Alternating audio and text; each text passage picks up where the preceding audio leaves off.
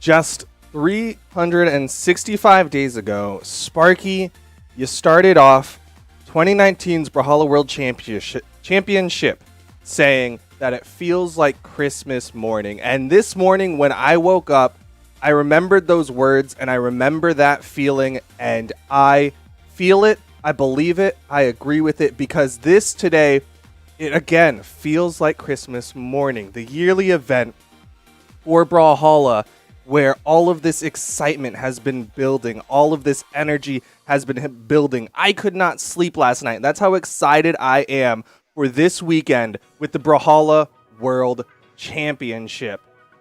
Sparky, do you still feel that same way? No, I don't. Ouch. And I'm going to make a bold take here. So buckle up for this one. All right. World Championships for Brawlhalla, more pog than Christmas. I'm just going to say it. I'm just going to go ahead and lay it on out there. Because Christmas, it's like the day after Thanksgiving, and it's like, okay, yeah, now we're start gearing up for Christmas. Hold on. I'm gearing up for the after? World Championship. Well, okay, a month before, whatever. But the day after World Championships, I'm already gearing up for the next one. I'm already thinking about the next year. The entire year does not build for Christmas. The entire year, and even a little bit of the year before, builds for the next World Championships. From day one of the season, even in the preseason, I'm thinking about the World Championships. So this doesn't feel like Christmas morning. This feels better than Christmas morning because we have such a bountiful gift that will keep on giving for the next year.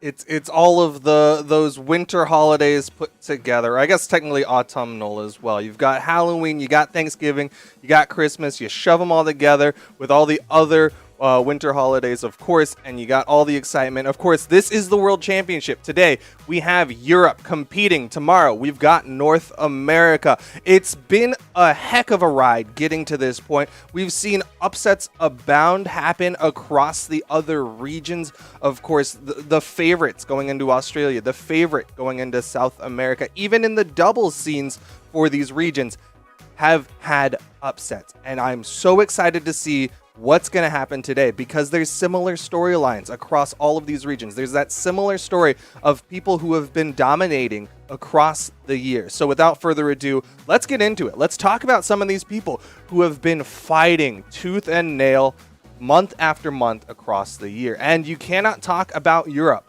without talking about the person who has dominated the region for the entirety of the year, Acno. If you go and look across his tournament history this year, first place, second place, first place, first place, first place, first place, first place, first place, first place.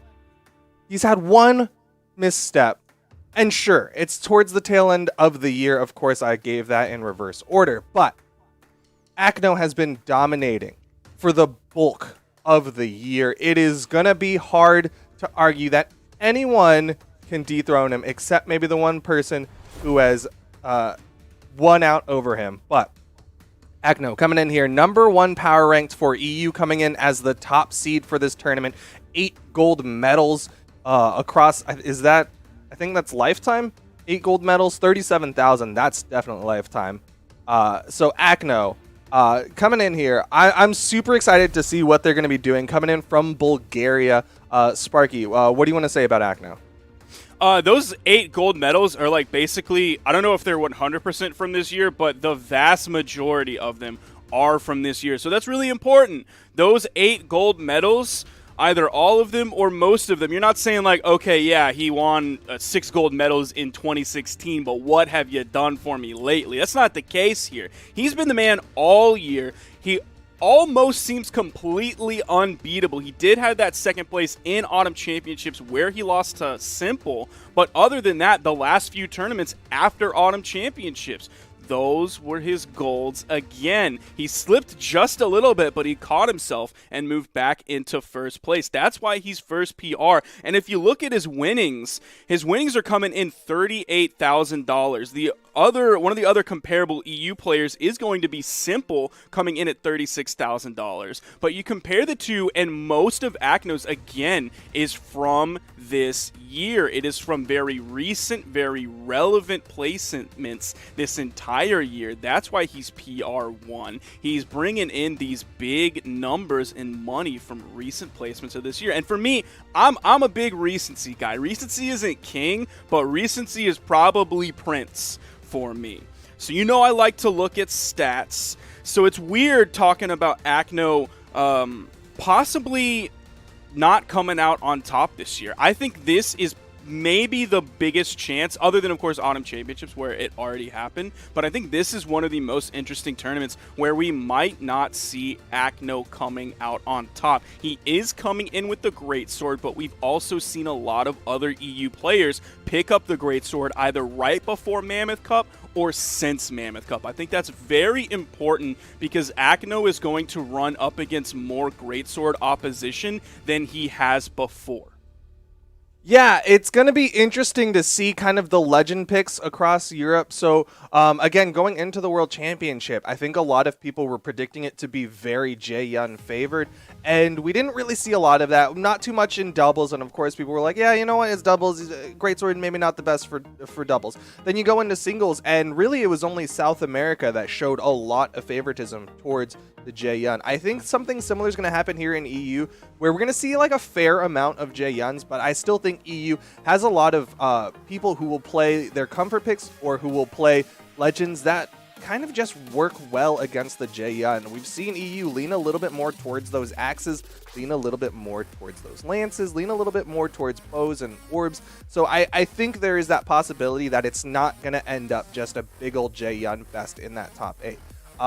But we did mention a couple of other people. Again, I do want to give credit to Acno. He has had an amazing 2020, and those of you who have been watching Brawlhalla for a really long time will know not the best 2019, still was a strong competitor. Blaze and Acno, that's a household name even going back into 2019. But it was 2020 where Acno really started to step it up, dominating in ones and then alongside Blaze, dominating in the twos scene. So I got to give a lot of love to Acno because he is definitely showing that he is a strong competitor. But on that note, it is hard to stay on top. It is hard to be at the top of the tower, the king of the castle for long, because there's going to be constantly people who are biting at the heels, who are fighting, hungry to dethrone the king. Let's talk a little bit about Simple, the only person to take a tournament off of Acno. Coming in here, the second seed, Simple, coming from Germany, has done incredibly well for himself. Of course, getting that second place in Mammoth Cup, first place in Championship. But other than that, not a consistent top 8 finisher. 4th, 9th. Has had a little bit of a rough run. But then again, going back into the history books, 2019 looked really good for Simple. Just behind Blue, took a lot of second places in 2019.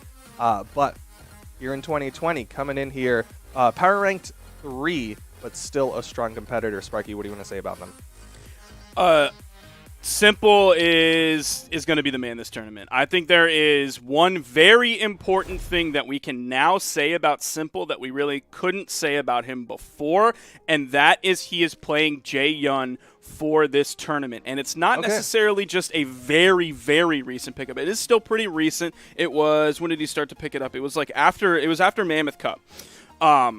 When he picked up that. But if you look at the character level, Acno's Jae-Yun is, I believe, level 26 or level 27. Simple's Jae-Yun is level 28. So he has been grinding on it. He has put an important amount of time in it, comparable to some of the other Jae-Yuns that we're going to see this weekend. We don't have the outliers that we did, I think, in like South America, where there was a level 60 Jae-Yun compared to the level 25s, the level 27s, the level 31s that we saw from a lot of the recent players. It's coming, and he already has a higher level Jae-Yun than Acno does. I think this is very important.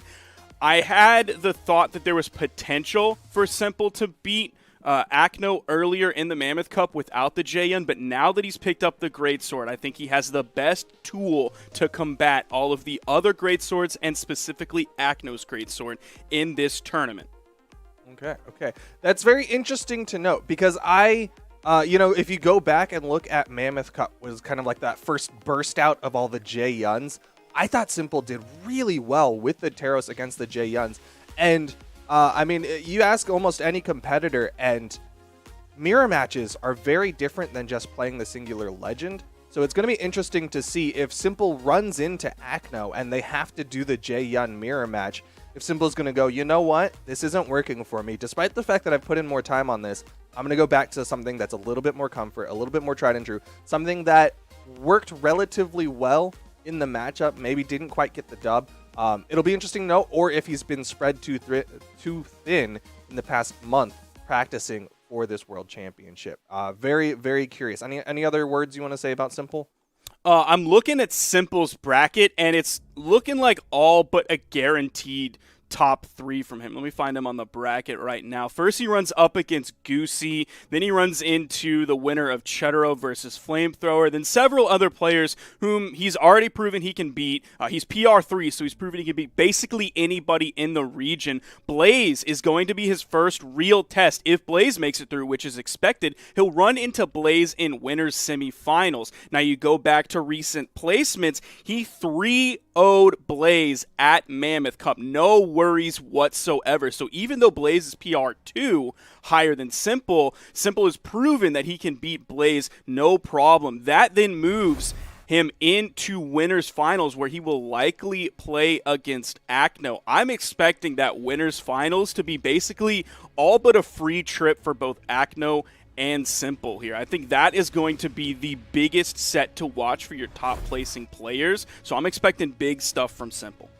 Yeah, I would be hard-pressed to disagree with you. But like you said, I think that specific matchup of Simple and Blaze is going to be very interesting. It's going to be the decider. And of course, you can't talk about Blaze without actually going into depth on Blaze. Of course, the person hailing from the Netherlands coming in here, PR number 2, but the 3rd seed. Of course, seeds differ from PR because PR takes into account doubles and seeds takes into account recency a little bit more. And like I said, Simple on that come up with the most recent couple of tournaments. Looking at Blaze's recent tournaments, 3rd place at Mammoth Cup, 5th at the Autumn Championship, 5th at Steel Series, 5th at Low Tiers City, 4th at the Summer Championship, and then a 3rd at Combo Breaker.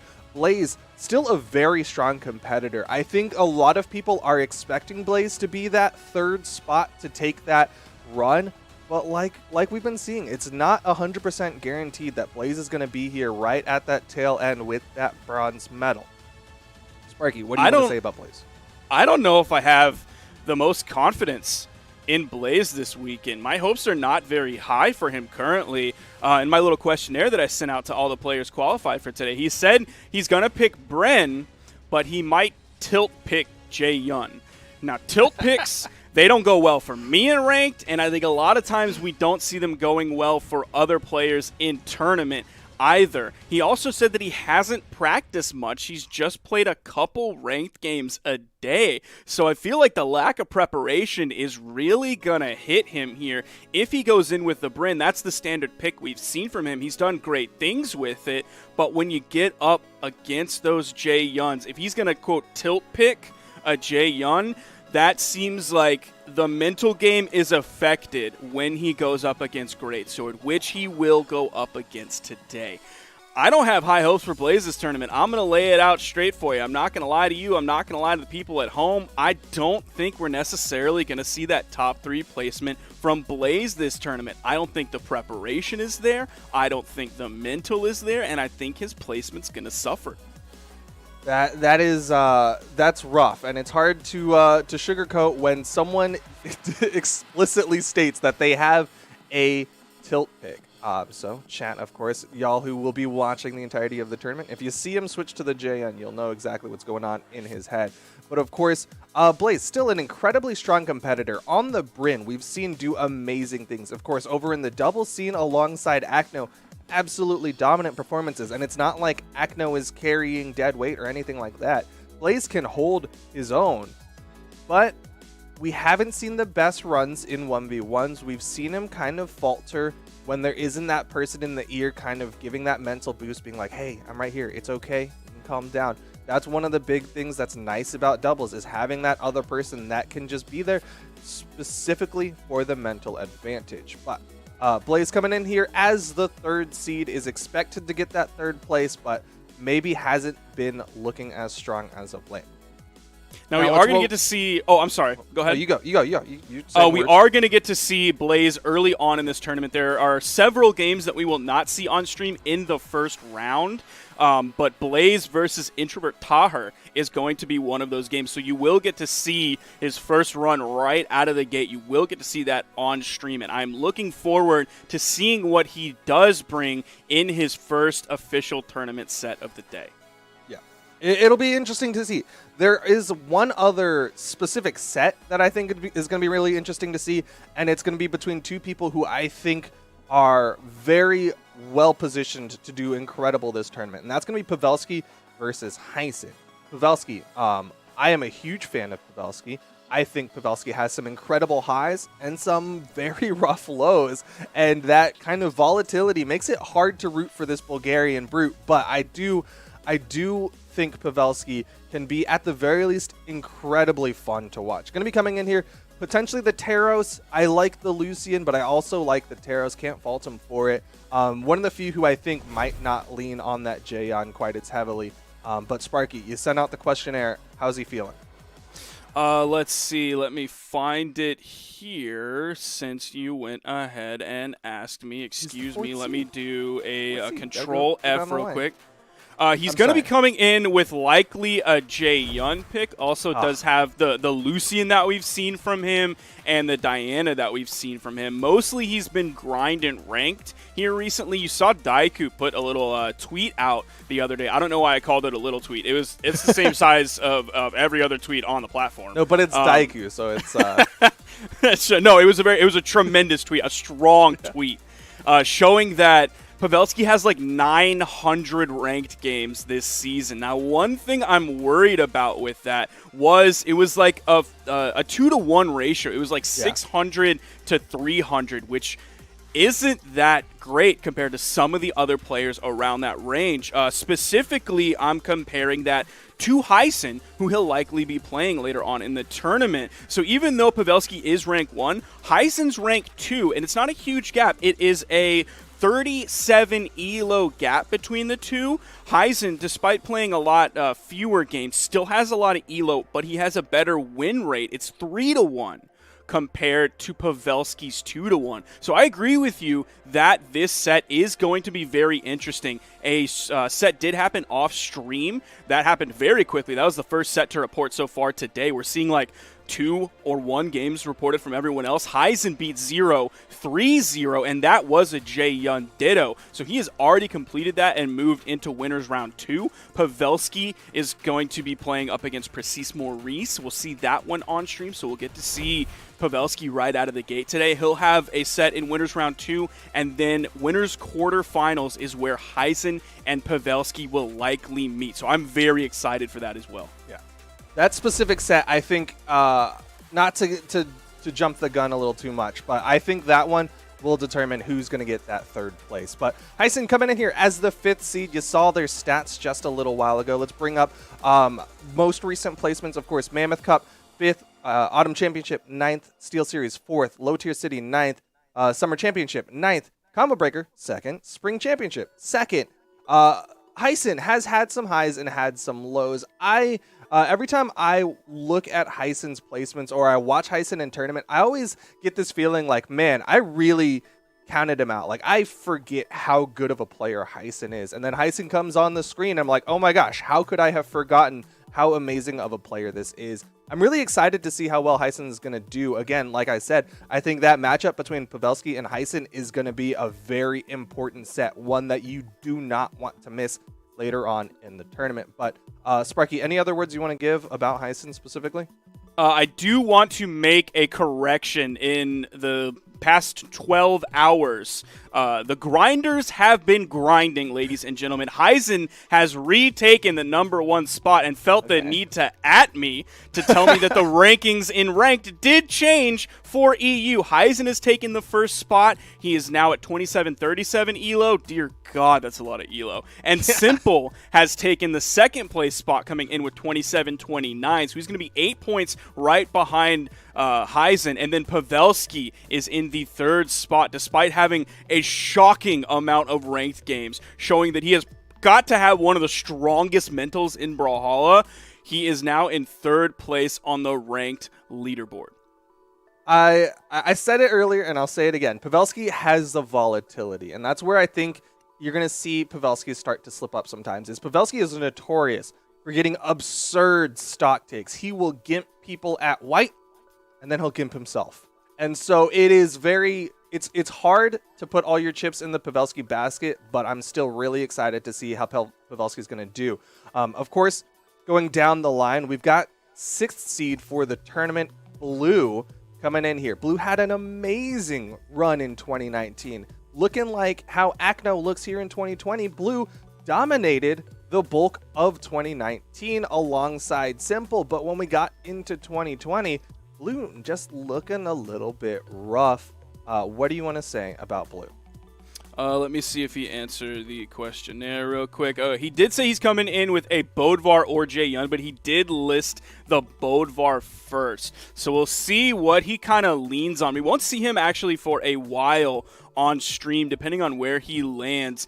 Actually, I'm sorry, his first set will be on stream, and then we will see him maybe later in the winners quarterfinals. That he could be running up against Blaze, so we could see Blaze versus Blue. That's a set we've seen several times in the past, so I'm curious if we'll see that one. He has to get there, and that is not guaranteed. Yeah. Blue, it'll be interesting to know, again, coming in from Denmark, of course, had an amazing run in 2019. 2020 looking okay, right? Let's look at the history again. 13th at Mammoth Cup, 7th at the Autumn Championship, 2nd at Steel Series, and then going down the line, a 9th at Low Tier City, 3rd at Summer Championship, 7th at Combo Breaker, 3rd at the Spring Championship. Like, it's been a lot of hits and misses. In particular, I'm really looking at that 13th place at Mammoth Cup, and that makes me nervous for the Blue fans out there that we might see some slip-ups. When you're here, the Mammoth Cup was only a month away, which feels like so long ago to some of us because it's just been such an intense month, but it's only been a month of time, and a 13th place is just, it's not looking that great for Blue.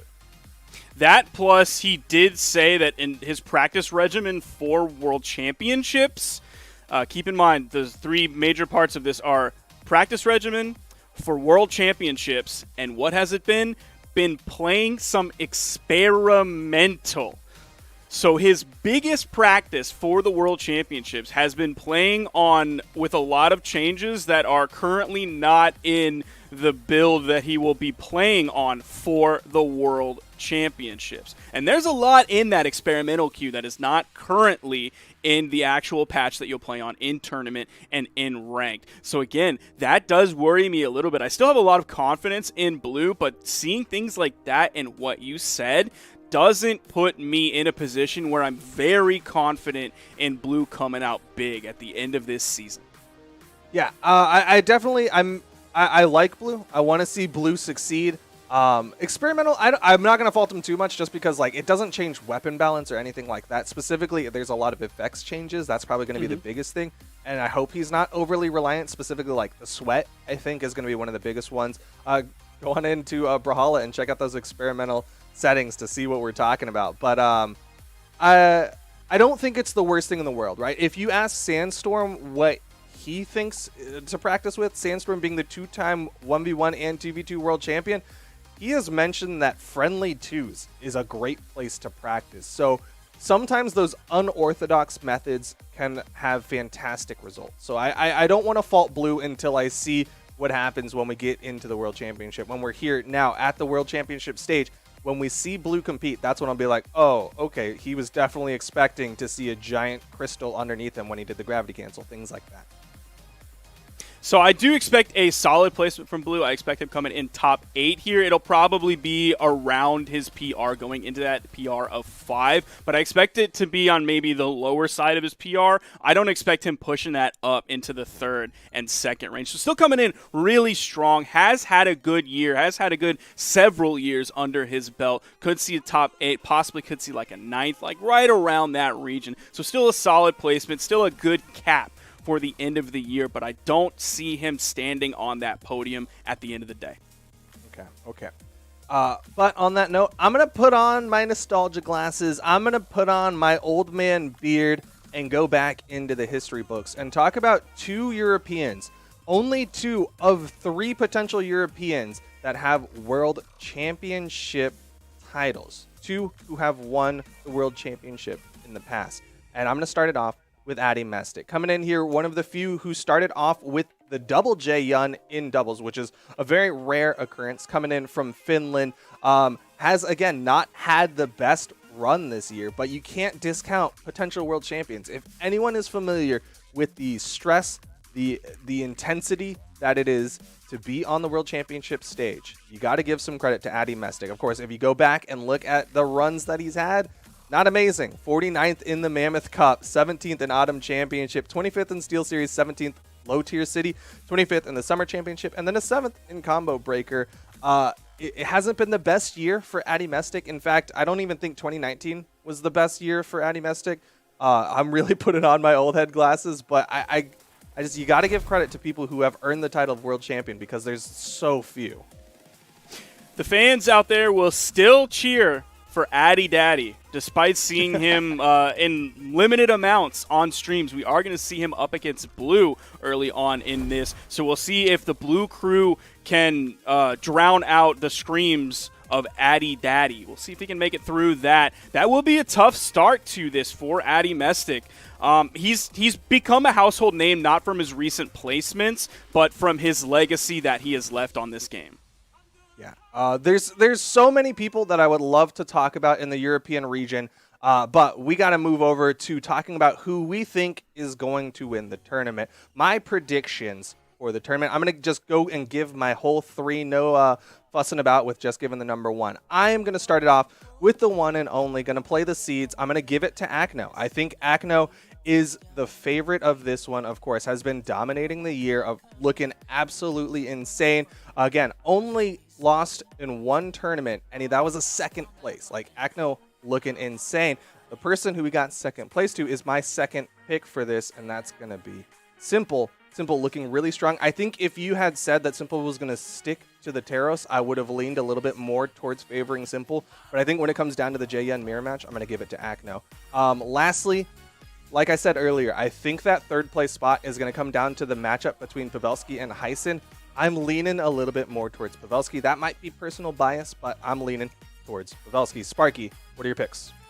I am going to go for Heisen in that 3rd place spot, but given the fact that Pavelski is playing some J-Yun this weekend, maybe he's been practicing with Daiku, who apparently has some knowledge that like other people don't have on Greatsword. So I'm curious to see what Pavelski has with that Greatsword, but I'm still going to give it to Heisen for this. I think he's going to be coming out on top in that matchup, and he'll be coming in 3rd place here. In 2nd place, I'm going to be putting in Acno, and I think a lot of the 2nd and 1st placement has to do with Simple himself. That's the biggest variable going into this. We've seen Acno's J-Yun. We haven't seen Simple's J-Yun. So I think both of them have an all but guaranteed trip into the winners finals. They're on opposite sides of the bracket. That's where they're going to meet. And I think Acno will get as far as Simple lets him. If Simple lets him win the tournament, it's going to happen. If Simple doesn't let him win the tournament, it's not going to happen. Simple's going to be coming out on top.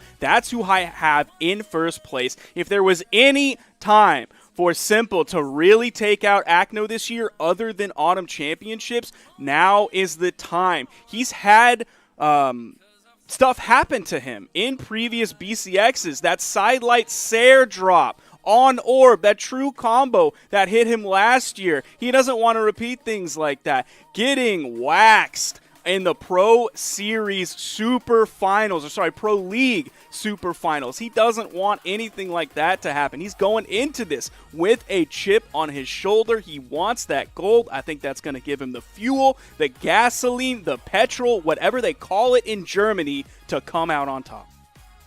Okay, well, with that, of course, I'm very excited to see what's going to happen here with the World Championship. We've seen upsets happen so consistently. Anything can happen here at the World Championship, and anyone can talk about it over on Twitter with the hashtag BHEsports. You can get involved, maybe see your tweets on stream later on. But without further ado, we will be taking a short little break, and when we come back, we will be bringing you the European Brawlhalla World Championship.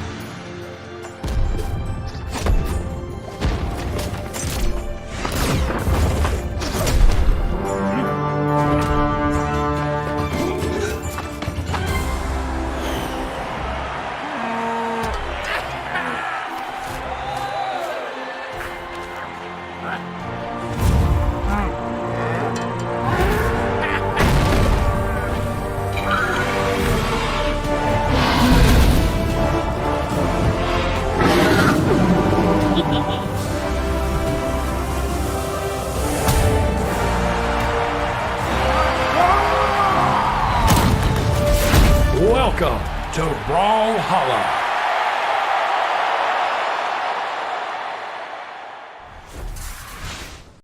Welcome to the Brawlhalla World Championship. It's going to be the European Region Finals, and oh man, as we could see, all the legends are ready for this action. I'm sure the competitors are ready for this action. I'm TWK. I'm joined by TK Breezy. How you doing? Are you ready for this action? I'm definitely ready for this action. That was a sick video, man. Like, that was the first time I saw it. I think that was the first time you saw it. So, like, yeah. You know, I mean, like, that was just a really sick video. I hope they continue to make more little cool teaser videos like that, or continue to use that one for quite some time. But yeah, man. You know, video aside, we were definitely ready for some of this action. I actually been playing Brawlhalla a little for a little myself before we actually started playing. Yeah. You know, did some of my experimental matches, did some ranked matches. It's a good time out here. So, but now I'm ready to see people even better, way better than me, get it in. That's as they right. decide to scrap it out. It's been an entire year. Duke and Sparky, they were breaking it down during the pre-show for you. But throughout the entire year, these competitors have been grinding, placing in tournaments, trying to get those qualifying spots into this, the World Championship. 32 players going head-to-head, the best of the best, to find out who will be crowned champion of the region. Yeah, man. I mean, we've had a couple of people crown champion of the region already, but as we keep moving forward, we got 2 more regions right now. We got EU, and I think NA is tomorrow, right? Yep. Something like that. Yep. That so we is got correct. EU, NA. It's going to be interesting to see how this one plays out because, you know, as I was talking to Foda earlier today, he said he thinks we're going to see a lot of Jaehyun, but then we're going to see a lot of people swapping off of Jaehyun if they don't do well. And I was like, oh, that's going to be interesting because, you know, Jaehyun's really been, you know, ever since he's been legal, he's definitely been allowed to, like, terrorize the metagame right now. But here's our bracket, as you can see. Acno, Tenix, Hermeson, Infamini, Kixa, Irritito, Machete and Fozy, Pavelski, and Precise Maurice, the Ninja, and Fredle, Heisen, Zero, Knees, and Daiku. So yeah, that's a the lot top of names that you definitely know. Yeah, that's the top half of things, though. So on the bottom half of things, we can all go ahead and see that pretty soon. This is the other half of top 32. Everyone starting off in the winner's bracket. This is a double elimination tournament. So after this first round plays, the winners will all move on into that next step. The losers, they're not out just yet. They go down into a lower bracket where they play more matches, and if they lose a set down there, well, that's the end of your tournament run. Hey, man, we got a lot of names that you should recognize, too, man. I saw Simple Blue. I saw QS. I saw Polyshot. Oh, yeah. I saw Acno. I saw Acno on the top side of things. Yeah, everybody's looking at Acno. Yeah, should be super nice, man. As we're just waiting out for our opponent, unless I'm in the way. Am I in the way right now? What's going on here? No, right now I see it's Acno and Tenix okay. chilling in the lobby. Now, everybody, they've got their eye on Acno. He's had an amazing road to this BCX Finals so far this year. It's all 1s and 2s. There's 1 second place. Everything else was first place. He was so dominant in the region. So I know everybody's really expecting him to just kind of sweep his way at least into top 8. But right now it looks like Tenix might have something else to say about that. Yeah, man. Just going to go ahead and go with the Taros. No stance change here, so we're not getting that big body 9-force Taros, but still 8 forces is quite a bit for someone who's middle ground with the defense. Oh, yeah. And here on the other side of things, you see Jaehyun actually trying to boost up their own offense by getting that 7 force to that 6. Let's see what happens here as we go to Demon Island. Small walls here, so, you know, got to watch the recoveries, and I feel like both of these... Oh. Is okay, maybe not. Maybe not.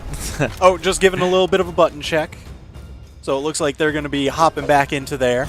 Then they'll be going into the next match. You know, they just got to make sure everything's working so that way they can kick this off with a bang.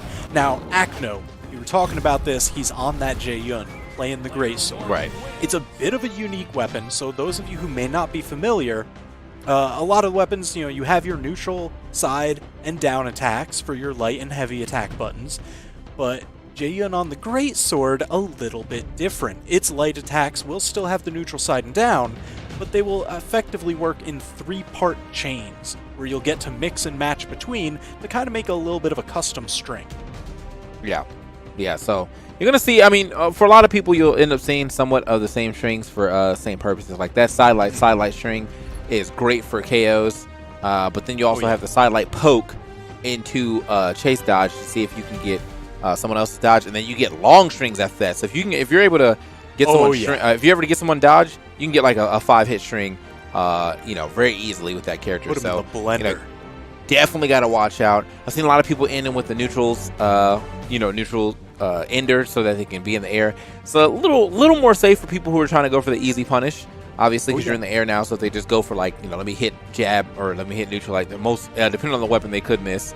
But also it sends you pretty high up, and it sets up for recovery fishing, which is a really that's a strong knockout option for that weapon, yes. for sure. Yes. So as the damage builds, because again, for those of you who may be joining us for the first time, not as familiar, damage will build up as you strike your opponent. You'll see up in the top right, health starts out at white, then it goes to yellow, orange, red, and then you're dead. Just knock the opponent out 3 times from the map, and you win the game. And I think this is all as 3 out of 5 sets. So you win 3 games, you move on. Yep, and also, if you guys are looking at the bottom of the screen, you can actually see a tweet from the Ikaira saying BH Esports. That video was saying, make sure if you want to get your tweets on the stream, or if you just want to talk with other people using the BH Esports tag and you want to go through there and discuss, definitely tweet using the hashtag BH Esports if you're watching right now. And yeah, if you want to just go through there and see what other people are tweeting, just go ahead and click the hashtag and make some friends. They're saying Acno for the win. I know people talking about the animation. I really enjoyed seeing full-size Ragnar for, I think, the first time. I don't think we've ever had any official art showing what Ragnar is like full size. They just mentioned in the lore he's this massive dragon that sizes himself down to make it, a little bit of a fair fight in the tournament. Yeah. So I mean, that's what we're kind of waiting out to see if we're going to get this fair fight going right now. Seems like they're having I don't know what's going on here, but okay, someone DC. He had to give his okay. full button checks. Acno's got to get the button checks. They just want to make sure everything's nice and smooth. Yeah, for sure. So you said you were playing some here. ranked. This is what we've got for our schedule for the day. Kicking it off with Acno versus Tenix. Next up, we will have Hermeson versus M for Mini. Pavelski versus Precis Maurice. The Ninja 729 versus Fredle Soleil.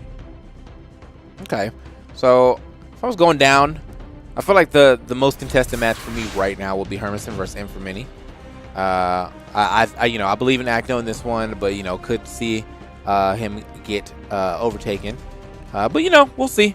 We'll see. Obviously, it really isn't about who's the best on the paper. It's about who's the best playing right now. So if Tenix decided to play out of his mind today, right now, then yeah, he could take this win. But obviously, most people will be looking at Acno because history shows my man has been tearing it up in this tournament bracket for a long time. Launching it right into game number 1, the first game of Brawlhalla World Championship European region, kicking it off, Acno versus Tenix. Now, you mentioned Acno taking that strength stance, trying to get a little bit closer to Teros' strength, because that affects the damage you do and how much force you have on your knockback. So it looks like he's kind of trying to match him in a bit of a DPS race almost. Okay. Finds himself a down air, but honestly, I was surprised that he swapped over to the axe. I feel like that long range of the hammer can be a little combative. Oh, there it is. That's what I'm talking about. You saw that the dodge was taken, and then after that, an easy KO for him to go ahead and take that finisher, man. That's what I'm talking about. Yeah, that's gotta watch your dodges. That's going to be the big thing for sure, because if you dodge the wrong direction, and particularly in the air against a great sword, they're going to take you for a ride. Air dodges have a longer cooldown than dodges done from the ground. Right. And as you saw right there, man, he almost got put into the blender yet again. That was a 5-hit off one dodge. He didn't get a proper finisher, but the damage is up. And yeah, this is looking like this is about to be another stock. Luckily, gets back on stage before that ground pound hits. Doesn't get bounced off the side. Teros, man, kind of struggling to get this KO, which is something that you don't really get to say too much about Teros, but not on the side of Jaehyun, though. My man said KOs, I have those in bulk. What was that? That connection. That was nice. So big brain. That was nice. The setup with the early weapon toss, the unarmed, into just, oh my gosh, maximum damage. Oh, is this a 3-stock already? The first match of the day? We're going to kick off a 3-stock. Oh. That's a 3-stock. First match. All right, so that was one of the questions in the fantasy, the fantasy brackets for this tournament. Will there be a 3-stock in top 8? So This one doesn't quite count for that just yet, but it bodes very well. Yeah, that was kind of a stomp. That was man. not even kind of. That was definitely a stomp right there. Definitely you definitely have to come a up with stomp. something new, because that whatever you were trying to do there, that was not it, brother. Look at that, the unarmed combo. That was so ridiculous. Yeah, man, that was. You're saying stomp it's a on it bit and of a everything. stomp, and like Teros is the one with the hammer. What's going on? Yeah, I don't know, man. I'm feeling kind of bad for Teros right now, but we're gonna go ahead and swap colors and keep the same skin though. But now we are also gonna swap stage here to Mammoth or Small Mammoth. Hopefully, maybe the walls right here will allow him to recover a little easier. But honestly, recovery wasn't really the issue for him because he wasn't getting gimped or anything. He was getting just straight up knocked out. Like, you're gone. Just completely duffed. He got damage onto Acno for the first stock, but couldn't land any of those strong ending hits to score the knockout. Right. And I feel like that's such a hard thing to say about Teros, man. Like all you really need is a side air with either one of his weapons. And he was not able to land that. Right now, though, he's definitely bouncing with these down airs, finds the jab or the neutral light. And we are going to figure out who's about to get the stock first. Oh, that stomp exhausted side air. recovery. Just enough. That's how much force Teros has from clear across the other side of the stage. That's still knocked out. Yeah. So you saw that Jayon also go for the never mind. Doesn't even matter what he went for. Got the finisher right there and immediately evens back up, right back to the great sword as well. And Acno, he didn't even go for like the easy cleanup, just down light into recovery. He went for the gravity cancel neutral heavy. So that's a tight combo.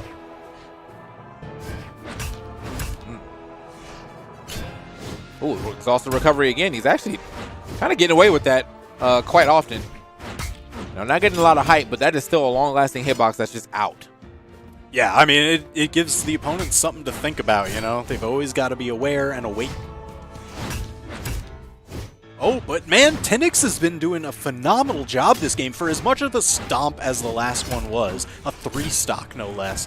Tenix has been keeping ahead in the damage war consistently. And the stocks! Sniped with the toss. All right.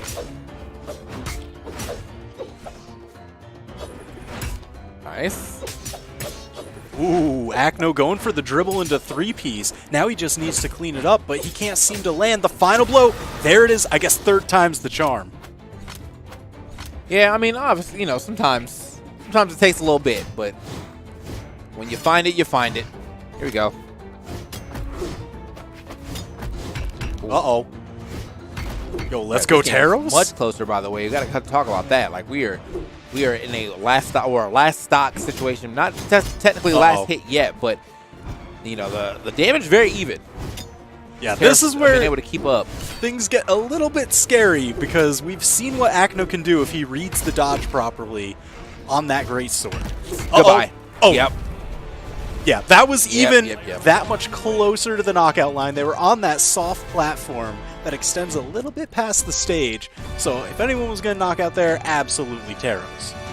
Yeah, that was soon as I saw the missed down air, I was like, oh yeah, this Teros is definitely about to slide back in and get the same thing going. Easy.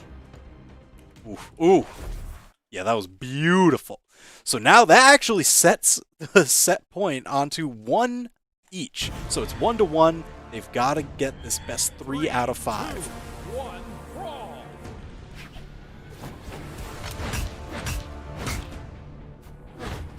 Tenix, he did grab the first weapon and the first fair bit of damage, pushing Acno almost into the orange. This is kind of crazy how close they are, because Acno, I mean, he's been rank 1 in the power rankings for the entire year. Tenix got into this tournament through the last chance qualifier, and he's actually up a stock.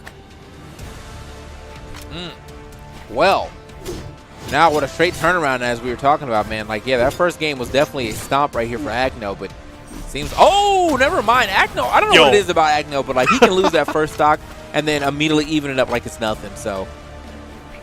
Yeah, and I mean, the side signature there, absolutely great call, and now he's got Tenix unarmed. If he's trying to actually take momentum back in the set, this is a heck of a way to do it. Ooh, damage. Oh my gosh, a little too far. He had the distance on him. Tenix not able to touch the wall and reset his jumps, so fell to his doom. Okay. Nice. All right, Tenix trying to get some of these hammer combos because they can do a ton of damage, and right now he needs a lot of damage to bring this one back.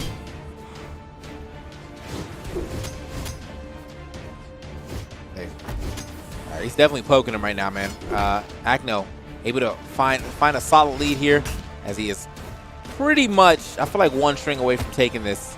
If he can, well, he can get himself another great sword. There it is right there. Oh! I was like, maybe not even need the string. Yeah, does not need the string. Just chases him up, and even the exhausted recovery is still going to be enough for him to get that height that he needs, or put that hitbox out where it needs to be, so he can get that easy stock. Good stuff.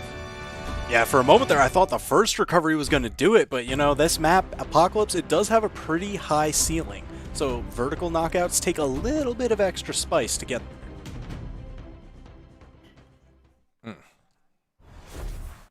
Yo, beautifully babysat.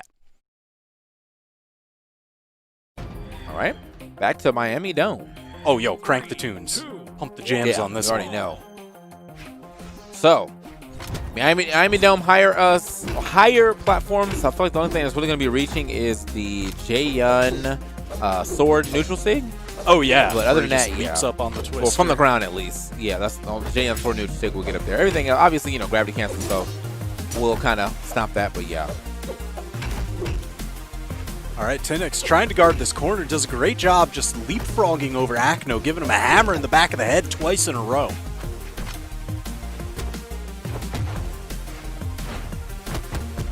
Okay. Yeah, I think this is what Acno wanted. That first weapon was a regular sword. He wanted that great sword for those strings. Whoa! And bounced off the with the follow-up and the second. Beautiful stock by Tenix. That was rough. That was a rough one. Just kept hitting him, just kept telling him more stuff to throw. So, but was able to get that stock first. Still living on his first stock, but gotta watch out, man. These recoveries, yeah. Well, I was like, one more of that should be enough, and there it is. Finds the recovery right as he was landing.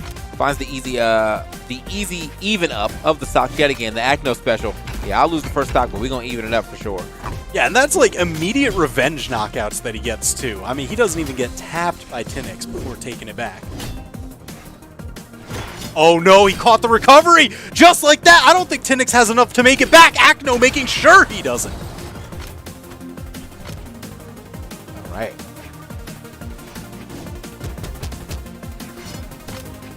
So great sword versus axe. Acno a full stock ahead of Tenix at this point, and he just continues to press the advantage.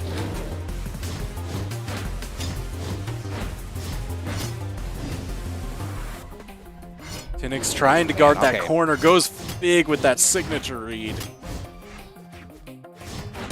Yeah, he is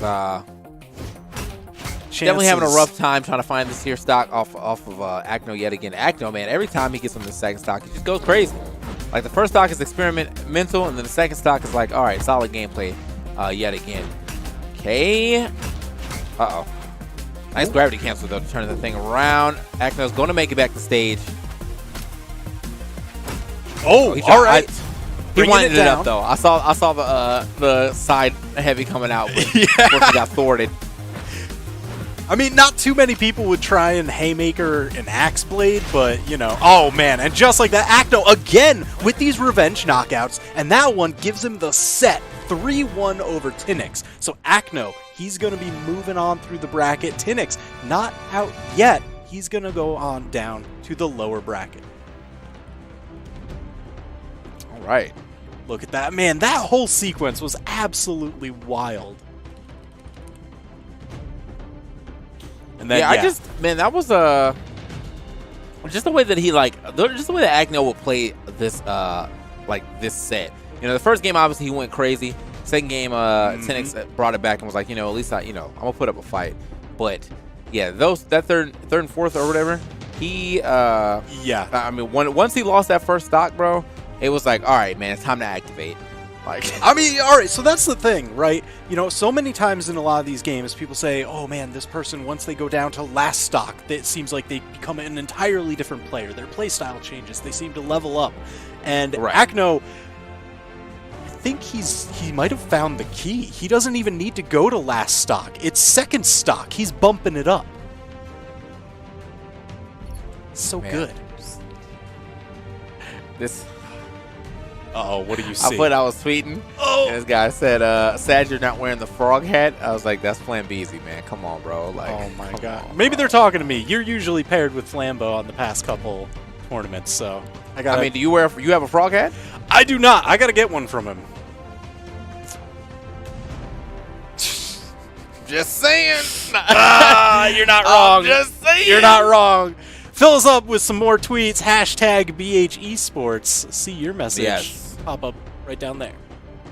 Hey, man. So, Acno winning over, as you can see, the message right now is Acno won over Tenix. 3-1. We just saw the action. Now we're going to keep it moving. We have M for Mini stepping up. He's already picked the Olgrim, and then Hermeson sitting on the other side. He's waiting for his pick right now. M for Mini going to go into the deck stance on Olgrim. Now, going from Alright. 3 decks to 4 decks. Okay. Yeah, so this is, you know, I've heard Duke talk about it before, Sparky talk about it before. There's like 2 very staunch Olgrim camps. They're either you must go up to 4 decks or you must go down to 2 decks. You'll find people playing with either of those 2 stances, and they're like very convinced that theirs is the one true religion. So Yeah. I don't know. We're going to find out if it pays off for M for Mini. He's going to be going up against Hermeson, rocking. There's that Ragnir. Where's He's the got full Ragnar, size? and he goes bigger on the defense too, so he's definitely trying to live. I like to see that. Now, I mean, again, you know, when it comes to decks, usually I'm kind of like, you know, here or there on decks. But now that I started playing Nash, I was like, all right, I definitely see the difference between low decks and high decks. But more often than not, decks will be the thing that I'm willing to give up more than any other stat, by a large margin. So. Yeah, I think a lot of players would agree with you there. If it's like in a midline area, you're like, all right, dipping Yeah. down to 4, that's really not bad. So now we've got. But going up to 4 though, this could be something. You know, as you said, Oh, like yeah. this, you know, people could be living by the 4 decks instead of like of the 3. So we'll see. As he starts off, gets the lance relatively early, and now he's getting chased down. Oh, wait a minute. Okay, it's gonna go yeah, the other that's side. Smart. That's fair. Lance, it has a ton. Oh, Hermeson going for some huge reads early on. That neutral signature, the fire breath upwards on the Katars, it will actually spike the opponent downwards with follow-up hit. I think Hermeson actually had that ground pound if he ended up off stage, but for some reason he was still on it. Or maybe he was expecting him to kind of poke his head across. But he'd already used his recovery, so I don't think he was going to get enough height to actually get all the way up there. Nice pickup, throwing that lance straight up, kind of covering his head, re-grabbing. Ooh, uh-oh. Oh my gosh, they're all just swinging. You hear these axe blades whiffing through the air. Okay. Hermeson stuck on the side right here. Notice that we're seeing a lot of Demon Island pick here. Oh, wow, launched. Yeah, that one hurt. Yeah, I was going to say, we're seeing a lot of Demon Island pick here. You know, small walls. I think the blast ones you said are decently far away, though. Yeah, it can be a little bit larger in some respects. The small wall's there, and, you know, it's just a flat open stage. So if you've got a lot of practice strings and dodge reads, you just kind of get to run your game. All right. And for Mini, really sticking to that lance. We've seen him kind of swap over to it a couple times. Oh, Hermeson clearing him off of it and off the stock. Yeah, that was an easy one right there for sure. Just go swimming up. Doesn't find it yet. Oh, got the neutral. Yeah, it's kind of just jumping into him with the neutral right now. Obviously, that neutral air on guitar is super good. Whatever side you get hit on is wherever you're going. So you can also get some spikes on it if you just drop down and do it. But you know, any move I feel like that covers that right amount of range is usually pretty good, especially for a smaller hitbox weapon as the guitars. Yeah, I mean, that's the big thing, right? It's Hermeson, whenever he's on Katars, M for Mini tends to be on the lance. So it's a long weapon. It's got a ton of priority. Hermeson needs to get in close range to attack, and M for Mini is just always keeping him at full range. Uh-oh, but now Hermeson, he's got the chance. He's got the Katars. M for Mini is unarmed. Hermeson dipping low. Too low. He bet the farm on that one, and M for Mini was all too happy to capitalize. I'm kind of liking where that idea went with him throwing the guitar straight up to like really cover almost the entire wall. But like great stall also from Mini. Oh yeah. That's the big thing is like how well can you spend your offstage options versus the opponent's? Whoa, all right. I can't believe he managed to get away from that weapon toss without spending his dodge. Okay.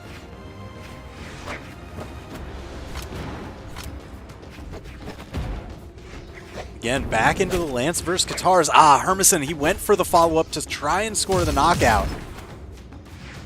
And for Mini has him off stage. Yeah, Hermeson, he just didn't have enough to make it back. Yeah, so that was going to be an easy one right there for Mini to go ahead and take. But Hermeson put up a pretty good fight. I mean, he took a lot of damage here, but, you know, he definitely was very close to at least getting it to a one-shot game. I think honestly it's just that play where he went a little crazy off stage with the and dipped too low, which probably kind of sapped his momentum. But, you know, other than that, I feel like we still some pretty solid games coming up for between our competitors. Seemed relatively close right there. You don't think it was the 4-deck stance that did it for him? The 4 decks is what brought the victory. Tweet us, hashtag BH Esports, all you 4-decks Ulgrims. Let us know. Let us know you're out there. That's all 2 of you. That's good stuff. Oh, so Hermeson actually, yeah. I've actually seen a lot of Ulgrim, you know, while I've been playing ranked, surprisingly though. But honestly, man, like ranked for when you're in like top gold, below plat is just Orion.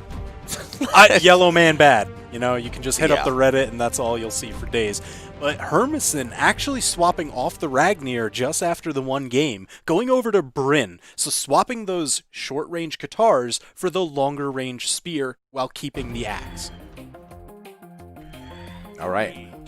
Well, as we get into our second game, we do have the Bryn out, so we're going to swap entire characters. Bryn, very stable character as far as this being like overall good. I feel like since she's never been bad since she's came out. Yeah. You know, the axe has been in a good spot. The spear has usually been in a good spot. So she's got both of them. Easy SIGs to hit as they kind of just, you know, point the direction and I'm there. And yeah. They do what you expect them to do, and that gives you a couple, you know, very stable dodge reads to when you're looking for those knockouts. Yeah. Yeah, she does. She definitely does, especially on spear. It's like, oh my gosh. Know, forward goes forward, neutral SIG does an anti-air, and down SIG is really good for catching people and doing big damage. Oh, speaking of doing big damage, though, get caught with the recovery. Just like that, you're gone. Yeah, just poking her out. That thing hits so incredibly hard. Mini going for the 3-piece axe string. He wants all this extra credit, trying to push Hermeson, you know, past the yellow into the orange here.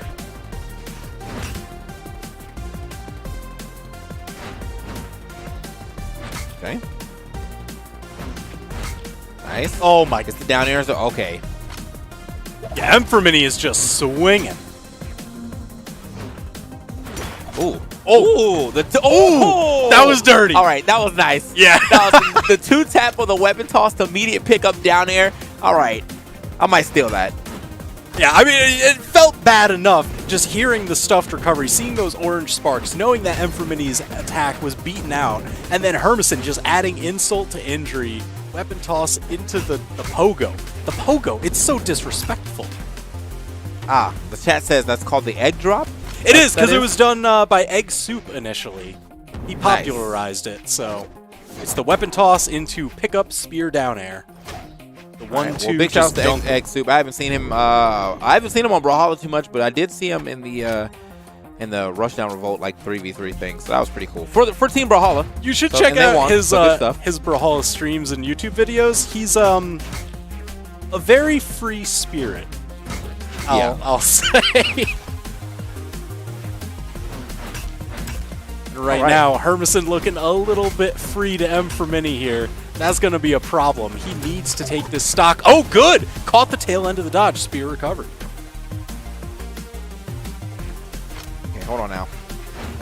So now I'm feeling like this is pretty much an even game. I mean, like, yeah, Bryn is at a higher Wait, for now. I was like, at a higher color for now, but she is definitely finding all it's of even. the hits. It's like a 90% accuracy right now on this axe.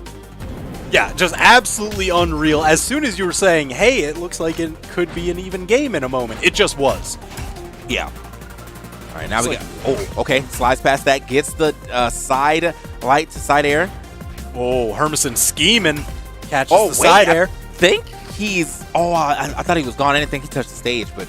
No, yeah, he did touch the side. Forgot. Yeah, just and then tap he went that for the recovery. Oh! No, that's so unfortunate. I think Hermeson threw it the right way and everything, too. I'm on the... It was it was the right call, just not the right timing. Mini just barely beating it out. That surely would have knocked out Mini, would have given the game to Hermeson, but oh my gosh, Mini just not being afraid at all, swinging against it. Woo. Yeah, that was a little unfortunate because he definitely had the play ready to go. Was going to get a lot of damage there off that down sig too, but yeah, no, the swing just came out a little faster. Oh. All right, as we get to our third game, right back, he's going back to Ragnar. Oh, okay.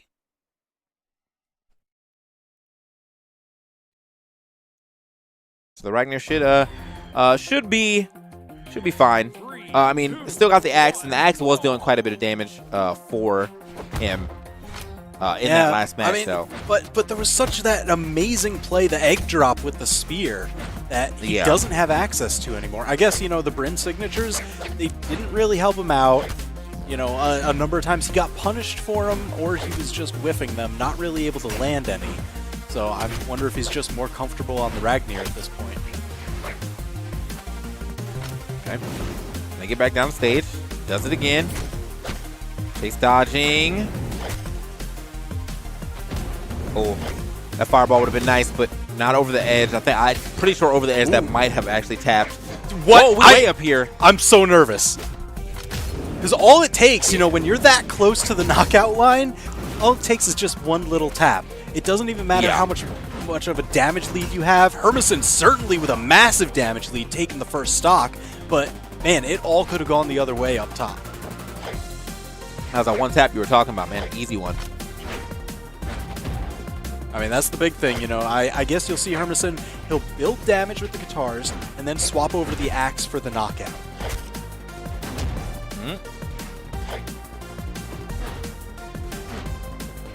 Oh, really? Just trying to chase him, but Mini getting away somehow. But oh, the 1, 2, 3, so much damage. Okay. He's back on this. Oh, there's the ground pound. Thought he's gonna go for another one, but no. Plays it safe, goes up and gets another weapon. The weapon toss a little off the mark, but will at the very least be able to keep the stage advantage and the lead too. Okay. Yeah, I mean, a miss. He's fully. Oh my gosh! Now working. I was gonna say he lapped him, but just like that, now he's working on a 3-stock Hermeson. All right, yeah. Going back to the Ragnar was the right choice. Right. Yeah, I mean, I feel like it's, it's a 50-50, basically. You did really well in your secondary, but, I mean, you brought Ragnar first. Maybe you learned some good information from your second game that you can apply to Ragnar, and you're like, word, I can punish this way harder as Ragnar. He keeps doing this. Wait. Okay, good job not jumping that second time, because that definitely would have been the stock, most likely. Oh, yeah. I mean, that's the popular thing, right? You try and jump out of there, and then you just go for a ride. Why do they go so high?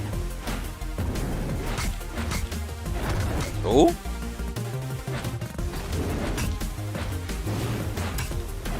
Oh, Hermeson just going for even more fire breath. Trying to really pile on this damage. And again, now he's got a full stock lead over Mini. He's looking for the knockout. Caught just the top end of the axe ground pound. Woo! Bam. Okay, speaking of the ground pound. Yeah. Finds it right there and finally gets himself a game. So Hermeson put themselves on the board. Mini, though, only needing one more victory to take it. So now we see, now that Hermeson has won on Miami Dome, that was banned out by Mini. When we come back to the map bans, the maps left open are Small Brawlhaven, Apocalypse, and Demon Island. So relatively flat maps. We're going for the odd man out. It's got that soft platform right up above, and a little bit longer knockout distance than something like small Brawlhaven. All right. 3, 2, 1, brawl. Let's get into it as we get into our next game.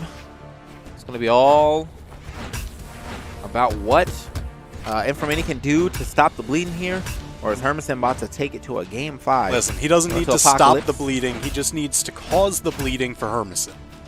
Yeah. Yeah, because he is definitely bleeding out just a little bit. I mean, Hermeson finally got a solid hit there, and now he's like trying to build onto it and find that weak point. Hermeson though, now actually going to be down a little bit on the colors as far as the damage goes. Okay, weapon toss, like it. Just a little disrespectful. Oh my gosh, lets him grab the weapon, but scores the knockout for his trouble.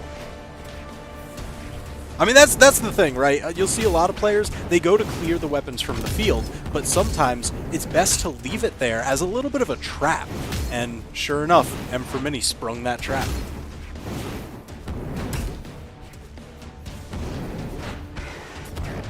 Oh, ooh. What? Okay. It's got to get back. Oh, we got to get back to the stage. Finds it here. Nice. Now this is unfortunate though. It's like, I mean, he's finding his way back to the stage, but he's really getting outranged very hard by the Lance. And with my. Yeah, that was a checkmate moment right there. Inframini just calculated out every option that Hermeson had. He knew he had to go down to touch the wall, doing a diving attack, and Inframini had the ground pound already lined up. Yeah, all right. This seems like this might actually be it for Hermeson. Had a good game, but looks like Inframini is like, you know what? No, it's fine. I'm still taking the entire set. And again, I mean, sometimes the guitars can work decently well against the Lance, because of their attack angles. But right now, he's literally just getting walled out. He can't even get to that attack angle that he wants. So going for that 45-degree down. Oh, out of there though. Okay, off the dribble. Very nice. Gotta work in some of those NBA OST soundtrack sounds from downtown. Oh, that would have been nice too. Oh wait. Oh, yo. Is that? Oh, he had a jump still. That's crazy. Inframini, the absolute patience.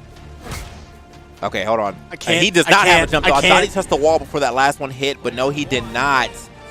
And Inframini able to save that jump. Kind of, caught everybody off guard. I'm pretty sure he caught Hermeson off guard too. And yeah, Hermeson was like, wait a minute, what am I doing out here now? Never got a chance to make it back. Good stuff to Inframini as he moves on and moves on to the, I guess, top 16 now of this bracket. Yeah, I can't believe he still had that jump left. I thought for sure it would have been spent. But man, the patience definitely paying off. I've got to give that game almost solely over to that jump save. Most definitely, because I mean, like that the way that he was actually digging into that stock, if that jump wasn't saved, that could have been an easy momentum shifter. Oh yeah, like a mental shatterer. Because like, I mean, that was 3 good reads at once that led into him potentially getting that stock. Just unfortunately, Inframini was able to save that jump, and yeah, with the jump that he saved, he took that to the bank. Yeah, I mean, you got to feel good about that one, just knowing, hey, even when things start swinging away from you, you've got the wherewithal. You can bring that back, and all it takes is just that little turnaround to close out a set.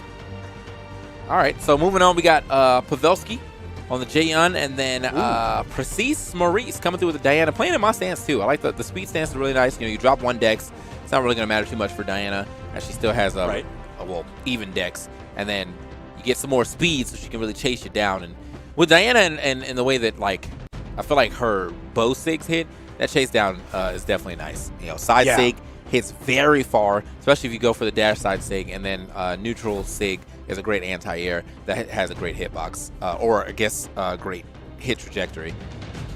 Yeah, we can see Precise Maurice, his road to BCX for the year. A bunch of placements always kind of placing him in top 32 around there. But towards the latter half of the year, it's usually outside top 16. So he's definitely going to be looking to try and make that a little bit better of a showing to close out the year. Yeah. Now, I got to tell you, I know Foda, he's definitely rooting for Pavelski here, but Pavelski is known for his guitars. So seeing this swap over to Jae-Yun, I know it's got to sting a little bit. Foda's hoping he'll bring out the guitars. And Precis Maurice, he might have the ticket to cause that to happen, because a lot of people talk about how Bo is a really strong counterpick against the Greatsword. Yeah. I think just off pretty much one move. I mean, like, obviously the Greatsword wants to be on the ground so it can get its better combos up. But then if you're on the ground with the bow, you have that super, super long range poke of the downlight. Oh, yeah. So it's just a lot that you have to look out for. Unfortunately, though, he hasn't really been able to get much going for his bow just yet. But he does at least relieve the pressure of having to deal with the Greatsword for the time being. Oh, wait a minute. Oh! There it is! Doesn't get the KO just yet, but like great little combination as he sees the dodge and immediately gets that pretty much guaranteed down light into neutral sig. Uh-oh. We're playing footsies right now, I feel but like this is kind of rough right here, man. Blasters, I mean, yeah, they have that range too, but those dead zones, man, sometimes you end up hitting that dead zone in that wrong area. You really have to space this out well. And if you hit that dead zone, then you're just going to be taken for a ride, just like he did right there, losing that first stock.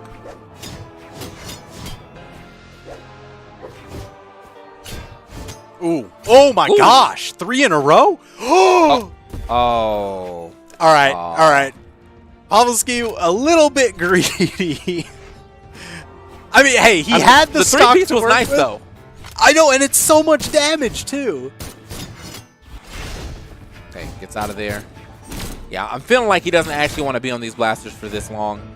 But he's got to find a way to at least, try to get this other weapon out. Oh, okay, hold on now. These sidelight pokes definitely working out. Okay, gonna get out of there. Oh, yeah, like that's the issue, man. The one whiff, and then that Greatsword is coming through on the John Legend. You getting lifted once again. Uh-oh. Man, like everything he picks up, he must want the blasters, which is wild to me because like everyone has been talking about how good the bow is to this, but yeah, he's just not finding another bow right now, which means he's already cycled out that bow. Kind of wild to me. That's gonna be unfortunate. Now Precis Maurice is unarmed, having to land against Pavelski's Greatsword. Pavelski just covers the skies. All right. Well, even with the SD, Pavelski not losing a single stock actually to Precis Maurice. So Precis gonna have to come through with some more heat. Yeah, after this right there. first stock here, it took Precis Maurice so long to even get those blasters because he sat there waiting for a corner guard while he was unarmed. He tossed his weapon trying to take out Pavelski, and then rather than going and rearming, he kept up the pressure, which can be really, really great. Unfortunately, Pavelski was able to find his way through. He juked him and then got to continue a weapon starve onto Precis Maurice. That was such an unfortunate turnaround that turned into a ton of damage and a stock. All right, looks like we got some thought process coming around here from Precis Maurice. Now, I noticed the Rayman little avatar. Oh, does he actually play a little Rayman, or? Hey, everybody's been talking about it. It has been the rise of Rayman in the past few tournaments.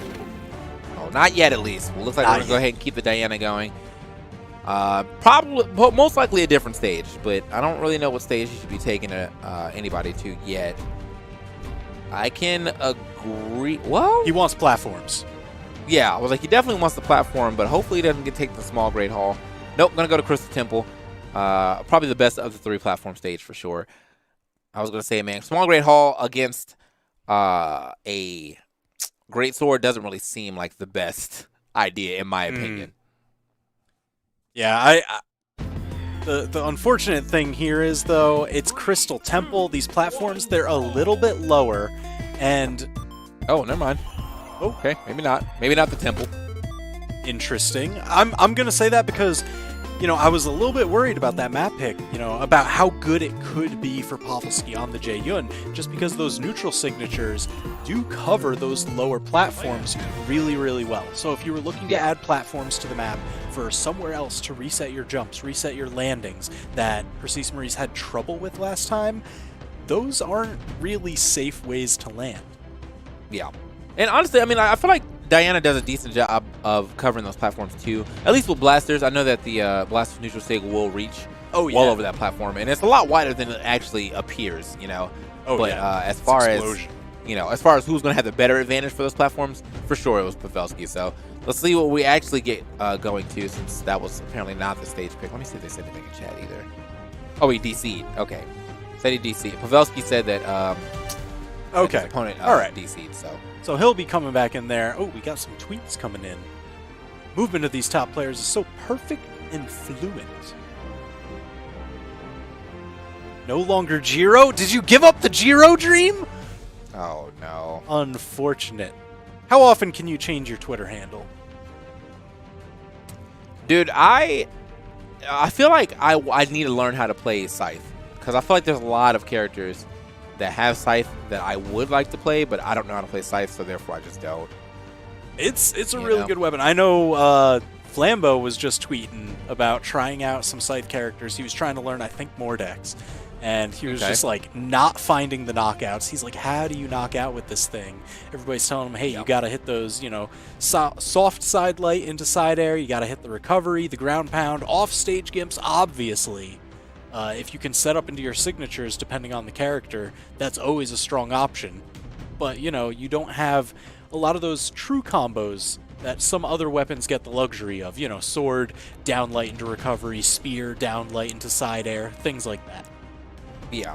I feel like if I'm going to play a Scythe, though, I'm looking at the screen right now. Probably Fate. Oh, definitely a strong option. Yeah. I'm trying to use it. I like the little blaster that she gets. I like the fact that if you charge, you get like a rifle instead of a shotgun. Like, that's pretty cool. I guess that's probably about it. I think that's probably where I'd rest right now. I'm sure that. Yeah, and I mean, hey, Orb is a really good weapon. It has that side light into side air, knockout confirm if you were looking for that, and her signature kit is pretty boss. Yeah. I guess. I mean, maybe Dusk too. Whatever. Yeah, let's play it safe. All right. Yeah, just start with one, and then we'll go out. I didn't realize that Jiro was so early into the rotation for Scythes too. I thought he was like one of the last Scythes to come out, but no, actually the last Scythe to come out was Fate. He was the fourth Scythe. Okay. Yeah. So it was all like Mirage, Nyx, Mordex. Oh no, fifth. Sorry, Artemis is in there. Artemis, right.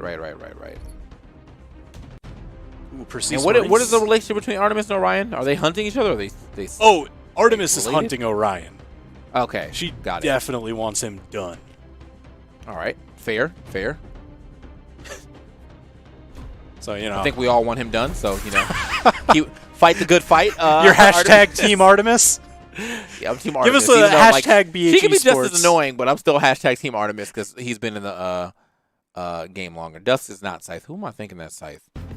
Dusk is Orb Sphere. I'm tripping. Yeah. All right, so it looks like we are going. That was the map pick. Crystal Temple, Pavelski versus Precis Maurice. No legend changes. Running right into game number 2. All right. Okay, get a couple shots here. Another one. Okay, you gotta watch yourself right here, though. This is when you start getting comboed up. Ooh. Slap into the snipe. Oh man, if he was gonna hit that was actually the time for the downlight into neutral sig. Okay, now he's actually looking for the neutral sig a little early. Oh! Like that. Yeah, that's the mix. You either go for that, or you wait for the air dodge in and then go for the same side light, downlight, neutral sig. But yeah, no, that side sig covers so much space with the double tap when she does a double twirl. So therefore, even if you don't get the first part, you hit that second part. It's still all that really matters. Easy first stock take right here for Precis. Yeah, that was absolutely huge. So now it's just the question of how much extra damage can he turn that into. Ooh, catching the anti-air. That's another thing. This map is really great for Bo. Uh-oh, the 3-piece. Ooh, okay. Oh, for fishing or under the platforms with Yeah, with your neutral light. You yeah. get to just chill on the ground. You don't have to jump up towards them and go for a strike. You can just blast somebody's toes. Okay, trying to get a weapon here. Finally gets himself the blasters, but again, man, from last game, I feel like blasters definitely did him no justice going up against this Jaehyun. So, okay, finds the down air, drifting into it, but Ooh, nice. caught the nice dodge. chase.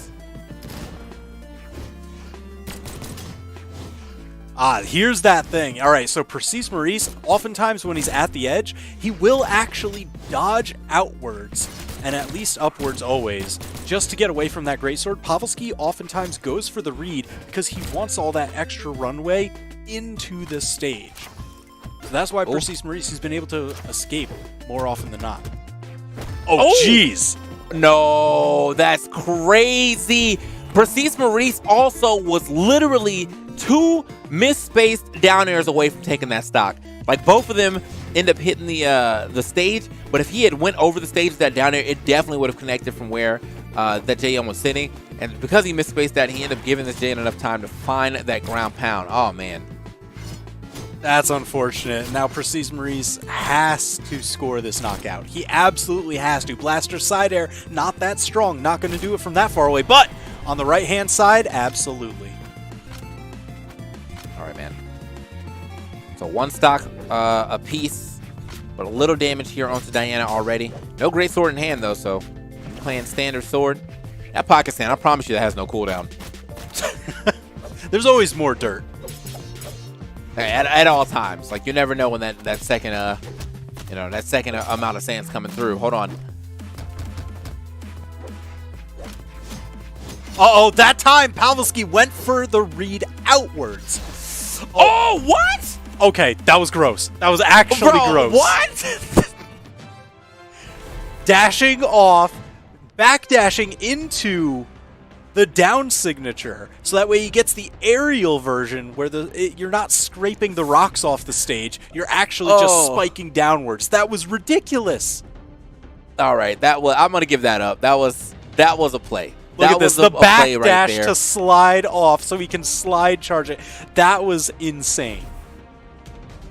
And the way that it hit, though, like, just the angle that it sent, I feel like she got hit to the bottom of the stage and got bounced like that. But no, just off the side of the stage, still gets that great semi-spike angle. Oh man, that was beautiful. Yeah, what a way to finish it. So now that puts Pavelski up 2-0. Perseus Maurice has to find something to put him on the board. All right. Well, do you think we're going to see that Ray Doodle come to life for an actual Rayman? I mean, I feel like, again, he was, like, it was only the times that he was on Blaster. Okay. All right, buddy. Like, keeping the blasters, but swapping right, out buddy. from the side. Like, okay. No, tell him how you really feel, TK. Okay, like, maybe we weren't watching the same game, all right?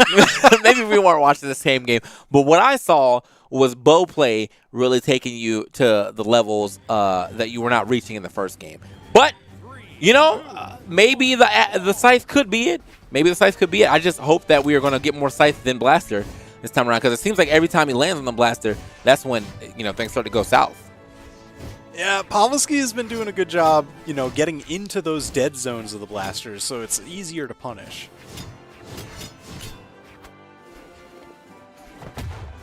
Oh man, even swapping over, Pavelski is just finding hit after hit. Okay. So Nyx, though, pretty good pick. Not really the strongest of characters as far as like force and stuff like that, but very high defense. Oh yeah, very high speed. So she is a Grim Reaper. Always coming at you, and you can't keep her away for long.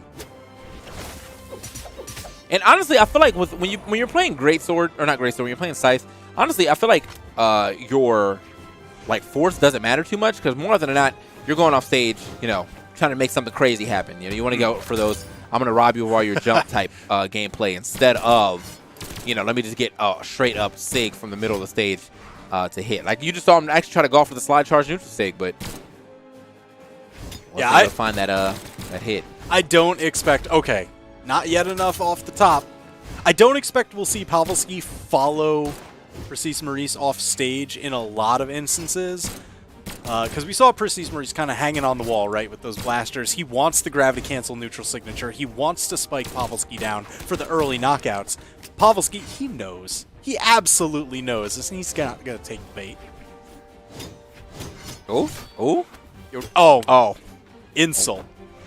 Okay, he tried it. It doesn't drop as low as Pavelski was most likely looking for. Oh, the dog magic. There we go. Beautiful. See him just slice the soul out the body. Yeah, that's actually one of my favorite sigs in this game. Greatly animated. Whoever animated that sig, you deserve a raise. Here we go. Yeah, Pavelski, look at that. He is not going past that corner. He's like, no, I'll guard this bit of stage right here, but I'm not going on the wall with you. He has no reason to. Jeez. That's the danger. If he's just guarding that corner, it forces you to want to recover high. But that greatsword recovery is a constant threat. Okay, here we go. Ooh, some nice scythe nice string damage. Two-piece right there. Wait. Yo, let's go. Okay, well, I don't know who was down there, but he was ripping someone's soul.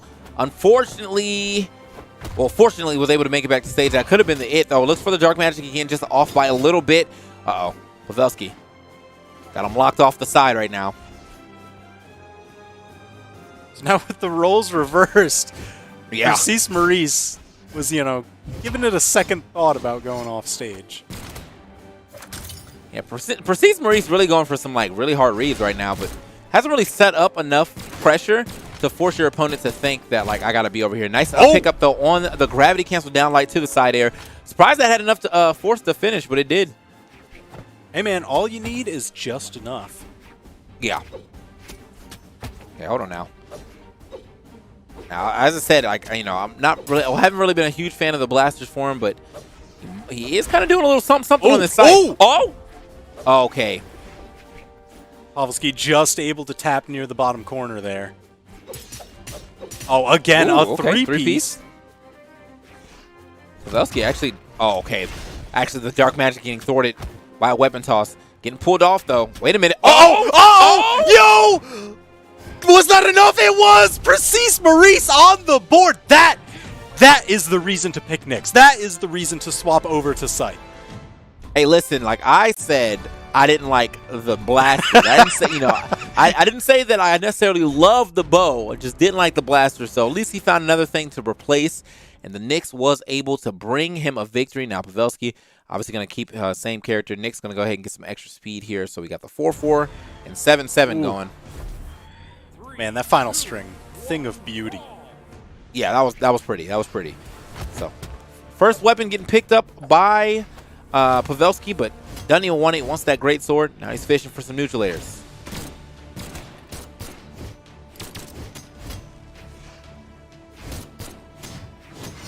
Ooh, damage.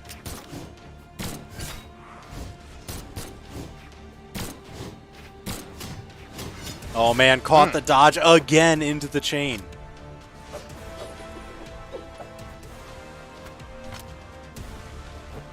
He is definitely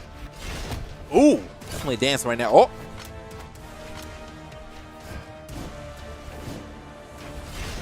Sees Maurice trying to stay away from that neutral signature. He's delayed a number of his options really well. I mean, that's been like 6 that he is just perfectly footsied around. Now let's go. Okay. Oh my god! All right, that stock was entirely Pavelski's, except for those last 5 seconds. Absolutely beautiful. Yeah, that was... I mean, I'm liking the immediate pickup, too, of the side sig. Like, it covers a lot more vertical than you would expect. I mean, like, the horizontal was obviously there because she's flying forward, but that vertical hit, she does kind of ramp up near the end. Gets that nice little vertical extension. And he was able to find pretty much a jump. I think a dodge in as well. And now this Scythe right now, making me want to play Scythe. Yeah, no kidding. Like, because when he pops off, it actually just ends stocks. I feel like I'm just always waiting for Precise Maurice to just go off again. Ooh. Oh, wait. Okay. Was able to make it back. Didn't get knocked out of his recovery. The recovery was able to completely finish, though. Knocked out of his recovery right there. Oh, man. Good pickup, but still not enough. Wait a minute. Swap out of the sword. Just going to go ahead and keep the weapon starve going on, and that is a hard weapon starve when you're playing up against the great sword. Actually pushes him over to the weapon. Nice. Oh my. Oh, that was close. Yeah, that would have absolutely been it. Juggling those weapons to delay the next weapon spawn, keeping Precise Maurice unarmed for a little bit longer.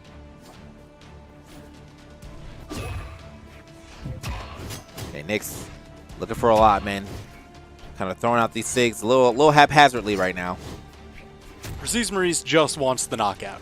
He just wants to tie up the stocks as soon as possible.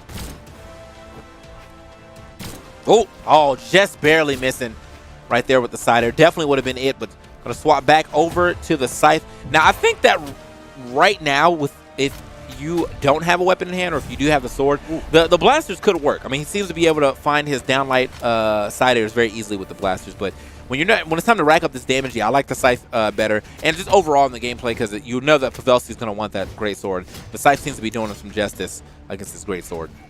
Yeah, I mean, Precise Maurice's Scythe has been absolutely stellar these past couple matches. Oh. Okay.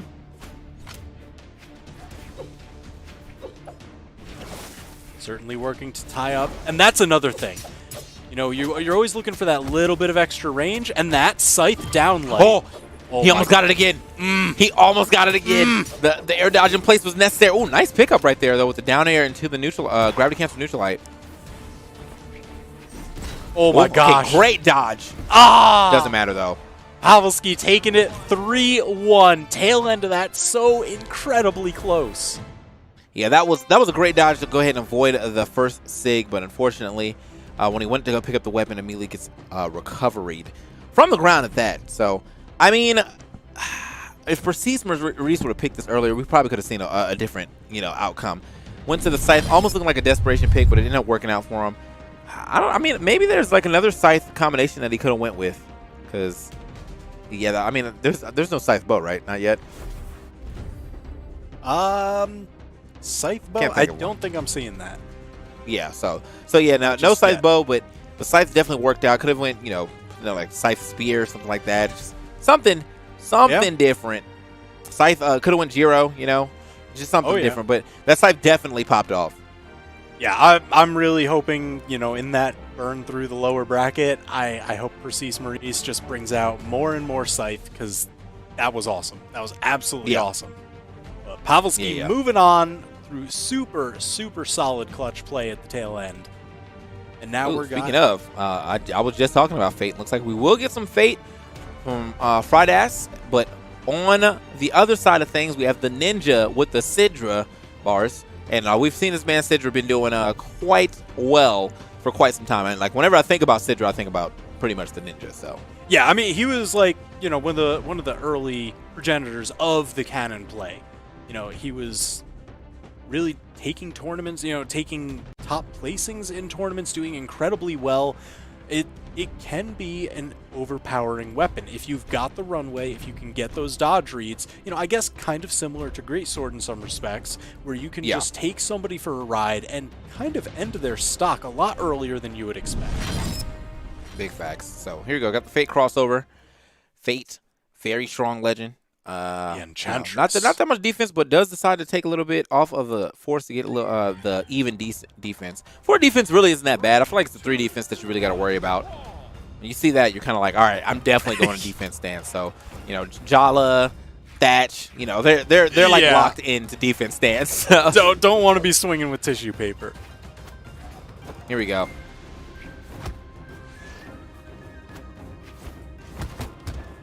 So definitely very interested in how this one's going to play out, though. You know, my man Ninja's masterclass with the Sidra, but I actually don't know too much about Fry. This is like my first time really seeing him play. Oh, well, you see that orb play? Yeah, that's all you need to know. Okay, well, you know, even if it's his first time, at least he's making a good impression. Quite the Big introduction pickup right at the for beginning. you. And now has the Ninja just so far back on his heels. Oh, anchors away. Okay. All right, yeah, that's going to be a big thing that we'll see from the Ninja a lot. He'll use that sword down signature, the anchor leap, to spike opponents, and a lot of these cannon blasts too. Ooh. As if on cue. Yeah, big shot right there. Love to see it.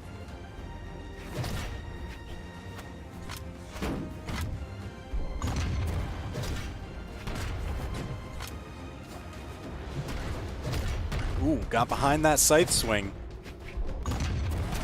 This is what we're talking about, though, man. Once the cannons start coming out, like, definitely time to blast. Wait. Oh my gosh.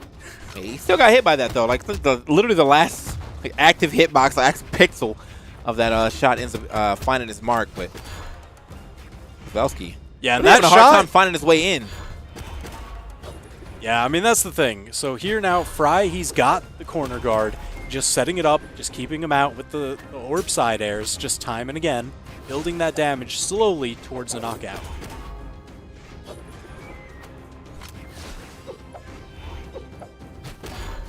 Bicycle kick.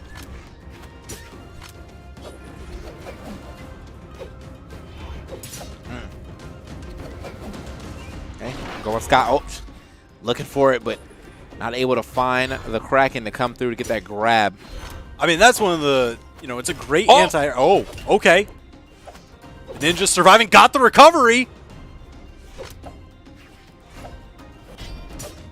Okay, the Ninja. This one is basically down to the wire on who's going to take the stock. The Ninja just a little more hurt, but it doesn't really matter. Both of them are in the red. So, the Ninja looking for it all right there with the haymaker. Not going to find it, though, but only finds a side air to the back of the dome.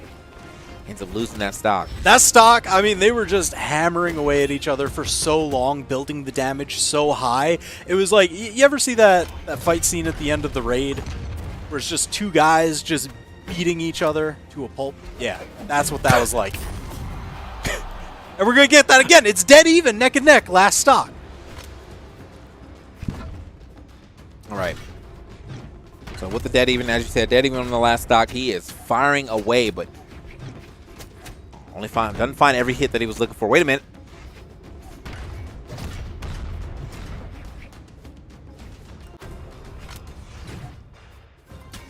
Okay.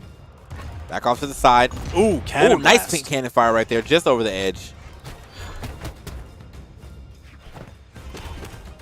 Pavelski, kind of playing a lot of this game unarmed, but like not because he's getting disarmed, just because he's willingly throwing away his weapons. Like he's down for the weapon toss. Now he's getting starved a little bit. Oh, nice. That was almost a Reddit clip. The haymaker into the weapon toss into something else. Yeah. Oh, wrap him up in a nice Yep. little bow. That's 1-0 for Fry over the Ninja right now. Yeah, that was a big wrap it up then right there. So Fry used to fry over the Ninja. Great gameplay right there from both our competitors. But, I mean, Sidra just kind of like not with weapons quite a bit. That first stock was amazing. Like, that was just, that was a play. Yeah, that orb string from Fry. I keep saying Pavelski, my bad. Unreal. Well, all right, I understand because Pavelski, he always rocks that white color scheme. So when you see somebody running around with it, you're kind of just like, it has to be. 3, 2, All right, so the Ninja is back into it. The Ninja and Fry. So yeah, again, that first stock was super nice for Fry, but the Ninja. It almost looked like they were trying to give us a replay of the last match. Yeah. Just somebody going off the top like 10 seconds in. Woo! All right, so that's what the cannon gets to do. That string, if you catch somebody's dodge, take them for a ride, get the side light, side air recovery. So much damage. Ooh. Okay, try to raise it up on him, but not gonna find the mark. The ninja getting thrown off the side.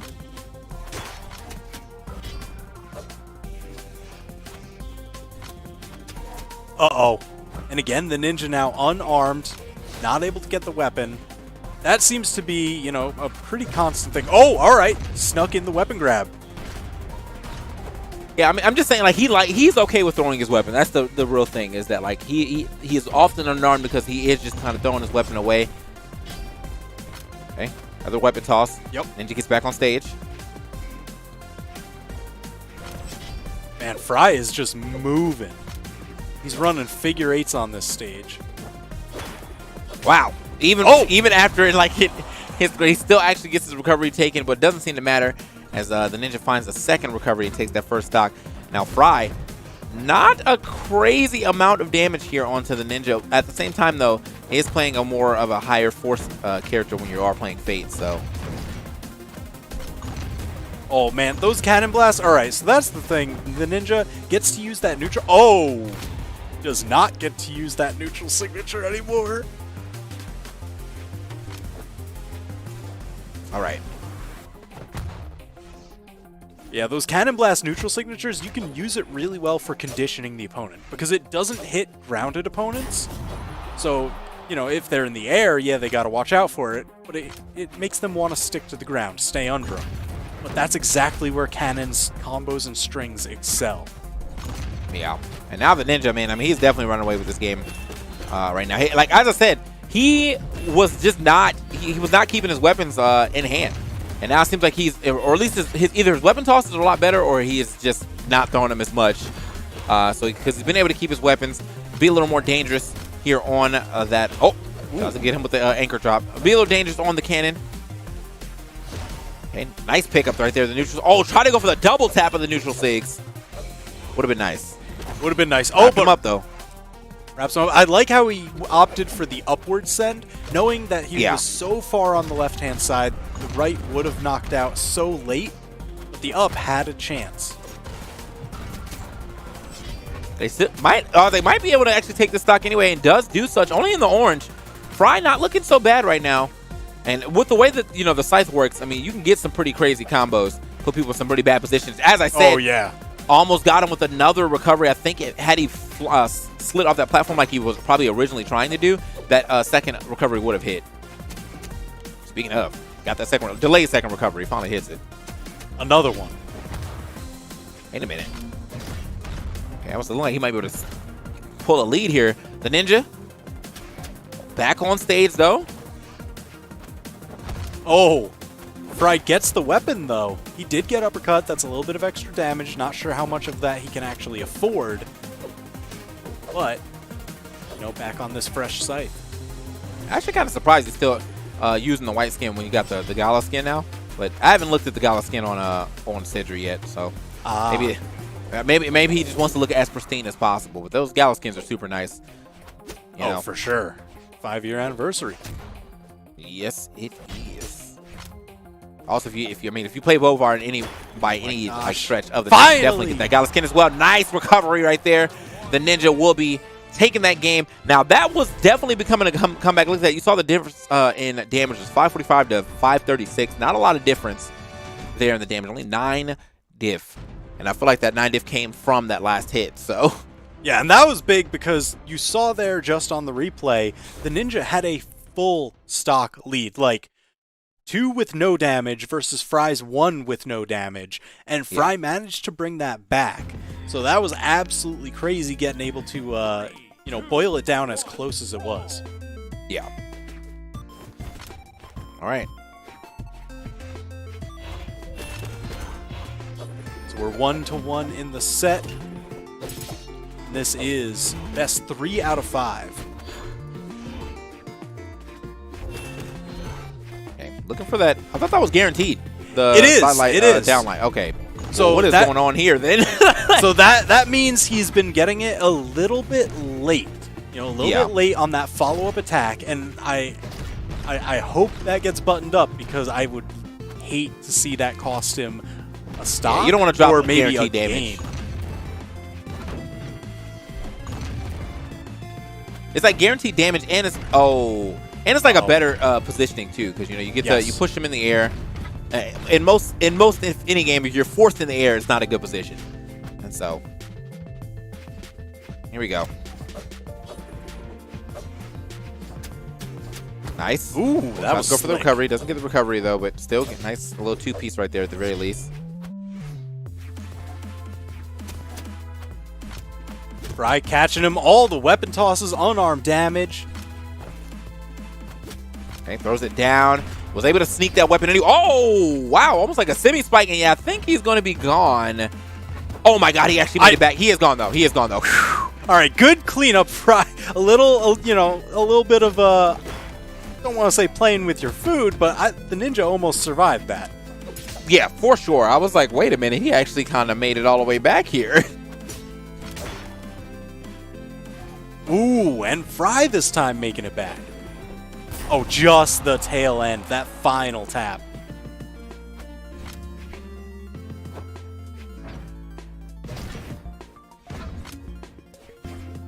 Man, every single stock between these two goes down to the wire, so incredibly close. Yeah. All right. What were their seeds going into this? This is like as dead even as you can get. And just like literally, I mean, like I can't even be mad at how like even this is. Like this is just solid gameplay all around. Wait a minute, kind of poking him out right there. And the thing is, like when I told you I was looking at it, like I just I gave this game to the Ninja immediately. I was like, yeah, this guy is definitely gonna pop. But somehow, Fry has definitely been able to keep this dumb close. Oh yeah. Going for these bicycle kicks. Okay. It's the reverse side air. Ah, beautiful cannonball from the Ninja, beating that the wrap up.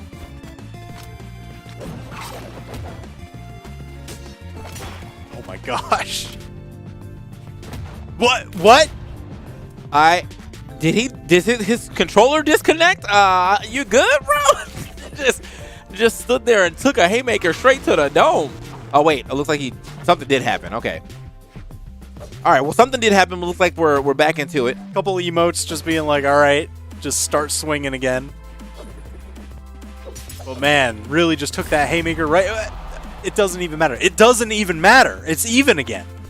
Yeah. Even again, and no weapon in hand right now for Fry, the Ninja. Are they actually identical twins? I don't know what's happening here. What's going on here?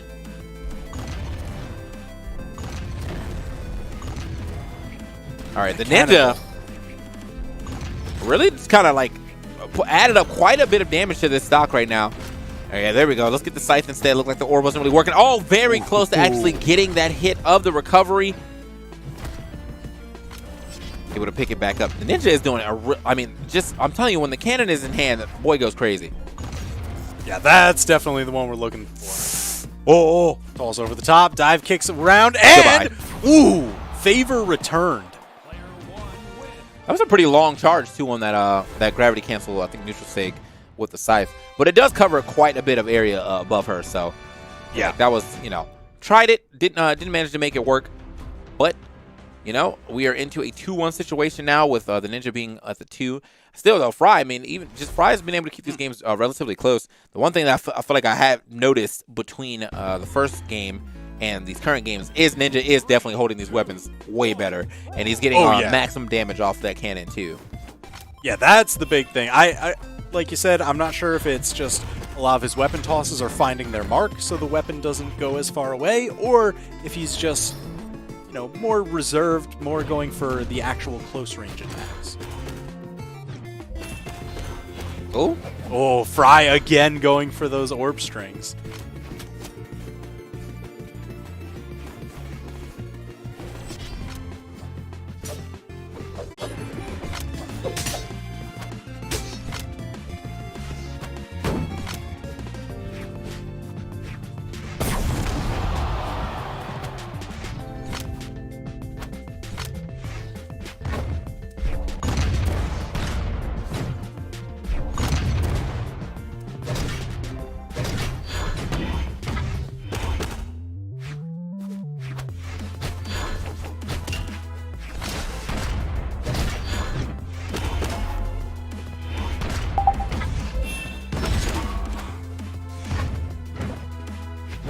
recovers high. Oh, but the haymaker to catch the landing.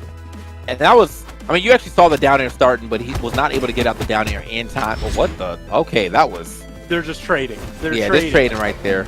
So one of them hit the unarmed neutral air and then got interrupted by the weapon toss. So then it was a follow-up neutral air to fire right back. All right.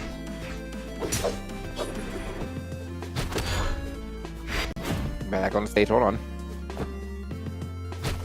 We're trying to get back on the stage. Definitely getting marked right here with these down airs, but.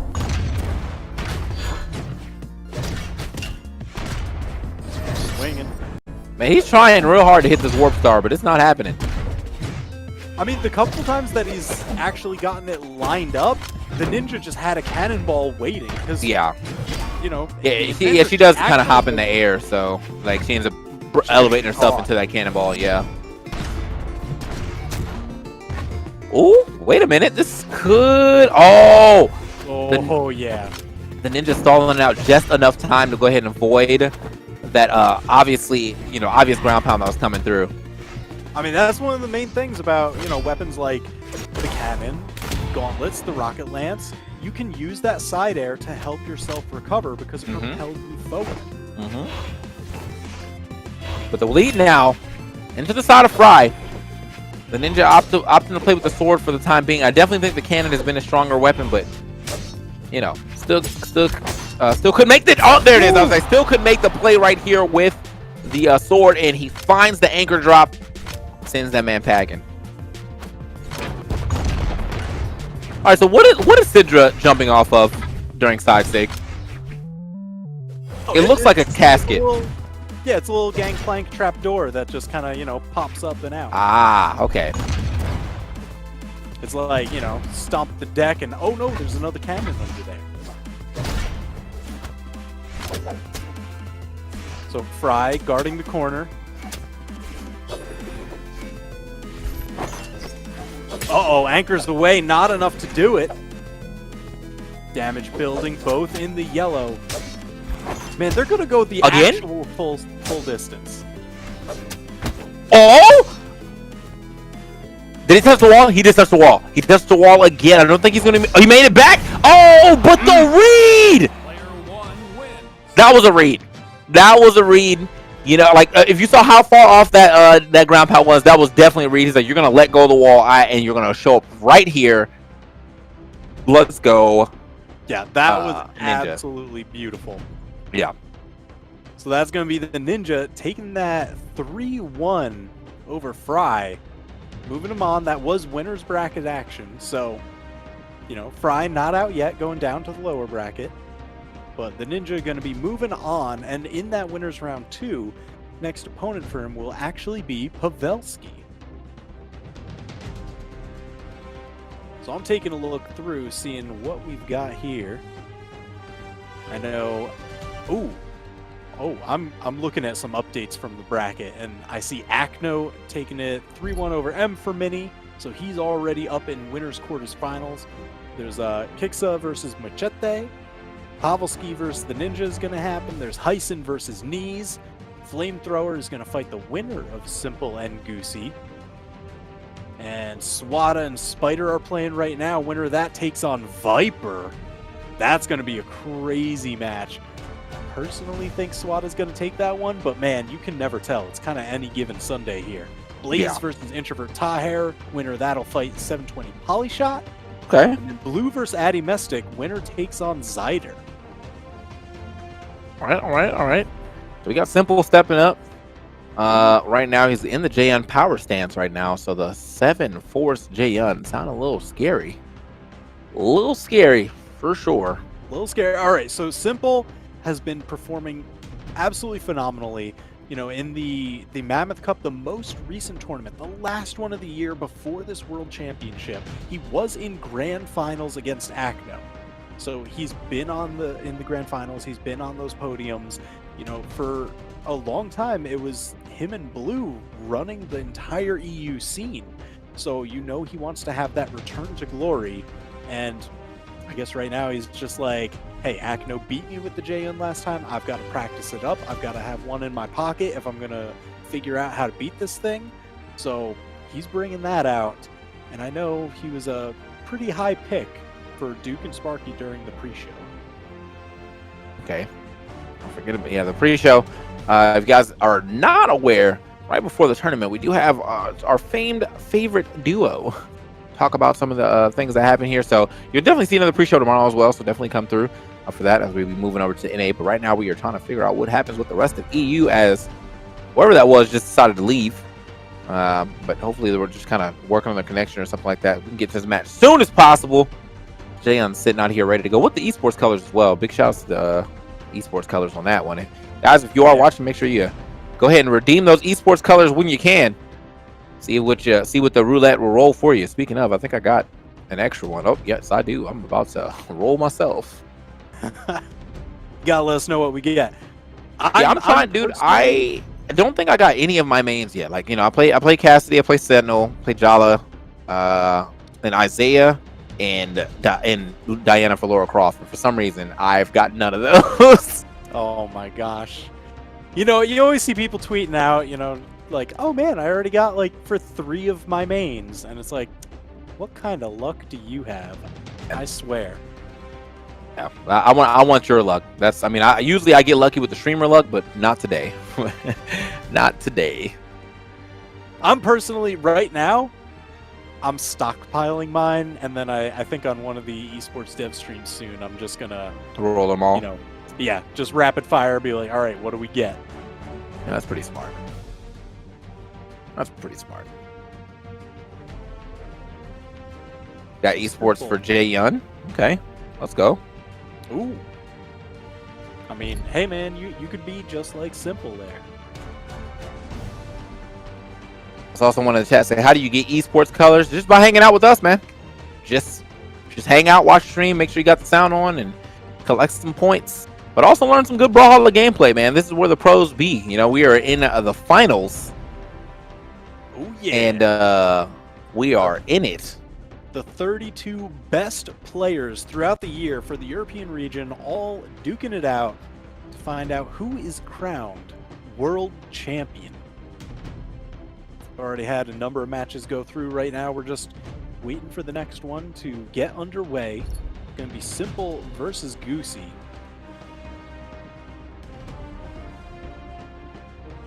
We'll be getting into the lobby, making sure, everything is nice and set. Got the I like the Ragnar pick here for the Mecha Ragnar as well. Super nice skin.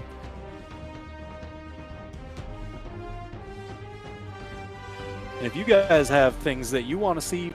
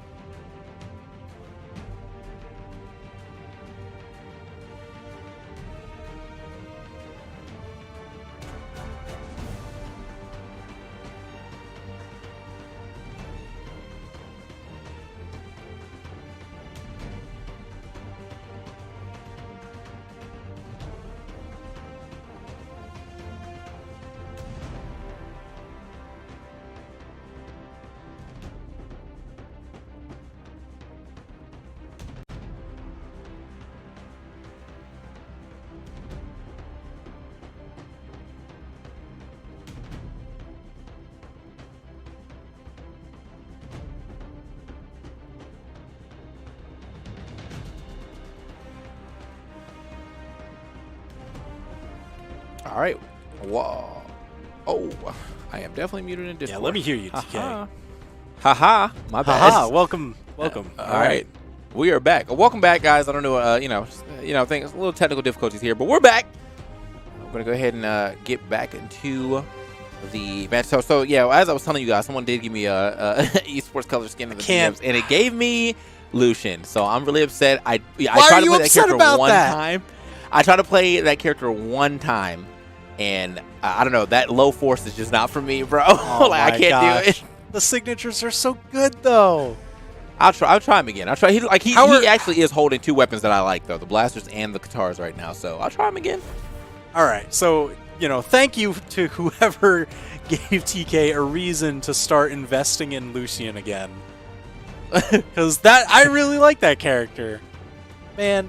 Well, I mean, I literally just picked up Thatch. No one give this man any more colors until he actually streams himself playing some games with Lucian. Whoa! All right? Whoa! I'm not trying to blow up the spot or anything, but come on, man. You can't listen, bro. No one's gonna want to watch my stream. I'm just a lowly gold player. Like I'm just a bottom gold top gold bottom plat player. That's where I be, man. That's where I am. That's my land. You're just talking about before this tournament and the other. You're always just like, hey, I'm in ranked right now. I can't do sound checks just yet because I got to win this game, and then you do, and that's awesome. So yeah, it does feel good to win those see. those close games. Those close games. I don't have the movement, man. I pretty much just play off reads. That's fair. That's fair. Everyone's doing their short hop exhibition when I die, and I'm just like, I'm gonna come in and read one thing and win. So, oh man, I might stream some Brawlhalla soon though. I mean, dude. The one thing that I love about this account is how much stuff that I have on it. So sometimes when people be like, bro. They'll come through and they'll be like, bro, they'll beat me and they'll be like, I can't believe you spent money. People say rude stuff all the time. I can't believe you spent money. I'll be like, nah, me and the devs are just really cool, bro. Oh my gosh. I've been supporting this game since 2014, man. You and the devs, you and the viewers. I'm still tight about people just hooking you up with esports color codes. Unbelievable. Oh, man. All right, well, so thanks to the homie AJ Moore 2000. He's the one who did it, so that's the guy. All right, well, good job. We're gonna see if Simple and Goosey can do just as good of a job. They're gonna be up next. We just had their stats on screen. Absolutely crazy. Both very long-time players. Like I mentioned, Simple, incredible performance. Second place in the Mammoth Cup, the last tournament of the year before this one. So he's got a lot of momentum behind him. I think a lot of people are expecting big things here. Yeah. So, actually, man, I think I never asked you, who do you main in this game? So, that's the interesting thing is, because of my job responsibilities and whatever, and because I'm used to a ton of different fighting games all throughout the years, memorizing a ton of move lists, I actually main random. There was a 2-week period when I first started playing this game that Lucian was the new character and guitars, and it was just a ton of fun. So I played Lucian for the 2 weeks, and then I'm like, I just want to play random. There's so much good stuff in this game. I got to play it all. Yeah, I mean, that's having pretty said, accurate. I don't want to I'm holding my esports colors. That's all I'm gonna say. Yeah, I mean that is very accurate though. I mean, there's a lot of great characters in this game, so you might as well, if you can play the random, do it up.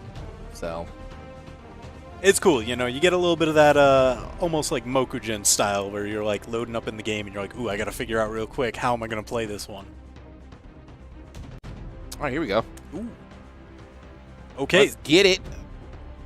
As we get into our first game between Simple and Goosey. We got the Ragnar, got the Jaehyun. No stance switch here for Ragnar, but we do have a power stance into Jaehyun now. Ragnar already still has some pretty good defense, even if you don't swap stance. He's pretty middle ground on his stats too. Now that I'm looking at it, it's fives, fives and sixes. 5, 6, 6, 5. 3. So Simple versus Goosey, game number 1, hopping right in. Could you imagine if Goosey was fighting with full-size Ragnar that we saw in the animation earlier? Imagine that, yeah. Wouldn't fit on the stage. Yes. super cool animation though, guys. If you did not check that animation, definitely go back through the VOD and check the beginning of the stream. That animation was indeed super sick. Oh, wait a minute. Oh, that would have been sneaky if he hit that. Now, definitely would have been a down angled hit on that sig, but doesn't actually get the the connection here. So now Simple, looking for the dodge read a little bit too quick. Goosey delaying the dodge, staying away from that bridge follow-up. Oh my god. Yeah, that's the aerial ender you were looking for. Yeah. But across the stage at that, though, that's the nice piece about it like that. Like how much damage he was he either had on his opponent and how much force was on that sig. Although it looks like it should have a lot of force for how quick he swings that axe, so I feel it. Yeah, I mean, it's just full dragon strength, flexing those biceps, everything, and lights it on fire. That's gotta hurt. Yeah. And Ragnar on the ground right now. Oh, yeah. I've seen a lot of people going for that lately with the single stab into the dash-in neutral sig. Because, yeah, I mean, like, a lot of the times you are going to get that single stab side light into some type of dash, and then you just want to see what your opponent did and after that. But it catches a lot of people's dodge because usually they're trying to dodge as soon as possible to get away from whatever follow-up light attack there is. But the signature has all that extra startup, so it actually hits you after your dodge ends. Okay. Oh my god. Nice. Brutal. Yeah, earth shattering right there with the rocks. Also sends shatters that stock as he now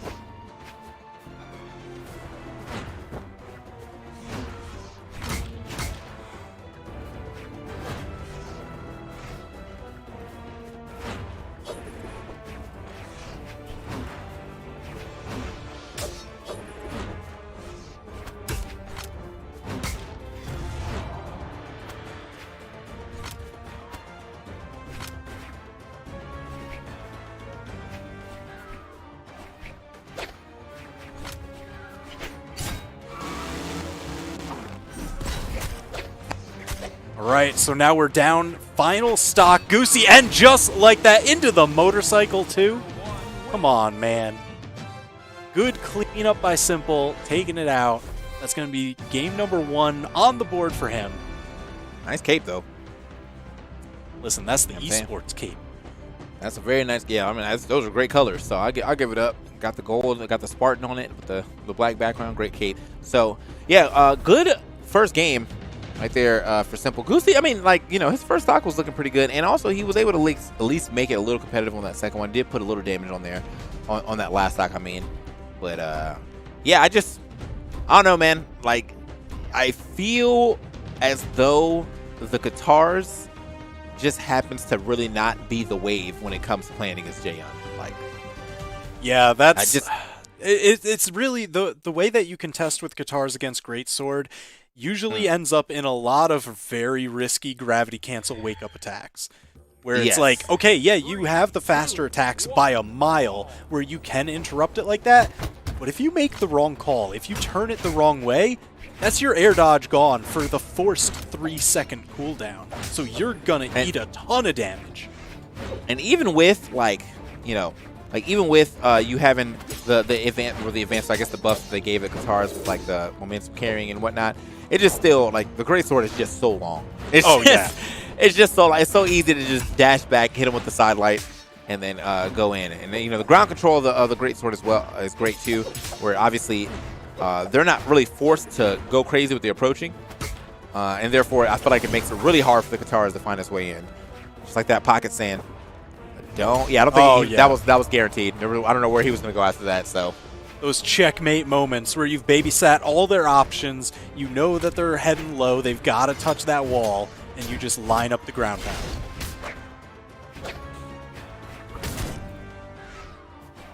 Okay.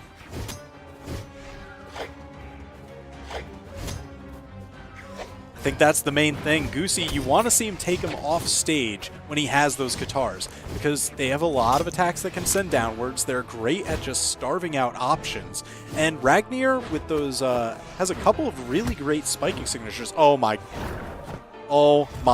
gosh. Don't Well even need under the spiking stage on that one. signatures if you just have a dive kick surgically placed. Yeah, I'm kind of surprised he went that far down. All right. So simple. Goosey. Kind of running back. Oh, great combo. Nice. Yeah, like just go ahead and even, like, at least get the stock off before it gets a little too crazy. But now you can try to mount yourself a comeback, but still, you know, I'm still in the same train that, like, well, one, you're playing against Simple, who's just great. Great player. Two, you're playing against the Great Sword on guitars, and it just does not seem to be working out for you. Simple, though, willing to play that off-stage game for quite some time until he's like, you know what, let me go ahead and get a weapon real quick. So Goosey really just guarding this corner, waiting for that wall slip. You saw that orange exclamation point pop up. That meant Simple, he had to get back up on top of stage, or he wasn't going to have any more air options, even on a wall touch.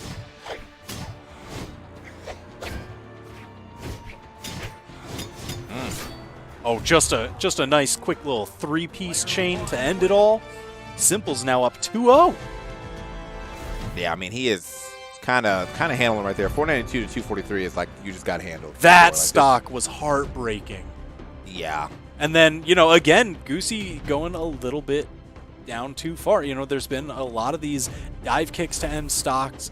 The, you know, off stage maybe going a little bit too far with spending your gravity cancel low that costs stocks. And that's actually going to force Goosey all the way over onto Diana.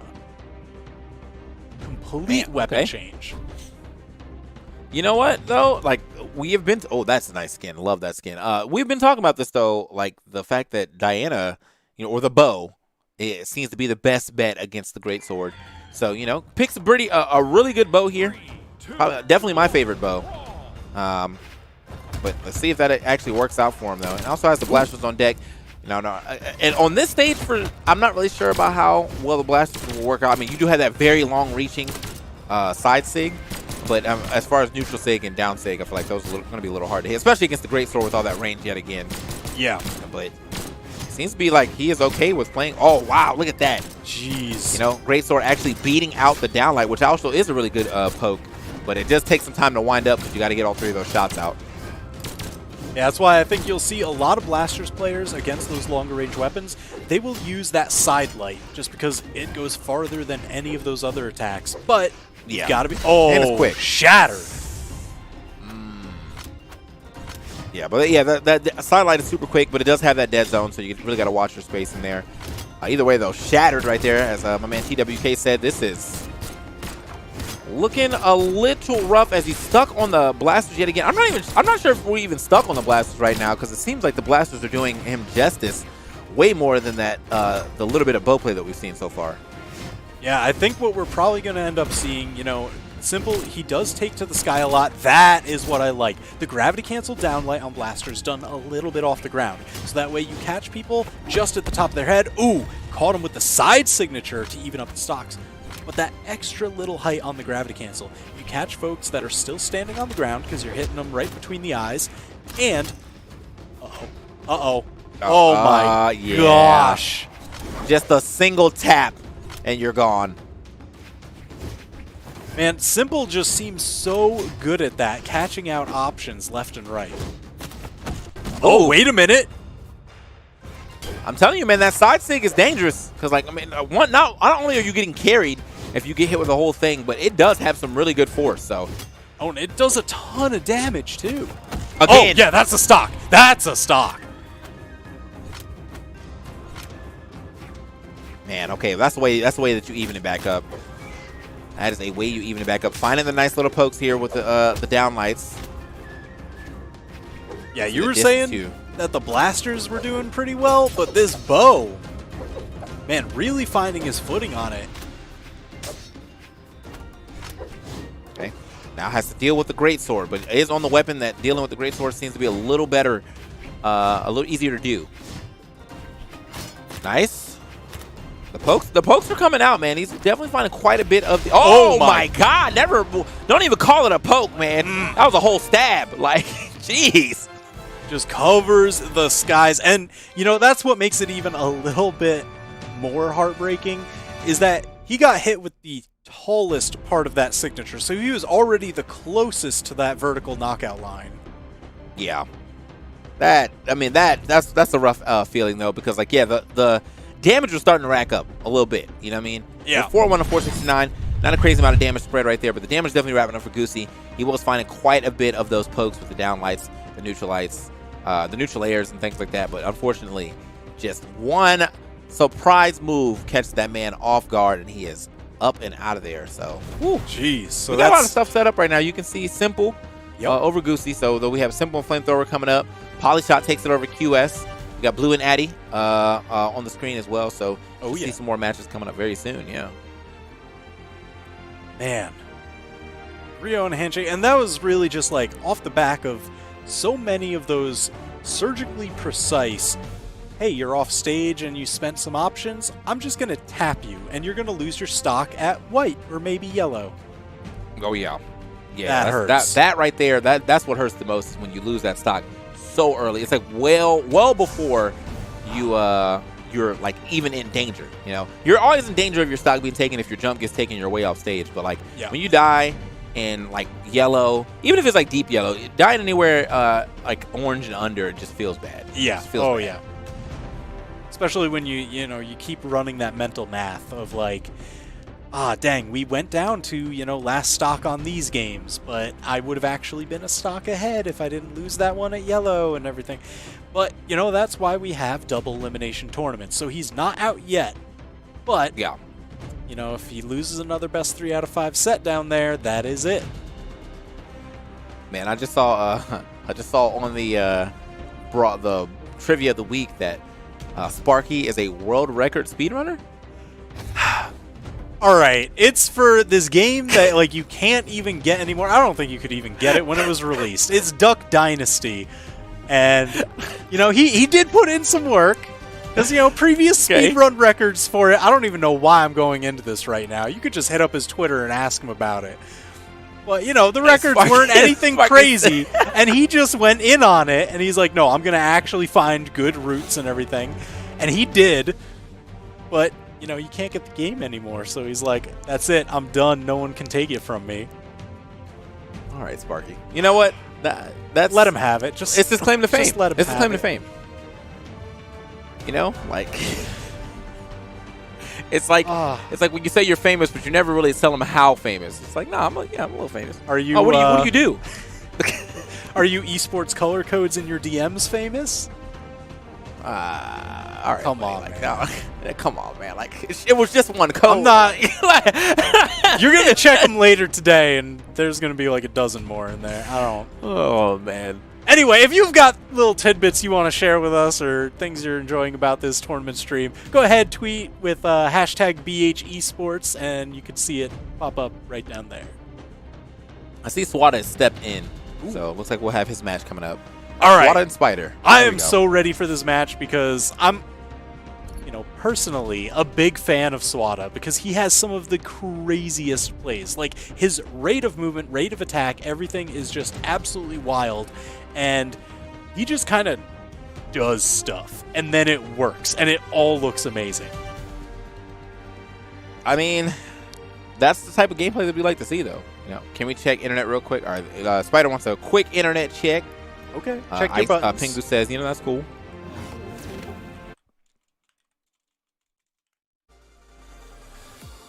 Ooh, he's doing the button check with my main. Random. Okay, well, it's the Hattori right here, so nice skin. I mean, dude, is this the home team one? Home team is super nice. Oh, they were running the black colors for each of those. So that's black? You get the black and red, yeah. Oh, okay. I thought home team had that. Home team hits like the gold red and like the maroon kind of deal. Yeah. But yeah, that one, it's such a nice color palette. Like, it looks good on so many things. Oh, somebody I feel like saying all the Team custom colors Giro. are pretty good. They want you to play, when you're learning Scythe, play Giro. Got to be Team Giro. Wait, someone's trying to play Giro? Team Giro. Yeah, because we were talking Let's go. about, earlier in the tournament, breaking out some of those Scythe legends. Yeah. I mean, I don't know, man. Like, I'm sure that's just one thing. I have to just sit into the lab and do, actually learn the few shoot combinations and then the few air dodge combinations. So, I mean, again, though, I even with weapons that have a lot of guaranteed stuff, I'm still playing basically off reads. Like, go for the downlight, go for the side air on blasters, but sometimes I do downlight, step back, neutral sig. What's up? Like, Oh, we're going to see a lot of step back neutral sig here because we got Swata on Teros and Spider playing that Barasa. So both of them, a lot of their neutral signatures will spike and reversal. yeah. Especially, I mean, if you're looking at, you got the neutral sig on the hammer for Teros, he just drags you off that stage. Like, come with me. Oh, yeah. Speaking of, hammer already in hand, too. So I think we got the Halloween colors here as well. Oh, yeah. Nice. 'Tis the season. Definitely the season. So save those points, boys. Save those coins, man. If you got multiple mains, you got to make sure you get the colors for them. I mean, those are already out. Gala colors are in, but, I just personally want it to be Halloween. Well, I'm all not year talking about round. right now. Just whenever we get like the limited edition colors, you got to make sure you have enough points for your main. It's tough. Okay. It's tough. Sometimes you run dry. Yeah. All right. Ooh. Gets his own little 2-piece action. Uh-oh. 3-piece. Should be able to come back. Oh, that hurts. That hurts. The reversal, he was just trying to get back to stage like he's gone. Like just saying, hey, clear the corner. But, man, he'll hit the top part of it. Get that knockout. All right, so Swata. Yeah, it hits with the first part too. If he hit with the second swing, it might have not been the amount that he needed. But yeah, that first swing, super strong. And speaking of, watch yourself. Man, Swata starting to just run away with it. I mean, he is just about lapped Spider here.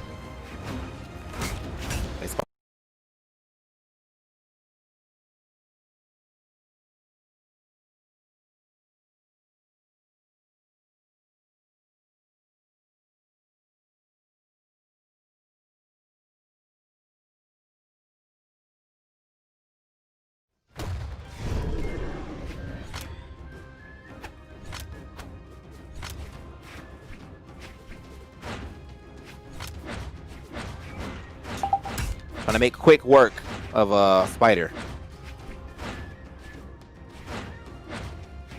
Jockeying for position, axe versus axe. But Swata's got a whole extra stock to work with. Ooh, Spider starting to make this comeback. Okay.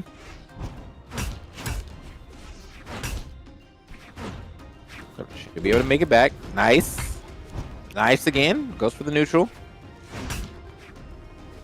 They are just swinging away these two heavy weapons. Side air for side air. Swata is definitely scheming. He's trying to get Spider to come a little too close to that corner. Oh my gosh, and caught the landing too? Yo, Swata! Yeah, where was he gonna go though? Like, I mean, that was an easy edge guard. A lot of not really a lot of maneuvering he could have done to get around. So Swata, after he reset his jumps, he was like, all right, I got all my jumps. You probably have like one left, if that. I'm here. Good start right here for Swata. 564 to 361 damage. Like, he was definitely all over Spider in this first game. Oh yeah. So now it's going to be up to Spider to try and bring that back. He's got a lot of work to do. I don't know if it's do we need the map change? Is there going to be a legend change? I would be surprised if you legend changed off of game 1 there. Yeah, that's a good question. Definitely a good question. Like, what are we gonna do when we get into this next game? So you said the legend change. Don't see it yet. Don't see anything. No, I'm looking at the no. screen right now. No, it looks like I we're gonna get I would be surprised if he did. I think he's got to give him at least another game. That's fair. We got Teros versus Barraza. Right now, Swata up a game. Man, that's where it gets like so dangerous. All right, so we saw Swata definitely scheming with that hammer off stage, going for those gravity cancel neutral sigs just to try and pluck him off stage, throw him behind him. But Barraza can do that same exact thing. So I think we're going to end up in a lot of those corner guard situations. And it's just about who's brave enough to go and try and spike. Yeah, that's I feel like that's what we were kind of expecting when you get those those smaller stages or the smaller side stages. Like, all right, man, I'm basically coming out here every time to make something happen because there really isn't that much way that you can get around me. Not a crazy amount of wall. But the only time I feel like we saw a couple of times where they went off stage, but I mean, they were playing relatively safe, or at least over the stage when it went to edge guards. I got another color swap there for this Barraza though, but we're still waiting it out. We got a 1 sec here from Pingu. Guys in the chat, how you feeling? How you feeling? Yeah, who's your personal pick for this set? Do you think Swata's going to walk all the way through, or do you think Spider's got the turnaround? I don't know, man. Swata's playing kind of crazy right now. You know what I'm saying? Yeah. But he's kind of going a little ballistic on that last game. So and just the way that he was edge guarding too. I feel like it's really hard for Barraza to make it back. And you were talking about that defense versus offense. He even sacrificed a little of his defense for speed, and he's still not. I think it's just matching Teros in speed. But I feel like that's almost kind of coming back to bite him because even with the speed match, he's still getting outran, I guess, if you will. Oh, yeah. I mean, Swata's just chasing him down, and now that's 3 hammer neutral airs completely unanswered. So much damage. Swata definitely taking the lead.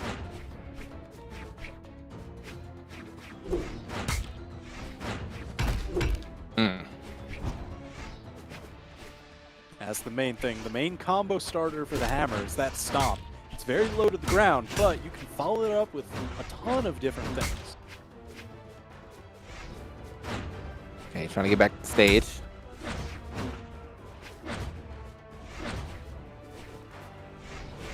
Yeah, like they are jockeying for position right now, bro. Like, oh yeah, I was like, I forgot where I was at. I just remember we are in EU, the land of intense neutral. Okay, that was what that was right there, bro. They were. I was like, no one's gonna make a mistake here if no one ever throws out a hit. So, listen, they just kind of say, I know that you know that I know that you know. Yeah, that's basically what's going on. But again, forced prevails, and Swata takes the first stock. All right. So yeah, Swata, as I said, we're gonna give it up to who's taking the set. Right now, I'm looking at Swata. He's looking real good. Oh, nice weapon toss. So I think that that's gonna be it.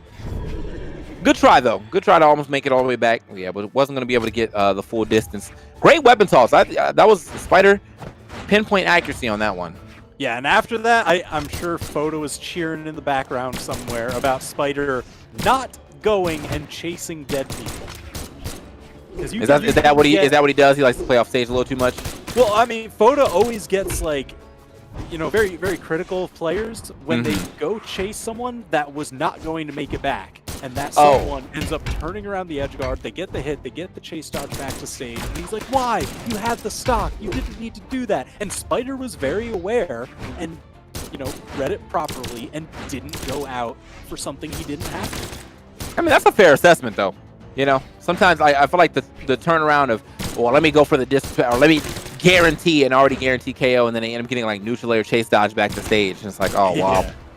This is your doing. This is your doing. All right. Oh my! I was like a third. Oh, it still worked. Okay, yeah, he threw literally everything, and if he would have connected that side air, it would have been a little icing on a cake. But still, forced him too far away for him to be able to touch that stage. And now a little bit of a lead here for Swata, but nothing too crazy to write home about, because if he does not get back to stage and or at least a good part of the stage, and catches a side air, that could be a stock as well. Oh! Step back! Wow. Yeah, that backstepping signature that just right into the axe slam where you were standing. Paying off for Spider, tied up the stocks just in time.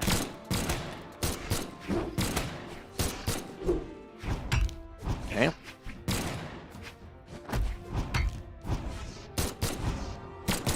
Nice. All right, hold on now. This is looking like Spider might be able to drill his way back into this game. Find a lot of down airs. Find a lot of side lights, too. Which can sometimes be a little... Oh, I like the movement right there. The X pivot. Yo, that was slick. Now he's got Swata in knockout territory. He's Yes, he definitely does. going to be looking for that down light into dash jump recovery. But his blasters just got knocked out of his hands. Ooh, Swata gonna swap up weapons right here now. If he would have got that stomp, I think that could have potentially been the game from where they were on that stage. Oh, wait! Okay. Oh, that was nice. That was nice. He forced that situation. The weapon toss kind of forced him to go up and around, therefore not really giving him a lot of area to go to try to get to the stage. And yeah, I think I like the idea of him trying to go for that recovery for sure, but it's just a little too early, and so it was an easy ground pound for Spider. Yeah, I mean, that's a scary thing to try and do. Contest hammer off stage just because that hammer recovery, it is a vertical reversal. But yeah, I mean, props to him for delaying his own ground pound just enough so that way he didn't even have to worry about it. Look at that. Beautiful. Man, that was a very smart ground pound right there. Great lineup as well. Sometimes I feel like people get a little crazy when they see it. Like when it's just handed to you on a platter and you're still like, oh man, and then you end up like just whiffing it because you went too far out or you're too close to the stage and you land on stage. Those are the worst feelings. Oh yeah. So now I see the score is 1-1. And I'll be back momentarily. Restarting my mic. All right.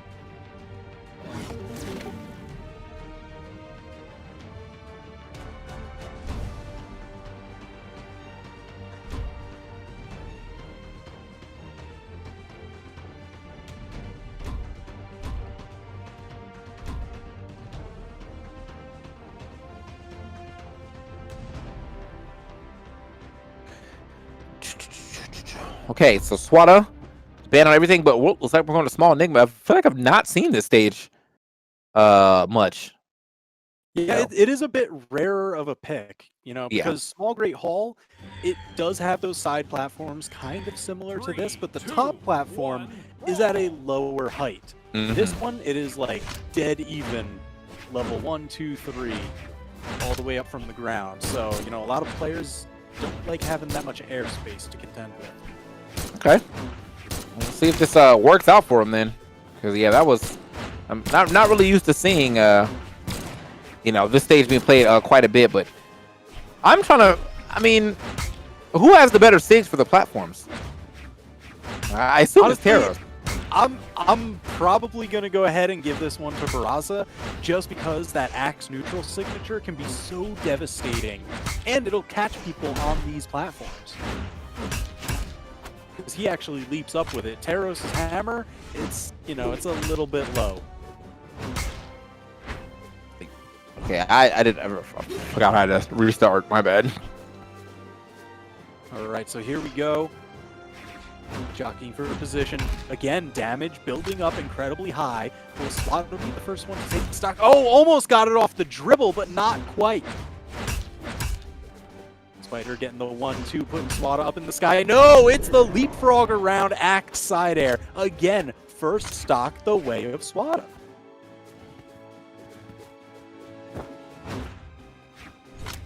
All right. Now Spider arming up over onto the blasters. Went for the recovery. That definitely would have knocked out. Speaking of the recovery, got it right there. Launching them off the top, so at least keeps it relatively even when it comes to stocks. Got to add a little damage here as he was able to do that. In fact, he just fully evened it up. Yeah, really didn't take much, but man, each one of these axe swings just pushes it even further away. I'm telling you, man, Taros has extra base on his attacks too, bro. Like that's it's an innate passive for sure. Oh yeah. Feel it in your chest.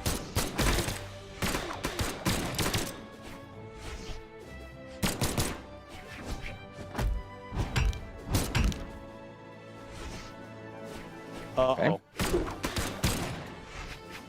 Man, Swata lands so many hammer neutral airs. And I know it's because, like, Spider, he wants to take to the sky. He wants to land those blasters down airs. But Swata keeps swatting them. Oh, I thought that could have been an easy KO. I think if he just decided to drop a unarmed neutral heavy, could have knocked him straight up. But it's all good, though. Still finds the mark. Goes for the recovery, and yeah, I mean, even though that recovery does have a lot of movement, you are locked into that animation for quite some time. Easy for you to get sniped out. So it looks like Swata should be able to take this game. Certainly poised to do so. He's got himself a healthy lead, and he hasn't been caught by like any crazy strings or reads from Spider that would cut that short.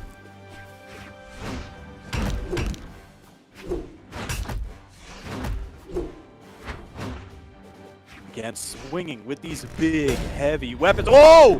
Second swing of that side signature does the job. Spider's still in this.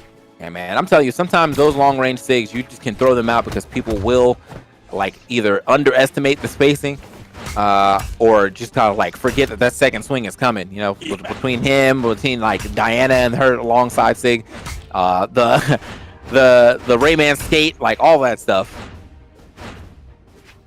Everything, okay. Man. It's always about having, you know, just that little extra left in the tank. Yeah. Wait a minute. Ooh. Oh. Yo, Swata going up 2-1. Just needs one more to take the set. Spider's got to turn this around and win 2 in a row. Yeah, Swata, that was I mean, like, I feel like I wasn't even expecting the game to end there. He just power, just bow. And then he was like, well, I know the game's over, so... Looks like we got Great Hall, Mammoth Fortress, and Crystal Temple left. So 3 platform stages, but one where the platform will sometimes become part of the stage. Basically, looks like we're going to Crystal Temple instead, though.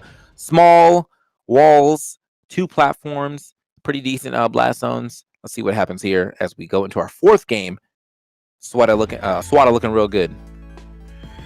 3, 2, 1, brawl. Game number 4. Swata's advantage.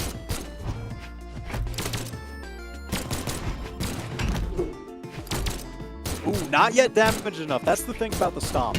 It pops them up higher the more damaged that they are. So at the lower damages, you need to do stomp into usually a side light, sometimes a dash neutral light. But going for the jump side air is something that you can only do once they've got a little bit of seasoning on them. Okay. Okay, weird. Yeah, he's definitely finding his neutralites though. A lot of that has been hitting with the blasters. Oh, yo! Nice. Let's go. That's the knockout combo you're always looking for. The down light into dash jump recovery with the blasters. Not an easy thing to do. So definitely need some practice. Yeah, I've been missing the dash jump recovery part of it, which is sad because I definitely be getting quite a bit of down lights. But yeah, man, you got to get in the lab. Got to get there and practice. You want to be able to close with those stocks when they're guaranteed. And that was a guaranteed stock close because he got that down light. Great usage of it. Now, a little bit of a lead, and he's also playing a perfect spacing aim at that. Like, my man is finding all of the long-range attacks right now. Down lights, side lights, everything's hitting.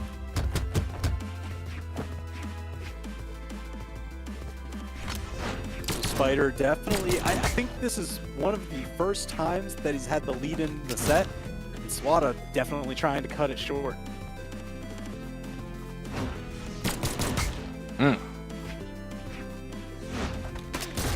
Okay. Sorry, yeah, that absolutely has to. How much do you think Taros benches? It's got to be at least 7 ton. Anyway, it's like my boy is he's really doing it up, man. That's a very strong character. All right. Perfect. I mean, perfect for like the archetype too, man. It's a bull, you know. Bulls are known to be strong. He's gonna rush you down. Okay. Nice.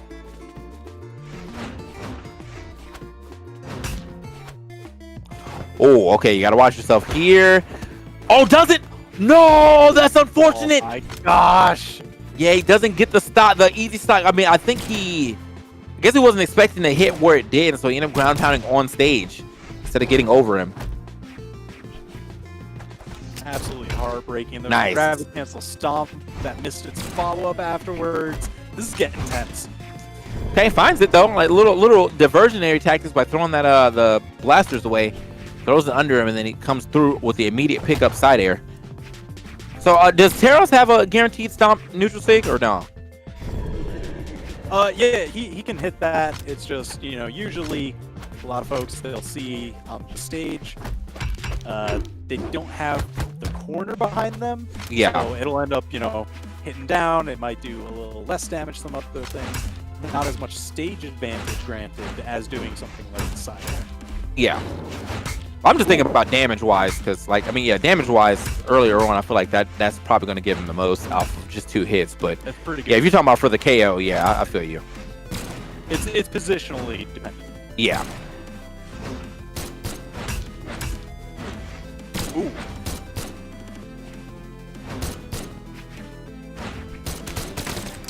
Someone in the chat said he can't bench more than Zol. That's probably correct. Zol does have the option to go 10 force, so that's right. you know what I mean? Zol is strongest there is. Okay. Ooh. Oh, even Ooh. on the bounce? Are you kidding me? Man. Swata closing it out 3-1 with a serious message. That one hurt. Yeah, I mean the bounce, and he still went flying like with no chance of return. That was a hard bounce for sure. Like Yeah, that one. I gotta take a breather from that one. We're gonna kick it to a quick break. Don't go anywhere. We'll be right back.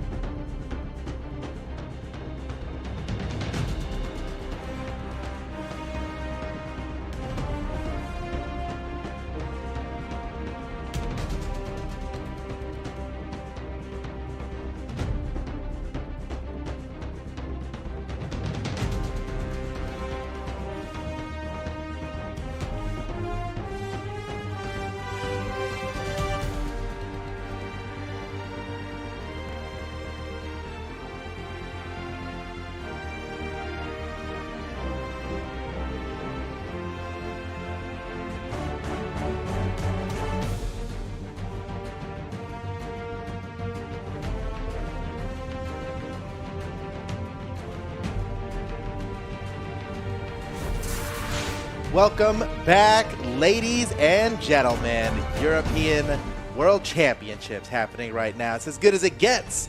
I'm Foda, joined here by Steven. How you doing, Steven? Dude, I'm doing awesome, man. This is going to be so good. I'm so excited to get in these final matches here. We've got some more tournament coming up. And, yeah, I'm really excited to see how this all plays out. Yeah, man. We are in winners round 2 right now. It's a little different than usual, right? Usually we're coming in at the very end of a giant tournament, but right now we are in a tournament with only the most elite players in the region right now. It's a 32-player invitational tournament. All these contestants have earned their way into this competition here. And the next ones we've got coming up is Blaze and Introvert Toaher. Now this one's kind of exciting because Introvert Toaher is a champion of his own sub-region within our large Europe region, or what we call Europe, right? Yeah. For our server region.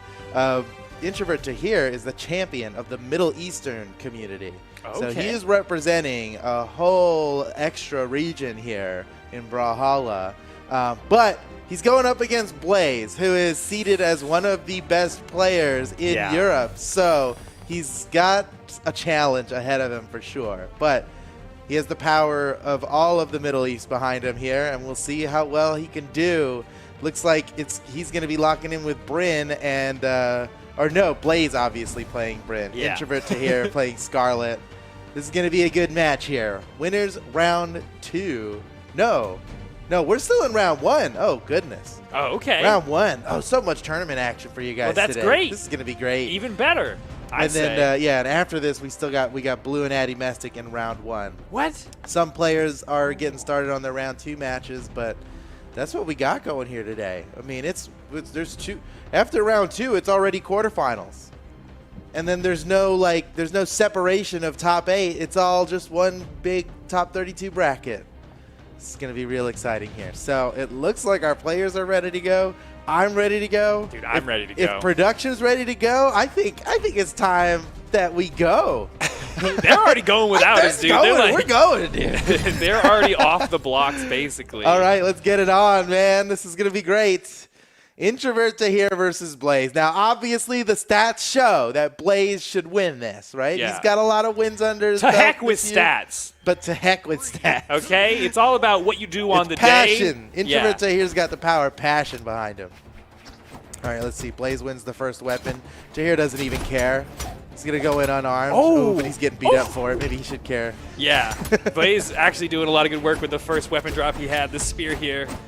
Picking up some good damage. Pretty even across the board. Nice. Did he gravity cancel that? He did. Just a to little do it bit. a little bit Just sooner, a little right? bit. You don't have to wait to land to do it that way. Exactly. Oh my gosh, perfect downer off the side. Goes for another. Introvert Toaher able to sneak on through. He could have just died from that. He almost did. Still alive. He doesn't have a weapon, and Blaze just picked up that one. Fresh on that axe.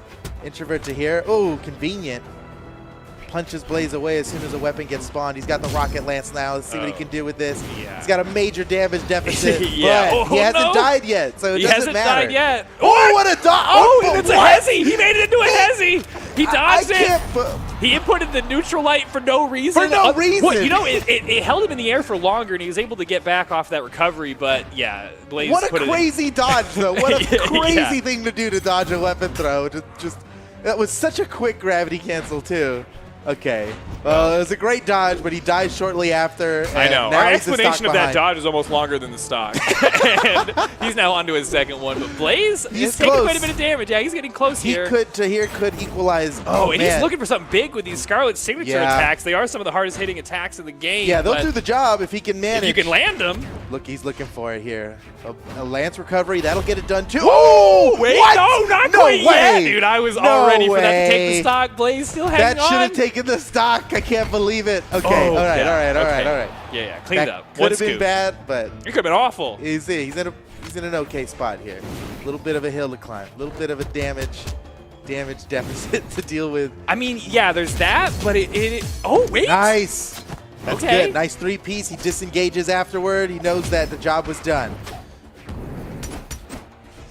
And now Blaze is looking for something big. Oh, he's got has the off the advantage. edge? Blaze could just end him right here. Oh, wow. Go. The damage is still going. Toaher fights Yes. back, knocked off the side. Watch out for the weapon. Oh, What? Blaze! Oh my gosh. The gravity cancel neutral light. What? Dude, this guy's crazy. Okay, perfect way to block off the side of the wall and taking that second stock without taking too much damage on his own. Now Introvert Tahir's got a major lead to overcome. Oh, goodness. And it's only getting worse here. Oh, that tricky, but not in the right is position. it tricky? Yeah. Did it trick if anyone? it just misses, it would have been. Oh, man. Wow, Blaze jumping right out of that.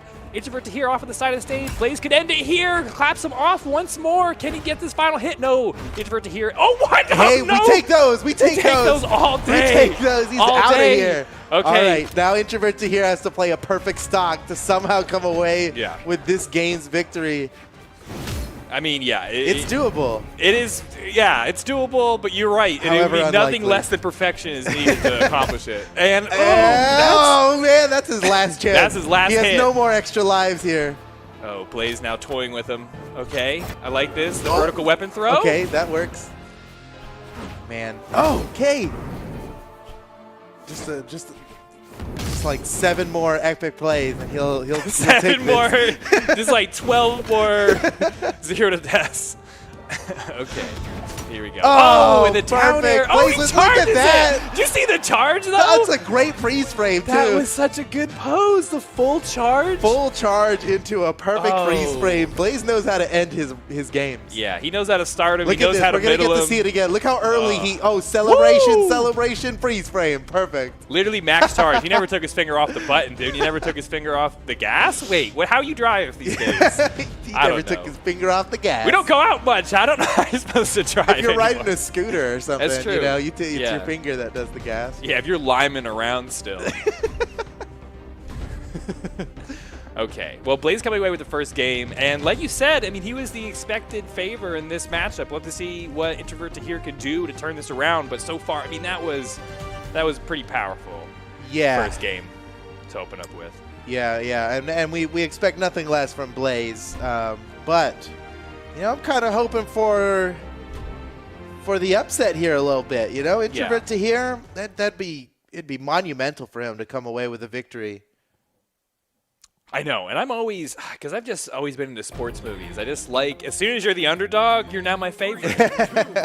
So. A lot of people in chat are agreeing with you right now. Okay, all right. Breaks Look first at blood, that. gets the first weapon drop. Blood. And then some. Yeah. Little first blood and some change. And then some. A little splatter on the walls up in the hallway. He's looking for, like, Dexter Season 2 here. Oh, man. All right. I didn't even watch Quite a Season reference. 2. Yeah, I didn't even watch it. Oh. Man, I love these color swaps, too. They're both going with the new Gala colors. Yeah. So good at Nice. it. Not as nice as esports color. Everyone wants the And a lot of esports good colors. color swaps. What? Okay, Oh, Blade, no! third! He can still make it. He has throw. full charge. Oh, yes, and the chase dodge Wow. to boot. Wow, man. You got to, honestly, in that situation, I guess he, okay, closes it that down was quickly. nice. I'm just trying to think, because Rocket Lance is such this interesting property because it can charge the recovery for more distance. Yeah. And you're like, I got to be able to challenge this. He's holding it for like 10 seconds. Yeah. You have all the time in the world to set up your counterattack for the recovery, for the Yeah. full charge recovery on land. Okay, now Introvert here hunting down one more big hit. He has done a good job of not getting hit too much here. Yeah. While he's got to equalize, but the equalizing, you know, if you take a bunch of damage while trying to equalize the stocks, you're in trouble. Right. Blaze. Wow, Blaze chilling. He didn't even have to try to avoid that weapon throw. He knew it was off course. Still, Tahir's still in a good okay, spot. there it is. Nice. He Nice. equalized. That damage That's damage nothing. deficit is negligible. Good. Yeah, he's going to get that back. Right here, maybe. Potential Blaze unarmed. All right. Grabs that spear. Nice. Cool chase dodge into the pivot nair. Get that reverse nair. Oh, okay. Some sneaky movement from Introvert to here. And he's equalized the damage. Oh, let's go. Introvert to here is in this. But we are playing on Miami Dome, where things can change fast, you know? Right. They're already in kill range, pretty much, even though they're orange. Oh, no. Loses his rocket lance in that Uh-oh. interaction. Whoa! He would have died baby, if he didn't yes! get that punch. I thought he He'd was have got dead. ground pounded. Yeah. That was nice. Yeah, he found his opening there. Now he finds his way back to a rocket lance. What? Oh, okay, crazy there's signature punish from Blaze. opportunity. Gets, Nice. Okay, he got some damage out of it. Wow. And the KO! Oh, my Introvert gosh. here takes the lead for the first time in this set. And you see that off the back of that really bizarre signature from Blaze. Easy but come, easy go, you know? hey, you can't- got to keep him guessing, I guess. That's the thing. So- Some of them I throw at you, some of them I throw away from you. You have to guess which is which now. All Well, right, you tied know, up it's on a the good last stock. story here when we have a even match down to the last stock. Oh? Uh-oh. Oh, man, that no, was looking like a classic Lance 0 Yeah. to death right there. Oh, that gives me, it stresses me out to see that start happening. Dude, dude. Blaze has fought a lot of Lances before. He knows how to get out of those. Oh, man. It's like you can't panic, you know? You panic, that's what the Lance player wants. Oh, and he drifts into that keeping it side air. cool on this He's last looking, stock. oh, man, Blaze, that was masterful. That was gross. That was gross. As soon as he started to pull away with that one, he was gone, dude. It was yeah. gone. He really he flipped on the NOS there. Yeah. He was just gone. I mean, what a great second stock, though, from Introvert to here. Turns it around, only to have it taken away by Blaze with that punch. And then after, I mean, the new lifeblood in him, boom, just closing out every interaction. Man, Doesn't Blaze miss is anything. great with those quick pogos. Dash jump, Yes. pivot pogo. The pivot, yeah, he does it backwards. I feel like a chump. I always do it facing forwards. yeah, I gotta. that bounces him off the wall a little bit when you do that. Right, yeah, He's every little bit, you know? Blaze You're is exactly squeezing right. every little bit out of the game here. Yeah, and I bet it hits sooner somehow, or I don't know what. I don't know. It just looks like It looks good. It looks like the He's best out thing there you could looking do. good. And it sends you back towards the stage. You bonk off of them, and you get a little boost when you land it, right? Potentially. I don't know. I'm not even sure I don't anymore. even know how this game works. The other day when we remember last time we didn't even know if weapon drops despawn. They do. And they call us developers. Yeah, all I've developed is short-term memory. Oh, man. So the set's now 2-0 in favor of Blaze. Basically, Introvert Tahir's got to play 3 wins in a row here to somehow come up with a victory and make it to round 2 on the winner's side. Gosh, that seems hard. That it does. It Against does. an opponent like Blaze? But you know what? If he can just take one game, if he can That's avoid true. the clean sweep, he'll, You know, that is very true. he'll do I a had lot of people proud. I had a professor in college who'd always say, how do you eat an elephant? One bite at a time. You can't think of the whole goal. You got to take it off in chunks. So he just needs to Yeah, focus that's all smart. on this one game because that's the only thing that's going to save him here. Whew, okay. He's thinking a lot about this last stage. Oh, you man. gotta okay, think about there the you go, there you go. yeah, So get that out he of left there. open small stages. Yeah, no I it don't- seems like he just doesn't want platforms, Well, you know, which I guess would make sense for. we've a seen Lance him go player. for those big off-stage rocket lance combos where you're catching your Yeah. opponent's read, you're catching their dodge, and on these small stages, he could turn that into a stock pretty quickly. So maybe that's his plan Yeah. here. Plus, these tiny walls here would serve the Scarlet Hammer Oh, side signature gosh, well. yeah. Right, because you can creep over the edge with it. Serve him on a plate. This is the perfect place for him, dude. We'll see if he puts that to use. Good Oh, start wow. for Introvert here so far. Dude, he's working this corner. Okay. Oh, this he is does. It's rocket all about the lance. hammer. Oh, It's yeah. hammer time, I guess. Let's go. It's time. Wow, hardly damage on this first stock. Introvert to here. Woo! Oh, already Gets a big disarms hit. Blaze. Blaze is in trouble. He He's doesn't in even big have trouble. a weapon. Yeah. Oh, and it Nice! he catches at the wow! top. 30-second KO. Let's go. Introvert to here. Okay. He's in this. He All is right. in this. Dude, I love it. What a comeback here at Game 3. It's not over yet, though. We see Yeah, you're Blaze right. come back from worse than this. That's true. It is like there are some people who just have that Terminator vibe where it doesn't matter if they're in the lava, it doesn't matter how much you think they're down. They just keep coming. But Blaze is going to have to take this stock here. Pretty quickly, Introvert to here, pushing this lead just a little bit. All right, clapped off the side of the stage. Can Blaze take this first stock of Introvert to here? He has so much runway left to work with. Oh no, getting eaten up by that axe combo from Blaze. Now rearmed with the rocket lance. He's still got all 3 stocks, I though, know, man. he's Look at not- this. He might go up 2 stocks over Blaze. He's got a oh! and it Oh! what? So Just close. barely catches the front end of that.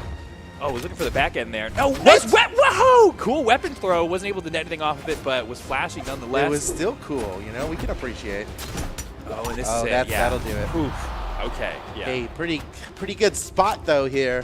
He's got to yeah. close out this stock quick though, man. Blaze can catch up I in know. a flash. You feel that where you're like, okay, I get this stock, I get some extra credit on the final stock, and you start playing with some confidence and figuring out this matchup. And that's what Introvert to here needs in this set, not just this game. Oh, and there it is, the puff coming out of the bottom of the lance. That'll do it for the second stock from Blaze. Now down to his final one. Okay. Here we go. Introvert to here, about to take a game off of Blaze.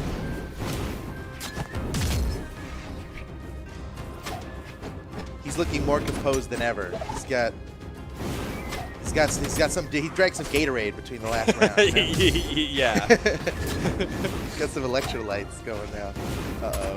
Oh, Blaze is starting to catch up. Oh, man. This is how it happens. Yeah, this is how it happens. This is how it happens. Okay, he's trading out for the... Oh, no, gets he's an got no axe weapon. hit. No, he threw that Oh, lance wait. and got bonked away immediately. Uh-oh. Blaze spoiled with weapons now. no. Introvert to here has to fight his way through to get to that weapon drop. No, Oh, but Blaze Blaze is going to steals take it, dude. What a jerk. He took that What weapon. a jerk. Oh, no, and he knocks him away from this one. Oh, he's never going to get a weapon Oh, he's again, not, dude. dude. He's That one completely weapon starved. throw. Oh, this weapon star has been a game changer for the second stock here. It's so Introvert to here. unfortunate. Oh, what? Introvert to here, he was throwing it to break neutral, and Blaze just blasted him away from it at the same time. Oh, and that's not it man, yet. this is costing him so Can he much. make it back? Okay, That ledge trap. one- Oh, gone. Next time you throw your weapon, you Yeah. remember this. Well, think about it. Think about this moment here. Yeah, it happens. Look at Introvert. He hasn't got to use a weapon in an hour. It's been so long. Okay, Oh, finally, yeah. Here we go. It's the lance that he had at the start anyway. And that lead is all It's gone. completely gone. Blaze has destroyed that second stock, didn't take too much damage, and now it's all even on the final one here. This could close out the set if he Blaze can comes still away do with this, it. but oh man, he must be. Oh no, Oh, dude, the no, 3-0, it's is it falling real? right through his hands. Oh, whoa, Like- gets the top side of that ground pound. That is like perfect luck for him. Oh, No, it's not gonna- over. I can't believe it. Blaze cleans it out. 3-0 in the set. Introvert to here had such a big lead. Yeah. Oh, wow. And Oh gone. my goodness. Destroyed. The lead completely obliterated there. Oh, what a perfect play off on the side of the stage, tying up the stocks. And then, oh man, once they were on same stocks, it was like Blaze knew. It was Yeah, like he just knew. yeah. It was an issue when he was trailing behind, Yeah. and then Blaze really started. You could see it just falling right through Introvert to here's hands. Still well fought. He's going to go down to the lower bracket now. He's not out of the tournament yet. He's going to go down to the lower bracket. Right. My- Hopefully we'll my see him goodness. again. You know? Yeah, hopefully. He fights QS in the lower bracket. That's a pretty even matchup though. So Dang. I'm looking at this next hopefully we lobby, see him though. again. Still well fought, Introvert to here, representing the Middle East community. Shout outs to him. My goodness. Blaze though, what can you say, man? Blaze. He was looking good. He's a killer. Yeah. That All right, was... let's get right up into our next match here. This is an exciting one. It's Blue versus Addy Mestic. All right, and Addy Mestic, you guys know him. He is a world champion, 2v2 world champion of 2018. Going up against Blue, who was a long-time top contender in the European region. And by top contender, I mean rank 1. He was number 1 in power rankings for like a So by whole top, year. you mean like actually the top. Like actually the top, yeah, Yeah. like Summit. Like right, peak. This He's is the peak yeah, player. you're not gonna like it, in but this is Europe what for peak a performance very, looks like. in for a EU. very long time. Oh yes, What? dude! Yes. He won the whole set. He won the whole set, dude. It's when over. when We you can call literally this game. goof troop on somebody in the first 3 seconds of a game, you've won completely. Blue is the guy right now. Okay, Oh, Addy man. Mestic though, I am waiting to see what he's got on the greatsword. I haven't seen Addy Mestic on stream in a minute here, so I'm excited for another performance from him. Yeah, we saw Addy Mestic playing some Jaeyoon in the doubles tournament, right? In Mammoth Cup. Right. We haven't seen him in a 1v1 like this. And going up against Blue, Oh, Sounds shut that like a tornado tough- down! whoa, They're both like just whoa. canceling each other's attacks. Yeah. That's how much they are aware of each other's abilities here. Able to get these perfect interrupts. No one taking this first stock yet. Nice. And Blue going to come away with it, of course. He had that perfect goof 'em up play. You got to... yeah, it's going to take a lot to counter that. yeah. But Addy Mestic is just about made up for it, though, honestly. About to take this stock. Potentially no, Blue. All right, going to get a little bit of a lead. Now off on the side of the stage. Addy Nice. Mestic looking to close out this stock quickly with the small sword. Yeah, he's looking for signatures, and Blue knows it. I mean, that slide charge side signature hits so far in front of you. It's such a good option there, but when Blue's hugging this wall, he's going to be able to make it up safely here. Oh my gosh. Okay, Addy Messick really needs to take this stock like now. I know, it's just getting worse. Oh, wait, almost caught the recovery, but Blue able to jump out of it there. Oh, Oh, no, punish now Blue's town. going to get a huge punish off of that. Oh my goodness, it's getting away from Addy Messick here. Oh, woo, Nice, okay, nice, there we nice, go. Nice. All right, finally claps back, but Yeah, a little bit late. the mountain in front of him now. He's got a lot going here. Okay, Blue might just end Addy Messick immediately. Take a full stock lead. Addy Messick manages to avoid that killing blow, but Blue's got a lot more coming. Oh, man. Almost anything he does will be a killing blow at this health. Yeah. On this tiny stage. When you see your opponent swinging like this too and you're in red, it is tough. It because is. Blue is making a lot of, Yeah. low risk, high output attacks here. And he High takes that output. That's for high sure. output, dude. He All was- right, a full stock lead now for Blue. This is looking grim for Addy Messick. He's not going to let him have that weapon. Oh, man. you want to grab this weapon? Oh, he's toying with him now. You're right.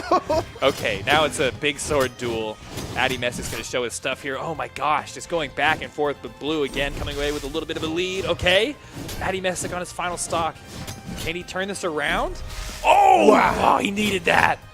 Okay, can he get through this quarter guard here? He has to get over Blue, get over the top. Dude, Addy's in trouble, man. This Yeah, Blue can be pretty silly for the rest of this match and be in good know. shape. he could. But we've seen Addy clutch it, man. Oh, okay. Gets around that weapon throw somehow. Makes it back on top of the stage. Has a little sword in hand. Dude, Blue's like slowing down. He's getting calculated now. Yeah, he knows he's just like one good maneuver away. Dude, but from Addy winning. Messick is actually just dancing around him. Oh, that was the best dodge ever. Madman! Oh, Wow. but Oh, I mean, what are you gonna do? what are you gonna do What about are you gonna that? do? Your dodge was gone. You already used it on the best one ever. It was a really cool play. Look, we're gonna see it in the replay. Yeah, Let's get some hopefully. slow mo That was on cool. Addy Messick. Even though Blue won, we want some Addy Messick slow mo here. I always call that a hezi. I don't know if anyone else calls it that, but when you use your dodge, you get the invulnerability, and then you cancel it into an attack to get the gravity cancel. That's what you're referring to. Yeah, as a hezi. because he has A hezi to me has always been that like heartbeat pause you take to mix up your timing.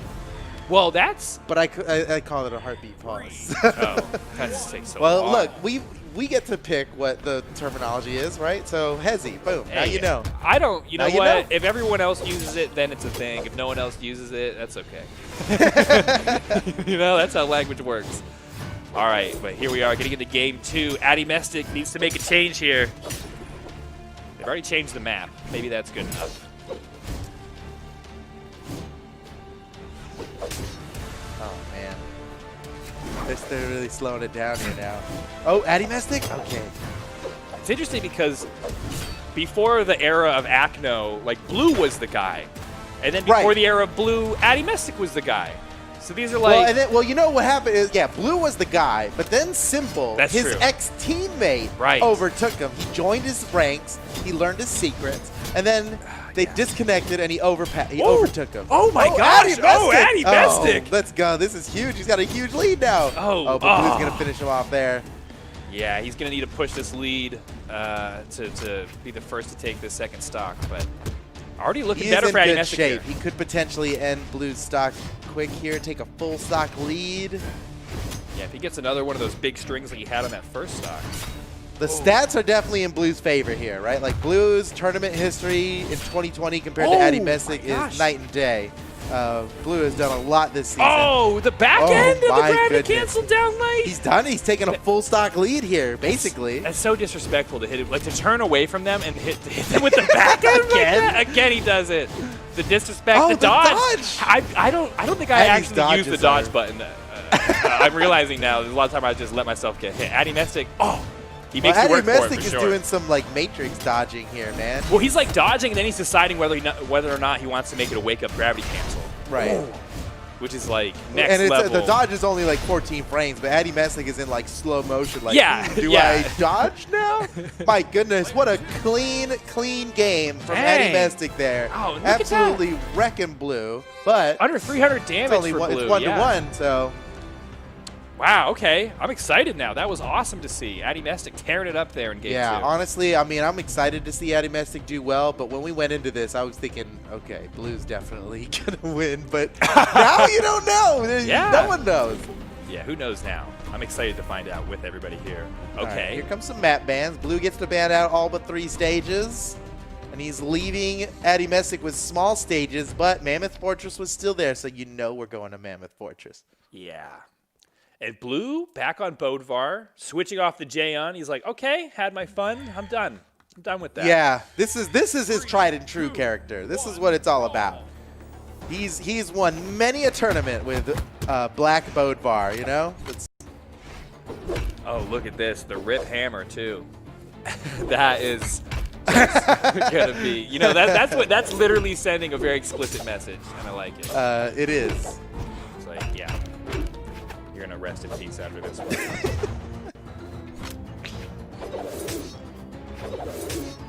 Okay. You know, I think Blue really excels in a Sword Ditto. He's dealt with it, I mean, probably more matches than everything else combined. He's dealt with Sword Dittos. Yeah, but I mean, Addy Mestic? But it's Addy Mestic. This is a new flavor of Addy Mestic nobody's familiar with. That's true. We've not. Oh, okay. Addy Big Mestic has haymaker. been a dedicated Val I know. for years. And now on the Jayon.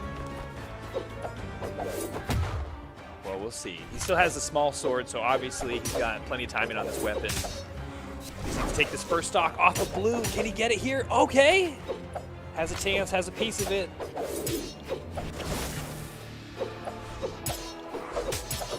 Nice, again with that. Pivots out of hit stun with a downlight and lands the follow-up. True combo for the kill. Well done. Addy Mestic keeping himself in the game here. Blue had a lead. Addy Mestic not too far behind.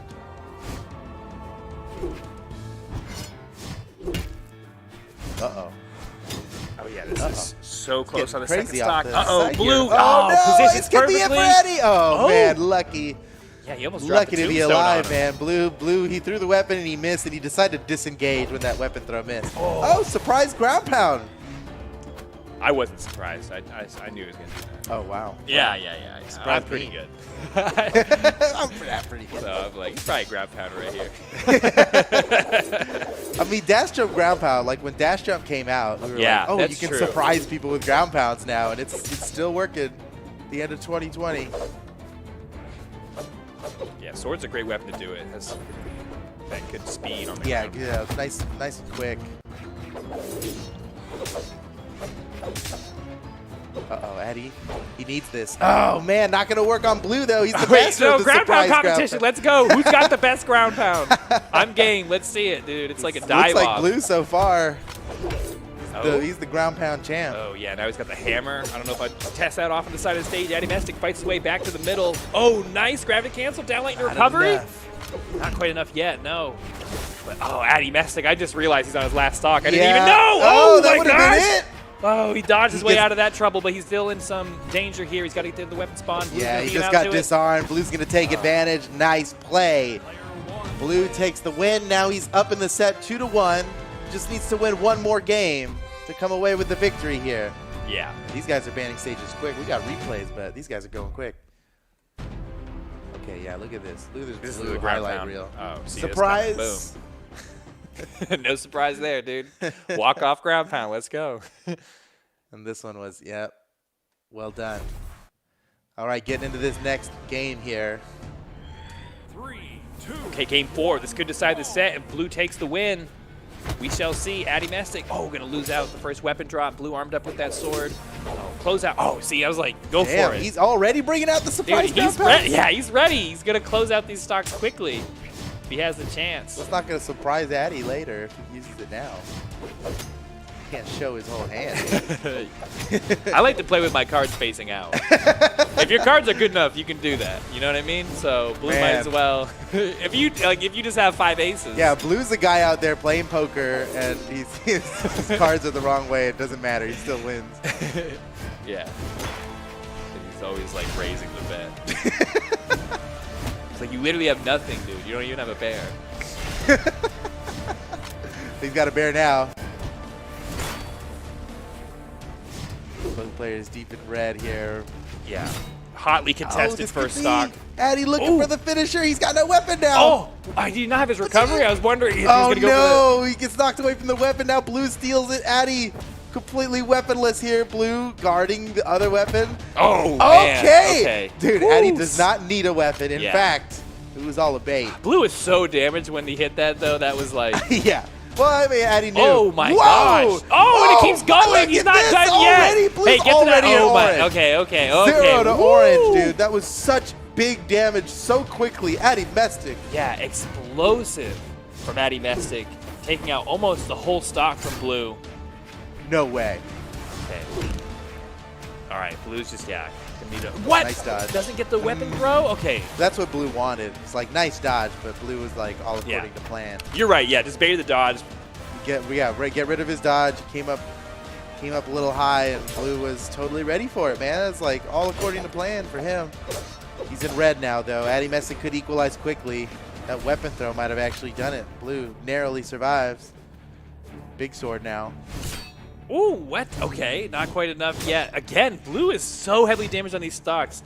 I mean, it's interesting because look how much damage Addy Mestic has to do to take a stock, though. He keeps landing that nair, and it's working great, but it's not getting killed. Yeah. And if they were recoveries instead, you know, the recovery's not as fast. Yeah, So that's sort of Addy, the problem I mean, you're seeing there with him is he's got these Yeah. explosive combos. He's doing so much damage, but then he can't find that closing hit. Maybe that's just the hole in his gameplay. It so makes sense that Addy Mestic on Jaehyun would excel at all the fast attacks and have Yeah. trouble landing the big attacks because he plays fast characters, you Oh. know? Uh-oh. He was making quick work off of the side of the stage there, but could get it reversed. Blue, they're both fighting for this wall space. Who's going to come away with it? Blue somehow sneaks his way back on the stage, looking for this weapon drop, going to pick up the hammer.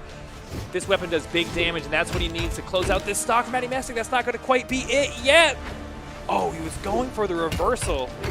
He's trying to fish for it. Knocks Addy Mestic off, has another chance at an edge guard here. Oh, no, and Addy Mestic just makes it right back to the stage. He cannot be Oh, there we stopped. go, there we wait, go. he can. Yes, right there he can. Okay, Addy Mestic is in a good position here to take us to Game 5, but we've seen Blue turn things around in much worse situations than this. Plus, he's got the weapon advantage here. Oh, no, he had to go for that ground pound.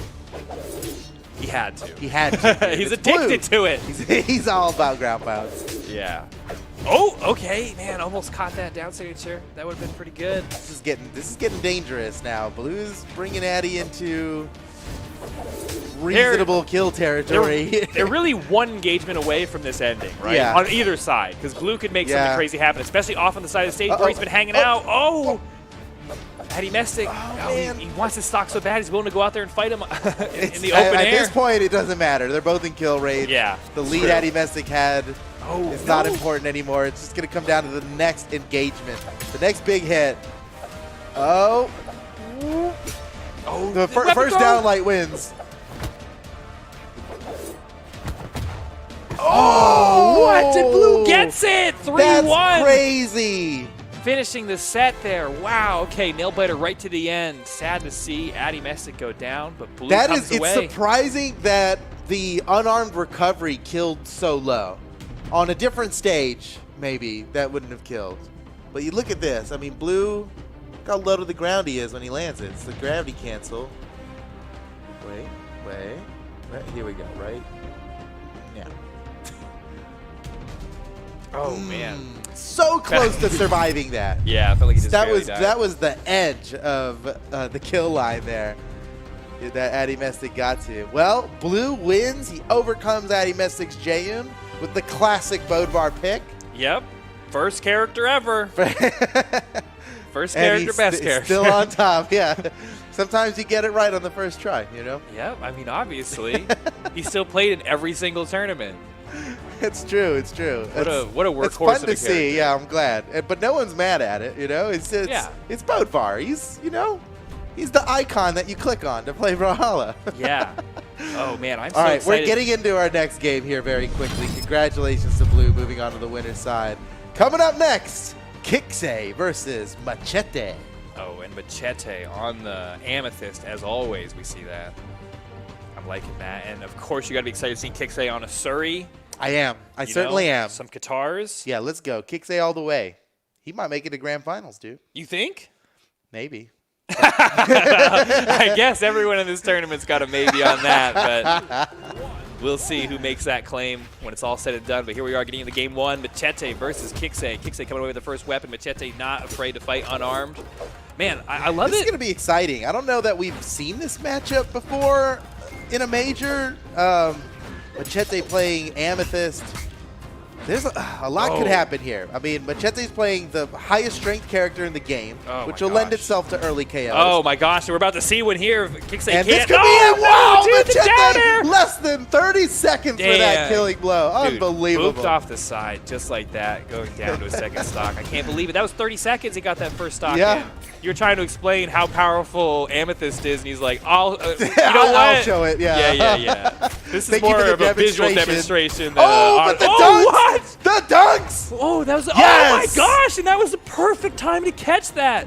Could not make it back to the stage. Man. Now both of them on their second stock. You know, and that's what I was trying to get at here is that both of these characters are, both of these players will be capable of early KOs. Oh, right? Kixa's guitars are so clean. Oh, Big read against he's the odds. still Go for going. more. Oh my goodness! What? Neutral sig finisher. Here it comes. Oh!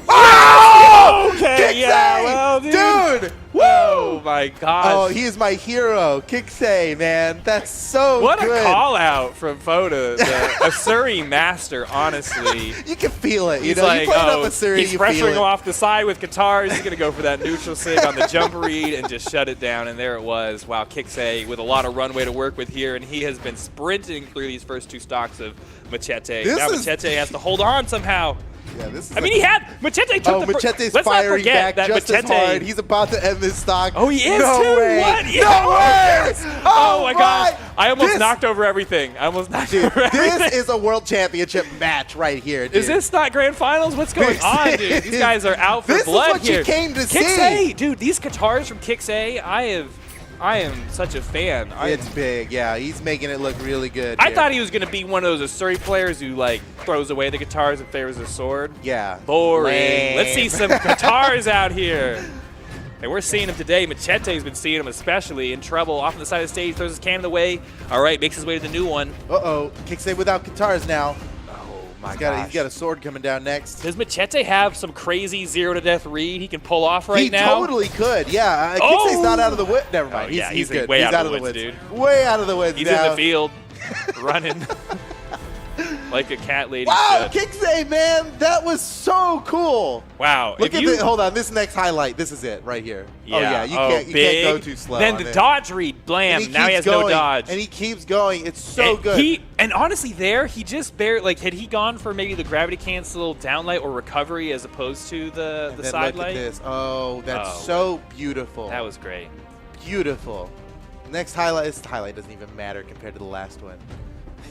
Dude. Yeah, that was such a long Woo! combo. He took him from mid-stage off to the left side, then back all the way through the right side. Yeah, that was quite a play, man. That was like that's a contender for best play of 2020. That was really good. I can't believe also, like, Machete literally took the first stock in under 30 seconds and lost the game. Like, that's right. How do you, like, what a comeback This from is Kixa. it's a really high octane match here. Oh my because gosh, they are both capable of deleting each other. Yes. It's so quickly. And they're so game for just going in there and trying to get these hits first, not waiting for the fight to come to you. All right, I'm so excited to see this game 2. Here we go. All right. Ooh, Kixa nabs that first weapon. And he's got the guitars now. Game on. Yeah, I Game like on, that. game Just on. use the sword as a projectile, get your favorite weapon, and start doing your work. He's got to get this start, dude. Machete is really respecting Kixa now. Look at that. Oh, just hopped over the sidelight. Nice play by Machete. Kixa is like, dude, he is hungry for that combo. He's like, how do I get this started? I know. Machete's making it tough. He just does these, like, He really is. He does these quick hops where he snaps back to the ground quickly. And Yeah. can threat from both the air and the ground. Here we go. Oh, Oh, nice but read. Kixa- He got it. oh. Oh, man. Machete lucky to get out of that one. Yeah. One more hit and Kixa would have been able to finish him. Dude, that literally must be what it's like to be caught in a cage with a tiger. And you're just like, just let go. Just please let go. Nice spot dodge from Kixa. It's a new weapon on the field for him. Woo! Oh, nice punish there. Like that whip noise, though. What a good sound effect. Oh, nice turnaround side air from Machete taking the first stock. Okay, finally Wait, what do you mean finally? He had already Finally. had this stock way before this in the first game. A whole minute for a stock? This is ridiculous. Yeah, this second stock looks like it's going to catch up to that first stock pace. Oh, maybe not. Kixa, oh my Whoa! gosh, goes way deep in the sky for that. He's a madman. Not able to pull away with it there. Oh, I like these like All right, little. now this is the tough part, dude. Yeah. When you're okay. All right, yeah, Kixa to throw that weapon. The guitars, you know, when you got an opponent at high damage like that, finding the KO can be tough. Yeah. With guitars, everything you're gonna do, you don't have anything that confirms right into a kill. You know, with the sword, it's like a downlight will lead to a victory here if they're damaged. Right. You got a true combo to go off of that. So it seemed like Kixa pretty intentionally got rid of the guitars to finish the stock. Now that Machete's at low damage, he's got the guitars. He's looking for that big play. This could be it. Oh, man, Machete sneaks his way out of that. Dude, the guitar combos are tough, man. Yeah, There's a lot of ways out. So when Right. when Kixa pulls off that 8-hit string, that's marvelous. It's truly a spectacle. Oh my! Look at Oh my gosh, you're right. That was a spectacle. this. It was a spectacle. As advertised. Okay, well, you know, Kixa, that combo there got him back Ooh, that into this hurts. game for a second there, and now Machete closes out the second stock, taking a little bit of a lead, but Kixa can come back from this, no problem if he gets one big hit. Okay, Machete has him off on the side. You know, yeah, I love seeing Machete's cannon, and he could take a stock pretty quickly off on the edge. Man, so I Kixa won't kind touch of it. messed up there. I think he was looking for a recovery off that downlight. Might have actually killed. Machete's getting all this extra credit. Should be dead. Lots of extra credit. Oh, he goes for the ground pound. I like that he didn't back off, though, but it might cost him. Nice! It does, yep. Well done. That was a good weapon throw. Now Kixa is very damaged here. He's got a shot at taking the game, but it's going to be difficult. Going up against an Amethyst or a Zol, when you're at high damage, and both Yeah. these weapons, they just have so many moves that can KO. Yeah. It's like any stray side airs Yeah. at this point will kill Kixa. So he's got to watch out. He's one hit from death. The right kind of hit. Oh, but wait. But he could use that to I'm his a believer. advantage. Oh, my Woo! gosh, he sends it. Full send off on the side of the stage, but Chet's able to make it back through. Okay, swapping out for the cannon now in a really bad That was spot. nice. Yeah. That was nice. Yeah, good throw from Machete to close that out. Game 2 going his way, and now we're going to have a tight set. 1-1. This is a good game right here. This is a great It's game. what they call a GG. Yeah, I would GGWP for sure on this one, you know? I'm not going to lie. I've played a lot of games of Brawlhalla, and I've said GG before. I'm not going to lie. Right now, I'll tell you, I didn't mean it, like, at least half. But you dog. mean it now, right? Oh, for sure. This is a real. GG. I'm telling you. This is right. Yeah, for real. You look back at all the GGs you said, and then you see this match, and you're like, I'd be surprised were if they half really of them. GGs? Yeah, if half of them were real GGs, I would be shocked. But you can't go comparing all your matches to Right. this one. This is, Yeah, this one stands above the rest, head and shoulders. Let's see how it finishes out. We're here on game 3. The set's all tied up. We're in the apocalypse. yeah, good start for Kixa so far, but it's too close to call right now. Good damage. Oh, Kixa looking for it. You see Machete jumping away. He's jumping out of the neutral lights before. Last time he dodged out of the neutral light. He paid the price. Oh, nice. Disarmed. Machete. Oh, good. Kixa. Ooh, Machete's still alive. What's he going to do? Oh, what? He got it. He did it. Dude, look at this. He's going for the edge guard. He could have disengaged to grab a weapon. Instead, he went for the unarmed edge guard, and now he's paying for it. Now he doesn't have a Maybe. weapon. We'll see. He gets Oh, blessed with another He's one. getting blessed. Odin's blessed. Yes! Whoa! Ooh, that was nice. Dude, the backdash to avoid the cannon neutral light, Yeah. scoops himself back I gotta in see for the that, finisher. dude. This cat's got some singed whiskers. That was like pretty brave.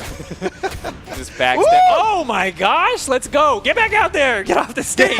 Take him Get away. back out there. I mean, when That you, was prime for some neutral sync time. yeah. dude. Look. Oh, nice dodge to avoid Oh, the here we weapon go. throw. Here we go. Here we go. Oh, Machete is Chase smart. him. Chase him. Smart to go to the other side, dude. Yeah, he had to is get smart away. to go to the. Luckily, he's on a stage where that's allowed. If we were on Miami Dome, he'd just be done. Oh, he can still man, make that it is back. He can tough. still Wait, make it back. are you serious? Wow. Wow, I actually am shocked by that. Oh, I thought well. that weapon throw was his death, but no, Shouldn't he's have going to been make it back. because I told you. I know. was like, Well, I he's don't- going to be. Woo! Wow, Machete! That was clever. That was awesome. clever. That was so well done. good.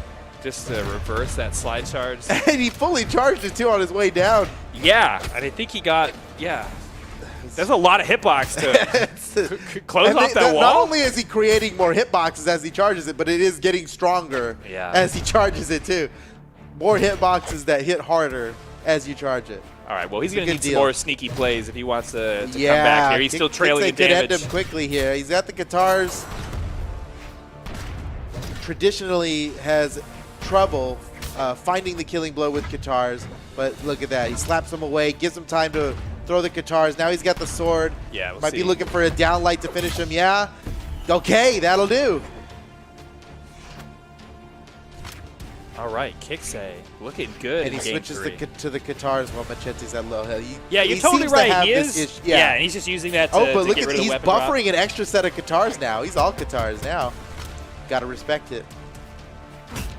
That's great. And I mean, when you got the stock lead too, he's like, all right, I can just. Oh, wait a second, never mind. Let's go. Oh, Is that it? Oh, it's not enough. Oh, the chase dodge. Oh, wow. man. Machete should be dead, but he got that chase dodge in time. That was an insane exchange there, man. Oh, that's the thing, though. Is you can never give up, and Machete did not give up on trying to get back. But Kixa equally was game for just throwing out attack after attack, trying to finish it with the unarmed down air, everything he had.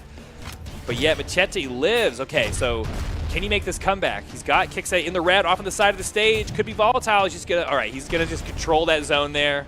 Yeah. Guard the corner. Guard the corner. Kixa manages to make it around. Now he's got an opportunity. Oh my God! Oh, yes, the glow sticks. Right into the glow stick dance. He really deserves the dance. Oh, true dance combo, it out, dude. Kixa. Dunk into glow stick. Dude. Oh man. Okay, we got some good highlights here. Oh, So that was the Singe Whiskers right there. It was a good play, backdashing off of that. And then, dude, look at this. Oh, that could have just been it right there. And then here it's like Machete did not touch the wall. He would be dead, but he got the side air and was able to chase dodge up just in time. Dude, that was a great. And then the dunk to finish it. What a great game. That's such a good read, too. Dude, we do esports all year for moments like this, man. Yeah. That was awesome. This is such a great set. Kixa up 2-1, just needs one more game to take the set, but I'd be surprised if this doesn't go to game 5, because these guys, I mean, they are back and forth to say the least. This is an even match here. What a spectacular event. Yeah, is Koji going to be the change that Machete needs here? Yeah, I'm a little surprised to see the Koji from Machete. Look how well the sword and the arrow line up. Perfectly Nice. straight line. Yeah. It's almost like we did that intentionally, but really we didn't. We really did. We really didn't. Oh my gosh, everything's an accident. None of us should be here, but let's just enjoy it. Let's go right into game 4. How are we here? Yeah. How are we all here? I'm just glad that we are. What's even happening here? We're on the front page of Twitch right now? This is crazy. All right. Kixa like that. versus Machete. I'm not gonna lie, I love that chunky sword that Machete has, dude. I don't even know where that comes from. Oh man. Someone will tell us. Yeah, someone would find me a line on that chunky I know the sword. guitars are from Ragnar, from the Celestial Ragnar skin. Oh, man. I'll recognize those anyway. Oh, big combo here. Okay, gets the recovery. Dude, Does Machete might. Oh my goodness. I'm liking Machete's got him in bow, red, honestly. dude. He's barely been hit. Uh-oh, okay. Look, he went for that behind-the-back weapon throw. That is a chunky blade. I like it. God, what is that from? That's fun. Is that a Jayan sword? I don't even know. Oh, okay. Kixa in trouble again, off on the side of the stage. Gonna avoid that weapon throw now. Oh, what a read! He let him just blow his dodge and then came now, back to for me, him. that's a hezi. Yeah. That's what I would consider a hezi. But I do we do need a term for what you were calling a hezi. You know, That's true. the using the dodge part of a gravity cancel to, well, dodge something and then punish with the continuation of that. Yeah, I'm gonna that credit. That needs a name because we can't explain it like that every time. Right. What are we gonna do? Yeah, We'll I'd like get to there. take a We're minute and evolving. just credit Noel. Noel's the first player I saw do that like consistently That to the was- point where I was like, oh, he's doing Yeah. that on purpose. I'd like to say that Noel pioneered that, but it all kind of happens quick. These guys fight online and ranked like all the time. Yeah. The meta develops very quickly. Yeah, this is a pretty interesting experiment. Nice. Oh, okay. But yet they're still alive. Ooh, Woo, Kixa wait, wanted oh, that. man. Ooh, okay. I wanted that to work out for Machete, Honestly, you know? It might have been the only thing he could have done. yeah. Well, I think No? I'm not sure. I'm not sure. I think Machete Oh could my have made gosh, it back. dude, wait! Oh, Kixa almost got a full Whoa! piece of it Oh, there. the chase Oh my dodge! god, He should be dead. Oh, he might be. Wait, No, let's no, go, it's, dude. It's dunk time. It's time for a necessary dunk, dude. This is the only way Kixa's going to be able to keep himself in the game here. Potentially, Machete looking Oh, to close he's going down. to bait him. Finally He's lands a baiting weapon him down throw. there for the dunk, dude. Oh, come on, Machete. You can go. You can get a ground pound. Don't fall for it, Machete. Don't fall for it. It never works out. Oh, Kixa's getting it going, though. Oh, he almost. Yeah, he went He for wants that. the dunk. Oh, Nice. that might be That's it. basically a dunk. Oh, Well And the ground done, pound to boot. Kixa. He was trailing so far behind in damage. I mean, look how damaged he is, yeah, though. yeah. He could like if Machete whistles too loudly, Yeah. Kixa's gonna get knocked off the stage. Yeah, a throw from that chunky sword might do it, honestly. Oh, the neutral Oh my light carries goodness. it pretty far with that one Yeah, hit. if he wasn't on the opposite side of the stage, that would have killed. Okay, yeah. Dude, Machete is like he's calm, Woo! calculated. There it Do you is. see how hard that killed? Like, there was no chance. He was gone. Okay, now it's all tied up. On to the Yeah, final stock. but Machete is fighting for his life here. That's if true. Kixa wins, He's on game point. that's it. Yeah, Match Kixa's on point. game point right now. Or whatever Match you call point. it, No, dude. match point is correct for Kixa. Oh, foo. I knew all those hours of Mario Tennis were for a reason. Oh, yes! Oh! What a great move! The Is surprise this it? attack! Oh, Machete fights his way back to the stage. Kixa's definitely taking some punishment for that. And it's an even game. Oh my goodness. The tension. Tension is rising. Look at Yeah. these guys. There's Dead so much even. on the line. Oh?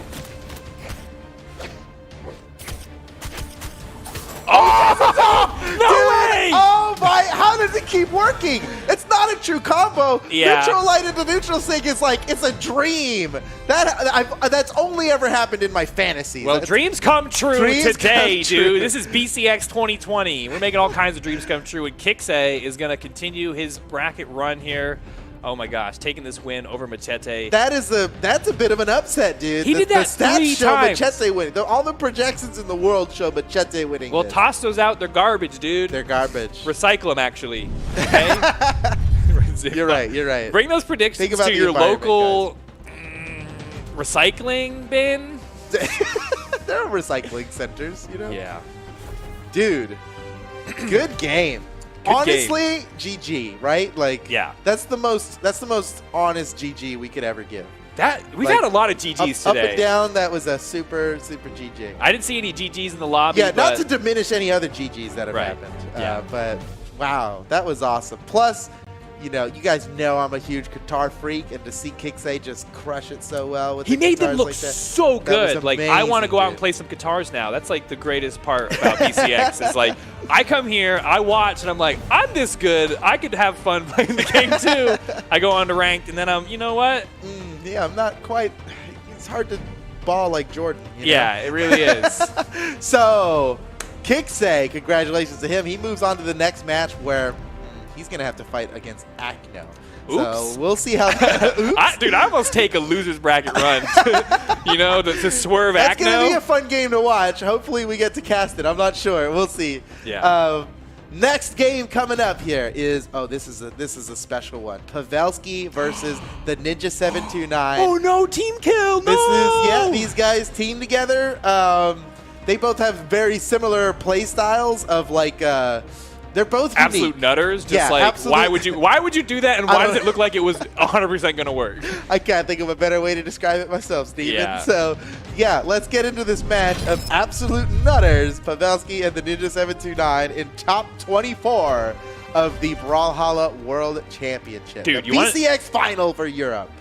What were you going to say? Oh, you want to know what I'm salty about, dude? Yes. We launched titles. I'm all excited, dude. I open up my Brawlhalla. I'm veteran of Asgard 4! 4, dude? Pavelski's 5. Juice my account, BMG!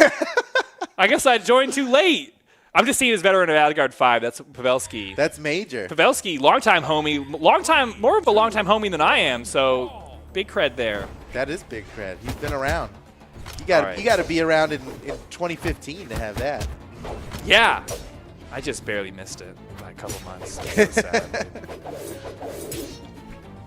We got some of our developers are captains of Asgard. They're even beyond. That's like What? 24. Yeah. Chill Penguin, dude, he's a captain. Dude, he made that up. He made that up. He is. I'm gonna get the to guy. put some He fake can't titles in just for give me. himself That's whatever true. he I'm wants. gonna get a fake one. I'm the one true woo. That's it. Claimed. All right. Back to the match. Back to the Tied up. First stock. Orange all around. Who's going to come away with it here? Oh, Pavelski gets a nice string. And Oh, the what a beautiful read read on that the weapon throw. It's Is not that- enough, though. I can't believe not enough. Pavelski goes out there a little bit. Okay, the Ninja's going to go around the other side, the wraparound, and pick It up the was sword. smart of the Ninja to do that wrap around there. Yeah, I would say. Pavelski was still hot. You can't. What? Oh, my gosh, He dude. jumps over the pocket sand. Checkmate, Oh, dude. Knight to Queen 4, and then King me. Yeah. Checkmate. A little bit of checkers in there, too. Listen, King dude, me, I'll bring in checkmate. Partisi if you don't quit. Back him in now. Yeah, dude. AC Doocy up in there. It was just the way that the anchor went right over top of that sandblast was so satisfying. It was great. Yeah, he used the built-in movement of his signature to avoid the attack, counter attack, all in the same move, right? One button. Yep. Did all of that goodness. But, you know, we end up even anyway. So here we go. Well, I mean, that just goes to, you know, we weren't blowing smoke earlier when we called these people absolute nutters, and that's the only way to describe their play style, because that's the type of stuff we expect for them after this, you know, long year of fighting back and forth to see who is the best at Brawlhalla, and these two are still out here doing it for fun. They do. You can tell. You can tell they're having fun while they play. Oh? And but I would say that, I mean, Pavelski he's always the guy out there looking like he's having the most fun of anybody. Oh, I don't know. All right, let's see. Uh-oh.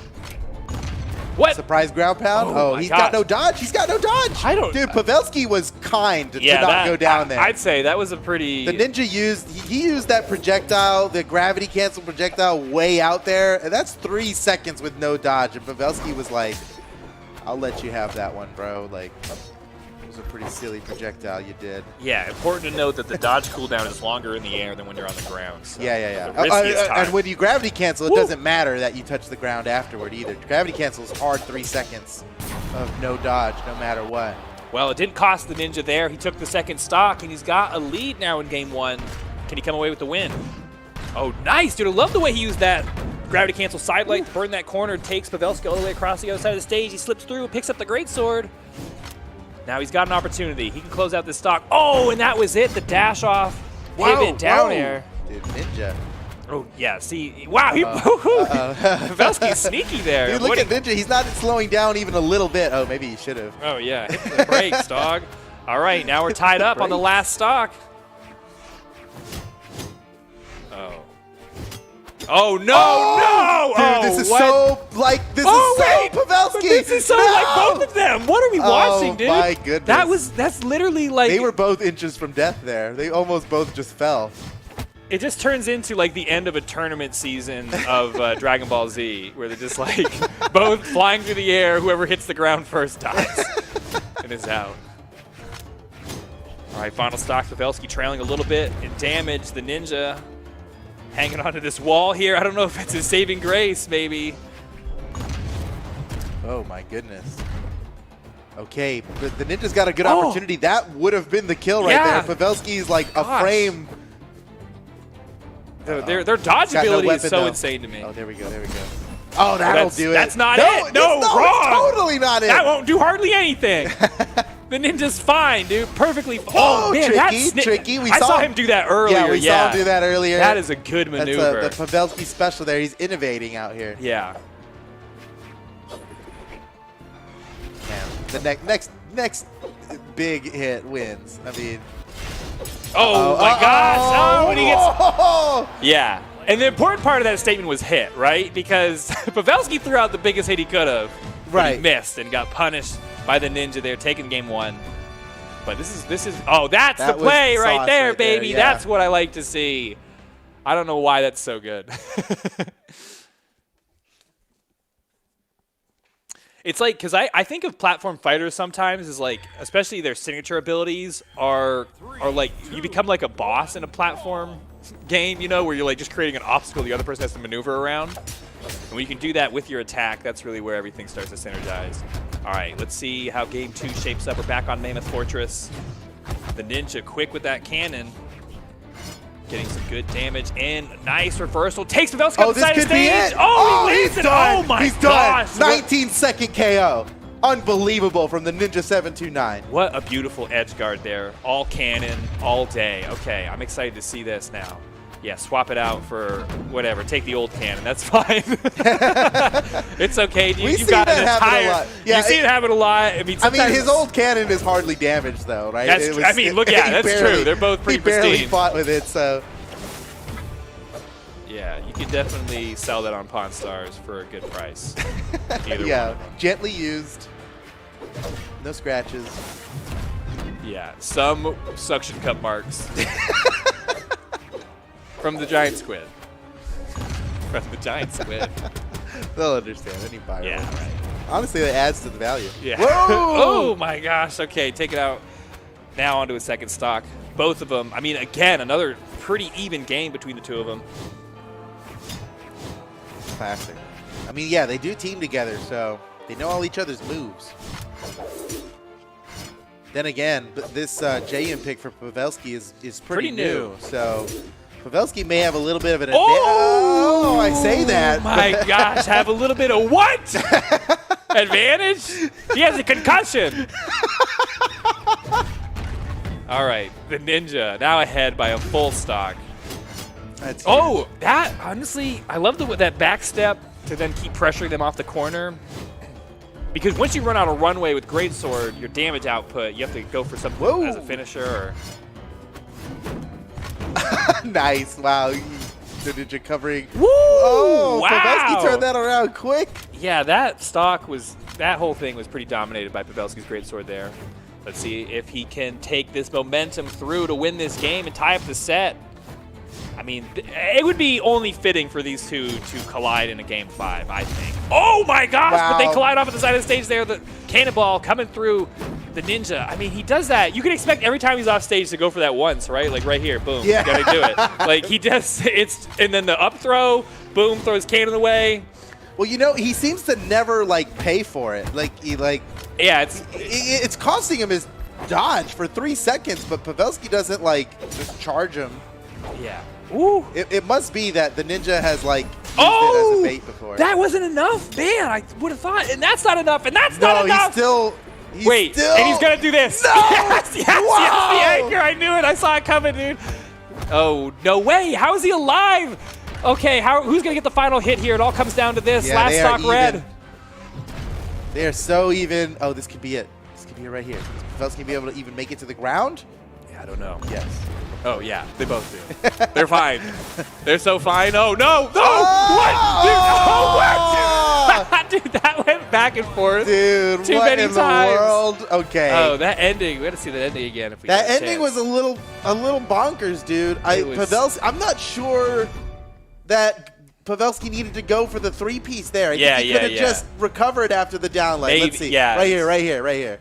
Boom. So he catches him. He caught him, and it looks like it might be over. Maybe a downlight recovery wouldn't kill here. But he went for the down air into the recovery, which is not true. I mean, it's true in the most perfect circumstances. Dude, when you're an absolute nutter, you know what I mean? You just go for it like that. But there is a solid chance. Now, I do not know that a recovery there would have killed. So he might have needed that down air to actually make it. But it wouldn't be the first time Pavelski, goes a little too hard for his own good. Gosh, I mean, that certainly is true. We've seen that. The story of Pavelski, really. Yeah, we've seen that many times in these tournaments. But let's see if he can turn this around here, because if he can't, his first stock is looking tricky too, but he needs this game to stay in the set. This could be a 3-0 by the Ninja. Oh, man. I don't think I would have predicted a 3-0. I mean, certainly not. I was thinking game 5 naturally. Yeah, I don't know if I give. Oh my God! Yes, please do something to put it away. No, he goes back for highlight. it. Oh, highlights over. Highlights over, dude. Low light. Jeez. Clip that. Close. Call it a low light. Yeah, cut out low the light. end of it. Just clip it. Call it a low light. No, dude, that was. I love the way he goes for that, like the down air into immediate weapon throw, and then he starts utilizing the unarmed kit. Yeah. He just needs a little. He needs like one more big spicy move to cap that off. But he's gone for that a few times off stage. All right. No way. Still Surprised survives? the ninjas survived through that. Oh, He's getting tricky. The ninja is clearly aware of his Oh! tricks. They're both such tricky no. players. It's funny to see. That's what was so. I mean, I knew that that's what we had coming when this game started. Yeah. It's like that's the big feature here with these two players. They're both just wild.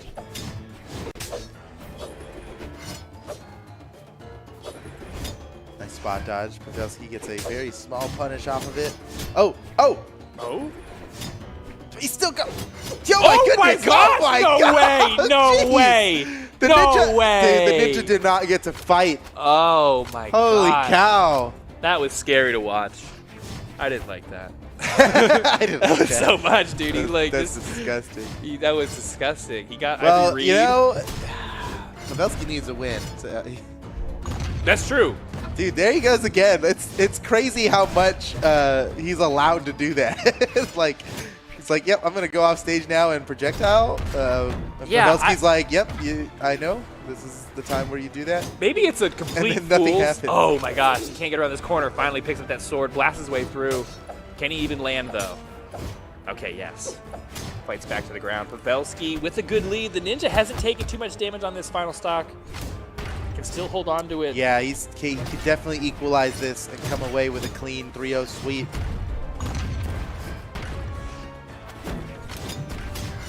Oh, what? Oh, nice reversal from Pavelski. Picking up the big signature. Almost enough to take the stock, but the ninja just barely holding on. Man, the ninja, it's so fun watching the ninja. He's such a specialized player. I mean, like, this Sidra, this is the ninja right here. I mean, we may as well just rename Sidra to the Ninja. Okay, I'm sorry. Oh, man. It looks like we're moments away from a Pavelski victory here. Oh, look at Ninja. Wow. He threw his weapon like, what? Just to see if he could. I mean, if had it landed on Pavelski, he'd have died, even though he was just sitting on the floor. That's true. The airtime multiplier would have been Yeah. enough. Uh-oh. Oh my god! Dude, what is this? What is this, dude? That was hilarious. I mean, the ninja was like trying to wait out Yeah. Pavelski's weapon throw charge. Are we playing Brawlhalla or Mousetrap? Like, what was that, dude? He was like, all right, he's going for the Mousetrap. cheese. Dude, that was a game that I never owned, a friend had, and no one could ever figure out how to put it together. Oh my god, it's such a good dude. It's a zany action. The crazy contraption. I love that song. Yeah, We're gonna get DMCA for my money, then. dude, Elephant the Elephant is really the jam. But Dude, all right. So Pavelski brings it back. Look at this. Look at this replay. oh my gosh, That's wild, dude. That's so fun. Yeah. I mean, this is really, I was expecting to see some unexpected stuff, so it's exactly what I expected. You didn't know what to expect, but you knew Yeah. that you wouldn't be able to expect it. What to expect when you're not expecting. All right, this is the first time I think I've seen Small Enigma, like, in a long time. Let's see if any one of these players can utilize these soft platforms.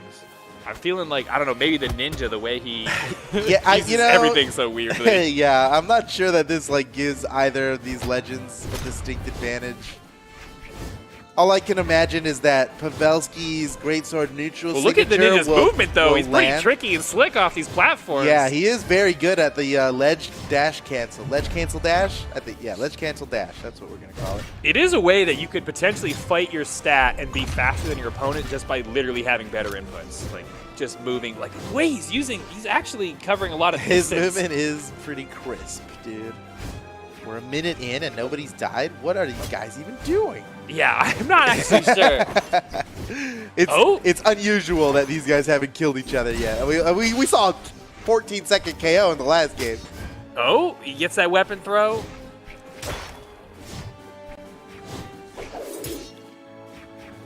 All right, one of these stocks has to come off soon. I'm predicting. It's about to be right here. Nice, there we go. Pavelski, And this finally. is a small stage too, man. Yeah. The kill lines are all near.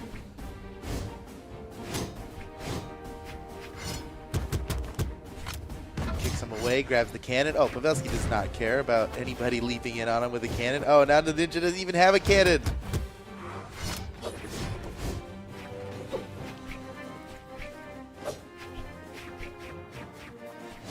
I think the I love when Ninja. I think they're just having fun sometimes. They're like, hey, let's jump around. Okay, the Ninja's movement is actually beautiful. The thing is, yeah, you have to respect his ability here. The thing is, I think he's honestly trying to deny any of those those long ground combos from the Greatsword.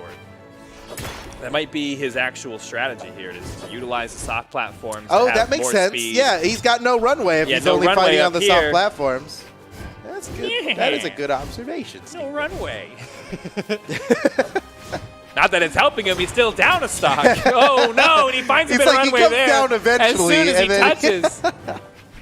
Blasted off the side. He's got to get this stock quickly here. Double weapon throw coming through. Just going to shoot that cannon because you know he loves to do it. Zeus throw, not going to connect either. Pavelski. Oh, that is it. Yeah, when you're Neutralite unarmed kills, you know that you haven't had the most efficient stock. You know, that's one thing you can take as a note is like, that It's was like, not the finally. most efficient KO. He could have killed a lot earlier with something bigger maybe. And the Ninja's catching up, though. Yeah, he is. This cannon is doing him some favors. Let's see if he can toot his way back onto stage and toot Pavelski right off. No! Pavelski sneaks on through, now back on stage. Oh, yes! Wait, Rick! what? Tricked him! It looked like he goofed him. very intentionally ran into that, like, I can still kill you. Watch this. Yeah, these guys are a couple of knuckleheads, honestly. That's not absolute nutters, they're knuckleheads, dude. This is some knucklehead behavior. You'd love to see it. Love to see it. Honestly, just having fun. I mean, it is a game. That's true. And that's what brought us all together here. I mean, I would not say that they are not trying their best to win here. They're definitely. Oh, they want the money going more than in. This anything. is More than big. my respect. More than Oh, watch it, watch it. oh my gosh! Okay. Oh! Oh no, dude. That was good. That was Pavelski's fought against the Ninja enough to know when that gravity cancel down sig's coming. The anchor. Oh, okay, Oh, but he can just turn it around. A ground pound right now. again. Oh, there you he know, goes. honestly, I would be so. Why does that? I'd be so tempted to punish the Ninja on that. Oh blow yeah, dodge. like every time he cannonballs, that's like But I also he's wonder, open for business is there. it a fool's errand though? Have people? Well, like, that's what I'm thinking. I think Pavelski's like, nah, I know better. yeah. It doesn't work when we scrim, so maybe not try it here. There on the must be big something stage. about that. That's like the Ninja is actually just baiting him into coming down. Oh, nice edge guard, nice edge guard. Can I he think come back he's got from this? He's got this. enough. Oh, Yeah, he Pavelski does. touched the wall. He got around the edge guard, back on the stage. Unbelievable. Man, that looked like a slick edge guard to end it. Oh, does he not have recovery? Oh, he makes it back to the Woo! wall. Gets his touch. Pavelski going deep for that one. Oh, he dies for it. He dies for it, but that's okay. He was a couple pixels off of like the most supreme highlight we've ever God, seen. but I love that he goes for it every time, You though. Why gotta not? love it. Yeah, that's Gotta love it. all right. So the Ninja kind of got his back up against the wall here. He's going for. Oh man, look at that. Now, this is great for Brawlhalla fans, though, because we're going to get to Game 5 potentially if Pavelski can close out this stock, but the Ninja is still putting up a fight here. Not enough to do it. No, not quite yet. Oh, a stock could end at any damage off Oh, the side that's of it. the stage. That's it. Oh yeah, we're going to Game 5. Man, and that's after the Ninja was up 2-0. Yeah. It's got to be frustrating to be so close and have it come back on you like that. But And nothing got to has stay changed. strong, you know? I mean, this is no different than any of the other games. There's just a lot more tension.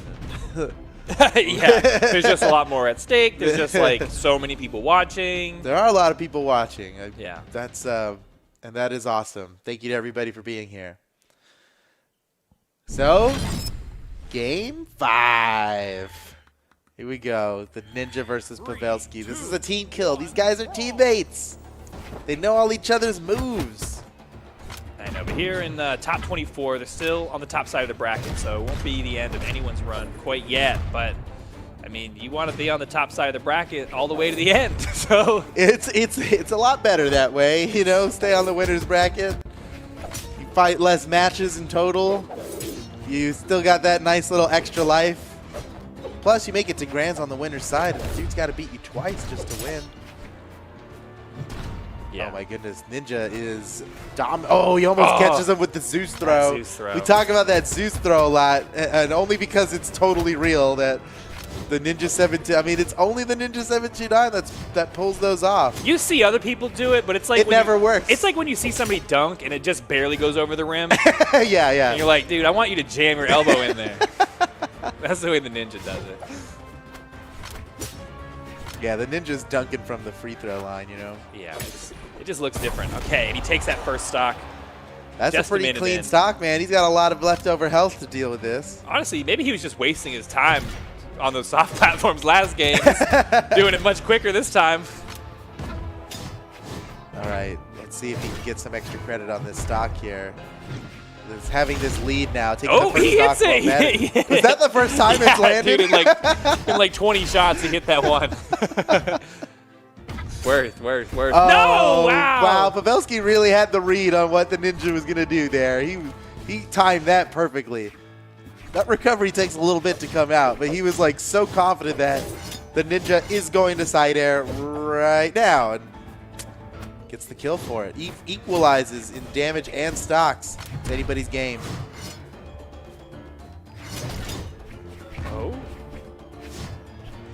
Oh no! What? Oh, Ooh, wait, Pavelski bait? Next level bait? Wait! Oh my God! You can't be too sure with these guys. Oh, man, the Ninja struggling just to touch the ground. He only gets one step in here and there, finally makes it back to Earth, but not before taking a lot of damage in that interaction. Trailing now in the red on his second stock. Pavelski could come away with this quickly here. Oh my gosh, what a setup. He's just throwing out hitboxes now. He knows he's in the lead. He knows he just needs one big hit. Ooh, my God. luckily that didn't work out the way Pavelski wanted Oh, he got the to. ground version of that down air, which doesn't have the same force. Oh, and that now, looked like it hurt. yeah, that was it. Oh, looking good for Pavelski to come away with Game 5. Dude, take the this new, set. take the new greatsword, Pavelski. Oh my goodness! It happens every time. It's twice now in the same game that he's still rocking. It's gonna get disarmed next hit. Well, it did. Yeah. I was right. You were right. Thank God I didn't bet on that. You were right. So here we are, down to the final stock. Whoa, nice start of the stock by the Ninja. Swapping out, did he take the old cannon? I lost track. He actually got the new one, I think. We'll see. We should put stickers on them that you have to peel off, you know? Ooh. Oh my gosh. This could be it. This Zeus is throw into the ground pound. Oh, that would have finished it. Oh, but no, Pavelski's Pavelski, going no on way. one. This could be it. It's over. Pavelski wins. He Oh. does it unarmed. What a play. Oh my gosh, dude. What a way for this set to end, too. It was so course. even right to that last interaction, course. and they both went ham on the goof-em-ups. It was just like... Dude, I got to see that last stock Yeah, again. let's Okay, see look at that. this. Look at this. We might need some slow-mo here. All right, Zeus throw. And then we're like, oh, no. Oh, But Pavelski misses the ground pound. The Ninja misses the ground pound. Oh, my goodness. And then Pavelski slide kick ground pound twice in a row. Oh, that's your teammate, dude. Oh, my goodness. Oh, and then the read taunt? No. Well, he deserved that. Yeah, he did read deserved it that pretty hard taunt, there, dude. yeah. That was nuts. All right, well, Pavelski moves on. We see that there as the bracket progresses. Oh, man. Wow, dude, we are having some hype matches today. That was a treat. It is almost as if you spend the entire year curating the best players in a region, then incentivize them with a bunch of money. They come out here and bring their best. Yeah. It's almost Yeah, as it if. works that way. Dude, esports is easy. Yeah, dude. Oh, my gosh. All right, let's get on into our next match here. It's going to be a good one. We're looking at Heisen versus Knees. Heisen is one of the favorites to make it in this tournament, I think. I mean, he has been on the podium in European major events so many times. Going up against Knees here, who he had his time on the podium, but it's been a while since we've seen him up there in 2020. He's looking for a comeback here. Heisen is determined to win. And you can see their stats here. Yeah, Heisen power ranks 7, while Knees is 16. But don't let the stats fool you, man. Knees can definitely bring it around here. Plus, on top of that, we've got a Jaeyoon mirror match. And neither of these guys, we've not really seen either of these guys play Jaeyoon before, so who knows what's going to happen here. 3, 2, 1, brawl. Okay, game 1, Mammoth Fortress. Oh, wow, knees. What a cool opener.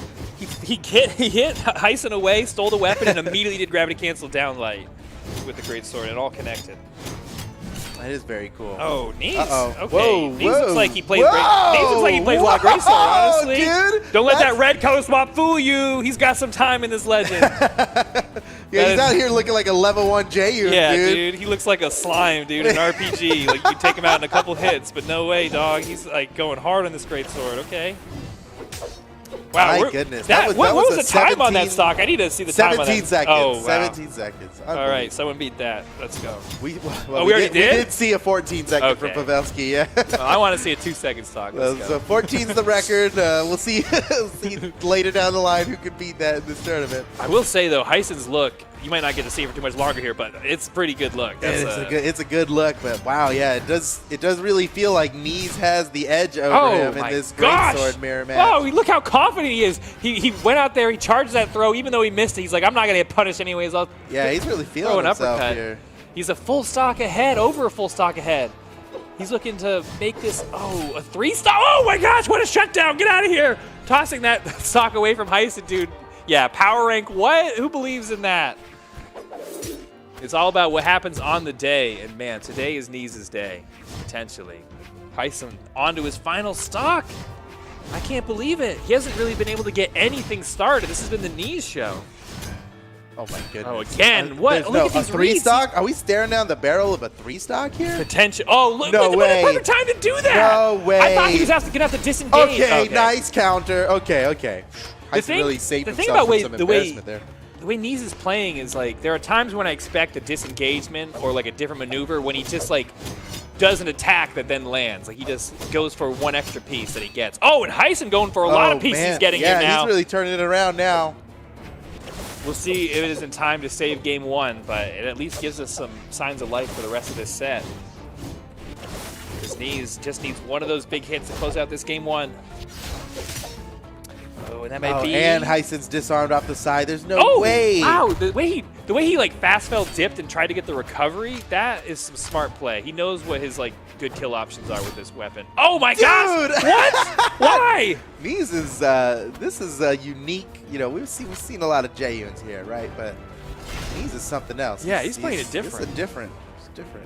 Man, he really loves that gravity. Oh wow, all the gravity cancel moves he there. is making so much use of the gravity cancels. You know, and you know the way the greatsword attacks work is that you have openers, bridges, and finishers, right? But if you gravity cancel, you always get the finisher, and he is like, that's what he's about. He's like, I just want to hit people hard. I'm not trying to land these combos. Oh my goodness. I mean, you've Well heard the done by saying, Knees. using every part of the buffalo, and that is what Knees is doing with Jaeon. Every single move has a purpose, and he's putting it to good use here.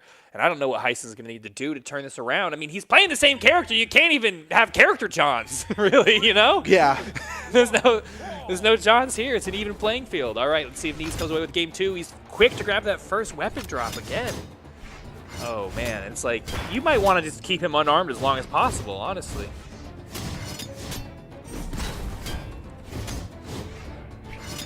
Even though they're at the same oh, never mind. Just Knees is just looking so powerful, dude. Oh, man. Yes. Oh, my goodness. Heisen. His strikes are so confident, and they strike true. It just, like, everything's hitting. All right, pressuring Heisen off the side of the stage. Yeah. Oh, I thought he was done. I thought he was actually out. Oh, yeah. He Dude, oh my is goodness. maximizing this is wall Knees' flip. game. This is Oh, like, my gosh. Dude, he can't even touch the wall. Knees owns it. He literally owns this whole map right now. Okay, Heisen. No! He saw a little daylight. He went for just it. a little bit, and Knees completely took that out. Yeah, dude. He, like, put bricks right over that window. He's like, oh, is there a window here? Brick. Cement dry. It's a wall now. Oh, Yeah, man. Heisen has hit a wall, and it is Knees, dude. He can't. I don't know what's happening here. Oh, Knees. He's going to, even though this stock is so damaged, look at it. It's so precious. He holds on to it. So precious. Every stock is precious, dude. When you're at BCX 2020, woo! Oh, my. Dude, can he be stopped? Can he be stopped, really? I don't know. Even though he's so heavily damaged, I'm not even afraid for him. Oh, that might cost him. No, not going to get punished there. It looks like Heisen's catching on to the gravity cancel finishers. That's been catching him by surprise over and over again, and it looks like he's now adjusted here. It might be harder for Knees to land those. All right, they've equalized the stocks here. Now Heisen's getting a turn. Yeah, dude. It's an RPG. It is true. It's like, hey, wait, my turn. Is it my turn yet? Say they're taking turns being popcorn on the trampoline, you know? Oh, man, I love that. Who's going to get bounced around That's next? so fun. Oh, but the game is tied here. Oh, Heisen going for the gravity cancel down like that time. Nice. Woo, nice Oh, read. it's not enough. That was probably just barely not enough. Oh, he can still make it. He can still make it. Can he? No way. No, Yeah. what? I thought he still had his dodge. Yeah, maybe. Crazy. Yeah. Well, Get those experimental effects. Yeah, in, man. well, no, We wouldn't have had to guess. was he sweating or was he chilling? Was he Who knows? sweating? All right, Heisen, though, with a lead Yeah, here in game first two. time in the set, he's got a lead here, and he is going at it big time. Yeah, he's making it work for him. Oh, no! Uh-oh. Man. These might actually be able to turn this around. That soft platform, like extending your reach off to the side for Jaeon is such a great. It's as good as it gets when you're trying to kill somebody off the side. You're that far over. Now, if Knees wins this game, he is not going to. Right? Well, we don't have to wonder. If ifs and buts were, I don't know, twigs and bugs, then hey, listen. Keep going. You got it. Listen. Not everything makes sense, okay? Did we think that Heisen was going to turn this game around and win game two? I No. did not. Honestly, I thought we were about to watch the Knees show just play out until it's done. Oh, wow. Knees is switching off of Jaeyoon there. Honestly, I thought he was the stronger of the two on Jaeyoon. He looked so good. Yeah. I definitely. But I love seeing his more. Like, Yes. dude, Knees was the EU Mordak back in the day. I'm ready for him to tear open a whole can here. Let's see it. Let's see. I'm ready to be surprised by some major Scythe baller moves, you know? Like, it gets special sometimes. Yeah, that's what But I'm if he excited for. doesn't- But oh, no. well, Oh, no, we he might lost not that see sight. that. We might have to get used to seeing some really great sword moves here because Knees has not been able to make anything work for him quite yet. He's really behind in damage now. Heisen, no. and he gets the stock there. Oh, he's regretting switching off. I'm surprised that he switched off. He's been playing Knees throughout. He's been practicing He's been playing Knees Knees. for the tournament. You've seen Knees play Jaeon so much you thought Jaeon's name was Knees. Yeah, That's exactly. Oh, That's how it... Oh, man. Whoa. I mean, you can get really tricky with a Scythe off stage here, reversing your opponent, eating all our options, and taking a stock at low damage. Oh, here we go. Oh, man. It's not lining up. Yeah, he's getting one hit here and there, but not putting together these big strings like Heisen is, dealing so much damage, a full stock ahead. Here we go. Oh, man. Dude, I want to see an epic Scythe combo so badly. Ooh, okay. Good read there. Not enough to KO. I can't believe it. Off the top. Exactly. And on my Hemi-Dome as well? Crazy. That'll do it. Oh, okay. All right. Well, I'm done guessing. Let's just watch the tournament. Dang, Knees is still looking for one KO, man. Ooh. There we go. There we go. He found it. But Okay. he's got more work to do. Job's Right. not finished. I like that he came away with the Scythe, though. He had the option there. Kept the Scythe. But yeah, still trailing by quite a bit of damage. Heisen can take the stock quickly. Oh, gets punished there. Now off on the side of the stage. Knees finds his way back up on top. Oh, here we go. Here we go. Oh, whoa. That was such a good punish from Heisen. Do you think Knees goes back to Jaeon? Is that like a I'm not sure. I mean, I big think defeat? just some adjustments need to be made here. Knees seems to be going for the you know, I don't want to call it auto combo, but because it's way super not an auto combo, but he's going for like the things that all link together, you know, on like a training dummy. Yeah, his And spreadsheet. he's not considering Heisen's reaction. Like, he has time to react out of it. Right. Heisen's not gonna let you hit him with these things that obviously link together. He's gonna dodge out, and Knees is just missing the reads. He's not. He needs to know that Heisen's gonna spot dodge right there. Give him the hezzy, what? you know, give him that heartbeat pause. and then hit him. Oh, man. Oh, Heisen Heisen tore up crushed that whole game. All right. Yeah, I'd be surprised to see Knees continue on the same character, but I hope he does. And honestly, we don't even know. Well, it looks like he switched. I Yeah. like that point He's that. back. Oh yeah, he's back. Yeah, he's back. He was like, "What was I doing? I was." He was And delirious. he dominated so hard in game 1 that it Yeah. was like, yeah, the character seems to be. Well, working. you brought up a good point about how he was utilizing a lot of the same options with Mordex, and they weren't working. They were consistently not working, and he wasn't adjusting. And it just seems like, to me, with Greatsword, his flow chart has so many branches that he can go off to that he's like so well equipped to. I don't know. He's just been so explosive on this character. I'm glad to see him back on it. You know, yeah, it's like with the Scythe, you gotta be. You gotta be riding the handbrake a little bit, you know. You gotta like, you gotta hit it. You bring it up every once in a while, and then you can. And when it all comes together, it looks smooth. It's like, you know, you're drifting around corners, right? It doesn't. Maybe that's not the fastest way to do it, but it's the best way to do it. And oh man, Knees. Heisen's just kind of dialed in now. Yeah, maybe Game 1 might have just been a fluke. Might have been a Holy fluke. cow, Heisen! This Well- could be victory here. He just needs one more game, and he is on his way, man. He looks so good in game. Was this game 4? Yeah. Yeah. I mean, game 1, I was embarrassed for Heisen, to be honest. Oh my gosh, dude! Wow. But the he's redemption. completely turned it around. Yeah. He's a beast, Woo! dude. He is a My beast. goodness, he hasn't even been hit. This is ridiculous. Oh. Heisen's insane. Oh my gosh! The reads are getting better too. Like he just keeps getting more and more off of these interactions. He's absorbing his power. Oh my gosh! Unbelievable. That's too much. It's been just over a minute, and Heisen's taken 2 stocks. Wow. He knows. I can't believe what we're seeing here. This is crazy because Knees dominated so hard in game 1, dude. But like, look at this. He came out with a flash, and maybe that's all he had there. We shall see. I mean, a reverse 3-stock is obviously Nice spot dodge. Wow, Heisen, that's insane. he needs all these insane plays to keep him in it, though. Oh Dude, my he gosh! wants a 3-stock. Oh no! He wants the 3-stock. This could be it right here. Oh, he catches it! Heisen! Oh my no! Oh, he makes it literally back. on the taunt there. Yeah, he drove away a little too early. Work's not done yet, dude. You're not off the clock yet. You got to take the stock. It's still in play. Knees is coming back. He's going to make it back on this one, too. All right, picking up the weapon Dude, throw. he wants that oh, 3-stock. dude, I love the vertical weapon toss that Heisen did there. That's actually a tricky play. That was pretty good. All right, Knees really, I mean, Knees just doesn't want to get 3-stock. yeah, it's like a moral victory now just to not be 3-stock. Yeah. Oh my goodness. Let's see, Heisen. Okay. Oh, no way. He's still a chance. alive. Still a chance for the 3-stock. No, Woo! Knees is gonna. Yeah, Yes, he's done. dude, Yeah, no yes. 3-stock. Oh, I thought he was gonna dip. I thought, he was dude, I gonna thought be so like, too, but oh, that would well, have been dirty. Yeah, you could let him have it there. Oh, wow.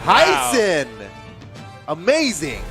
He takes that. He takes the whole set, 3-1. Well done. After getting thrashed in the first game, So he brings thrashed. it back 3 in a row. Beautifully done. Knees tried to switch his character. That didn't work. That super didn't work. He went back to the JM. Still didn't work. Heisen, I mean, look at that. 2 stocks undamaged on that second stock as well. Unbelievable. All right, here we are. Here's the So, bracket on our yeah. road to winners finals. Let's see who makes it there. Is this our next match? Is that the top one? Please tell me it's true. Our next match is going to be Swata versus Viper. You know what? That's not what I was thinking, but I'm so excited to see these two face off today. I mean, Viper, longtime a player in the community, obviously has kicked butt in many tournaments. But Swata, dude, one of my favorite breakout stars this year. Viper is he's legendary. Yeah. You know, his accolades go far back, and he is truly a champion for a long time. But Swata is like the fresh new hotness, man. I mean, Swata is such a delight to watch compete. I'm so excited. He never hits the brakes. He has never no hits the brakes. brakes. He doesn't need brakes, dude. They're like, you know what? They're like Donnie from Wild Thornberries. We're just like, yeah. Just like going wild, dude. Dude, that's a good reference. That's Yeah. Real ones will know who I'm talking about. the real ones will know. Yeah. Oh my goodness, that's. But that's so that's true. It's something just special. like uncontrollable. They're so fast. They're so sporadic, but they've got really great instincts. You know, they're people who play the game so much that they've got like these funny little setups that we see and we're like, that's so silly. I would never think of that. And they're like, I've done that 1,000 times in ranked. Yeah. Like, they're people who play for fun and they have a lot of skills to back up their play. So I'm excited to see them get into this. This is really going to be exciting. Yeah, Viper. Viper is clutch. I wonder what he's going to be playing. I hope he's playing Ragnar. I always hope for the Ragnar. I Yeah. don't know. I just have, as much as, you know, the meta changes and people change over time and they want to play different characters, different weapons, I do have certain legend picks that are just iconic for people. And that is one of them. Oh, for The sure, Viper yeah. Ragnar, Viper, iconic. yeah, Viper on Ragnar. And actually, remember the time where he was like the Lucian? Yes. He was EU's Yeah, best his blasters. for the longest time. You're so right. Every time he'd pick it, we're like, yep, Viper, best blasters on EU. Dust off the blasters, dude. But it's been a long time since we've seen that. Now, to me, his iconic thing is the Ragnar. But Yeah, well, or here we are Jala. showing Jala, I suppose. He Could has be played anything. a lot with Jala. He's you know, he's been around. $27,000. Yeah, look at those earnings. That's what I was looking at. Man, All right. that's not bad, dude. Not bad at Play, all. you know, you play some Brawlhalla, you earn some cash. All you have to do is be the best. All you have to, be one of literally like yeah, the top. 15 million monthly active users, but we're looking at the top 24 right now. Yep. Oh, Man, to be the best of the best. Yeah, this is what a prestigious tournament here. The BCX final. These guys have been competing all year long. How many tournaments were there this year? I don't know, like a lot, like 10 or something. It was a Major lot. events throughout the year these guys have been competing for. They've earned their spot in this 32-player invitational tournament, and now they are all fighting for the biggest slice of a $204,000 prize pool. And I know you're looking at that prize pool like, why is there a 4 in there? I've been thinking about it. It must be. Do you know the story behind that? Well, no, but Oh. I'm guessing it has something to do with totals for things being. have Yeah, certain it was values. pretty much me being silly. Oh, was it? Yeah. Well, Okay. we wanted grand finals of this particular event to pay out. We wanted it to pay out 5 digits, right? It was going to be at $8,000 for first place, you know, because it all gets split. There's 5 regions. There's 1v1 and 2v2. But first place was going to win $8,000, and I'm like, let's make it $10,000, you know? But for a nice clean, Yeah. you know, first place of this tournament earns $10,000 in an online. That's insane, right? Yeah. So, you know, rather than shift everything around, which was getting really messy, we just added $4,000 to the prize pool. well, So we had an extra $2,000 here for EU and an extra $2,000 for NA. hey, $204,000 prize. It's a cool thing, you know. It's all good. all the better, you know. all Just more good. money going out there to these competitors. Yeah. So that's great. It's just such a weird number, you know. I mean, But- it's better than 200,000 I mean, empirically, yes. empirically. But like, you cannot deny if you've got some 204,000 sort of is weird greater than. issues, it's a spooky number. I like it. I think everybody out there likes it. Okay. 204,000. We wouldn't have it any other way. I mean, 304,000. Well, it's would gonna be our nice. gimmick, dude. It's always gonna have to be a weird number. Yeah, next year, $275,000 prize pool. Dang, you shouldn't commit to any numbers yet, You're right. Yeah, but scratch that. that's super not. Let me reiterate. That's extremely not true. I'm just saying stuff. This is how we fill time. yeah. Oh, it looks like our players are ready. Can we get this going? Yeah. Let's get this going, guys. We're All right. ready, dude. Yeah, They we're are. ready. They're looking Let's pretty go. ready out Chat's there. ready. Everyone's ready, All right, dude. Viper versus Swata. This is a big one here, folks. Oh. I wonder what these guys are gonna pick because they all do a lot, right? I feel like I've seen Swata play a lot of Tarot, Spodvar. Yeah. And Yeah. Viper is whoa. Am I seeing? Am I? Hey, I like this. What? We got the guitars, okay? What more do you want? Dude, he's playing Metadev Ember, man. Oh, that is a Meta November. I wonder if he won that. What weekend was that? He's probably had it. Last He weekend. That was last with how many weekend. tournaments he goes to, he probably is sitting on a pile of Meta Novembers. All right. Well, Let's see. I'm excited to see Swata. I mean, I know him for his crazy plays, and I think Hammer is usually in the mix. That's one of his favorite weapons, and what a great weapon to give a player who's so bold off stage. Let's see what he could do with it here in Game 1 against Viper. One of the best in the region. I haven't seen Viper's bow in a long time, I feel like. Yeah, It's gonna be maybe like he played Azoth once in a tournament. All right, here we go, ladies and gentlemen. Top 24 here. Swata versus Viper. It's the last game. It's the last match of round 2 in this tournament. Oh, nice juggle combo to start off there with Viper. Now both players armed up, dealing out damage back and forth. Stock I'm tied. expecting- Swata off on the edge here, looking for this edge guard. Oh my gosh! Yes! This is dude. so... Oh, no! Wait, It's not over, still it's going, not it's over. still Go to the going. other He's going side. to race Quick, over the other quick, side. What was that? The fast hopping he was doing there. I feel like he could have made it faster if he just ran, but is it faster? It is it's the same. Oh, I mean, okay. if you're perfect on the dash jumping, it's the same. It looked like he as was, running. honestly. And But he is, you got to keep, you got to inputs per minute, man. You got to keep it going. You got to stay warm. he has to. He's like Jason Statham in Cranked. He just has to keep his heart rate up. Yeah, he's like, or else he will die, dude. No. That's the way Swata plays. Like, he has to keep his adrenaline to a certain level, or he can't even. But yeah, you can just hold the sprint button and run the same speed, but that's not Swata's style. It really isn't, is it? All right, well, he's almost a full stock ahead here if Viper can't turn this around. Oh, nice. What the gravity starting cancel to get away stop? from Viper here. Oh, my goodness. Yeah, Swata feeling himself in his first game. Oop, that's a big hit. Not going to KO quite yet. That bow neutral signature, I imagine, is a big reason Viper is playing this character. Yeah, we've seen people try and make that move at Soul Kit, but, It never seems to work out. I don't. You see people move off from it, so I don't know what that's about. I mean, I do think Ember's a strong character. Don't get me wrong. I think she has amazing moves. Honestly, It is an uncharacteristic pick for Viper. That cannot be denied. Oh man, he landed that ground pound, but Swata was just barely over the lip of the corner there. I know he survived. That would have been a survived kill, so much. but he bounced off the floor. Swata's running out of jumps, and okay, the neutral air to finish him off. Viper just blasting him off the top. Viper's very damaged here. Yeah. Yeah, dude, In love case you that didn't believe feeling. me, There's no better feeling than losing your stock and then immediately first input first back. hit, first input. Yeah, you're like, boop, you're dead. All right, but Swata still has the full stock lead over Viper in Game 1 now. Yeah, this is going to be so hard to come back from. Oh, he blew his dodge? Okay, fights his way back in. Dude, maybe a bow down sig off stage, like a surprise slam dunk. Yeah, but he has to do it twice. He has to surprise Well, it twice. at least he'd catch up. Yeah, you're right. Catch up. How do you eat an elephant? One bite at a time. ASAP. Uh-oh, Viper's in trouble here. Okay.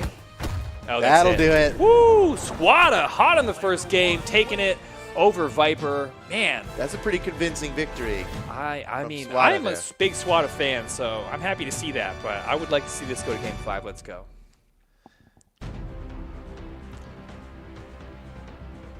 All right, now you see the final move. Boom. Clenching the game. Swata taking it away. Swata. Man, So excited to see Swata out here, man. I know. He's just wild. I remember earlier this year, I was like, who is this guy? And now he's all I talk about. Yeah, he came on the scene there. His breakout performances have been in 2020. I feel like. I mean, he was definitely competing in 2019, but Right. he's made a name for himself in 2020. It's when you hit that consistency, when you're like, basically, if you're watching a EU tournament stream, you're going to see Swata this year, right? Like, he is never absent from those top 32s. Guaranteed. In both doubles and singles, so it's been a really great year for him. And it's crazy because, all those tournaments, there's never less than 2,000 people in any of the tournaments. Oh, yeah, these aren't easy Some of them brackets. had 10,000 people. These are like the hardest brackets that Satan's ever devised. This is a tough thing to get through to make it to this point. And no better place to settle it than here on Apocalypse. Let's go. All right, here we Game, go. what is this, game 2? Now we're getting into. Swata's up by 1. Let's see if Viper, no character swap from Viper. He's committed to the Ember. I like See if he that, can dude. Make it work. I agree. I think it's rarely the legend selection and just what you're doing with it. Yeah. But I can't help but want to see Viper play Rag. You know, I want to see him on the classics. I just love seeing the players on the classics. I would love to see Viper do well on the Ember as well. Yeah, it's true So though far, that so good. It's even. I would like to see though like a bow main. You know, like you don't really see very many bow mains around in any region for whatever reason. Even though it's always been a strong weapon, I think always sits well in the meta and has good matchups.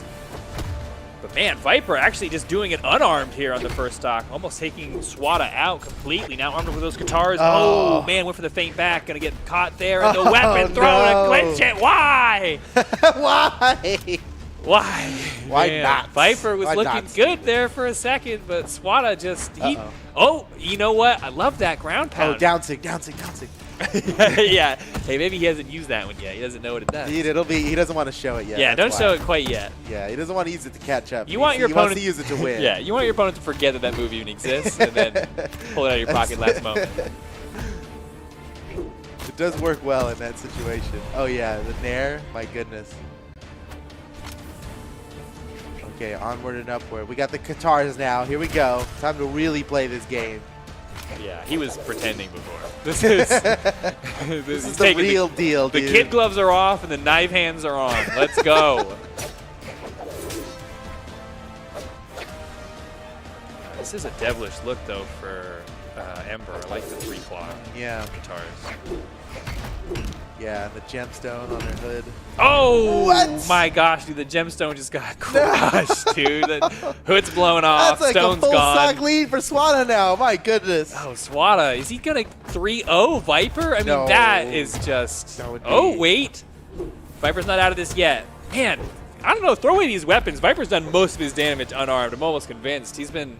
Dude, maybe that's his play. Just don't even. Oh, yeah, yes. never mind. Nope, Never mind. He knows what he's doing. That- Wow, he actually caught up. Dude, that's incredible. He was pretty much a full stock behind. He is completely caught up. Dude, have you ever driven a boat and when you stop the boat, you have to goose the throttle a little bit to keep the wake from going over the back of the boat? That's like what he did when he was babysitting with that ground pound. He's like, I need to catch this corner perfectly, and I can't let him get above me or too far under me. And Good he did it analogy. just right. Yeah. For anyone who's driven a boat. I'm sure a lot of people in chat have driven boats Yeah, all the time. all the time. But now, if you did it, now you know. Now you know Now you something know, dude, you about gotta driving goose that boats. throttle, you're gonna flood the whole situation. And Viper That's what happened to Viper Titanic. drives boats. That's for sure. Ooh, almost gets him with the. He drives boats, he drives wolves, dude. This guy's licensed with everything, with wheels and legs and rudders and everything else. Okay. We're coming down to the final hit here, potentially. That was so close to being it. That's got to be Oh, it. Yes. wow. Viper takes he uses the down sig for celebration but is he only. listening, dude? He just did that. Exclusively for celebration. Yeah. It's more of a taunt than a move. So. Good usage there. Obviously, he didn't cost in the game. Man, This is what I'm good talking game about by right here. Viper, Look at this. dude. See how he used Yeah. the throttle. He used every single jump he had just to get the right timing for that to work out. And that was the play to change the game there. Here we are. Game 3 now. Sets tied up. Swata versus Viper going to Brawlhaven. Love to see it. Small map, very volatile. Very small. Smallest one we got, really. Yeah. And I'm not sure who that's going to advantage. Really just goes both ways, I think. Honestly, Swata might be able to get something like a hammer side air will kill earlier than ever here, but I guess the same is true for anything Viper's got. Bow Nair, he's been getting a lot of kills with the bow neutral air, and that's going to kill him. Oh, no! Uh-oh. Oh, look at that! From the top rope, Swata holds on to that Oh, ground pound. man. Doesn't back off for a second, but it might cost him. No, takes the outside lane, gets around, picks up the hammer now. Okay, Viper, nice dodge there. Oh, man, he is getting some good damage with these guitars. I'm liking to see the way he's working his way in here. Oh, went for the finisher. Tricky. What's he going to do? Yeah. See someone with hammer hanging off the side like that. You I know know. they're begging for a Yeah. recovery. Like, come down here, give me the recovery, easy kill. Yeah. Viper wasn't falling for it. Okay. Just animal abuse there. Knocked that bird right away. Let's go, Swata. He's coming back now. Viper had the lead for a second and taken away. Swata takes the first stock. Oh my gosh. Is this going to be... Oh no, sorry. I forgot what happened last game. Yeah, This is not... it's a clean sweep. Well, yeah. I mean, the way Swata's playing, Forgot though, that Viper won the last one. I mean, whoa, these tricky plays by Swata. Don't go out there. I mean, both players they're are both so getting a little risky here. Yeah. they're so good off stage. They're both like so game for it. I'm willing to see But it. with Swata at red and Viper undamaged, but on his second stock, Yeah. it is not in Viper's favor to go down there fighting off stage. He was gonna have to throw more money in that pot just to make that bet. Well, he equalizes and now catching up here as well. Oh my goodness! Woo! Dude, Viper's bow. He's really, Viper. Oh, yes, ground pound, and another one, dude. Literally, Going around the no other side. way. He can make it. Wow. Wow. Just barely. Oh, I the was down literally, I've always believed in the doctrine of 2 bow ground pounds will KO at any health, off stage like that. Yeah, I would agree with that. Oh, but I can't believe Swata still holding on to this stock. Now armed up with the sword, holding down this corner. Viper making up over the top, tossed out yet again, and slapped down. Swata taking the second stock. Man, Viper's doing such a good job on these stocks, equalizing the damage. When it comes down to the final moments of getting that last hit, he's been struggling to find it against Swata. Yeah, it usually ends up being the bow neutral air, which is not Right, the greatest kill if you're move. KOing with bow neutral air, Yeah, they must it's be come a very little bit damaged. too late, maybe. Well, he's, on this stage, it should kill right now, so. Oh, side air's not even going to do it. What's he gonna Swata do? gonna make it back. Whoa, okay. Oh, wow. It's not enough yet. Is it not? No! And Swata, I like using those hammer nairs in order to secure himself a safe spot. Oh, and he and- plays himself. After played all himself. that, he plays himself. well, He was close to death anyway, so if you're going to go, Yeah. if you're going to go down like that, it may as well be when you were a breath from death anyway. yeah. And the thing is, that him playing like that is the reason why he makes these other plays happen. Exactly. They have to not come through sometimes. You You have cannot to be claim to fallible. understand the ways of Swata. Yeah, I'm just trying to observe. All we can do is Learn. try to make sense of it. Yeah. All right, still a little bit of a lead here for Swata. This He's is getting- anyone's game, but Swata is in the lead.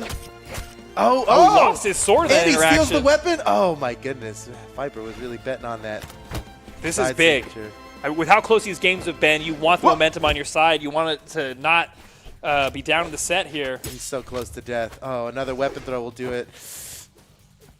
Okay, Oh, man. Viper. What's the Viper's- play? Oh, is Neutral that- air. no Oh, way. he caught him in the sky. It wasn't Oh, enough. the side air, not enough to do it either? What? He's lucky to be alive. What? Whoa! Don't go out there. Don't go out there. Don't go out there. Go out there. Go out there. Wow. Dude, Viper going for that ground pound. Look how close the damage is. Missing, yeah. Oh my two god. points Whoa, away. 2 that points is away. Crazy. Well That's fought. insane. Wow. Dude, going for the ground pound there is what killed him, but it also very easily could have been what gave him the win. Yeah, I know. He It's- was a frame away. Look at this. Look at this. Oh, that would have been it. But unfortunately, missing that there gave Swata all the opportunity he needed. And I see a character swap out there. Ooh. Okay, yeah. I mean, we're used to seeing Dude, this as Viper well. is actually all about the bow. That's what's staying common between his character swaps. I like that. That's good. That's what you wanted. That's what I wanted. You wanted a bow main. Yep. And you here it And I is. got him. Viper's your guy. Yep, everything coming up, Steven. Now, let's see if he can come up Viper here in this game 4. Yeah, 'cause he hopefully. needs it. Stay in We the want to set. see some game 5s. Love a game 5. Let's get to it. Oh, nice dodge by Swata there. Oh, wow. Almost an early stock off the top platform. Viper looking good in game 4 now. This character pick may be what he needed. Trying to utilize. Oh, in trouble off on the side. Swata's always deadly. Uh-oh. Oh, no. This is getting okay. He bet it all on the neutral air Yeah. to get the contact, to give him the chase dodge back to the wall. Maybe he could have foregone that and just was- made it for the wall, but I don't know. They were It's getting tough. wild off the side. They were getting wild off the side. That was at a certain point. Everyone loses track. Yeah, that was a full Donnie Thornberry. Just like-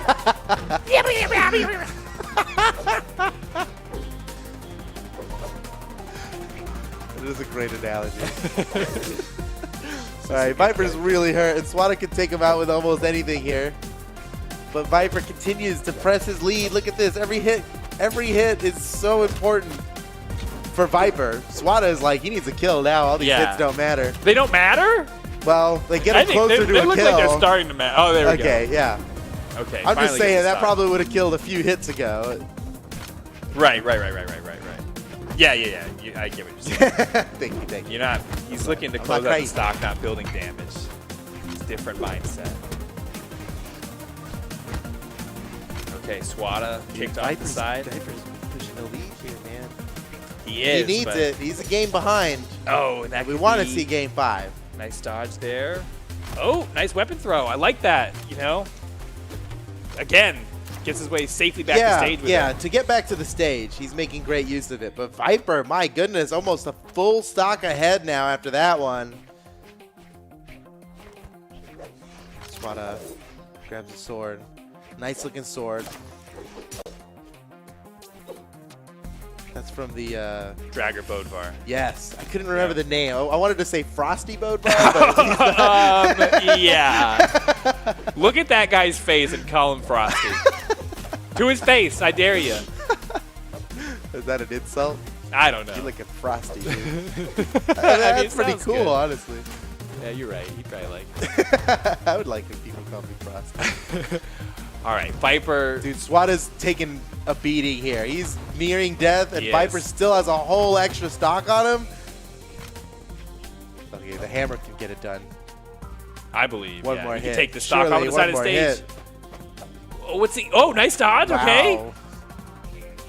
Oh, Viper gets to go. Oh, Okay, see, that's okay. all right. He maybe was waiting for that. Viper can go high because of those soft platforms, but a quick reaction from Swata using that neutral air, that will do it. And honestly, as it looks like this lead is insurmountable, but it's not. Oh, man, not, that would have dude. been it right there, dude. All right, even game, all Look tied at that, up, final just like stop. that, completely equalized. And now Viper's at risk no. of losing this. Oh, he's the He way was he's leading this whole game, and now it's getting away from him here. Swata, Oh, disarm, no. weapon throw read, and Swata What? takes the set. Yeah, oh my dude. goodness. Swata.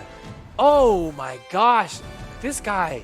Let's see some of his moves here. That was insane. He was trailing by so much the entire. Yeah, look at the Oh health. my, Right now, look at the health. That was for the set. I didn't realize that was for the That set. was for the set, dude. 3-1. Okay, cool. Swata, my boy, coming in clutch. My boy. My boy, I claim Hey, Swata. my boy. I'm claiming him, okay? That's all right. You get to do that. All right, cool. Man, But look only at him. one. Moving on, gonna have to face up against Simple in his winner's quarterfinal match. Yep, Simple's man. there waiting for him, and that's a tough match. Simple is seed number 2 in this tournament. Yes. That's a big deal. All right, so we've got some more sets coming up for you guys here, and ooh, I've been waiting for this next one. This is very exciting. Which one is it? Is the one I've been waiting for? Dude, maybe Acno versus Yeah. Kixa. Yeah, Dude. yeah. This is so. Yeah. Dude, the only person who's ever defeated Acno in a tournament bracket, in a tournament set, ever, in all of 2020 is Simple. Yes. And he's seed number 2, so that makes sense. Right. Kixa, though, what's he coming in at? Seed 16 or something? Yeah. Look at this. Hey. Look at this. oh, I didn't see the graphic there. I didn't know what I was looking at Look for at a that. moment. First Gosh. place, second place, and then back to first place. Acno is That autumn a championship monster. almost as frustrating as the 200,000. What is it? 204,000. 204,000? That's almost as frustrating, dude. Simple should feel bad for spoiling this year.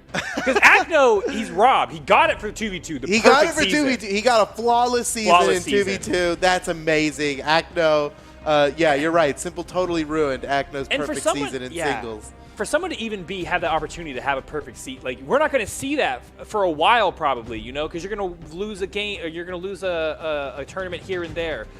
So he made it almost the whole year without dropping a single set.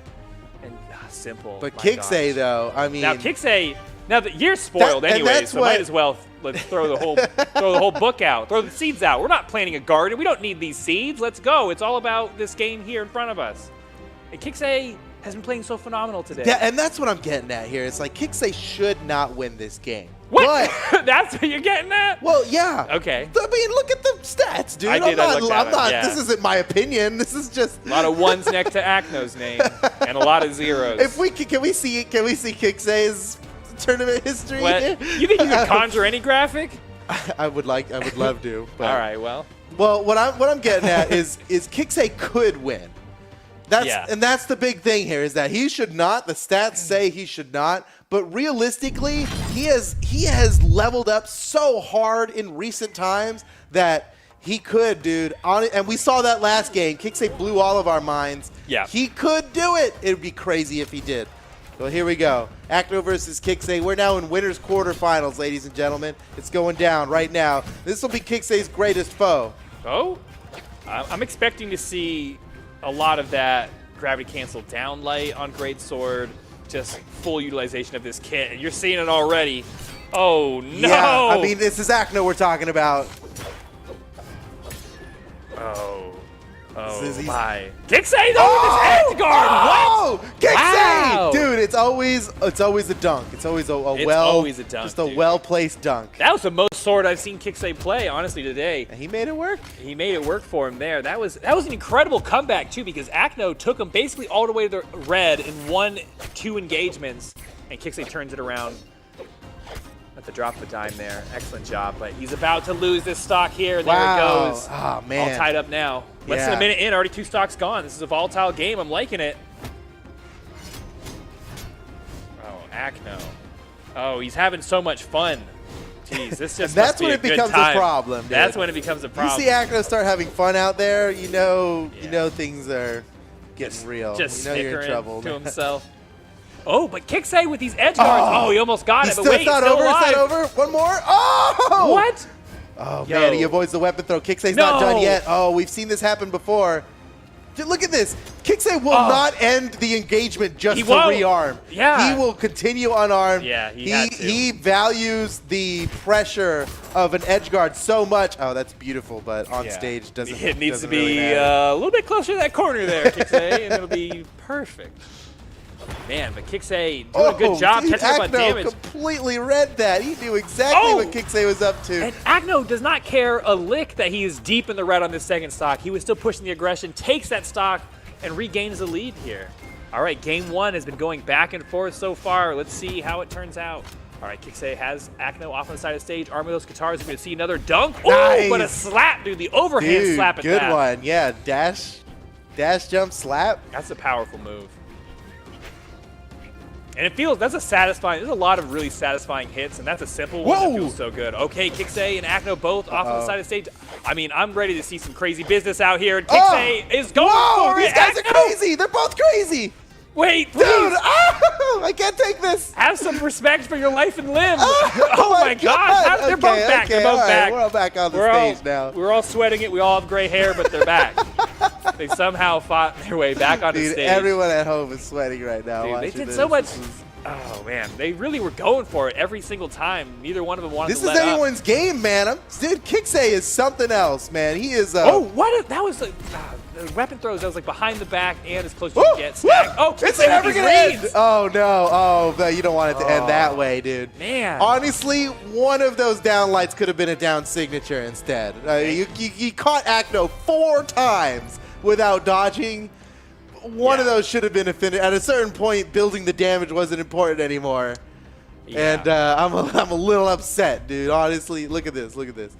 Kixa is like, he got the successful read 4 times, but he's doing the least force move on his kit. Oh my goodness, just one of these. Oh man, and then Acno, bam, bam, bam, finishes up the job. Yeah, and you're Close game, dude. You're so acutely aware of the Asuri reads. I play with you a lot. And that's why I'm like, But that's why I mention I will it. say though, I don't see people go for it as much. The down signature, that's like your most killy move on Asuri. It is. basically. It's your. Well, he was at the range that he was. He would have needed to do that, right? Side sig would have missed. There's a huge gap on it. But dude, Kixa, his like I sword, was though. saying, dude, Kixa could win this. There's. Okay, yeah. Man, Pick up another Kixa, one. dude. What game is he even playing? I don't know, but he's got a lead in whatever that game is right now. Let's see if he can clinch this stock and make it real. Yes, Nice! there it is. Oh, that's a side signature. Hey, That still counts. still counts. Still counts. Still counts. He's looking for Acno was super expecting Kixa to down air on him there, and he was using his invulnerability to like punish it. Again, he's good at picking up these double down lights. Goes for it again. Acno has the read adjustment. Makes his way behind him.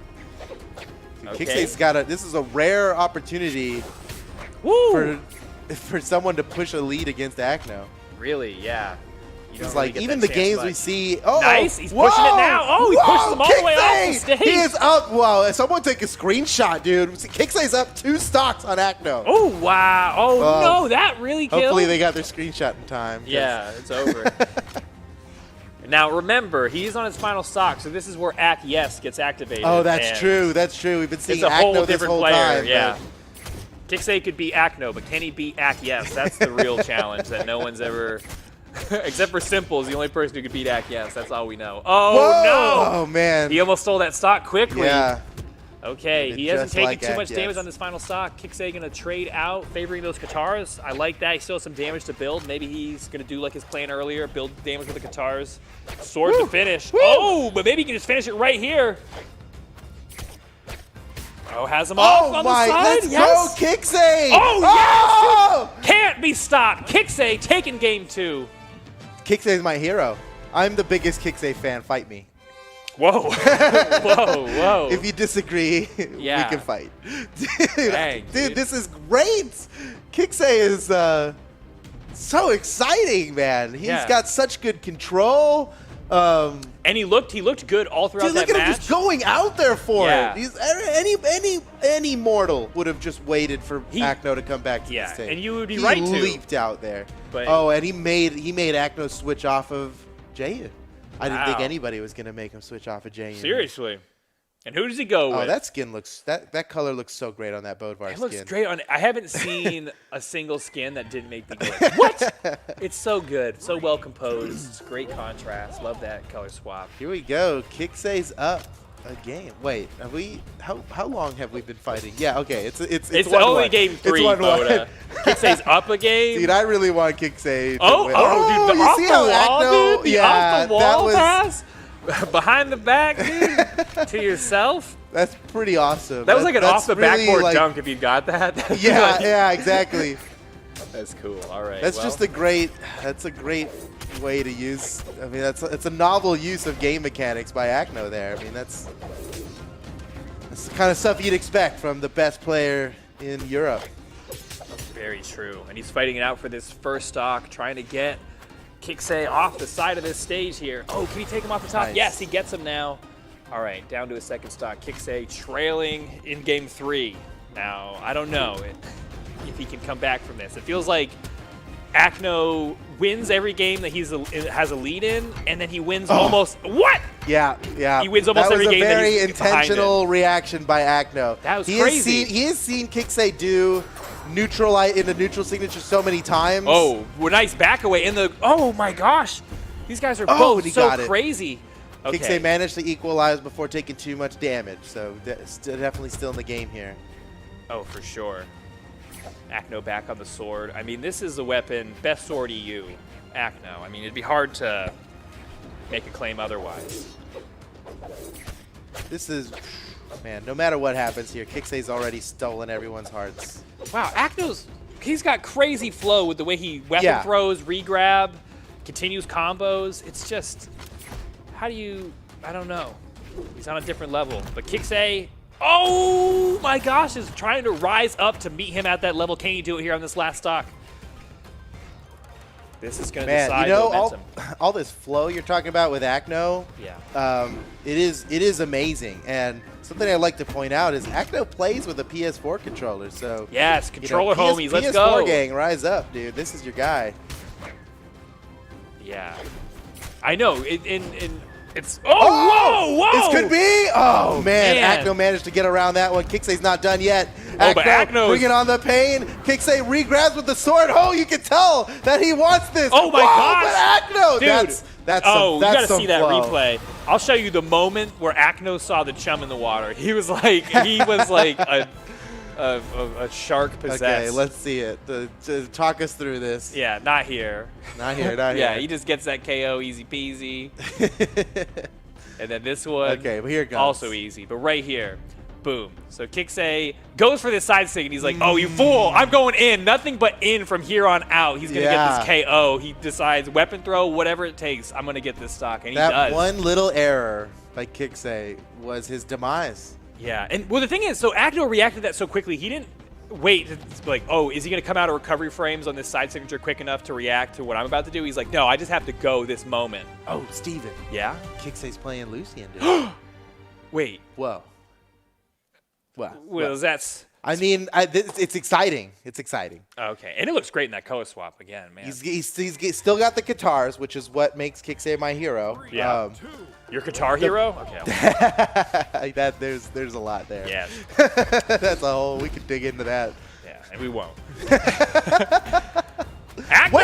No! Oh, Oh, wow. man, What a Kixay. dodge from Kixay coming through the depths of hell to That find could have himself back been on top. it, dude. That could have Yeah. been a 10-second stock right. That would have been a new record. New speedrun record for Leave it this to tournament. Acno to get the speedrun record for stock taken at BCX 2020, though. All right, so Kixay, he doesn't have that neutral signature dunk, but you know what? Acno had already caught on to it anyway. Yeah. So Need new dunks. But now he's got Got the the down. down signature dunks on And guitars. just a ground and pound. Just some black. What? Uh-oh. Oh, I thought he Okay. was going to get that, Woo. maybe.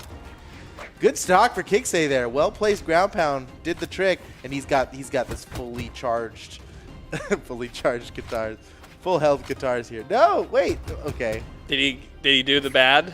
I mean, it didn't matter. They're both fresh, but Okay. he's just starving Nice. Acno. He's Yeah. just starving out Acno. Oh, Nice! Oh man, Oh, he Acno, caught yeah. Acno's dodge there and got 3 more hits off of it because of it. oh, And he's Acno. still going. Woo. He was Dude. quite famished for a moment, but as soon as he filled himself up, It would be so legendary if Kixay won this set, man. Yeah. And he's completely capable of it. We're seeing it here. But you know what? He's got his back against the wall. If Acno wins this game, it's all over. that's true. Oh, okay. I just love seeing these offstage engagements with Kixay because I know he has what it takes to take these stocks, and Yeah. he does too. And against Acno, no less, one of the best Woo. offstage players in EU. All of this is amplified so much with Woo, you know, okay, playing nice. against Acno. That's a good lead. I like this. I like this if I'm Kixay. You know, you're in yellow. You Yeah, take a this few is hits. comfortable. You can go for some tricky stuff here. You take a risk you might not take if it was even. Yeah, you can get Maybe hit by. maybe a big payoff. You know, you can gamble a little bit here. Now the trick is resisting the potential, throwing away a stock off stage if you get caught. Right. Yeah, this is a good time to be fighting on stage here for Kixay, but Oh, but hey, listen, he's in charge. He can do whatever he Oh, wants. man. Go out there and get him if you got him. he still hasn't shown his down sig yet, you know? Yeah, like it's that true. surprise has yet to come. Talk about those pocket signatures. He might be waiting for the perfect opportunity. I Weapon think throw. he'll kill with it too when he gets it. Oh, Acno, Ooh, nice. good. Oh, but he wow. makes it back. Has Kixay, recovery. perfect recovery by Kixay. Still has to fight against Acno, and see now Acno's the type of guy he'll back off the edge guard to grab a new weapon. Now you it's- see Kixay never does that. Yeah. He stays there unarmed. All right, so here we go. Kixay's got an advantage here, but Oh, it does he Oh, know? no! Does he Oh, know? Okay. All right. Anything could happen, and we've seen it here. Acno can make these big brash plays. He's getting the damage Acno lead back could too. definitely take this, and he's got weapon control now. Oh, he does it's not bad. give up Bad weapon news for control Kixay. easily. Oh, there we go. This is Yes, I'm telling you, dog. Oh This is it. man, Akyes is here, and the damage is evened up. If Kixay does not, Oh, that's bad. Loses his hammer. Okay, now with the reversal, this is down. Oh, no, that was a ground prayer, pound. dude. He was really praying on that one. Now he's got no weapon. I mean, it might be. No, it's over. Acno takes the set. Oh my goodness, what a valiant effort from Kixay, but Acno just proves to be too much when he busts out Ackyes in the last stock of any of these games. Unbelievable, man. Yeah, Well fought. I mean, so much. All my props to Kixay. I have no more props left to give because Kixay has them all. Wow. Unfortunate for any of the next competitors we watch. No You props got will be given. No props for me. Hey, we're out. It's fine. Out of props. Okay, and Acno, I mean, could have guessed it there from the beginning, but finds his way in winners semifinals. Still, what not an gonna stop amazing set that was. I am Yes. so, that was wild. Kixay was playing so well. We saw such shining moments off stage, taking stocks and just doing some amazing combos against Acno, the best player in EU inarguably. So to pull off those Inarguably. moves against such top competition, that's really proving of his skill. So Woo. Man, that was great. Okay, next game. What do we got Yes. coming up? Looks like Pavelski versus Heisen. Okay. all right. They're both playing Jaehyun's. They've both been playing Jaehyun through the whole tournament. And they've both been winning through the whole tournament. These are the guys that haven't lost a game yet. Oh, that's right. In the tournament, yeah. Man, I kind of haven't lost a set. They've lost a game. That last game that we saw Heisen in was so close. I kind of think of it as a loss. Yeah. Well, yeah, because we saw Knees take that first game off of him so nasty. Yeah. That we're like, oh, the Heisen didn't even win that. But what happened was Heisen came back and won the next 3 games in a row convincingly. I mean, very convincingly. So. Yeah. So Heisen shows he has what it takes. And Pavelski also on the Jayon. I mean, this is going to be wild. Pavelski, he's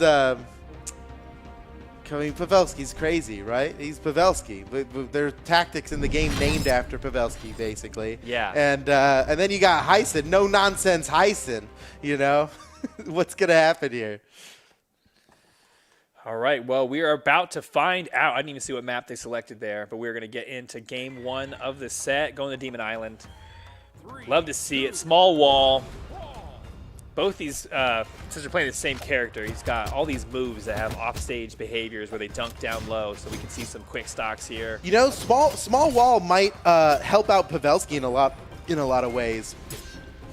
Particularly that tricky backdash down sig he does with the greatsword on the corner. Right. Yeah. He can. Yeah. Exactly. He can do that whenever he wants. Yeah. That'll hit anybody on the wall here. They can't get underneath it. I don't think how small the wall is.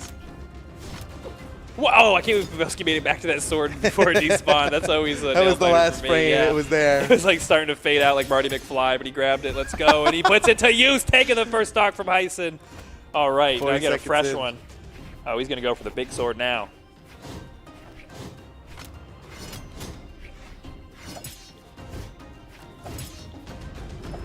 Man, Pavelski has a pretty serious lead here, but he's not getting anything off of it because Heisen just keeps bringing the pain. Oh, here we go. Here's Pavelski's opportunity.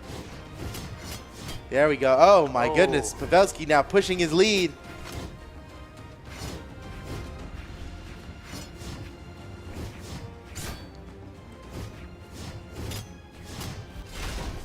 Woo! Okay, there we go. Heisen hasn't taken too much damage on this second stock.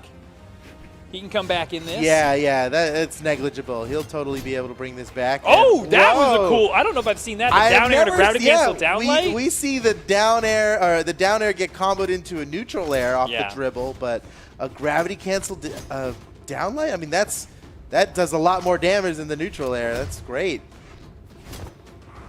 The damage is completely equal.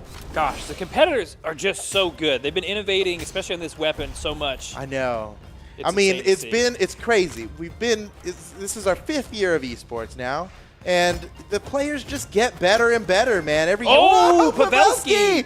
Oh, man, again, he would have really illustrated my point there had he landed. Yeah, rewind. Let's try that again. Take it from the top. I mean, we've seen Pavelski go for that read so many times where he does the down air into the down throw into the unarmed dive kick.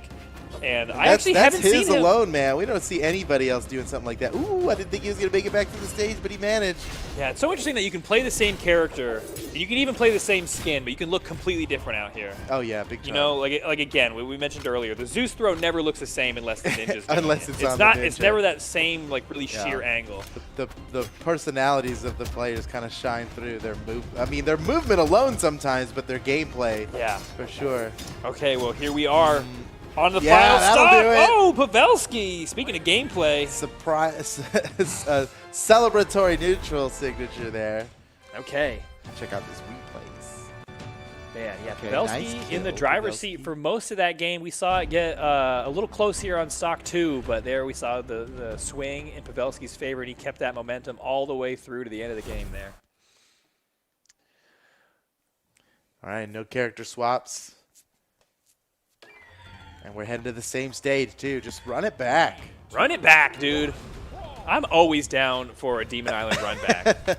No soft platforms, no long walls. Woo! Good start for Pavelski there. Great start. 4 hits. Uncontested, has no damage on him so far. Oh, no way. A sneaky down there waiting for the weapon throw. That would have been nasty, dude. He was 1 hit away from total nastiness.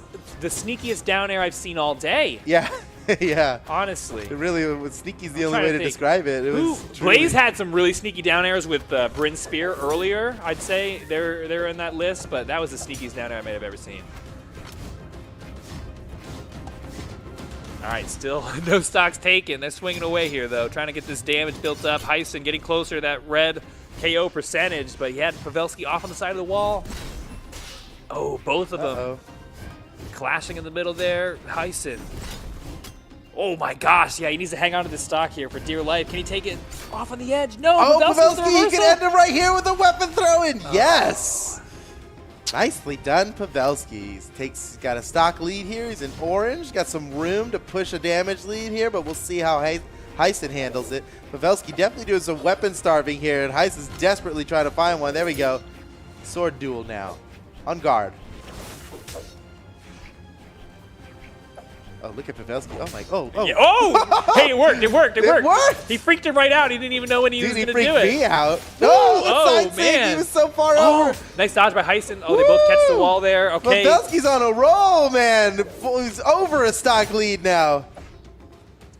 Yeah, oh, wow. Wow. Yeah, He's you really know? charging that, huh? He's out here charging side signatures. Yeah. And he takes the stock. My goodness. Pavelski. Still looking for this 3 stock, though. The potential's there. It's there. That's Oh, wow. Okay, nice. Heisen jumps in there. low stops chance that. for a 3 stock here. You think? I think so. Okay. Oh, wait. Who knows, though? Off There's on the no side of way, the there's stage. no way. Anything can happen out there, especially with Pavelski. He just needs to get one of those big Pavelski-style combos, dude. I'm ordering up one right now. Let's go. Number it would one. be just Here it like is. Pavelski to totally like 0 to death his way to a 3 stock. Oh, wow, he slips through. He slips through again. He's avoiding all these big hits. Heisen, if any one of these things lands and that There one we doesn't, go, there finds we its go. mark, that will take the stock. But Pavelski still has 2 full ones to play with. I mean, Yeah, I'm not sure. I'm You're not feeling sure the comeback is pretty real, good. but there is a moral victory in not getting 3 stock. for sure. You never want to get 3 stocks. It's just there's a lot of people watching, man. You don't Yeah, want that'll ruin your day. It's like being posterized in the NBA. It's like you just don't want to yeah, be. You don't want to be in the poster of Michael Yeah. Jordan slamming over you, bro. You don't want to have Pavelski, doing that down light weapon drop, ground pound off side of the stage. Okay, nice pick up there. Throwing away the big sword, opted for the little one. Went for the dunk off on the edge. That would be what it takes to do it. Any one of these moves will KO at this point. Oh, the weapon throw trap, and Pavelski still comes away with all of them somehow. Heisen is left unarmed, finally picking up that great sword. He's looking like he's going to bring this to a last stock situation, which is Is crazy. he though? Oh, he is. Oh, he is. is. I doubted it. I should not doubt. Oh, no my longer. goodness, I mean, dude. If I Heisen doubt. brings this back, that would be too much. That I do doubt. Sure, that's reasonable. Yeah, you've heard of the band No Doubt. I've got Some like doubt. a lot of doubt. That's my band I'm making now. Okay, Pavelski. Didn't even get hit on that last stock. Look at that. Yeah. Oh, fresh. Pavelski. 2-0. One more victory for him to come away with a clean sweep, man. And I wouldn't expect that from Heisen, dude. Heisen's a pretty big deal. To go out in quarterfinals would be unusual. All right, well, we're taking this to Brawlhaven. Oh, this is about to get spicy, I think. Yeah, we'll see. Get some early kills here. Pavelski thrives off of this kind of stuff. Like, we might see something huge from him. See what he can get started. Oh, okay. Oh man! Oh, look at him go! Oh, my goodness! gosh! Oh, what? Okay, hard read on that side signature, I'd say, but. When you land everything, I'm in favor of going with your confidence. Letting your third eye open fully, and maybe you're right. Maybe you just saw that Heisen was going to take the outside lane aggressively hard with 2 jumps or something. Pavelski plays for the highlight reel. That's true. Oh, Okay, but I mean, both still of them even. in a position. What? Whoa, never Dude, mind. What? Talk about third eye. How did he know? Oh, he just. How did he know so far ahead of time that would ever work? What a crazy thing to do. Pavelski's a madman. You can see it in his movement. We were talking about that earlier. Yeah. I could tell Pavelski's mad. Well, yeah, I like that.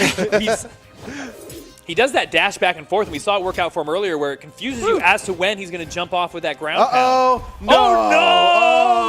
Oh, that's no. a heartbreaker, dude. Yeah, there was a banana peel on the field. Banana Heisen peel, slipped off, dude. Well, at least he got the immediate clap back on coming back to the stock here, but that is that hurts, enough man. to save your That's composure? Here on game 3, and you're staring down the barrel of a 3-0, and Pavelski's been playing like a madman? I don't know. We'll just have to see. Heisen in trouble, though, on his last stock.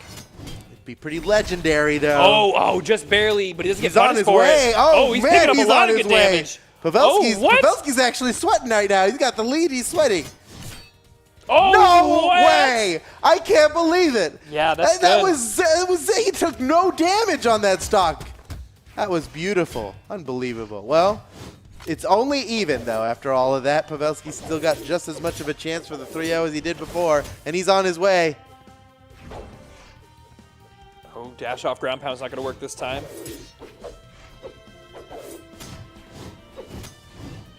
Oh, man, I like that option. He goes for it.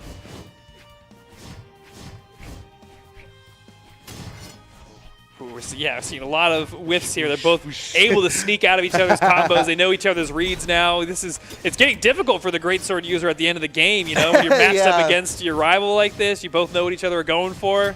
It's all on the line. Heisen still trailing in damage by just a little bit. Pavelski on the chase down to get it. That's it. Pavelski takes the set. 3-0. Clean sweep over Heisen in winner's quarterfinal. Unbelievable.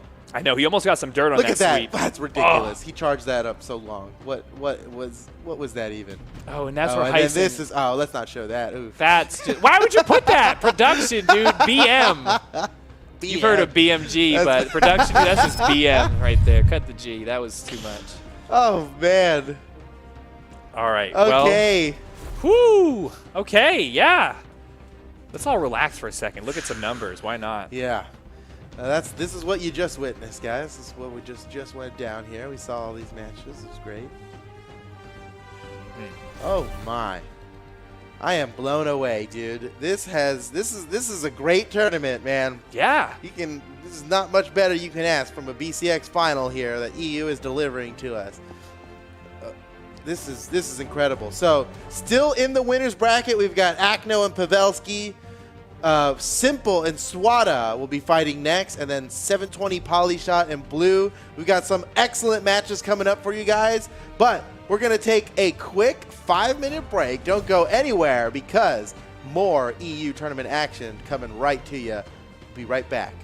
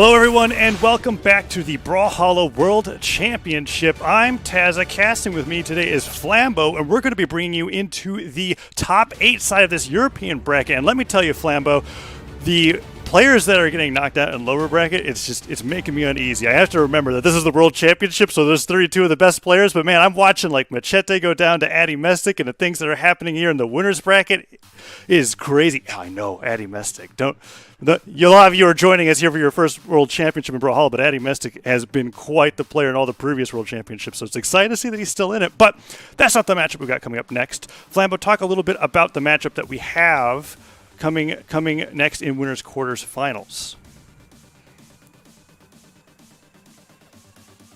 Swata coming up, and oh boy, Simple's been having a pretty good day so far, if I do say so myself. I don't know how far I personally had Simple making a run for BCX, but I think he's here to prove me wrong, man. I knew he'd be up there, but I didn't know how far he would go, but he just keeps on reaching and reaching and reaching. But on the other side, Swata to me is kind of like, that's like a wild card almost. Like, I never know how well Swata's going to do. Like, Swata is amazing as a player, don't get me wrong, but I never feel like I have a gauge as to where on the ranking list he's going to fall for any particular tournament.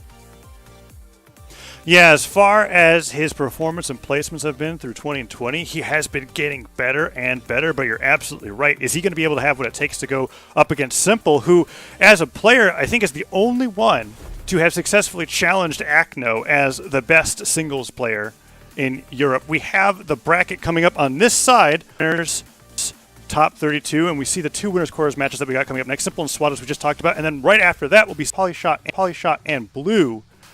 Excited to see this. And Simple opening up on the Jaeun, which he did against Flamethrower. We know he's got Bodvar in the tank. We know he's got Thor as well. But Swata, much to my surprise, is locking in Diana for game number 1 instead of Bodvar. I'm okay with that, man. I've been talking about this for like weeks now, man. If you're going up against the Greatsword, lock in that bow. I'm happy to see some Diana come out because now's the time, man. If you got that Diana, you got a Kaya in the back, you got someone with a bow to go up against this Greatsword, this is definitely the time to do it as we load up into game 1. Swata, man, just to pick up the first weapon, has some blasters in hand. So, before the action gets too intense, if it does interrupt you, get a little bit into details as to why bow is so preferred against Greatsword, which is kind of the flavor of the month right now. So, bow has D-Light. I'm going to say that straight up. That's what I was thinking too. It's so good. It comes out quicker than Greatsword D-Light does, and Greatsword D-Light shoves its hurt box forward first before the hitbox comes out, so it can't challenge it. If you throw them out at the same time, the bow D-Light is going to win every single time, but also Greatsword can be susceptible to getting juggled. If you can't land, you can't get your grounded opener started, you can't really get much going. Yeah, I feel like that's the standard heavy weapon / heavy character stick, is that, you hit really hard, but you have trouble getting back to the ground once you start getting juggled.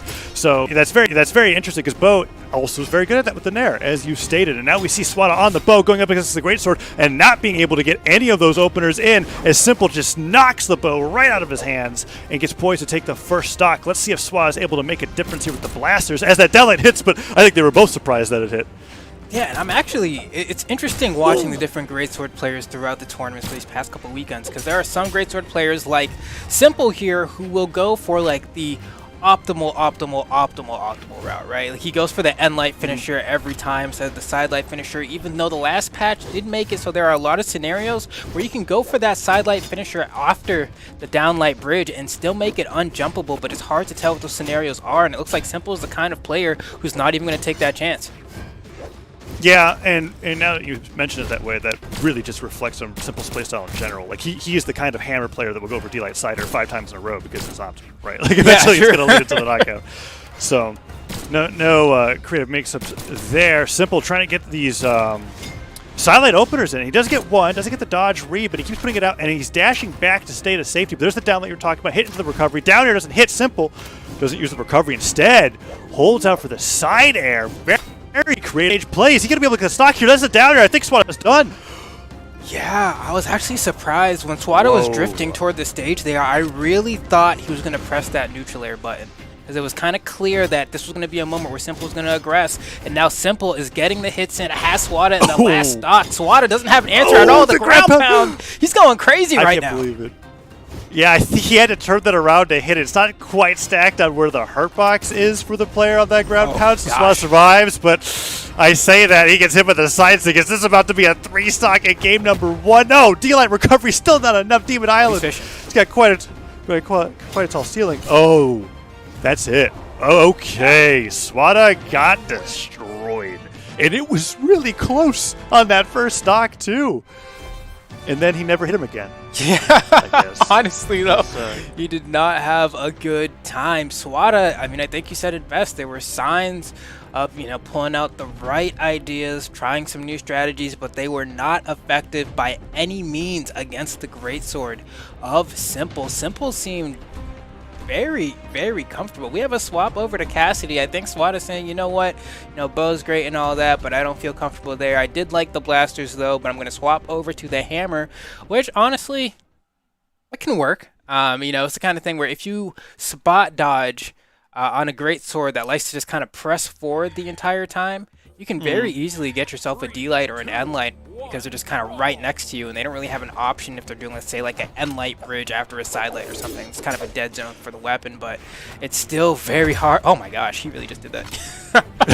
Yeah, just one way to stop momentum was the weapon throw. I like what you mentioned about how Hammer can deal with greatswords slightly by doing like a dodge and place stop or something like that. Or even for a lot of other weapons, greatsword I feel like has a weakness to where so many of their moves lurch the hurt box forward that if you dash forward with them, you end up getting behind them in a place where they can't really cover you, and that's when you can get a lot of those punishes with like hammer down light or any combo starter really. It's just try to get behind them as they go for an opener, whether it's down light like so, or side light, and then get some more damage in. We're going to see if Swata is able to do that with the hammer here. Simple doesn't get the dodge read, but he does get the damage. Oh, Swata got lucky that he reversed that recovery. Simple is just trying to take him off the top right now. Oh, the weapon throw! Didn't even matter. Didn't matter at all. Like, beautiful recovery from Simple. Not literally, well, and literally, but like to recover from getting interrupted and then being able to hit the neutral sig. Great job, but Swata might be able to stop another 3-stock if he's able to get the side air. Oh, he went for the recovery. Oh, and he gets a great sword. You gotta get the KO now, buddy. He has the blasters in hand. You saw what happened last time. You wasted his dodge there going for a D-Light. Oh, the down stick doesn't hit. He gets one downer, but Simple makes it back. Maybe. He stared into the wall, but he did get all his jumps back. Downers are coming out, and this is eerily similar to what happened last game. Swata barely lost the first stock, went for something crazy off stage, and a greatsword down air ended his second stock, which Simple's definitely looking for. Neutral stick hits instead, and it's 3 stocks to 1 once again. Is Swata going to take a single stock off Simple in this entire best of 5? I hope so, man. I really do. And there's moments where, like, because Simple, he's not really the kind of player that goes for 2 hits in the string into like a reset, right? He goes for the side light and then he immediately goes for the read, right? And for someone who does something like that, if you wake up with a gravity cancel, they just get hit.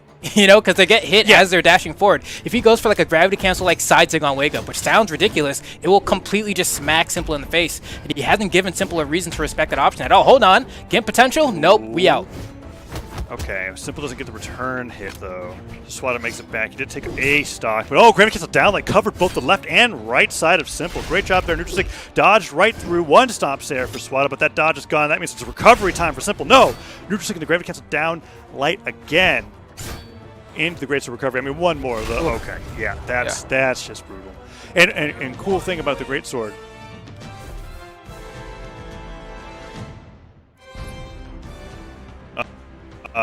Heavy move. It's not quite as strong as if you went through the motions on the ground, but you still get the effect in the air. And we saw Simple twice use the gravity cancel down sig to great effect because you also get a little bit of a descending property when you use it. So you get this whirlwind, covers the left and right of you, can get a lot of dodge in reads. Really well used by Simple. And Swata continues to struggle to get any mileage in this best of 5.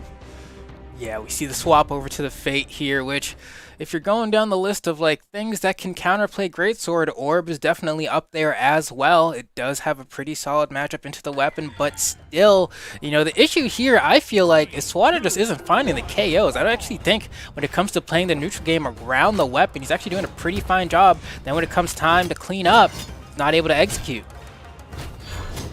Oh my gosh. So dodge up one more time, see how that works out for you.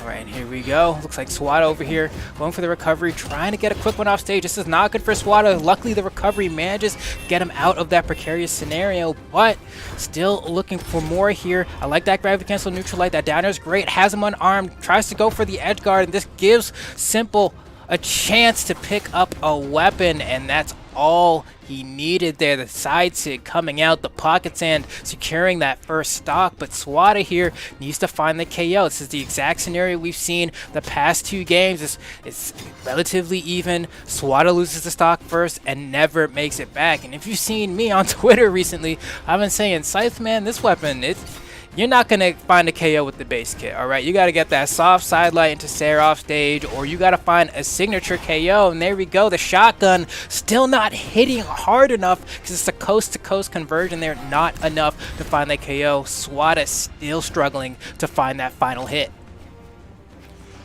All right, man, Swata in the same position as he's been in the past few games. 3 stocks to 1, under 2 minutes. Simple just destroying every single character that he brings out against him. And Swata now looking for a weapon against Simple on the greatsword. Oh no, is this...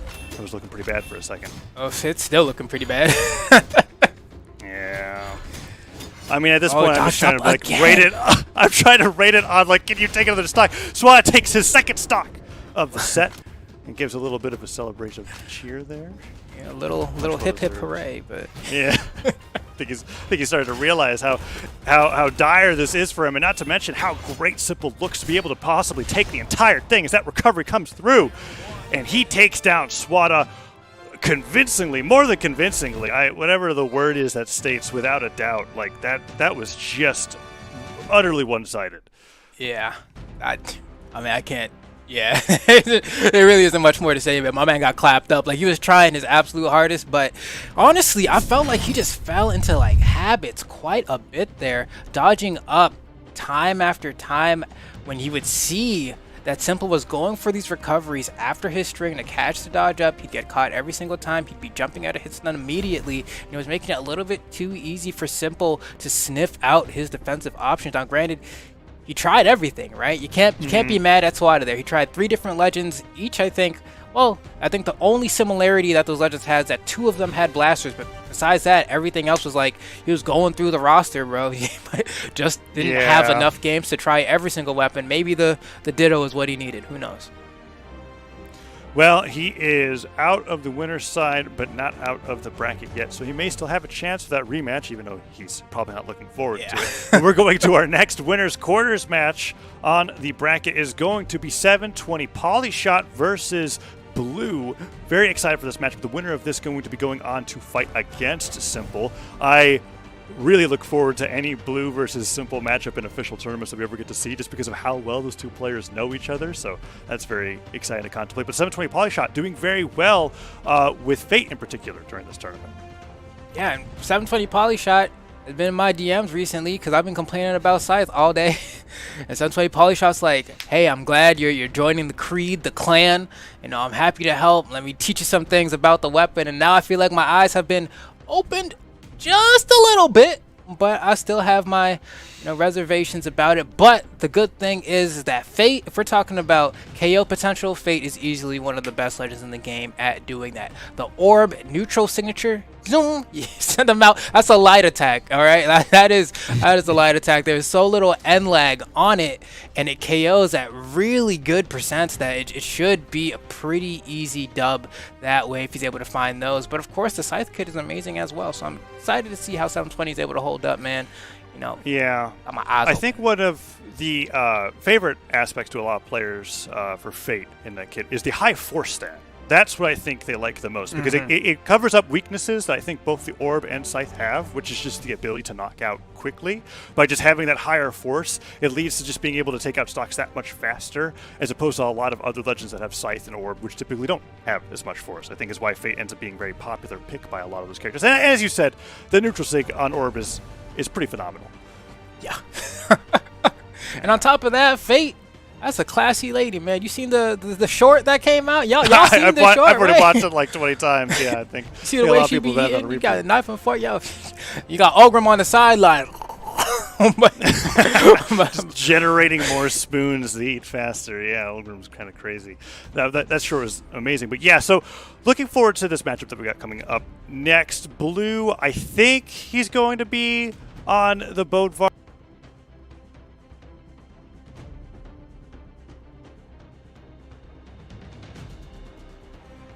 Right. And I'm extremely curious to see kind of how this is going to play out. Just because, man, I don't know. EU has been a trip for me. Just kind of throughout the year. Watching them evolve as players in general.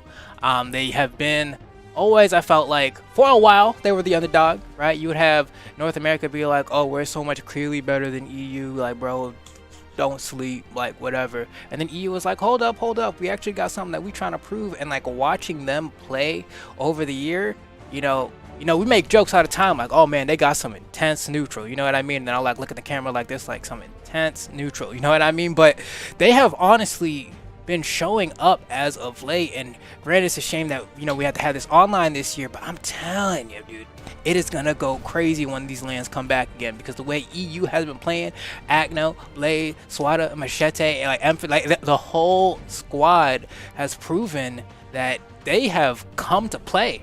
And of course, you know, we got Jeyun in the mix right now as well, which it looks like they were very easily able to pick up and kind of take to their best peak.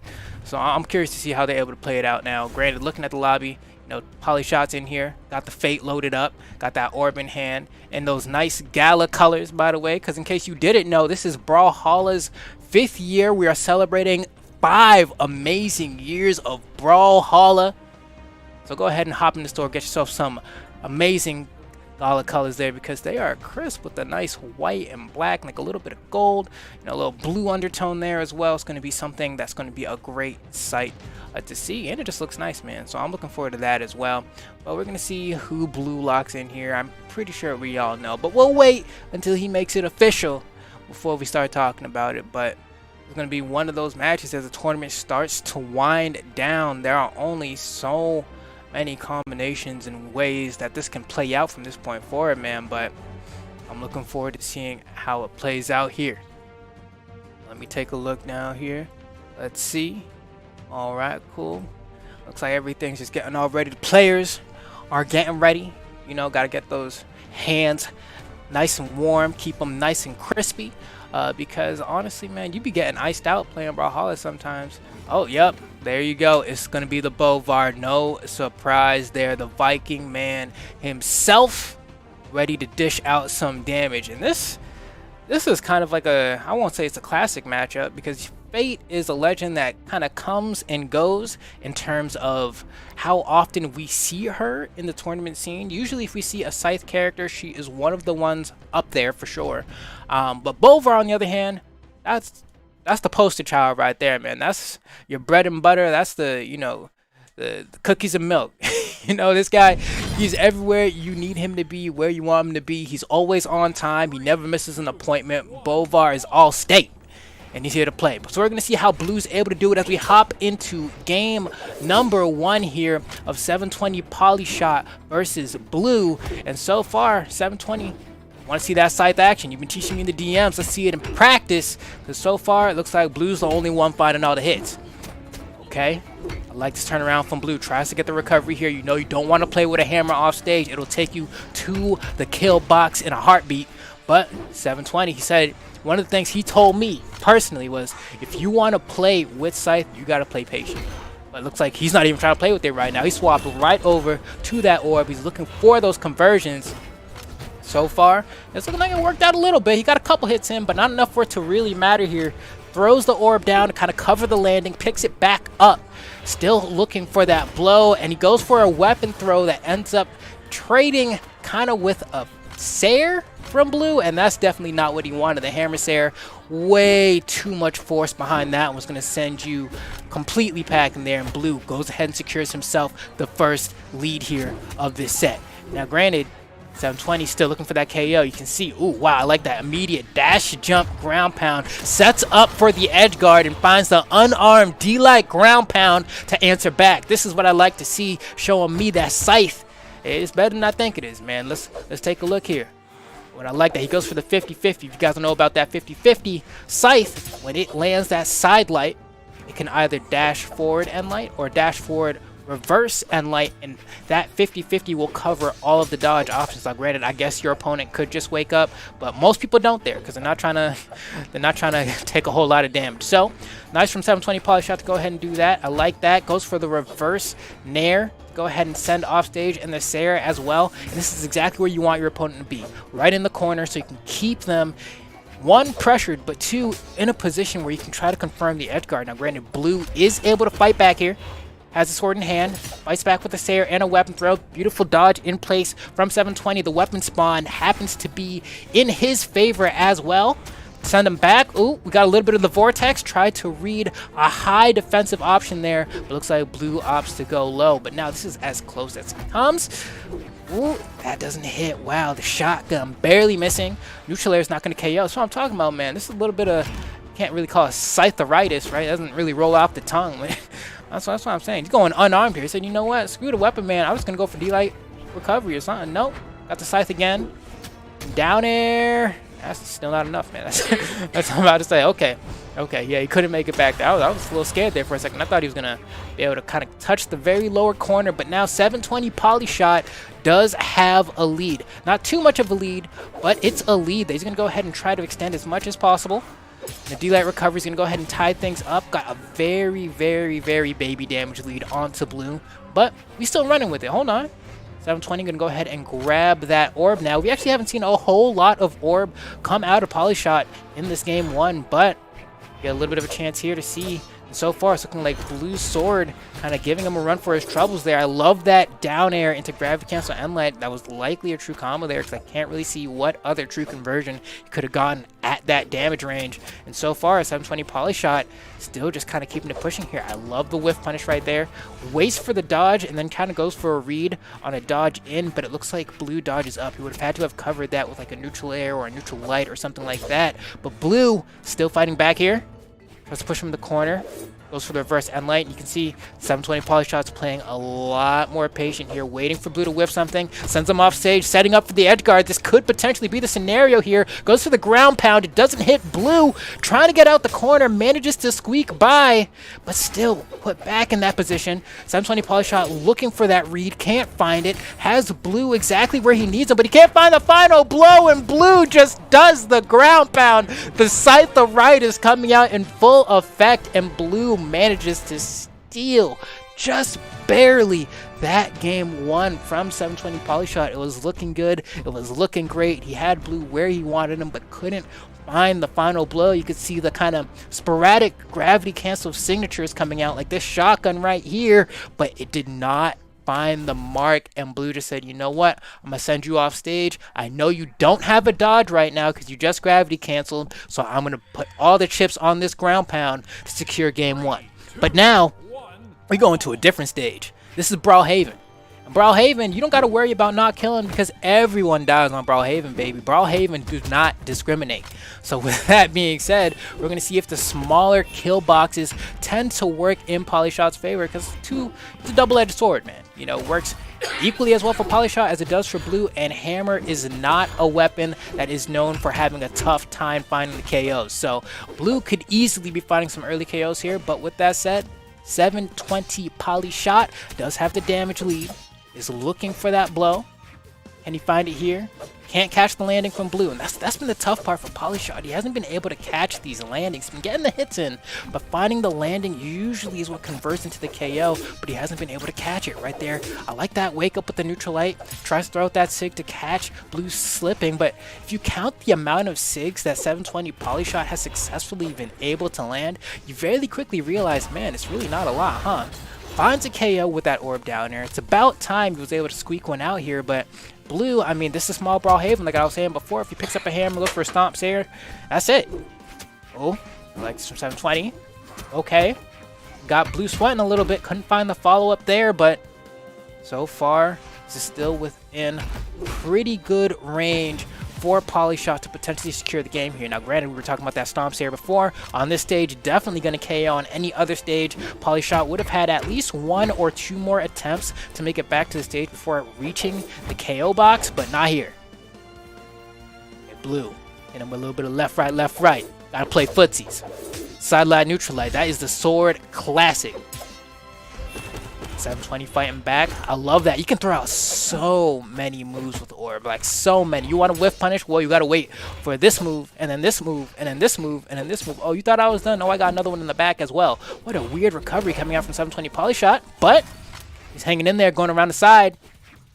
Okay, I like the neutral light coming out from Blue here. Goes for the end sig, and who knows, 720 might have been able to get a harsher punish there. There's quite a little bit of end lag on that signature from Bodvar, but he just kind of did the first thing that came to mind and said, you know what, I'll take the damage where I can before I lose the opportunity thinking about it. And honestly, I respect the play here. Still looking for the blow, though. This is it, right? Okay, unarmed recovery. Like, you got 2 weapons, but you got to find your KOs with unarmed recovery. The struggle is weird out here, man. Oh, speaking of unarmed, man. The haymaker coming out from Blue. Now, Blue and 720 Polyshot, I mean, this is an even game. Now, granted, weapon spawn right in the middle. 720 needs to pick it up. Blue just kind of lets him have it, honestly. I think he's saying, I feel more comfortable fighting against you with the weapon than the unarmed. But a lot of people can get tripped up by that. Sometimes the unarmed kind of adds this, like, X factor where you're like, bro, I'd rather you just have the weapon, and then we'll play off of that. But with that said, Polyshot in the corner here. Doesn't have a scythe. Using the orb to the best of their ability, but will it be enough? Slight damage deficit. Blue in the corner. Polyshot has the positioning. Side light. That's it. That's all you got. The side light. No Sair. Oh, man. Oh, Blue's going to actually disarm himself there. That was not in a good spot, but he has the unarmed D-Light into the gravity cancel neutral heavy. The side heavy comes out. Polyshot still with... Oh! Blue, the side air, is it going to be enough to send? The weapon toss goes down. That's a big hit on that one. Blue is going to grab the victory. That was a sweater, though, towards the end. I was getting real nervous. I didn't know which way it was going to go. I don't know. I'm like, I feel for 720 Polyshot, dude. I really do. Now that I've been playing Scythe for a week, I'm like, man, trying to watch him find these KOs is like, it's like nails on a chalkboard. Like, I'm like, you're so close. You're so close, but you just can't squeak it out. But you got to give credit to Blue, man. He makes it look easy. I know you saw my reply. It was like sidelight recovery or really just try praying. Praying might be your best option there, depending on what character you're playing. Probably prayer is going to be your best KO option. We're going back to small Brawlhaven here. Blue against 720 Polyshot. I saw Blue turn orange towards the end, and the one thing I was worried about is those signatures from Fate. You mentioned it earlier. Some of the most potent signatures, not even just on Scythe or Orb Legends, but in the entire game in terms of KO potential, usability, the amount of pure use cases you can use them in. So good. Now, I mean... because that's the thing, like, the SIGs are so good from Fate, but 720, like, the ratio of SIG to hit conversion, oh my gosh, speaking of that what ratio, was dude. that, man? Oh my gosh. What an It is easy bad. punish for Blue there. I want to say it's like 10%, dude. Like, 720 throwing them out, but they ain't hitting. Like, what you want for dinner? He's going to disarm himself like that. He's able to get over, grab the weapon spawn. Oh, the neutral signature. Coming basically out of nowhere. When it hits, it doesn't KO. That has to feel bad, but the Sair, almost enough. You don't want to deal with that hammer off stage. I don't blame you. You want to threaten, you might go for the ground pound. Oh, man, almost got that recovery there. You didn't have a dodge either. I wonder if the Sair would have picked up. The dare. Man, that dare sent him so far. You don't normally see that sending so far. That's how much damage has been built up on this stock. The dare from the hammer is easily going to KO off the top. Blue just barely in the lead here. He's already up 2 games. 720 Polyshot has to find something. The possibility to even up the stocks is at least very real right now. You're seeing the D-Lights coming out on the unarmed kit, expecting to follow up with a GC neutral heavy. Maybe the recovery for the easier to hit option. Still hasn't found it. There's the falling sider to get the KO on the right side. Going to have his choice of weapons. He doesn't even care about juggling, wants to secure that orb. Let's see, can we get a lot of damage? Can we keep Blue in the corner here? Okay, now we're going to go for the starve. Keep him unarmed for a little bit. Nice, that's a nice catch. You can go for the chase dodge in there as well. Couldn't find it, but this is what we like to see. It's like moments like that where you get the dodge after an end light. Like, you can really go crazy with the weapon, but see, like, look at that. The entire string was phenomenal, and then the hit that would have KO'd is the one that didn't connect. Feels bad. Oh, Polyshot's orange. Oh, the hammer comeback potential is always so high. But I was just about to say before Polyshot ended up getting that string that, like, okay, he's found a couple hits here and there. Nothing huge. We're not seeing, like, great sword level strings coming out. We're not seeing huge Qatar level strings coming out. But he was able to find that big string, even though the damage did start to maybe favor blue just a little bit there towards the end in that one string he had on hammer. It didn't lead to a KO, so Polyshot finds himself in a pretty good spot here. Blue's kind of playing defensively. You're seeing him kind of stay away from Polyshot as much as he can, putting a lot of room between the two. Polyshot has no problem playing with that range as well, juggling with the double nairs. Yeah, and Blue's like the player who, if he needs to slow things down, he's just going to do it, you know? Like, there's no one better than you. I feel like anybody who wants to be a commentator has to pay their dues by watching, like, old Blue sets from back in the day. Yeah. That is paying your dues. Like, watch Blue before there was Dash. I don't even want to think about those times. Oh, man, 720 needs the weapon. There we go. Has the orb. Has a pretty hefty damage lead that slowly became not hefty at all. 2 nairs from Hammer will do that to you. And a weapon throw from Blue. That Neutralite was cheeky. I don't even know how he knew which direction to do that in. 720 was trying to play the left-right mix-up. Oh, no, I'm getting scared for Polyshot again. I want him to at least get one game on the board. You know, make a little bit of a name for yourself with that, but it's going to be tough. Yeah, this set could be winding down here. Blue is still a little bit behind, but it's getting closer and closer. Neutralite is going to turn Polyshot orange. Oh, no! He dashes back, then goes for the sidelight into the bear. 720 Polyshot behind in so many ways now. Also at the weapon disadvantage, Blue has the hammer. It seems like this is Blue's game to throw. Almost got the nair through that spot dodge. Polyshot had the clean dodge there. That was like the weapon spawn from the gods there. And then he just throws it away. Are you going to do it unarmed or are you going to get D-Light recovered? Oh my gosh. He keeps gravity canceling. Oh, he waited after that one, didn't immediately. And then he charges the side signature. He released it a little bit early, so he didn't sit there for the entire full charge time. The side air. He won last game with the side air. Almost. Oh, the nair, almost. Gosh. He's going to kill him with weapon throws. When is it going to happen? I don't know. I'm going to fall off my seat. I've been on the edge for so long. The side air from the wrong side of the stage. Nobody can close this game out. What's going on? Somebody hit somebody. There we go. 720 Polyshot's able to find the game-winning side air. But I think you, me, and everyone watching had absolutely no clue what was going to happen there. The damage numbers, Flambeau, 617 to 602. Who is requiring more than 200 damage per stock to KO on Brawlhalla? Like, that hurts me to my core. It's just like some things just shouldn't be, man. How did that happen? How did that happen? I mean, Polyshot, you know, Blessed be managed to find a game there. You know, we're going to game 4 here. He's not going to be a 3 and out. He's here to play, and he swapped over to the Mordex, who, you know, has, I don't want to say better SIGs than Fate, because I think they both have really amazing SIGs, but they do offer a different set of utility, and I think that's what Polyshot's going for here. Now, granted, he won't have the orb, but he will have the gauntlets, meaning he can go for D-Light into recovery, or also go for reads off of sidelight. Yeah, I wasn't seeing too much from the orb, especially there towards the end, that I was, like, really enthusiastic about. We were seeing some good stuff with the sight. That'll carry over here. Ooh, Blue is really starting this one right out of the gate. The Neutralite's going to send Polyshot away, far enough away that Blue grabs the weapon spawn. You see the stomps coming out. You see the dares coming out. Blue's starting to swing for those KO moves. Polyshot now has the gauntlets in his hands. Nice. Oh! If he would have been a little bit more damage, it might have sent down into it, but there's the neutral signature coming out. How do you get the KO? Looking for Ensig here. Ensig will KO at this damage range.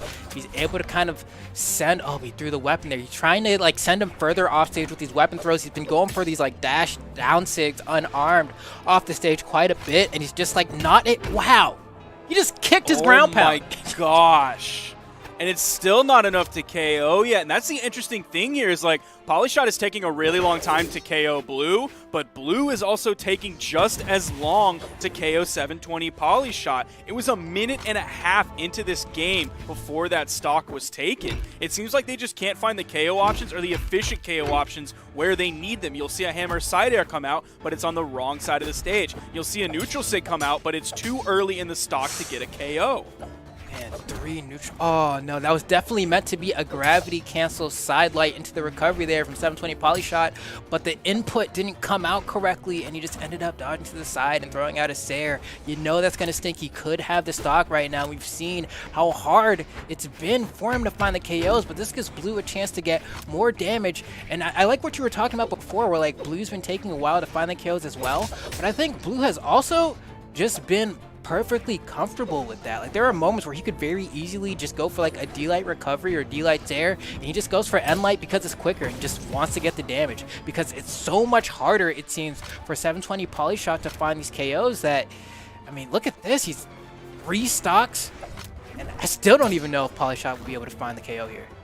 Now, even though that second stock, it's not like the play is super lights out right now. It's not overwhelming. It's not the craziest thing we've ever seen. But the pace did quicken a significant amount. It went from a 1.5 minute KO to a 1 minute KO. That's a huge increase in time there that Blue found that stock. So you're seeing the pace quicken as Blue is finding this lead, finding, I don't want to say more confidence because I'm sure Blue is already confident. Polyshot, though, he has to be worried, man. All of these hits he's finding that aren't KOing yet has to be so brutal on the mental. Yeah, because at this point, you should start... Oh, okay, I was about to say, I was like, you should have just N-Sig out the gate there instead of giving him the chance to dodge, but managed to find the N-Sig anyway. But when you get that falling Sair and your opponent's in barbecue and they still don't get KO'd, you're just like, man, I just need something right now. Give me something, Lord, please. But 720 Polyshot, he's trying to make it happen here. And now, granted, we haven't seen like a crazy Gimp yet, but Scythe is perfectly capable of getting those quick KOs if the stars align. Will they align for Polyshot here, though? Might be too late. Scythe in his hand. You're seeing Blue get kind of transported by Polyshot from the right side of the stage all the way over to the left side. Poly's finding some good entries. Oh, no. Doesn't quite have the right punish there for that insig that came out from Blue. One of the easier to punish signatures. Might have been just a little bit too far away to find exactly where to go after that. Finding some gauntlet damage. We're seeing Blue a little bit on the defensive here. Polyshot is not taking too much damage since Blue has kind of come in on this second stock. He is in the red, but here recently hasn't taken a lot of damage for an extended period of time, and he's put out quite a bit of damage. Finds the KO, has to play near flawless if he wants to come out of this game on top. We're looking lively right now. Hold on, this might be a chance here. Now, do you want to go off stage with the Blue? You have a Scythe. This could work out for you, but you have to make the plays immaculately here. And we're getting to the point where like even a raw recovery might be enough to KO. You see Blue goes for it right there, trying to catch the movement from Polyshot. You can see he's very, very much so trying to bide his moments here as to when he wants to go in, gets punished by neutral light. He can take a couple more of those, but Blue is perfectly fine just doing it over and over until it kills.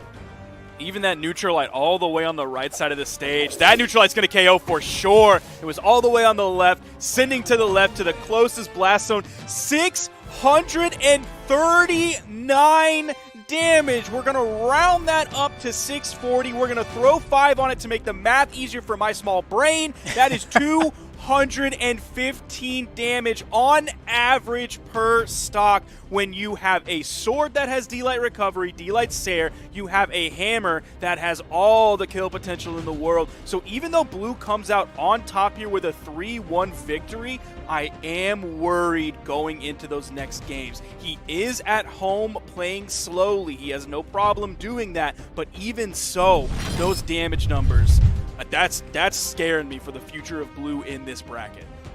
Yeah, I'm sweating right there with you, brother. Cause I'm like, ooh, you know, definitely that hits kind of hard. You're thinking like, oh man, like I really did, like, cause what 150 is around, I want to say kind of like the average range where you expect people to kind of start flying, but the moment you hit 200, 210, 215, it's like, oof, you're really grasping at straws as they come, right? But I also think it might have been a matchup thing because, he's like, all right, well, he's definitely not KOing me anytime soon, so I'll just take my time with it. Yeah, absolutely. And seeing how Blue is going to be able to perform in a similar style against Simple later on in the winner's semis is going to be interesting. But now our winner's quarters matches have finished out. Blue just won over 720 Polyshot and Simple over Swata. They'll be fighting in the second winner's semis match, but the one that we have coming up next is going to be between Acno and Pavelski, two completely different play styles of Jae-yoon. Yeah, now I'm excited for this one, specifically because Pavelski is like the craziest ranked nutter, right? Like the amount of games that this guy plays of Brawlhalla in comparison to the competition, specifically ranked though. I'll say specifically ranked because people play scrims and whatnot, but still his record like blows everyone out the water. Like I know like Leffen the type of dude to be like, man, top players ain't playing enough. Well, in Brawlhalla, if there's anyone who's playing enough, the answer is Pavelski. Yes, Pavelski is absolutely insane. He also plays a lot and refines a lot of play styles that not a lot of other players do in Europe. I mean, he first got his name for himself by playing the Lucy and by doing so well on blasters and guitars. And seeing him playing the Jae-yoon, I'd expect him to be playing it in a way that nobody else in Europe is quite able to play. That being said, Acno, well, is just absolutely insane on whatever character he decides to play in a tournament. So we'll have to see whether or not Pavelski's got something prepared specifically for him, which I wonder how many European players do that, right? Where they go into a tournament and they're like, well, none of the other matchups matter because if I can't get past Acno, I'm not going to be able to get the win. How much have they been thinking about this matchup specifically? Now, I think that's a good point to bring up because these competitors, like, they're in it to win. The vast majority of them, like I'm sure there might be a sprinkle in there who's like, oh, I'm just trying to place in like the top 16. But wow, if you're top at this 8? point, perfect. Like, it's like, all right, we're trying to get dubs, especially $204,000 on the line. I'm trying to get number 1 and nothing else. Number 2, fine, but at least I was trying to get number 1. Pavelski can't even play right now because he's getting sauced up by Acno with an unarmed right into the greatsword. It's like, oh my gosh, no, he hasn't been touched yet.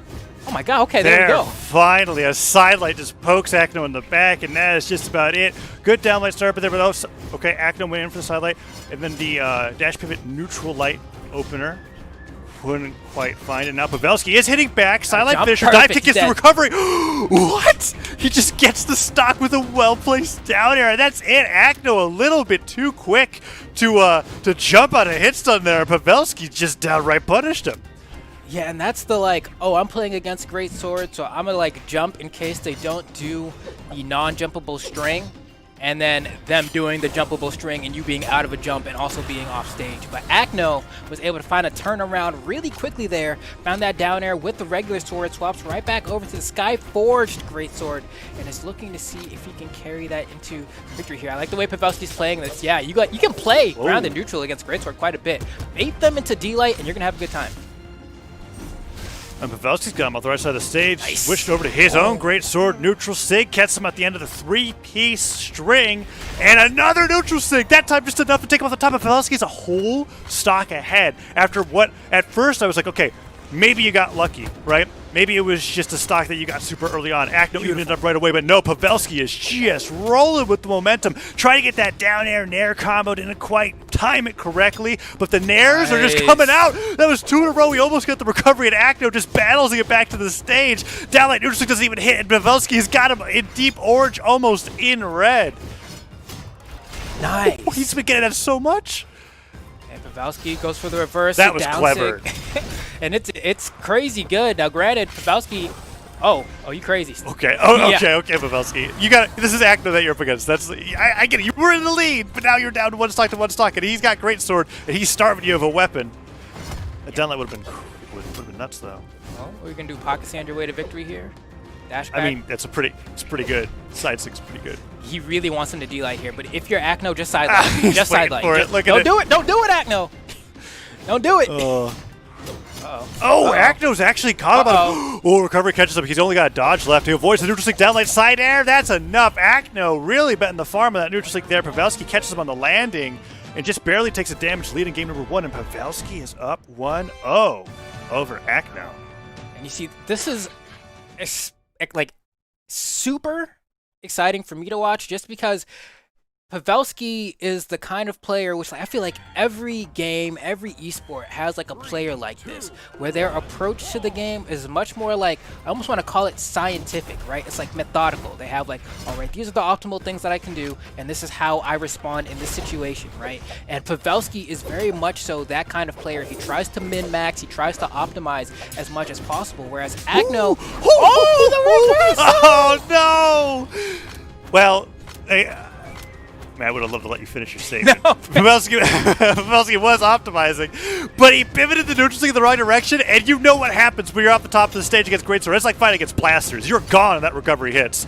Let's see if Pavelski's able to even it up real quickly, because Acno did the exact same thing to Pavelski as Pavelski did to him in game number 1. okay. And evens it up. Yeah, because that's the other side of the coin, is that, like, all right, if Pavelski's the methodical one, right, then Acno is the, like, you know, I understand some of the stuff, but mostly I just play by feel and what seems Intuition. like makes sense. Yes, exactly. Yeah. The intuitive definitely describes Acno's play style, and what's terrifying is just the raw amount of talent and skill that's behind it, right? That's when intuition gets really, really scary, because you can have the ideas, but if you can't execute, that doesn't really matter, right? And Acno can do both. There goes Pavelski off stage with the down air, and oh, look at that, reacting with his own down air, recovery hits, doesn't get the stock, but Pavelski has fallen behind. Oh, is he though? Is he though? Oh, wow. Greatsword is so explosive. That's it. Okay. Acno manages to squeak ahead with a little baby lead here, but this is great sword. Ditto's at his finest.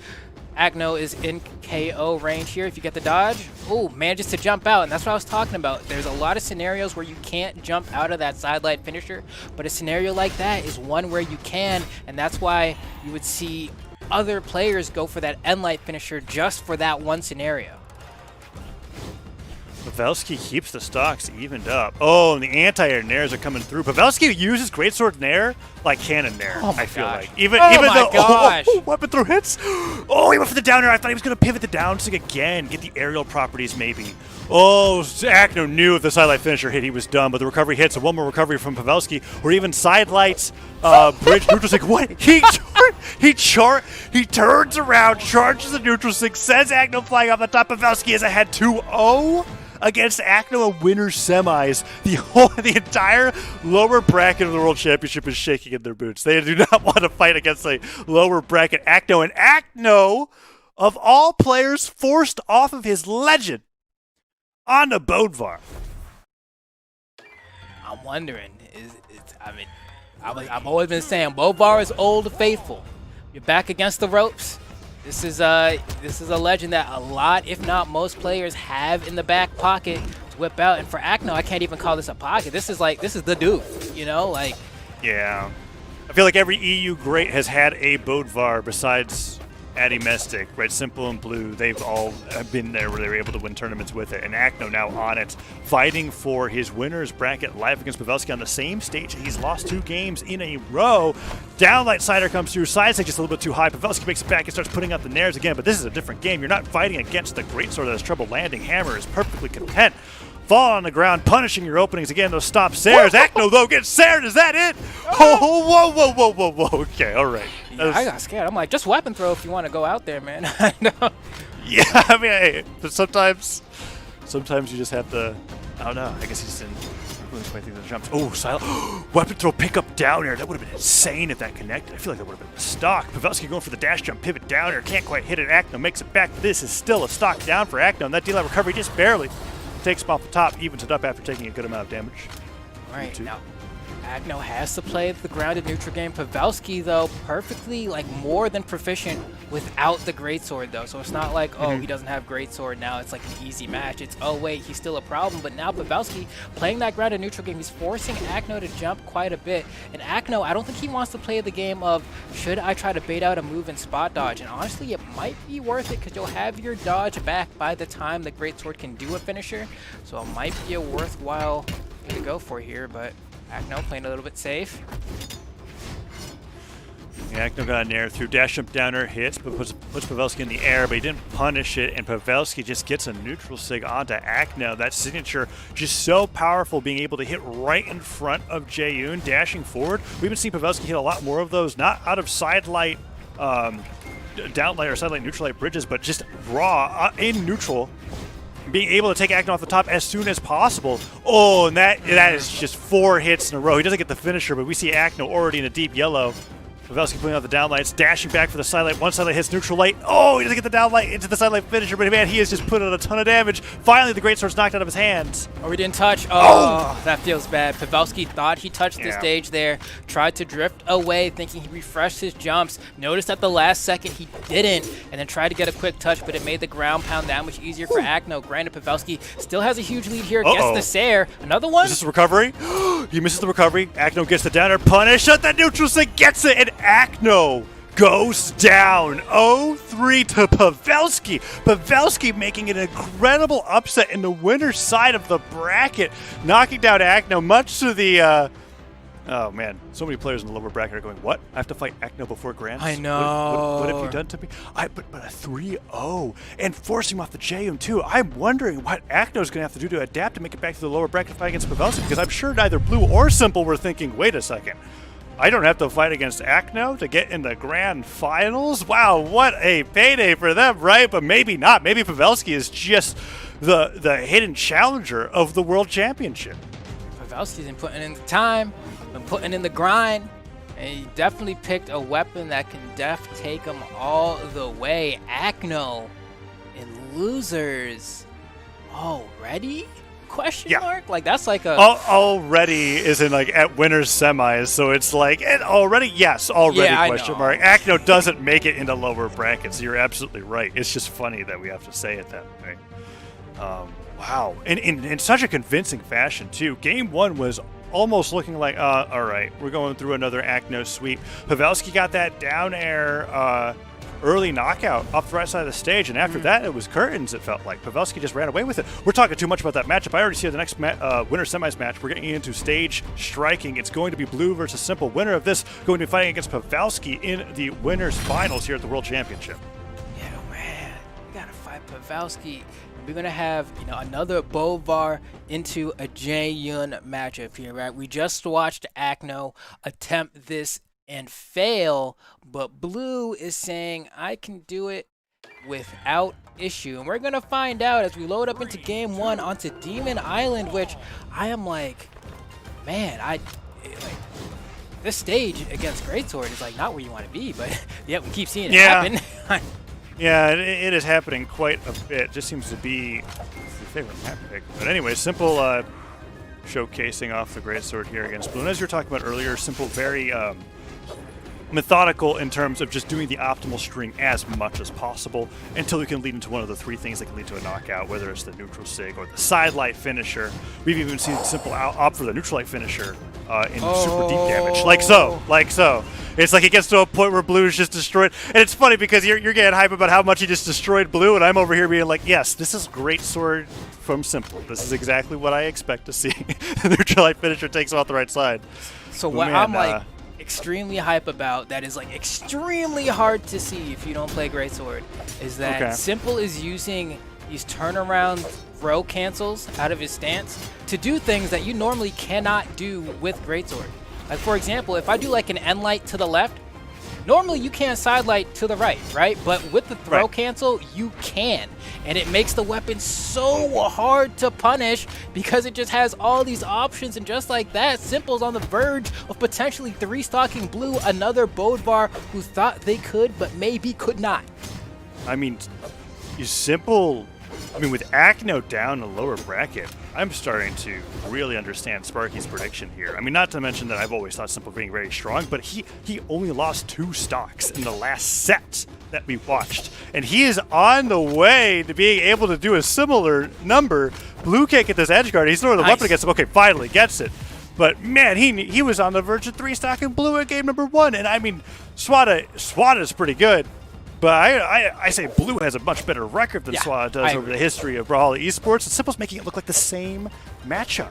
Just like that, even with the regular sword here, Simple still getting the better end of most of these engagements here. Blue throws away the sword, wants to get a hammer.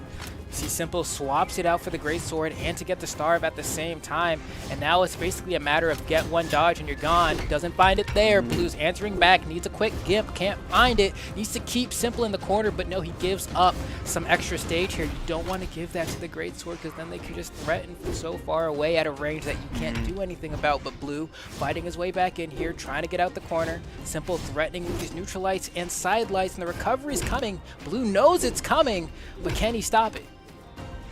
Yeah, that's always the question. It's one of those moves where they could be as obvious as they want about it, but no, the side light into dash, neutral sig off the top. Simple takes game number 1 against Blue, and Blue did a very good job playing around the plethora of knockout options that Simple was presenting before him, but it only took one side light opener to catch for Blue to eventually just get that dodge read wrong, right? And Simple's able to take it. 1-0 lead for Simple so far into the set.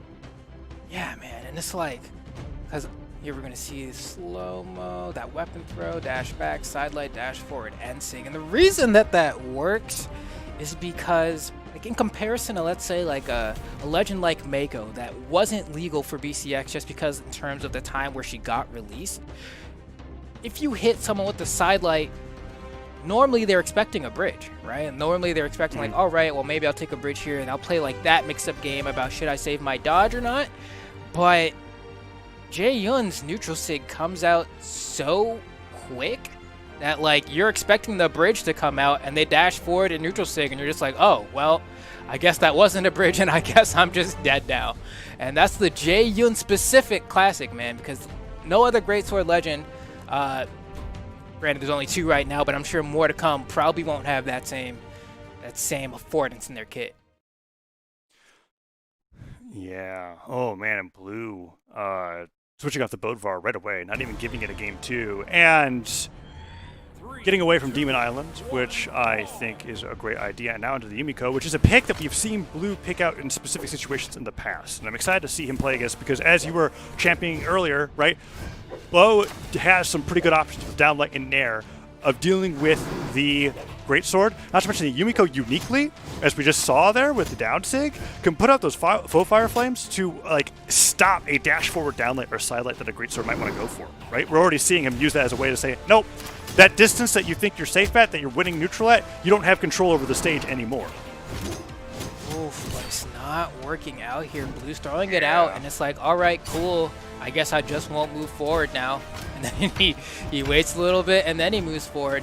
And because that sig leaves Yumiko airborne a little bit, you see it's like... You got the recovery. Recovery? No, oh, we got it. Nice.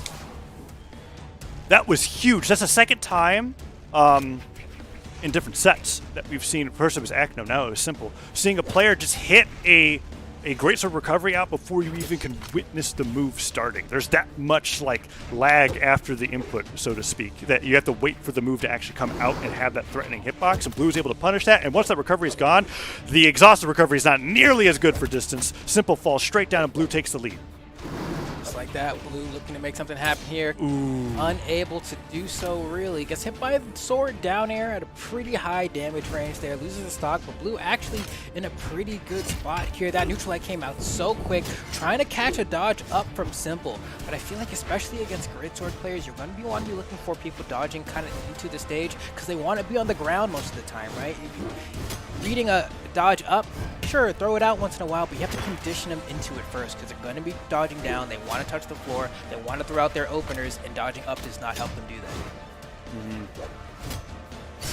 Whoa, nair recovery. I thought that was going to be it. Blue dodges straight through the neutral sig, but that's about, I mean, that's all he got off of it. He got one down air. Yeah, that's pretty huge. I thought Blue was going to go for that for sure. No. Wow, Simple is just throwing every single signature. Blue's weaving through it. Gets a nair, but he's going to have to win so many more neutral exchanges like that, and he can't survive another great sword recovery. Interestingly enough, nice. Simple switches over to the sword, and that was the perfect neutral signature snipe from Blue. Dash jump side air, neutral light gets him on the way back down. Can Blue take this stock? He goes for that weapon throw downwards. Can't find it. New weapon comes through. It's the bow. Avoids the pocket sand once. Can he do it again? Downer would be a great finisher here, but Simple makes it back. Recovery doesn't get it. I cannot believe it. I think Nair would knock out now, right? Nope. No. Granted, that was as low. That was as low as Blue could possibly get. Wow, that's unfortunate. And you know what? That's the thing with Yumiko, right? That 4 force. Feeling it. We're feeling it in this game too. Blue doing so well, but he needs to get the stock now, and Simple's getting a ton of extra credit. Oh. Looking, throwing out the N6, the weapon throw wants to get. We've seen this happen to like so many people today versus Greatsword, where they just want to get it off stage and set up for the edge guard, so they go for the weapon throw, they get spot dodged on, and they just can't find the KO. Here, Blue Downlight Nair couldn't even connect because of how damaged Simple is. Oh, that Granite gets a side stick, no dodge, gets punished, and Blue is just desperate for this knockout, and Simple knows how advantageous his position is. Gets the sidelight, anything would work. Blue is just going for a moment. I cannot believe it. I hit him with like 4 finishers. That should do it. Okay. Projectile force.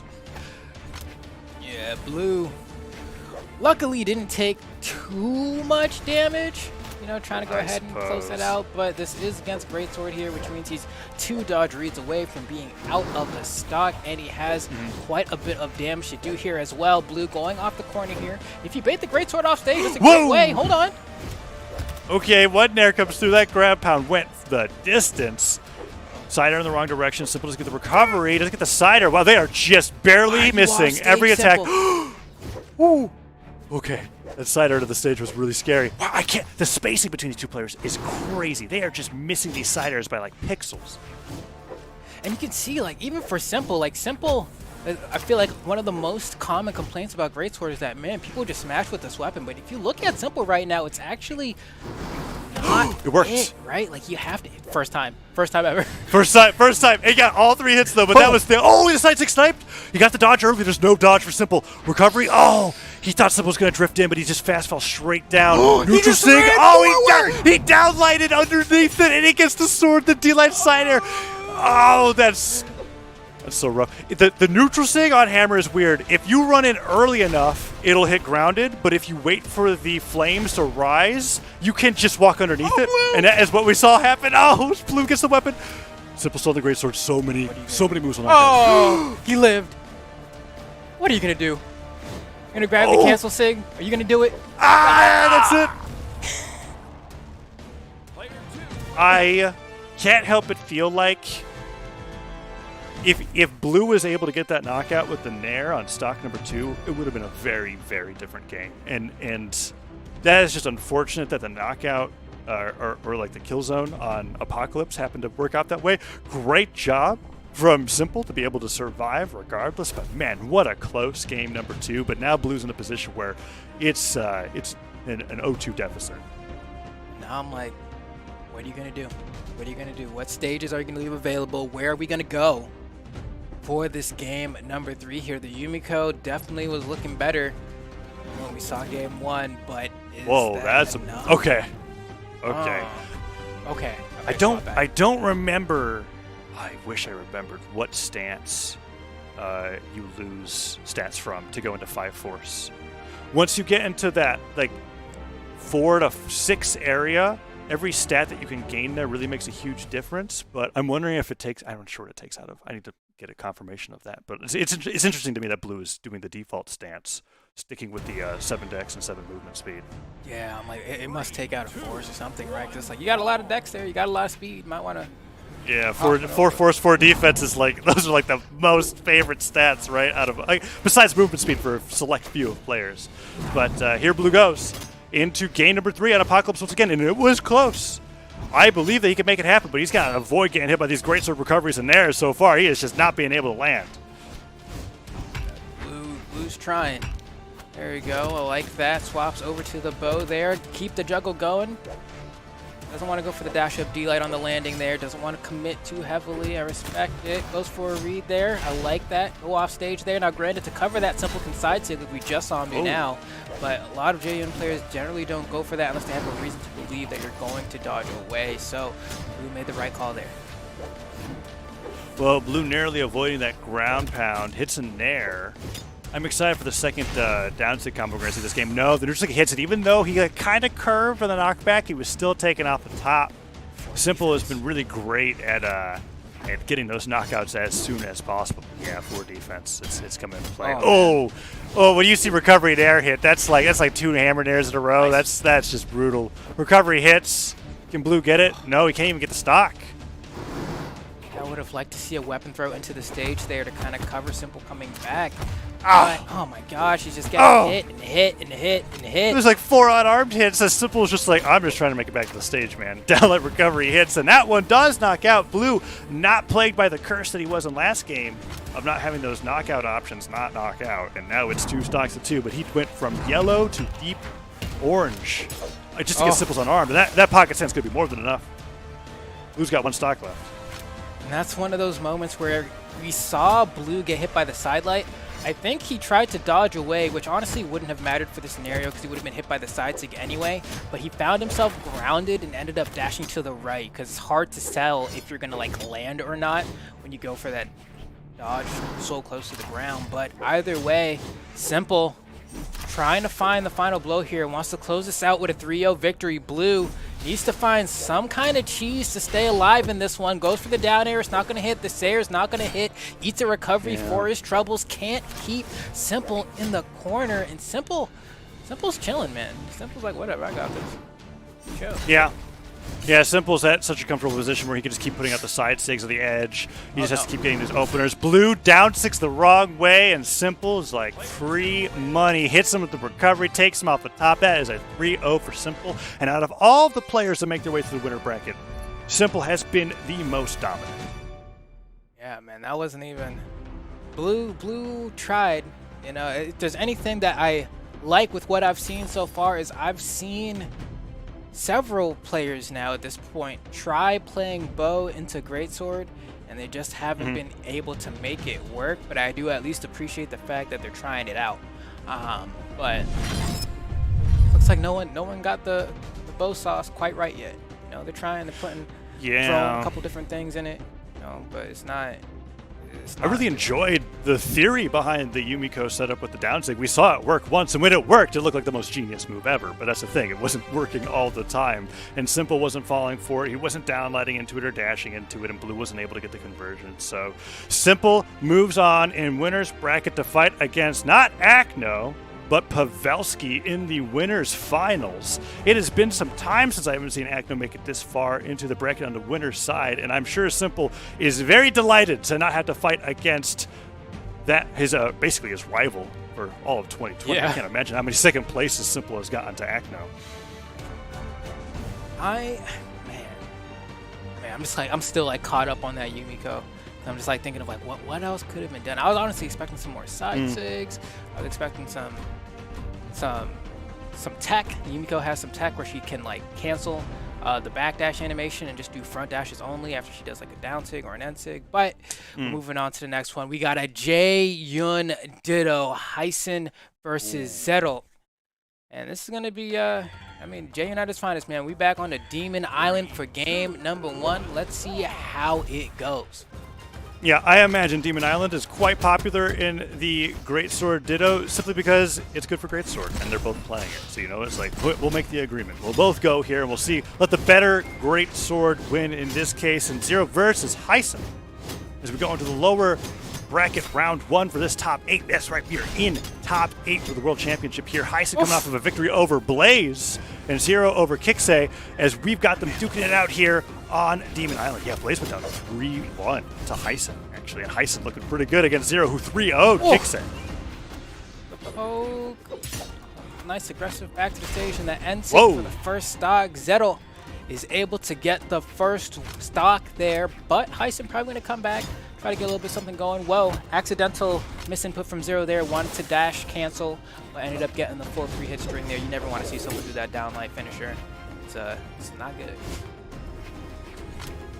Yeah, but it's so much fun. You don't have to crap on it like, okay, downlight finisher. It feels so powerful, being able to get that downward swing over the time. Yeah, you're right. It's probably not the greatest, but I respect it. Oh, Zero going for the sidelight finisher. Heisen, he went for a full hop down air and just got demolished. Zero just destroying him, gets the down air off of that rising there. No chance to dodge back to the stage. Zero up a whole stock. We just threw the greatsword out. Okay. Oh, wow, goes for the side light into side light finisher, man. He really just did it. You can see Heisen's not dodging immediately after getting hit, so I think that's why Zero actually went for that conversion. He's like, you're not dodging. He's like, why aren't you dodging, bro? So I'm just gonna go ahead and keep pressing buttons. But I think at this point, if I'm Zero, yeah, hit him 3 times and then force him to dodge. There it is. Might be a little too late though. We're gonna see. Heisen. Wow, what the heck, man? He went all the way out for that. I think if he didn't hit, I was even worried about his jump resources to make it back to the stage. That's how far up he went. But he got the nair. Didn't even get the recovery. Heisen evens it up. And now this is a scary part of the game where Zero was super far ahead. Not anymore. Ooh. You just got hit by 2 nairs in a recovery. And now you are in orange. Heisen avoids the weapon throw and starts putting on the hurt too. Oh, he's deciding the down air to the recovery. Is Heisen about to bring this back? Oh, the side air hits. It's a landing animation. He could have canceled into some more moves, but the side air has a pretty good amount of force on it. Oh, what? That surprised me completely, and obviously Zero as well. He went for side light finisher, completely ignoring the bridge and just catching him off guard on that jump with a move that he hadn't used the entire game, and he takes game 1. Yeah, that caught me completely by surprise. Usually in that scenario, when someone's like hugging the stage like that, you see them go for like end light, side light, down light. It spikes off the bottom, or even like down light, side light, end light also does the same thing, but just side light is not something you see often. Heisen very easily just turns that game around, and that's the Great Sword Ditto in a nutshell. It is volatile. It may look like someone has a lead, but it's not a lead. And you never have a lead in the Ditto.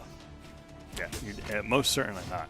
And for those that have been so impressed by all the fancy footwork from a lot of the great sword plays that we've been seeing in the World Championship, you can indeed skip to your finisher by just doing the same directional input twice, right? Like neutral light, straight to the finisher. You don't have to worry about the bridge. If that's what you're looking for, that's what you'll get. And Heisen was able to do that in the last game.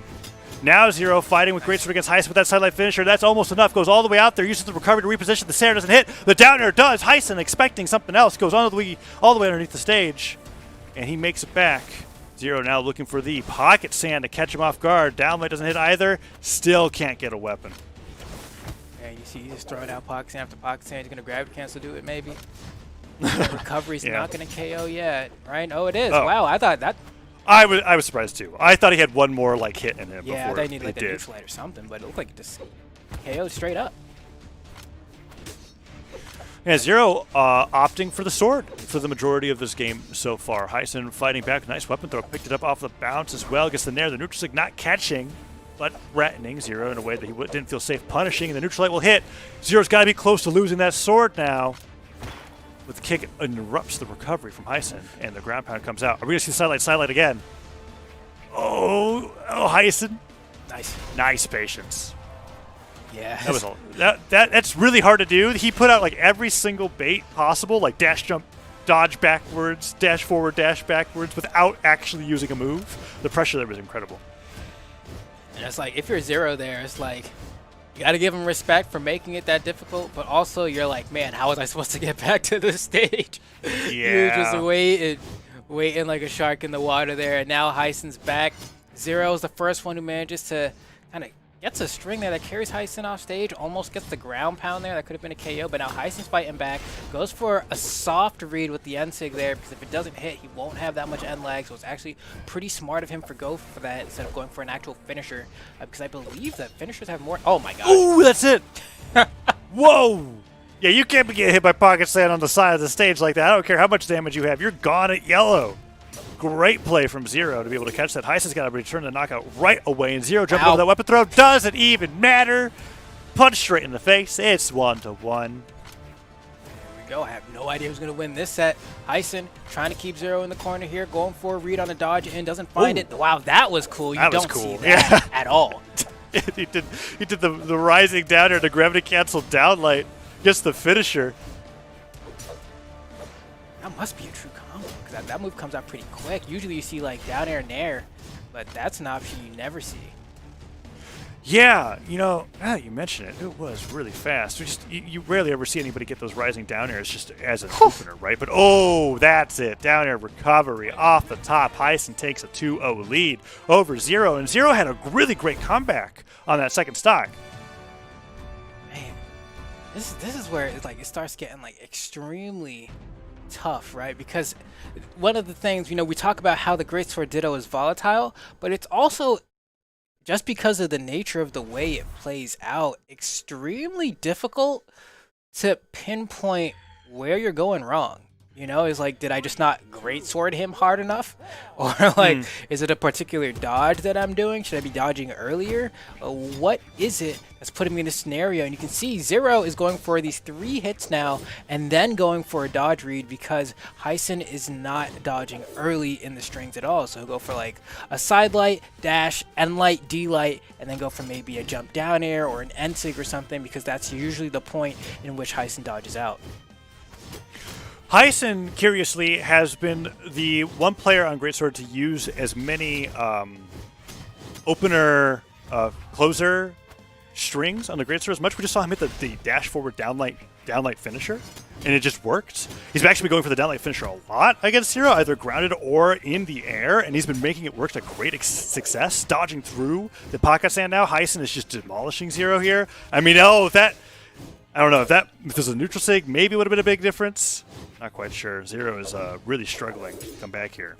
Yeah, I wonder if just like a little bit of kind of smaller stage is making all the difference here, or if he's going to bite back, right? You're saying this isn't a lead. Ooh. There you go. Mine's the first KO, and now it's just up to Zero to basically sit here and do it right back to Heisen, and that's what he's looking to do here. As Heisen's waiting for the weapon spawn, he throws it up. He's going to starve him. No, that N-Light was a little too early there, but ooh, yeah, he could tell. He was going to go for the 3rd hit in the string there, kind of backed off a little bit and got the punish. And ooh, the down air recoveries, man. That is such a scary conversion. It's not a true combo. Granted, of course, if you burn their dodge, they kind of just have to eat it.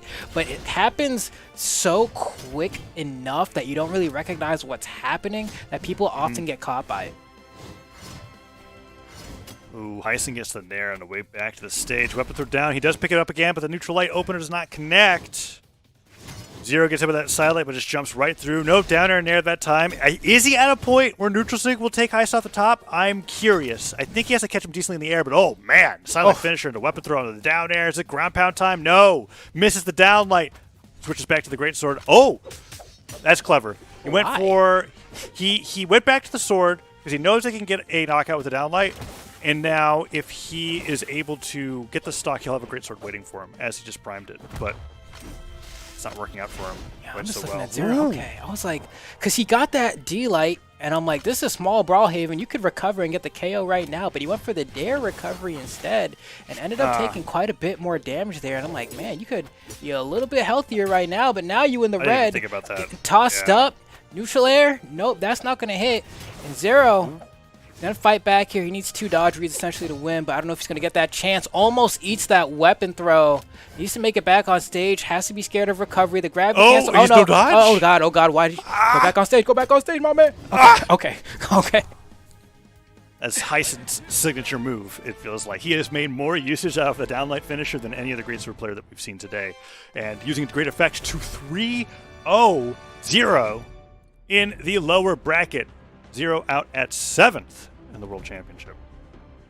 Yeah, I feel like you're 100% right. That Heisen just kind of, that gravity cancel D, or I guess down finisher, is something that we haven't really seen too much of from EU outside of him in particular. When we did see Mammoth Cup, we saw Sandstorm use that a little bit for offstage plays, especially because of the trajectory that it sends you at is like an abysmal diagonal angle. So you just kind of like, if you get caught by that offstage, you're probably not making it back.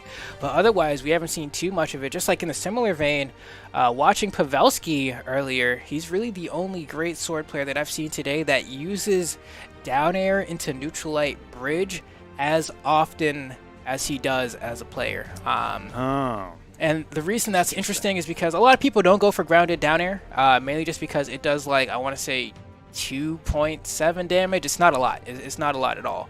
And most people just like to land and try to like go for an opener. But what going into the neutral light bridge is a 1 dodge frame string though, so you kind of get your mix after that if you just go into the neutral light bridge every single time. But looks like next we got 720 Polyshot coming up against Swata, and we saw both of these players a little bit earlier today. 720 Polyshot had some like heart-wrenching games, man. It's like you got him the deep red, the deepest red you could think of, and just couldn't find those KOs. We saw him play quite a few different legends as well, but couldn't come out on top. Swata, on the other hand, when we saw Swata, did he get 3-0'd? Am I remembering that right? Oh yeah, Swata. Yeah. I think took 2 stocks off of Simple. I'm gonna double check to make sure that was the matchup. I think you're right. Yeah, that was the matchup where it's like, okay, if he's got to be thinking about anything, it's going to be getting ready for that matchup against Simple. But both these players coming off of some very convincing wins to move on into the lower bracket side of top 8. 720 Polyshot getting a 3-1 scoreline over Knees, and Swata taking it 3-0 over Addy Mystic. They are now here to fight against each other to see who's going to move on into the top 8 here at the World Championship and who's going to be out at 7th. It is going to be 720 Polyshot versus Swata Fate against Teros. Okay. Whew, Teros. Teros has been through it. You know, Teros has seen some days. It's a legend that, you know, is the gold assassin, but also the diamond assassin too, man. You run into Teros at any ELO, you're just like, man, this is not the legend I want to queue into today. Yeah, there's a huge mental strain on anybody when they fight against a Teros and ladder because you're just worried about, like, there's several kinds of humiliation that comes from getting hit by a Teros neutral sig so many times in a row, right? Like, it doesn't matter what level of play you're at, especially when it happens in competitive play. Here's Swata. Ooh, whoa, what? I love that. Off the wall. But the ground pound, it took a little bit too long, and so I was able to cut right through with recovery. And even after all that damage and all the crazy strings that 720 was going for against Swata, damage still pretty even, but man, that was a picture-perfect stock as far as conversions go on the orb. I mean, Polyshot was really putting on a masterclass there. Okay, well, nice. Here we go. Polyshot being very patient as well. I mean, we were talking about this a little bit earlier. It's just like, you gotta wait for the openings. Sometimes you have to like swing twice, wait for your opponent to kind of like try to retaliate out a hit stun, and then capitalize on that scenario as well. But right now, Swata cannot touch my man Polyshot. Looking like MC Hammer. There we go. Guess the D-Light Sayer is not going to KO. We're just going unarmed. Scrap it out.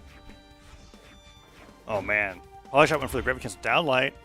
Just trying to get some extra damage. And there's that neutral sig. Went for the side sig, expecting the fastball, but Swata went to the center of the stage, but the stair hits, and that downer came so incredibly close. Swata gets the Gravity Cancel. So that was pretty bold. It was fast, too. There's so much going on. It was a lot to process, but it looks like Swata does get the better end of that exchange, but not without already being in the red here. Polyshot's going to be looking for that KO, finds a down air, and does the active input to send Swata off stage. But is that going to be it? Can he find the KO? Because Swata's getting the damage back really quickly here. This is Teros. He hits very hard. A ground pound from 720. Polyshot is going to secure the KO, but 720 Polyshot got taken into light orange before he could find that KO. Yeah, now Swata is one good Teros side sig away from completely evening up the game. Granted, no! He goes all the way up with the recovery. The Nair almost hits. That would have been the first time I've ever seen a gimp off the top with orb. That is for certain. But the stomp comes through. No sider. He slides a little bit too far down, and 720 once again has stage advantage. Downer doesn't get the dash in, but he gets the sidelight cider, and Swata is just a few hits away from going down 0-1 in this set. Cider hits. Doesn't get the down air. Swata goes back to the stage, but no, he can't pick up the axe. Man, Polyshot is relentless. Polyshot's throwing out the moves. I feel like the way that Polyshot finds a lot of his KOs is by just throwing out threatening hitbox after threatening hitbox, but they're all kind of weirdly placed and difficult to punish. That grab cancel D-Light recovery, almost enough to KO. Swata fighting back here. This is a hammer. This is Teros. You hit him with like one stomp Sayer, and then you got him in orange, and then you start fishing for a sig, but you won't get the chance. 720 Polyshot with the slice to the dome to secure game 1 off of Brawlhalla. Yeah, Scythe ground pound, doing that dash jump pivot ground pound with the fastball is really popular as an edge guard option, and Polyshot being able to hit that twice in a row onto Swata there on Small Brawlhalla forces Swata to ban up the stage, and now we've got 2 tri-platform maps as our options going into game number 2. Small Great Hall or Small Enigma. Let's see where we are going to end up. Oh, I think you should go to Enigma. If you're 720 Poly Shot, I'm going to Enigma. Small Great Hall, though. Let me see. What are they talking about? Okay. Oh, so they're taking a look here. Yeah, looks like they actually had some accidents with the bands there. We're getting that sorted out real quick. Gonna back out the lobby. And then we're gonna go ahead and run it back. Okay, cool. Do you think he meant to select Mammoth instead of I think so. Mammoth? I bet you that's what it is. 'Cause I was like, those are some interesting stages that you left it to. Let's see if that's the case. Swata now taking his time with the band. Still in the same legends. It's going to be Fate against Terros, and Polyshot was just in control of that entire game number 1. It felt like Swata was constantly struggling to get back to the stage, and yep, that was the case. He banned Mammoth. He meant to pick it. We're going to be going there for game number 2, as we're in a much larger map. A lot of the weaknesses of both the Scythe and the Orb in terms of knockout power were remedied by Brawlhaven's close knockout zones, but small Mammoth Fortress isn't quite the same story.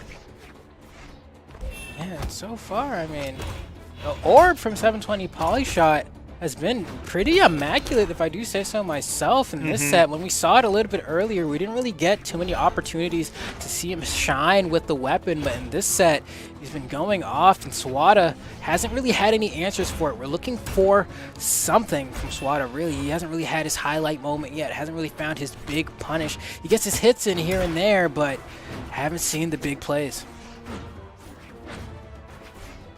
Yeah, let's see what Swata's able to do. He's trying to land with these down airs on Axe. Oh. Whoa, Polyshot has been getting the neutralites on Scythe, getting a little jab away, and now finding the neutral sig. Cool fact about Fate signatures is that the properties of the signatures change. They evolve the longer that you charge it. Yeah, it's like a Pokemon. Yeah, it's interesting how it works. But we saw the quick neutral sig there, but if he charged a little bit longer, it would have spread out in 3 different ways for a higher punish, but instead the Haymaker from Polyshot comes out there. Let's see how this next stock is going to play out. One of my favorite things about Fate's side sig on Scythe is that you can get that shotgun blast, or you can get the projectile. Like it's interesting watching players mix that up. But no, Swata very quickly evens things up with a nicely placed sider, and it's 2-2. Okay, Swata, he's playing some pristine axe neutral here. The jump down there, man. His neutral going crazy. There we go. But 720 Polyshot kind of sees right through it. It's a very popular way of kind of playing the axe neutral, right? You jump a lot at your opponent, you try to bait them into doing something, and since all of the hitboxes on axe are really just like giant circles, you're not caring. Oh my gosh, you almost got clipped. What? That would have been. He went for the point, like. You can't actually get a point-blank weapon throw, so knowing like the range where it is the closest for it to actually work into a gravity cancel down like ground pound would have been insane, but he still gets the recovery on Scythe here, goes for the weapon throw, forces Swata down low. No, he doesn't go for the side stick unarmed. He picks up the orb instead, siders him away, and Swata is just struggling to recover. Ground pound will do it. That nair came out a little too early, and it's 2 stocks to 1 once again. Okay, Swata. Gotta go ahead and swat this stock away right now. Looking for that. Yeah. For the hit.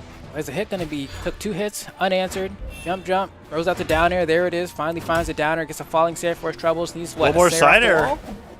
Oh, that's how he did it last time, but he wasn't able to find it this time. But a down air sider still hits, goes through it. He hasn't been getting too many of those sidelight openers that are such a, like, this is just the bread and butter damage build up on Axe. Switches over to the hammer, goes for a downlight sider instead, and no, that downlight was way too far away to connect. Scythe picked up instead, and instead of a ground pound, went for a dash to pivot down air, didn't get the hit, and instead got hit by the knockout, or by the recovery from Swata, and still living on the stock, but not doing too much damage. Swata doing an okay job, even if the stock's taking longer than, it feels comfortable taking. And you can see Swata's going for the D-lights now because he's like, all right, at this point it'll KO. Well, throws that one a little bit high. Yeah. That's an air ball. I don't know about that one, but manages to find the KO with the falling Sarah from the hammer. Looks like that's going to be what he chooses to keep here going into the final stock of Game 2. If he gets a falling Sarah, it'll true combo into that nair. But looks like he gets a stomp instead to the down air, picks him up. That's it. Yeah, he wanted the nair follow-up instead. He's getting these neutral lights on the landings. They're working out pretty well. Let's see if Polyshot is... Yeah, he's going for those dash forward down lights, trying to catch Swata at a distance. but it's not working out, and Swata still taking to the skies, keeping airborne mostly, and now with Polyshot on controller center stage, is getting some nice hits and two sidelights in a row. Uses the active input to kick him up. Right. Siders him away. Oh. Yeah, that was pretty surprising. Could have sworn he jumped there, but it looks like he had another one in there, another one in chamber. Off the Heezy we go.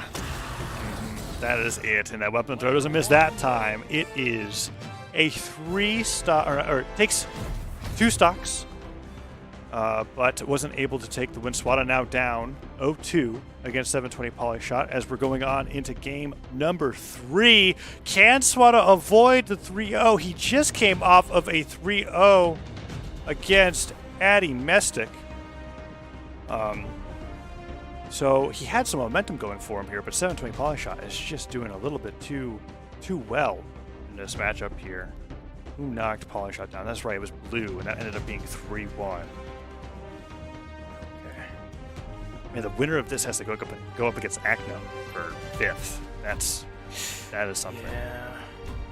On the bright side, if you win against Acno there, you could have a lot of confidence that you're going to take the tournament, right? Like that's another way to look at it. That's true, right? I mean, granted, you're like, oh man, I gotta play Acno for 5th, but you're also like, man, I was planning to beat this guy anyway. Let's just get it done quicker, you know? Yeah. Ooh, Demon Island is going to be it for game number 3, and Swata off of the Taros onto the Olgrim, switching off the hammer for the Lance in game number 3. Okay, and this is, I don't want to say a rare pick, because I think Olgrim has had one of his most, if not his most popular ever year in terms of play rate, but as Lance did get nerfed in the last balance patch, we haven't seen him show up too much as often. But, you know, Lance still very good at racking up damage. It kind of struggles to find the KOs now that it doesn't have a true KO confirm. And Olgrim in particular did receive some nerfs where both of his neutral sticks, oh my gosh, he's getting wobbled. Whoa. He's getting wobbled. Yeah. That's what it's still going. Okay, finally he stops and says, get off me. Hits him with the side air, sends him off to the right. Down air will do it. Polyshot goes down a stock, and Swata takes the lead. Man, that was like the dream scythe string. Just airing and down airing back and forth over and over again. Just like reading every single dodge. Oh, man. It like feels good, and then you realize you're the one who lost the stock first. Yeah, it's like, how much damage did I do? Oh, 50. Right, okay, moving forward. How many times did I hit him? 15. Nice. Oh, anyways, Swata's, ooh, he's been getting a lot of these down bites onto Polyshot. Gonna take a stock. Sides and hits, kicks him away. Nice job for Polyshot taking out that stock, because that was looking like it was going to get bad if Swata continued on the Lance. Yeah, the Lance is actually looking pretty tough for Polyshot to deal with here. And Swata, he's been going for these kind of awkward mix-ups as well off of the hits. A lot of times you'll see Lance players go for like down air into neutral light or D-light into neutral light. But Swata just goes for these reads with another jump down air to catch Polyshot's dodge. Oh, wobble again. Ah, he went for the nair instead of the down air there. He was expecting Swata to go for a jump, but Swata stayed grounded. The down air doesn't hit either, and Polyshot's low on jumps. I think he has to dodge to get back to the stage. Oh, no, he had another jump. Serving that very well. Weapon throw comes forward. Down air picks up into the side air. Went for the neutral stick, didn't charge it all the way, so he didn't get the extended range, but that one hits. One more will definitely do it, and he's looking for it. Nice. But once again, he loses the stock first, despite feeling like he has all the momentum. And Swata is nearly going to avoid a 3-0 situation and possibly be able to bring it back with a reverse 3-0 if he can take this game. Yeah, it's almost like Scythe is similar in the sense that to Rocket Lance, it doesn't have like a true KO confirmed, but Rocket Lance definitely has just more raw KO potential on all of its moves, right? If he gets a side air, it's KOing a lot earlier than a Scythe side air is going to KO. So Swata, if he even goes even for all of these stocks and then it becomes a last hit scenario, Swata is automatically at an advantage there. But so far, I mean, we're seeing 720 Polyshot rack up the damage, but then you look at the meter and it's like, oh, actually Swata's in the lead. You know, it's like, Yeah.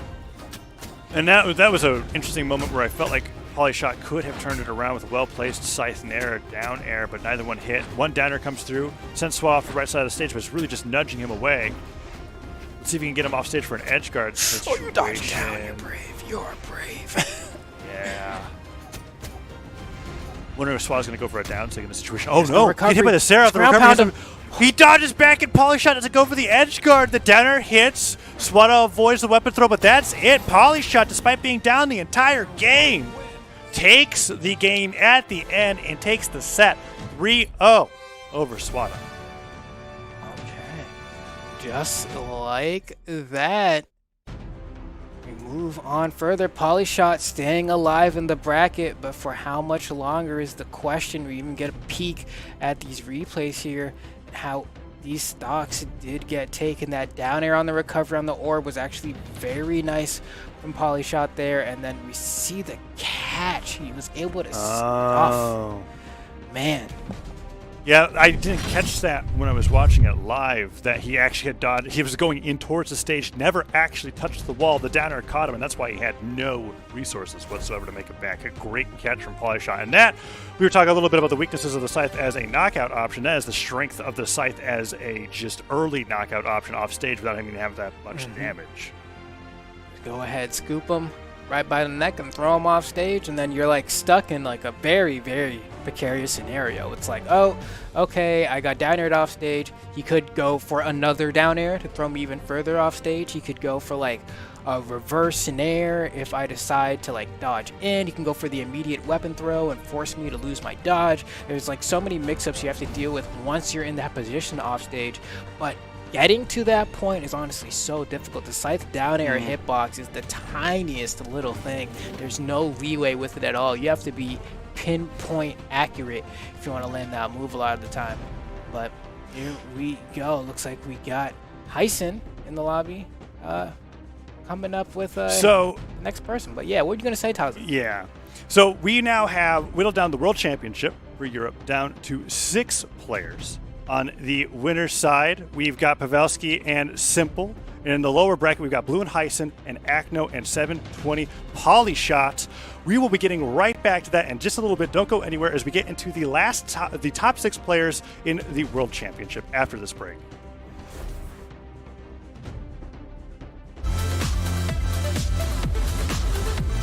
That's a 3-stock. First move, he reads the dodge probably on that great sword. Goodbye. Oh, yep. Power rankings for the entire year. Tenix got into this tournament through the last chance qualifier. Yeah, man, like, yeah, that first game was definitely a stomp right here for Acno, but it seems, oh, never mind, Acno. If he can get himself another great sword. There it is right there. Oh. I was like, maybe not even need the shrink yet. Does not need the Oh no, he caught the recovery! Just like that! I don't think Tenix has enough to make it back! Acno making sure he doesn't! I mean, not too many people would try and Haymaker and Axe Blade, but, you know. Oh man, and just like that, Acno score the knockout. And then he has him off stage. Yeah, Hermeson, he just did. Oh yeah, he did touch the side, forgot. Just tap that recovery. Whoa! No, that's so on just the top end of the Axe ground pound. Woo! Okay. Is that? Oh, he had a jump still? That's crazy. M for Mini, the absolute patience. Okay, hold on. And he does not have enough. That's going to be unfortunate. Now Perseus Maurice is unarmed, having to land against Pavelski Grace, or Pavelski just covers this guy. Oh, that time Pavelski went for the outwards. Oh, what? Okay. Oh, okay. Actually, the Dark Magic being thwarted by weapon toss. Pulled off though. Wait a minute. Yo! Was that enough? It was! Perseus Maurice! Oh my god. Great dodge. Doesn't matter. It's like my first time I've really seen a play. Oh, well, you see that orb play? Yeah, that weapon calls into something else. Yeah. Oh, wrap him up in a nice little bump. Play low guard. He by shred. Fine! Definitely. That guy was getting well. Nice. Oh, falls over the top, dive kicks it around, and ooh, fade more air options even on a wall touch.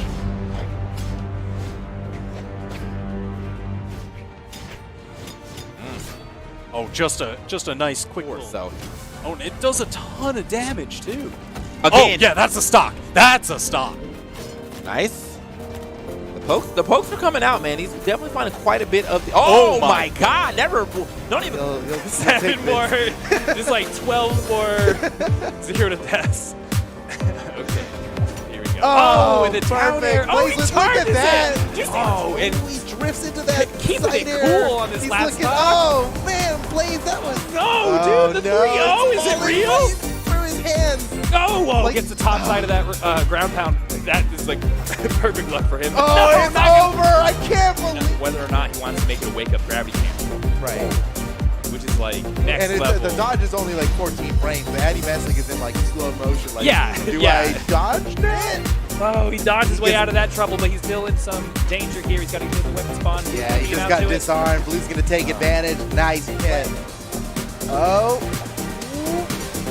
The first down light wins.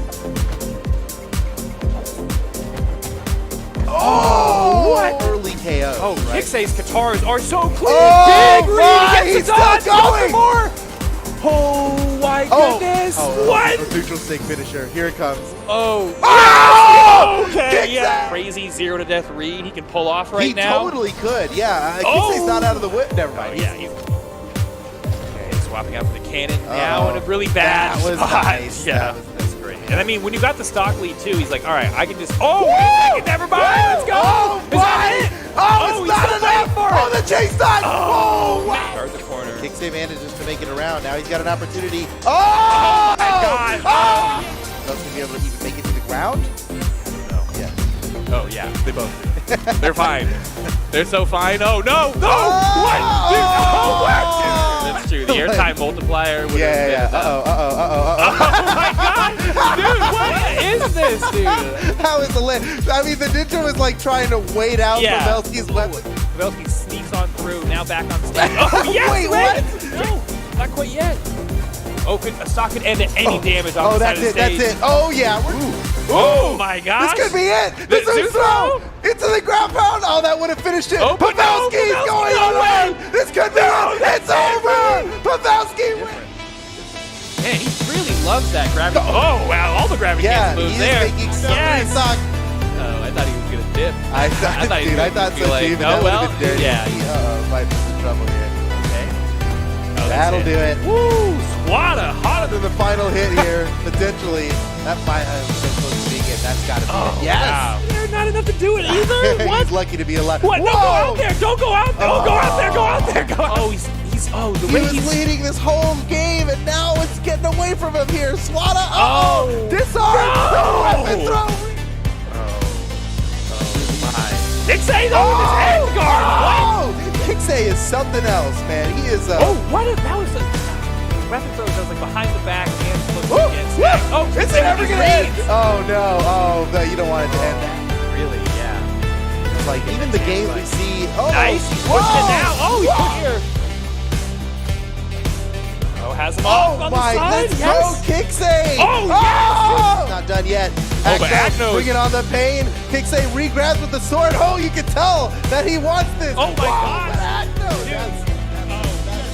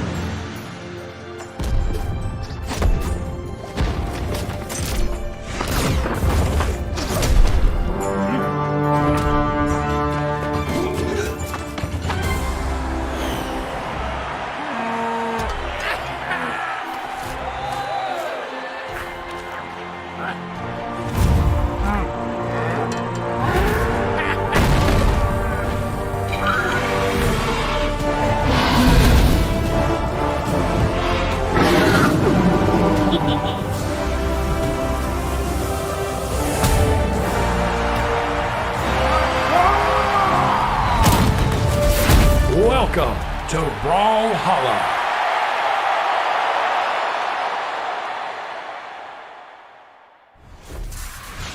I love that animation because that energy is the energy I felt throughout the entirety of today. The excitement those legends have to compete is the energy I have, the excitement I have for these matches, and that Teros and Thatch sitting down in the audience with a bowl of what I can only assume is grass. That was me earlier, sitting down with a meal to watch the tournament. I relate to that animation so incredibly much. I'm so excited because we're here in the top 6 of the European portion of the Brawlhalla World Championship. Sparky, how you feeling so far? It's losers quarters, baby. We got Blue, we got Heisen, we got Acno, we got 720 Polyshot, we got Pavelski, we got Simple. What a crazy kooky top 6 we have, and it's just going to be broken down even further until only one stands. It's been insane. I said at the beginning of today that there is a very real possibility that upsets are going to happen, that things will surprise us because, as we all know, it's something that I think most people will be like, yeah, of course, that's obvious, but they don't fully register, is that all it takes is 3 games to make an upset. And those 3 games led to Acno, the #1 seed of the tournament, being down here in the lower bracket. Of course, we'll check in with Acno in just a little bit because our first match of this top 6 lowers side is going to be Blue versus Heisen. Still plenty of J-Yuns. We've got the double Hanbok J-Yuns going to be coming in for game number 1. Now, he is locking in this. It was one of his listed characters that he might play, but the big thing I'm worried about with Blue coming in with this is it's a level 15 J-Yun. You compare that to some of the other players in EU today. The kind of highest ones are like Heisen and Pavelski. They're sitting around that 31 range. Some of the other players have like a level 27, level 28 J-Yun. So coming in at roughly half the amount of levels that everyone else has on their greatsword, that worries me. And it's not even half, it's actually less than half, because as you level up your character more, it requires more and more experience. So it's easier to get from 1 to 15 than it is to get from 15 to 30. So we'll see what Blue has in store for us. We did have those really long games earlier. He's already opening it up, hitting the nice 3-piece right out the gate.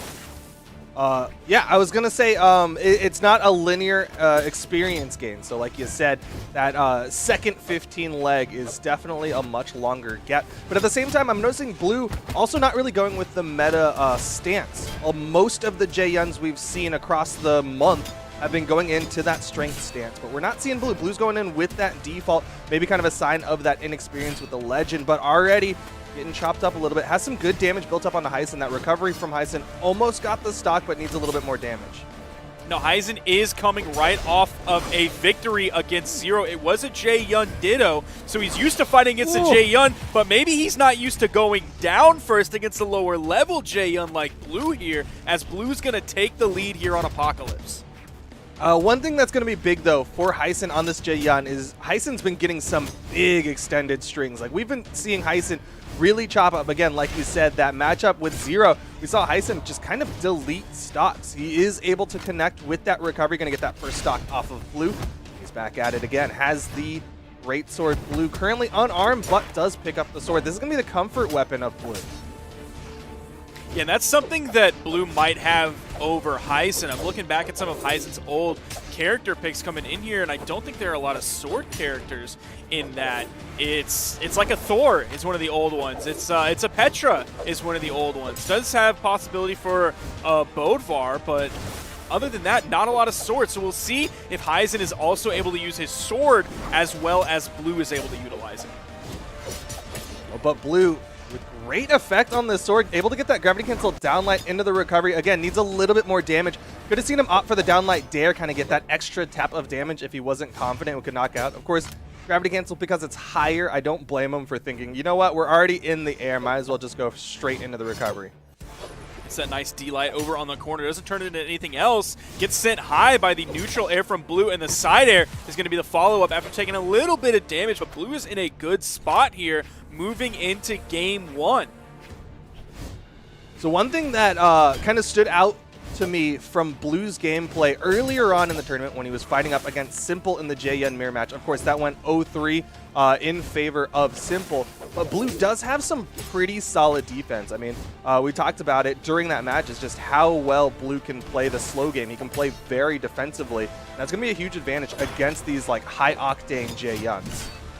Now, Blue hasn't really faced too many J-Yuns today. He did go up against Simple, but that was really it. He ended up getting 3-0'd by that, so he's already starting this off very strong. Meanwhile, if you're a Heisen fan out there, you're hoping this is more kind of like the knees set that Heisen played earlier, where game 1 heavily favored knees, and it was looking like the rest of the tournament was going to be a rough patch for Heisen, but then he immediately turned around, won 3 games in a row, and came out on top of that set. He is a little bit behind in this stock so far. He has at least about 100 damage on it. There's the D-Light coming out. It does hit. Blue had stage control. The D-Light coming out from Blue. They're kind of trading places back and forth. You see the wall. You see the middle of the stage. Whichever one is in the middle, the other one's on the wall. Now they're both kind of in the middle of the stage. Weapon toss coming out. No momentum until Blue hits that 2-piece, hits the bridge and the finisher. Blue keeping Heisen on this corner. Opts for the ground pound onto the stage. Downlight into the recovery. Again, just not enough damage quite yet. And that gives Heisen another opportunity. A good dodge read. And Heisen could steal this game away from Blue. Meanwhile, Blue, all he needs is that downlight.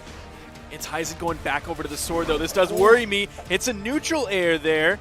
Even a signature punish wouldn't have done too much. D-Light side air from Blue right on the corner. Blue was in the orange when he got punished after that neutral signature. So even if Heisen came through with a neutral signature, getting that big force that signatures have, it wouldn't have directly led to anything. Maybe there could have been a juggle opportunity there, but that was not one single final blow that Heisen could have dealt there. Blue is going to come out with the victory in game 1 with less than half of the experience on this character than Heisen does. But at the other side, Blue, of course, having much tournament experience, of course, dominating the 2019 season. So maybe just kind of that raw experience as a competitor, paying him some favors right now. Gonna start off here on Small Brawl. Haven, sword v sword. Blue is getting a little bit of a lead here. It's not massive, nothing that Heisen can't bring back pretty easily. You're seeing Heisen get tripped up. I'm getting tripped up a little bit too as well. He has a much better recovery than I do, though, as he's starting to hit that pocket sand. He is throwing out a lot of pocket sand, though. Got a desert in the pocket. Throws a greatsword forward. Almost wasn't able to pick that one back up. But now, again, we're trying to see Heisen get that dodge read. He even had the dash back, but didn't opt for the attack. And Blue gonna get away. Every single time Heisen is missing these dodge reads, it gives Blue more opportunities.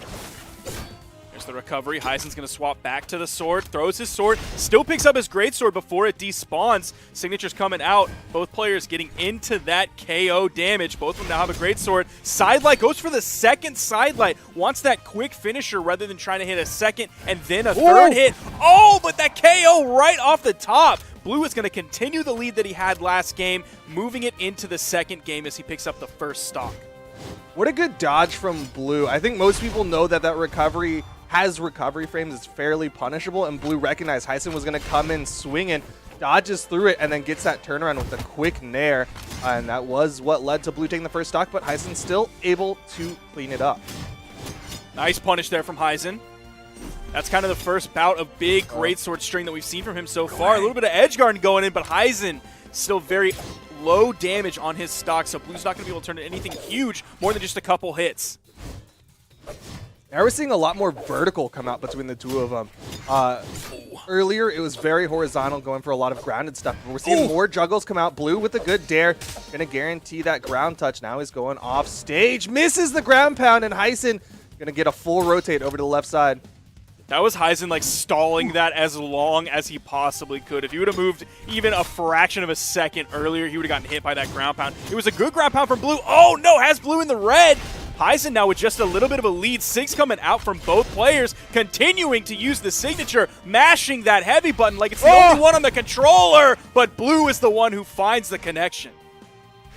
Miss 100% of the shots you don't take, so just keep throwing out those neutral signatures. Eventually it'll hit, and eventually it will lead to a knockout. Still though, Blue in the red. Heisen doesn't have the recovery because he just burned it, so instead he just gets a downlight, and Blue gonna extend this stock, get extra damage.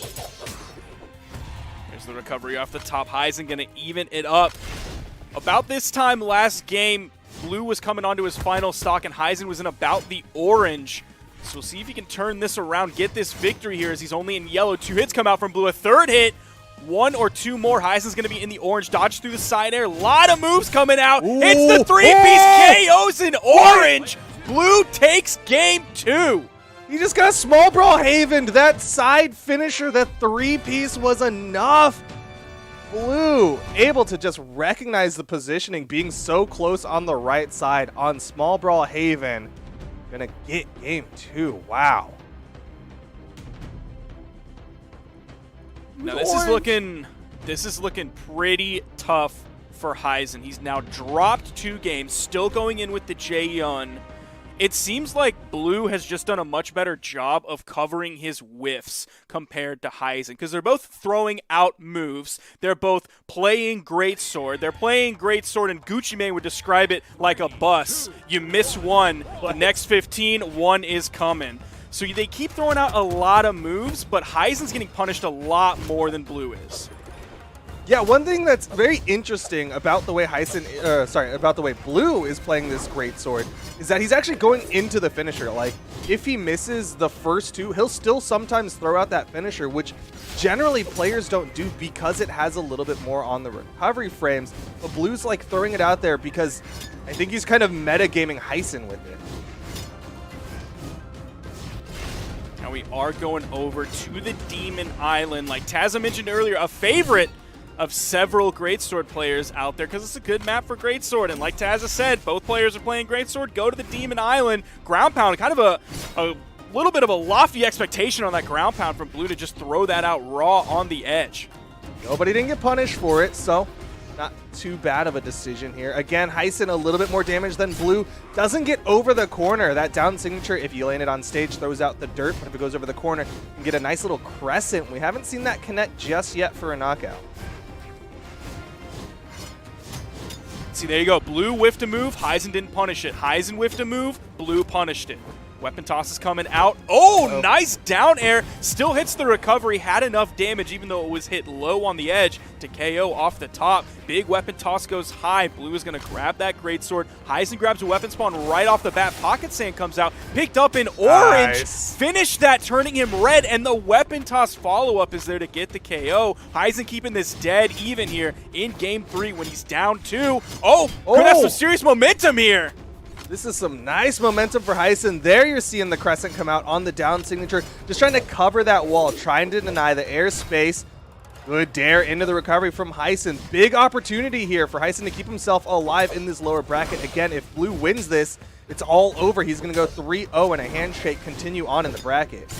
Blue finding some great string damage as an answer, but Heisen still maintaining this lead. Heisen in the orange has Blue in the red. Oh, I was really worried he was going to whiff the timing on that, but Heisen, the professional player that he is, had everything under control, gets that stock. A very important stock because he was able to basically grab that for free on the punish from Blue. Didn't have to rely on some crazy setup or some solid dodge read or anything like that. It was an easy stock, and you love an easy stock. Yeah, if you're going to get it for free, you got to take it for free. And I love the decision from Heisen to go for the side signature. I think a lot of people would have gone for a safe option, just go for like a side light. But that's not going to immediately lead to a knockout. Charged up side sig, free KO.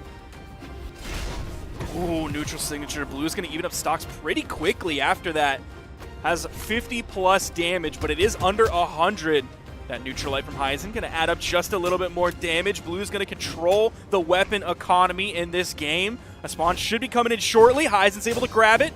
He just has regular sword. Hits the down air. Pocket Sand going over the corner, keeping far back from the corner, so he's safe. No return option from Blue. A little bit of a juggle game coming out. Throws away the weapon. Spawn comes in. Heisen's able to grab it. It's a great sword. Ooh. Heisen with the dodge up. Blue actually not reacting in time. Didn't read it, but again, you're seeing Blue. He just goes for the straight 3-piece. Heisen taking a decent amount of damage here. This could go either direction. He's got the sword in hand. He throws it away immediately. Blue not going to challenge despite the fact he had weapon advantage. I think Blue's starting to feel a little bit of the pressure here. He is behind. Heisen's in the orange, which means he could be KO'd by a greatsword, but Blue is behind him in the red. This could go either way. The falling Nair gets the landing version. Heisen with the punish on the sider goes off stage. Throws out the side signature. Blue going to get a solid sider to get himself back on the stage. Either one of them now going to be looking for the recovery setup.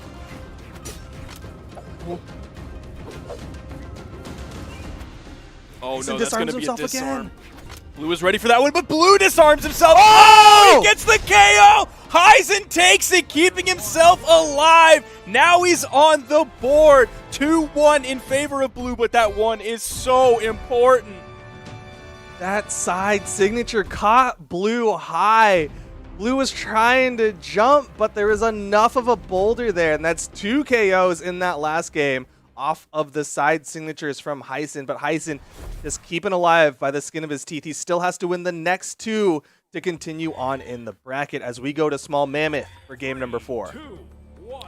Now, I can't remember who it was that was using GCD Light on Greatsword on the edge. Was that Heisen or was that someone else? I can't remember. It was like Heisen and Addy both did it a lot. Okay, I think Heisen did it I really more like recently. it. I like that a lot because it covers both sides. It covers towards the wall and away from the wall when you do it because it comes out with that finisher option since you're gravity canceling it. We haven't really seen him do that at all this set. There hasn't been a lot of offstage play between these players, really hardly at all. We saw Heisen go off stage like once. Now he's juggling, not even worried about the wall. He's just sticking above the stage.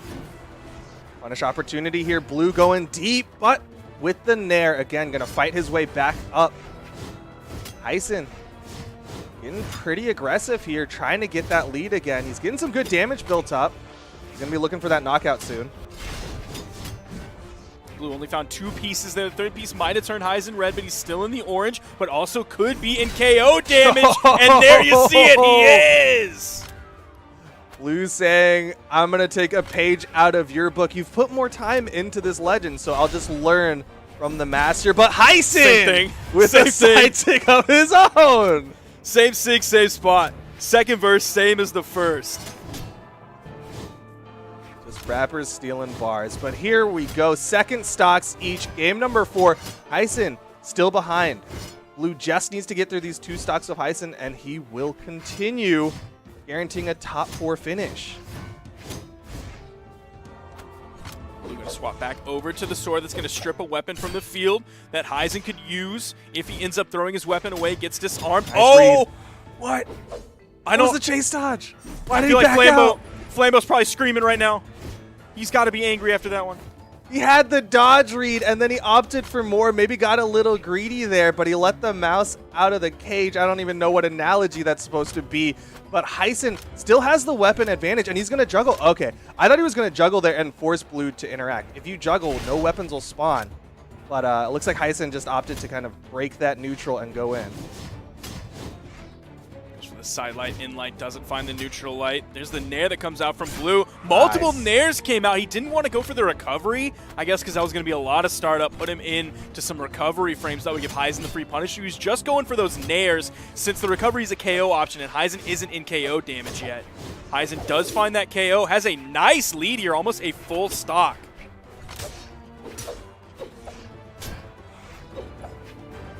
Over on this left side, Heisen going to try to cover this corner, goes for the double side. That's something we saw in an earlier set from Heisen that caught his opponent off guard. But Blue with the ground pound doesn't even need the extra. He's going to have the weapon spawn. Now, Blue started that playing back just a little bit, and I think he was baiting Heisen there, so Heisen would go in with the recovery right up against the wall because it can reach over the edge. And Blue was expecting that and then immediately came in with the dash jump ground pound right along that wall. So the recovery, even if the hitbox came out from Heisen, it wasn't going to hit, and Blue would gain the priority there and get the KO. Did a great job of making that lead so much smaller, but he is still in the orange. There's 2 piece. There's another hit. Heisen doing good damage on the Blue here. Side sig again! That side signature from Heisen. Gonna give him game number 4, and now he's 1 game away of getting the reverse 3-0. Blue, he's been doing such a good job of mixing up his dodges out of things, but the one time that he dodges away and Heisen reads it is all that Heisen needs to get the game. Now, half of the KOs in that game were from a side signature on that side. Actually, more than half of the KOs, because it wasn't 6 KOs that came out throughout the entire game, but it was 3 side signature KOs. 1 from Blue and then 2 from Heisen that came out in basically the exact same spot. You know, it's funny because the Greatsword signature kit most people will lean towards the neutral signature for Jaeyeon. Most people will say that neutral signature is the best one. You'll even see the down signature on corners. The side sig is one that you don't see used as effectively, but Heisen and Blue really making it work in their matchup. Back here to Apocalypse. Two big swords going at it. Two great swords going at it. But now Blue is swapped over onto the regular sword. You've seen Heisen putting a lot of space between him, poking with that side light. Still poking with the side light. Blue doing a great job of staying far enough away and then getting over Heisen to avoid the side lights. But now the juggling's starting to come out with the neutral airs. Heisen's going to swap over the sword. Oh! He chose to throw his sword away instead of immediately punishing Blue there. I don't think he expected that neutral signature to land Blue like right on that platform in front of him on a silver platter. Yeah. Blue is going to take the first stock here, get a nice lead. Heisen was thinking about that weapon juggling. He was trying to prime his next weapon to be a greatsword, and Blue just landed right in front of him and got a free punish. Heisen with a good dodge read, gonna lead to the the finisher to close out that 3-piece, but still not enough for the knockout. You see Blue floating a little bit, but Heisen still trying to hit these grounded. Oh, not enough. If he would have been just a little bit further over to the right side, he ended up hitting that one center stage. Whoa. But he goes down a classic greatsword edge guard of dipping down below and outside of your opponent compared to the stage, hitting the recovery and sending to the top. You gotta know that's coming if you're on the edge against a greatsword. It's like old school hammer edge guards. Something that Simple still does when he's playing that hammer matchup. But right now, Heisen a little bit behind in the damage department. Gonna actually make the conscious decision to swap over to the sword, despite the fact that it's predominantly been greatsword matches and greatsword damage that's been working for Heisen. He's going to throw that sword away. In comes the spawn. Ooh, and he's able to get it in time. Gets through the neutral signature that Blue threw out. That one must have been close. Both of them trading blow for blow. No one quite catching the dodge read for now, but Heisen's still behind. These trades are in Blue's favor. A lot of moves coming up, but also a lot of whiffs. There's Heisen grabbing two, but a neutral signature from Blue. KOs off the top. And again, Blue has basically an identical lead to what he had the first stock. He just barely misses that down air. Could have led to a knockout. Heisen going to throw away his sword again. He keeps disarming himself against Blue. Heisen's going to have to find something quick. We are in Game 5. Heisen on final stock. 50+ damage on Heisen's final stock. Blue is in the red. He is right for a KO anytime soon. Oh, not enough. I really thought that was going to do it. Oh, Blue dodging through the side sig. Heisen can't keep getting away with those side signatures. Heisen waiting for Blue to commit to something, and the ground pound gonna even up the stock count. Heisen's one dodge read away from evening this up, though. Heisen controls the weapon, but he kind of immediately gives up stage control as he goes to the left side. He allows Blue to then move to the soft platform. Oh, there's one hit for a punish off of that neutral signature. Blue here with the sword, fighting into Heisen's greatsword. Ooh. Nice hits coming out. The damage is being added up. The difference between the two is not so large now. Which is great swords. Misses the side sig. I don't know if Heisen can rely on that for knockouts anymore. Oh, Blue is so aerial here. Oh, man. He's getting... Heisen disarms himself. Heisen still grabs the weapon right up from under Blue. Where's the next spawn coming in? It's on the right side to Heisen. RNG gods are blessing Heisen. The recovery. Heisen's in the red. Blue almost able to get that weapon, but it's still... Is it going to go to Heisen? It still goes to Heisen. Throws away his regular sword. Re-picks up the great sword. Oh, not yet. One more. And Blue can close this out. 3-2. Heisen still needs more damage. The falling nair, just not enough. Another one could do it. Blue's so close to closing this out. Even in all this time that Heisen had weapon advantage, he hasn't found hardly anything against Blue. That neutral air, not enough. Heisen just not finding hits onto Blue. He's so scared. A sidelight. Heisen burning all his movement. That weapon toss. Was it enough? No. How is he living? Why does he throw his weapons? Why does he throw it away the second he picks it up? Oh, that hurts so bad. He touched. Oh, from deep blue with the recovery, building so much damage up onto Heisen, but it's enough. He gets the knockout and closes it out 3-2, denying the reverse 3-0 from Heisen and earning a guaranteed top 4 finish. That was a brutal loss in the end for Heisen. You could see how cautiously he was playing it, even when he had the weapon advantage against Blue. He couldn't turn that into anything more than just grabbing the next weapon spawn. You were seeing the throws come out, couldn't turn that into pressure. All the moves he was throwing out, he really couldn't turn into pressure. You were seeing him on the wall several times against Blue, who was unarmed. So that's a rough spot towards the end of that game. Heisen just couldn't close it out. He knew he was behind, and that put the mental pressure on him so hard.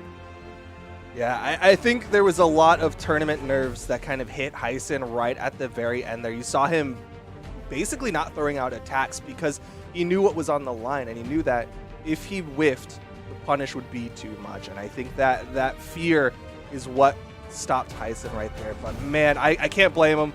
It's the World Championship stage. He's playing against Blue. He was one hit away from winning and one hit away from getting knocked out. But either way, really well done from both of these competitors. And we're going to go on to the other side, where we are going to be seeing the last hope for people who don't want to see an all-J-Yun top 4. 720 Polyshot going to be going up against Acno, the top seed of the tournament. Yeah, that is something very interesting to note, is you are going to have the people in chat who are rooting for someone who isn't playing Greatsword, but then you also are going to have a lot of people in chat rooting for Acno, the best man in Europe, or at least maybe only the best man in Europe until tonight. I don't know. I think we could see a new best person in Europe. We'll find out in just a little bit, as we're about to get into game number 1 of this best of 5 for the losers quarterfinal between Acno and 720 Polyshot. And of course, if you want more reason to root for 720 Polyshot, if you're a UK native, then maybe that's enough reason, because 720 Polyshot is also hailing from the UK. On the other side, Acno from Bulgaria, not going to be going in with the J-Yun. Instead, warming up the Koji because he sees 3 J-Yuns in his warpath to victory. And it's interesting because Acno indicated that he was likely going to be playing J-Yun or Thor this weekend. This, of course, this Koji pick being neither of those choices. Oh! Yeah, and that was a really good read from 720 Polyshot. Acno gonna keep fighting his way back towards the stage, though. Gets the ground pound. 720 able to get the side light side air. Another side light side air, and that could be the stock. 720 starting to celebrate early. You saw him side-sig his way all the way to the right side, and Acno got back in the turnaround. Oh, no. That's embarrassing. That is embarrassing for 720 Polyshot. He's going to have the lead the entire beginning of that stock. We have such a stark difference from the end of the last game now in this one. Of course, Acno's been on break for a minute waiting for this set to go. 720 Polyshot's going to find the KO, but you saw 720 Polyshot coming into this game straight away. Almost had a 30-second KO right off the bat. So he's immediately bringing the heat to Acno. But you know, Acno's cast iron, baby. He is not going to crack under that heat. He's definitely used to the heat and used to the pressure. But does disarm himself. We're seeing a lot of these horizontal weapon tosses coming out from the Europeans, and a good spot dodge leaves them unarmed for a little bit. Acno again with the offstage. Oh! And 720 is down. Misses the GCN sig, and so Acno just waits, hits the down air, and that's another stock taken off the Fate. So Polyshot's model of gameplay, I think, is just not sustainable against Acno. Acno is way too clean that you're not going to be able to exploit small mistakes by keeping the overwhelming pressure on him. He's going to be able to find so many small opportunities to punish that he will then turn into big opportunities, and it'll snowball out of control. 720 Polyshot's doing a great job. Like, he's still definitely in this game. He's 50 damage behind Acno on final stock, but still, I don't think so far this go, go, go mentality is the way to play against someone like Acno. And right now, you're seeing kind of slow down a little bit. Yeah, I mean, not just that, but you got to think about the future now. Everyone here has to do the long run through this lower bracket, and so you've got to be able to marathon through this tournament. Acno, I think he was trying to slide charge that end sig, but didn't have that horizontal movement, so instead just kind of shot an arrow into the sky. Unfortunately, those don't have gravity. They won't fall back down. This would punish. Polyshot now getting to a dangerous amount of damage on this final stock. Even though he's only about 100 damage behind, it's from yellow to red comparison. He does have Acno in the orange, so that's a good spot to be in. You're seeing so many jumps coming out from Poly. He's not immediately pressuring straight away. He's using the range game that Orb has. He's staying very aerial, where he's going to find more priority than a sword player will. Nice side air sending Acno all the way to the right. 720 Polyshot might be able to turn this around in the end of game one. Recovery off the top is almost going to KO, but not quite sending off the screen. Ooh.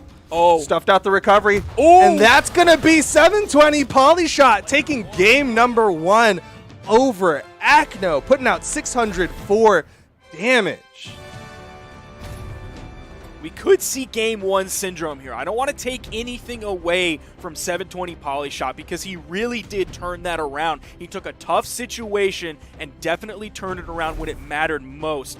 But still, we've seen great players go up against the best player in a region. They'll take game 1 and then it all of a sudden gets turned around, and the quote-unquote better player or the best player of the region statistically comes out on top. So if you're a 720 Polyshot fan, you're not looking for that, but if you're rooting for Acno, that's what you want to see. He goes down in game 1, and then all of a sudden when you look at the bracket later on, it's a 3-1 in favor of Acno.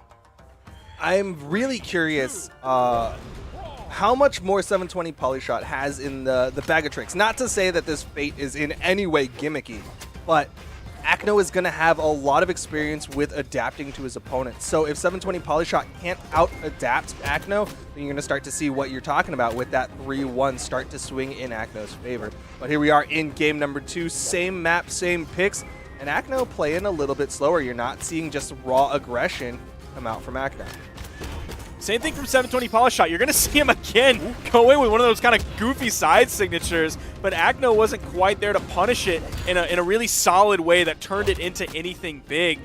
They're going even in damage, but you're seeing like the continued jittery movement coming out from 720 Polyshot. Like the amount of buttons he's pressing is a lot, and it's in a very short amount of time, but it's not all attack, attack, get right on top of my opponent and stick. Yeah, he's doing a really good job of just kind of changing up that pacing, making it awkward so that Acno can't just confidently go straight for the defensive option, because he might get caught by a setup from 720 Polyshot. But both of them getting into the red here. Side air puts Acno off stage. The weapon toss does not connect, and Acno able to get back up safely. Look at all of 720 Polyshot's movement. He's straight up all over, not even just the stage, but the air as well. You look at him 1 second, he's on the far left of the stage, and then the second later, he is high up on the right. Whoa. Seen a lot of signatures coming out from him. He just stands there as the D-Sig from Acno comes through. 720 Polyshot is playing very well this game. Oh, and Acno on the other side is not getting this knockout. Unfortunate drop on that recovery. Poly throws away the weapon. Both of them unarmed. Acno with the down heavy, the disco, going to find the feet of 720 Polyshot, and it's back to the bow for the damage build, but he can't get caught. He's deep red. Being very careful on moving over towards that weapon spawn. All right, if it works, it works. Yeah. The first GCD light he threw out ended up getting punished, but he did find that one, and that's basically 2 minutes before Acno was able to get the first stock. And then basically 10 seconds later, 720 Polyshot was able to even it up. So his pacing is much better this game compared to the first. Acno dodging in, got caught by the down air from 720 Polyshot. Polyshot again controlling this corner from Acno. Right down air. One thing that worked really well for Acno in game number 1 was big offstage plays, getting those down airs off of 720 Polyshot. But when it comes to this neutral, Poly's doing pretty good, but he gets caught by the side sig. Now this is going to be a big lead for Acno.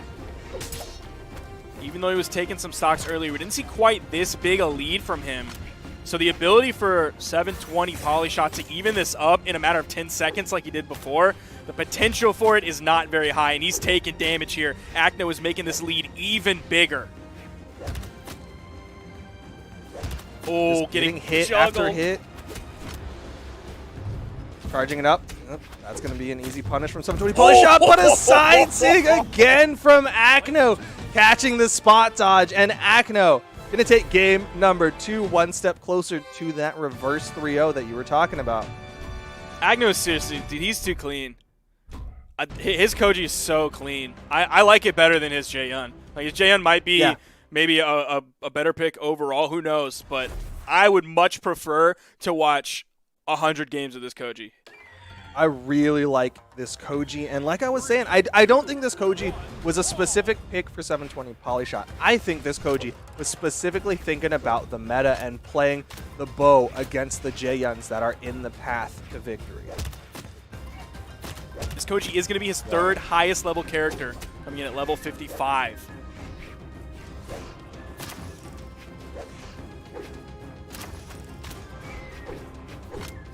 Punish the weapon pickup. 720 Polyshot now has the orb.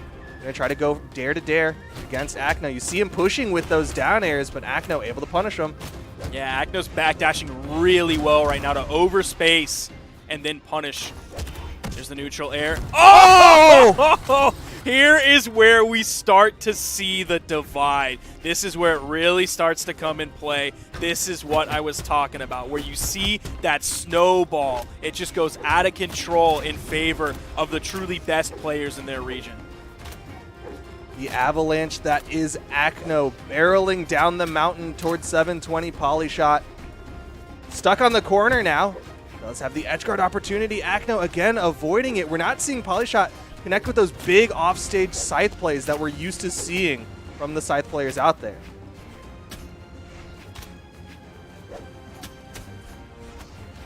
Oh, nice point blank.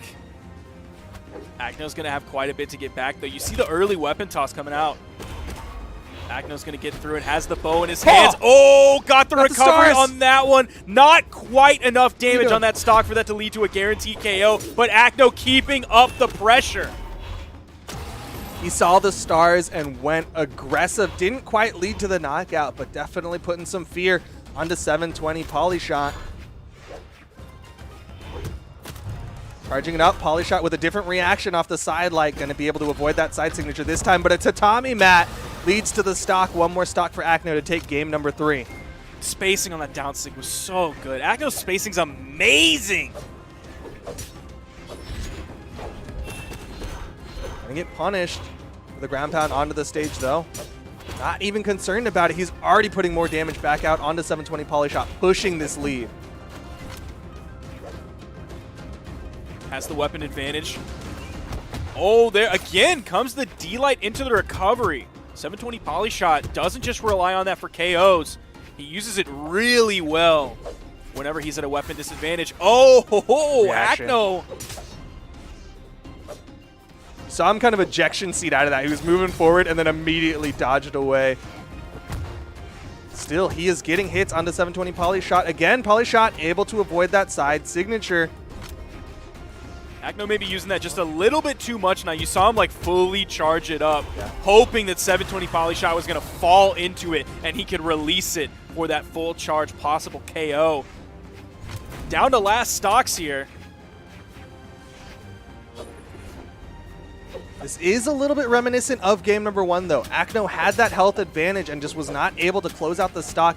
We're seeing again 720 Polyshot starting to find hits, starting to find the avoidance. Weapon pick up. Acno with the nair, not even going to put him off screen. Gotta be worried about that bow here. Definitely the flagship weapon for Acno so far. Knew that was going to be a KO. He knew more than I did because I was a little bit questionable on it, but he knew it for sure. 552 damage was what it took. That's 184 per stock. So just a little bit past right when you turn someone red. And on a map like Demon Island, not to be unexpected there. Very efficient in his KOs. Very good for Acno. And here we are Game number 4, Demon Island again. And I'm curious, does 720 Polyshot have a changeup? Because he's still playing this Fate into Acno, and Acno has been leveling up his bow. Oh, the slide charge! That helped him! Was that intentional? I don't know, but it's cool. That's what I'm thinking. Either way, it could have been intentional. Like, he's crazy enough and smart enough and good enough to plan for something like that, but also maybe not, and he's just lucky. Either way, cheeky coming out from Acno, but 720 Polyshot actually getting the damage lead over Acno. Turnaround opportunity. Acno has to get back onto the stage again! I saw that character gray out, and I knew something was coming. Acno was able to turn it into a KO. That side signature, he's using it so well. Like, he's using it as well as, like, Noel did back when he was in his heyday with Koji. He's looking so incredibly clean with it. And I love that it's different now, right? Like, he was doing it, and he was just doing it on stage with the okay, juggling. Unarmed juggling. Still playing this unarmed against 720 Polyshot, and he's not playing back, waiting for a weapon spawn. He's going in, but 720 Polyshot does find the knockout with the forward kick, the alt input on the sideline. Oh, man! Side buttons. The color change that just happened on that one little string on Polyshot's health, that's rough. D-Sig, point blank, right on him, turning Polyshot red. The neutral light to further juggle Polyshot as he attempts to land on the platform. D-Sig from the middle of the stage. And Acno going to prime his next weapon to be that bow. His bow is looking so dirty already. Do you like ground pound on stage? And turn around GC light. What is he doing? He's crazy, man. Yo, but if it hit, would have been insane. Disarms himself on that down toss, and Polyshot going to take advantage, get some good damage onto the second stock. Oh my gosh. Oh, another on-stage ground pound to hit Polyshot. It's insane. Okay, punish from 720 Polyshot. Going to take it down to final stocks here. He's going to need a perfect play. A Gimp with the Scythe would give him this game and take it to game number 5.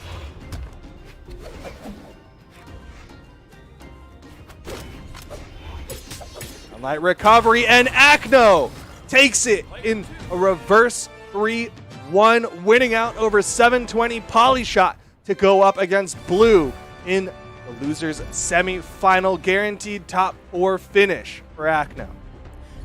Now that was like kind of hard to watch for a couple reasons. Because, well, one big reason is 720 Polyshot is PR 14 in this going up against Acno. So it looked like Acno just dismantled him. But 720 Polyshot did really play some damn good Brawlhalla there. His movement was so good, especially early on in the set. So I do want to point out that huge disparity in terms of PR. In no world would anybody expect PR 14 to be PR number 1. But 720 Polyshot did put up one hell of a fight and showed us some really good Brawlhalla. That was a set that I enjoyed watching. It was truly a blessing to view.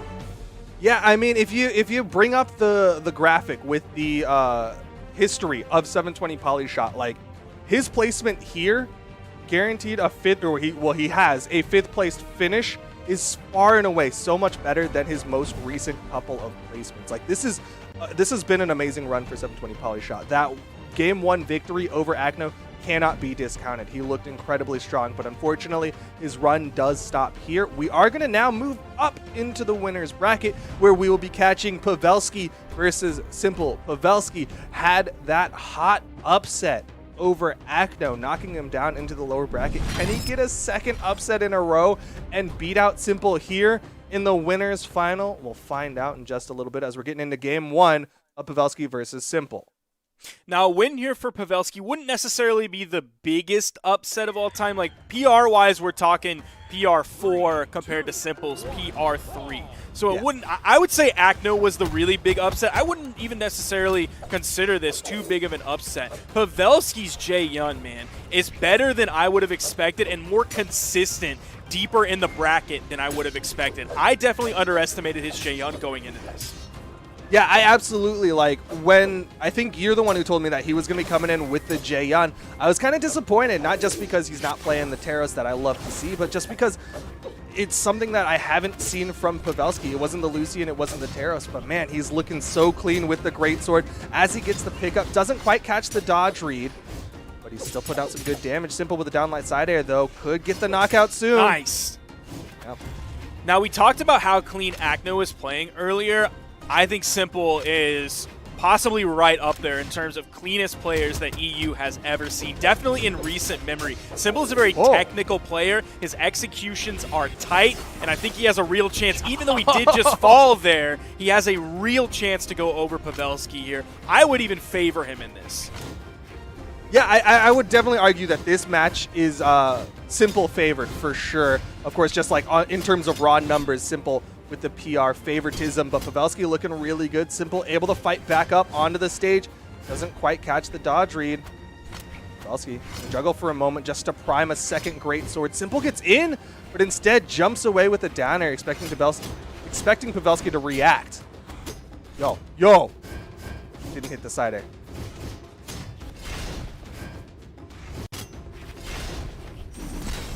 Oh, the side sig almost leads to the knockout. Pavelski gonna go for the dirtier greatsword, more likely to break.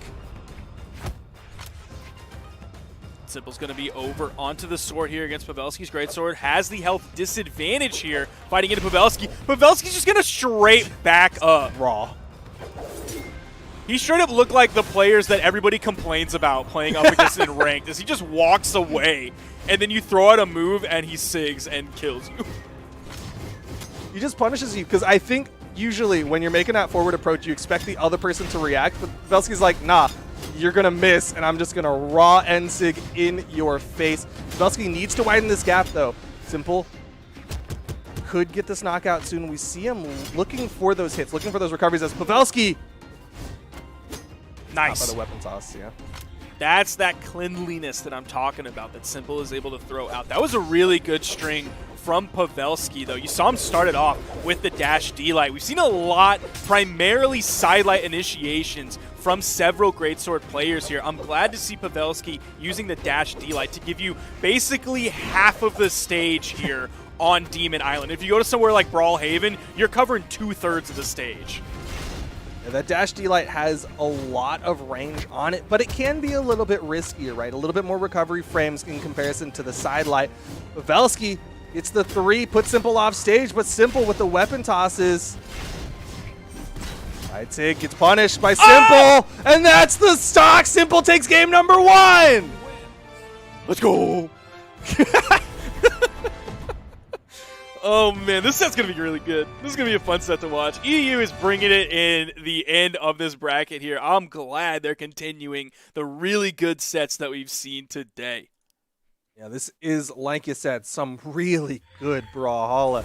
And where else would you expect it but here at BCX in EU, of course. But here we're going into game number 2. Pavelski versus Simple. Simple with a nice start, getting the unarmed damage onto Pavelski. Finding some weapon damage, too. Even grabbing the second weapon. Already has Pavelski in the yellow. We're only about 10 seconds into the game. That's 50-plus damage. 1 or 2 more hits. Pavelski's going to be in the orange. Weapon toss goes in. See Pavelski continuing to back up. Oh! Whiffs the D-Light and still gets another D-Light out. Dare weapon toss comes out from Pavelski. Off stage in the gray. Does get the wall touch just barely, and he's still fighting it out against Simple. Outspaces the side signature, going to get the regular sword punish. Oh, man, that recovery has Pavelski already in the red. Still is able to pick up that greatsword. The recovery takes him off the top. Simple getting a 47-second KO and having a giant lead onto Pavelski. He's really starting to run away with this one. Again, though, it's great sword coming out from Pavelski. A good dodge read or two could lead to the knockout, and there it is already. One dodge read is all he needed, and he went for the sidelight finisher. It's something Flambeau was talking about earlier, going for the sidelight finisher over the neutral light finisher because it's got more horizontal range, or force. And that soft platform from Mammoth Fortress was helping him out, allowing him to extend that string past the normal stage onto that platform to get him over. If that platform wasn't there, he wouldn't have really been able to continue that further. You would have seen him maybe go for the ground pound deep in the push-off column or the side air deep in the push-off column that he was doing previously. And this is suddenly swung in Pavelski's favor. Oh! What? Last time he did that, he did a weapon toss into a side air. This time he mixes it up, goes for a GC side light finisher, and Pavelski is stealing stocks from Simple. Seeing all those moves coming out, Pavelski has a ton of pressure onto Simple right now, definitely overwhelming him with all of the moves that he's throwing out. There's three. Oh, and the weapon toss. That is going to be a rough game from Simple that he's going to want to wash his hands of. Less than 300 damage from him, but all it took from Pavelski was 388 damage. That's so insane how low that damage was. Like, it didn't feel like it was one of those like super gimp heavy games, but it's going to be Simple being forced off of the Jaehyun over to the Taros for game number 3. This is something that I talked to you about in DMs, is that fear that if Simple loses in the Jaehyun mirror, I was expecting Acno in this matchup, but if he loses game 1, he's going to immediately make the swap, and that's kind of what we're seeing here, is he lost one game in the Jaehyun mirror, and he's like, all right, over to the Taros. So the crazy thing with the damage last game of 388 compared to 291 is Pavelski only put out 97 more damage, and yet he took 2 more stocks than Simple was able to. So with that short little amount of damage in that very short game, Pavelski completely demolished Simple's Jaehyun. I told you, he is a thief in the night. He was stealing stocks, but stealing the weapon away from Simple, going over to the Greatsword as Simple looking for the weapon spawn. It's going to be on the soft platform. Pavelski able to punish the pickup and utilizing the soft platform for the end sig at a higher height. This is the side sig. Oh no! This is looking tough for Simple. He's not able to get in on Greatsword at all that Pavelski's using. That's something he struggled with against Acno previously in Mammoth Cup. Into the offstage though, Pavelski really taking his time here, did not connect with the recovery and misses the weapon toss, so Simple able to get some good damage here. Could see the knockout soon with this hammer. Stop side air off that soft platform. You know he wanted that recovery to hit on the bottom side and sit down.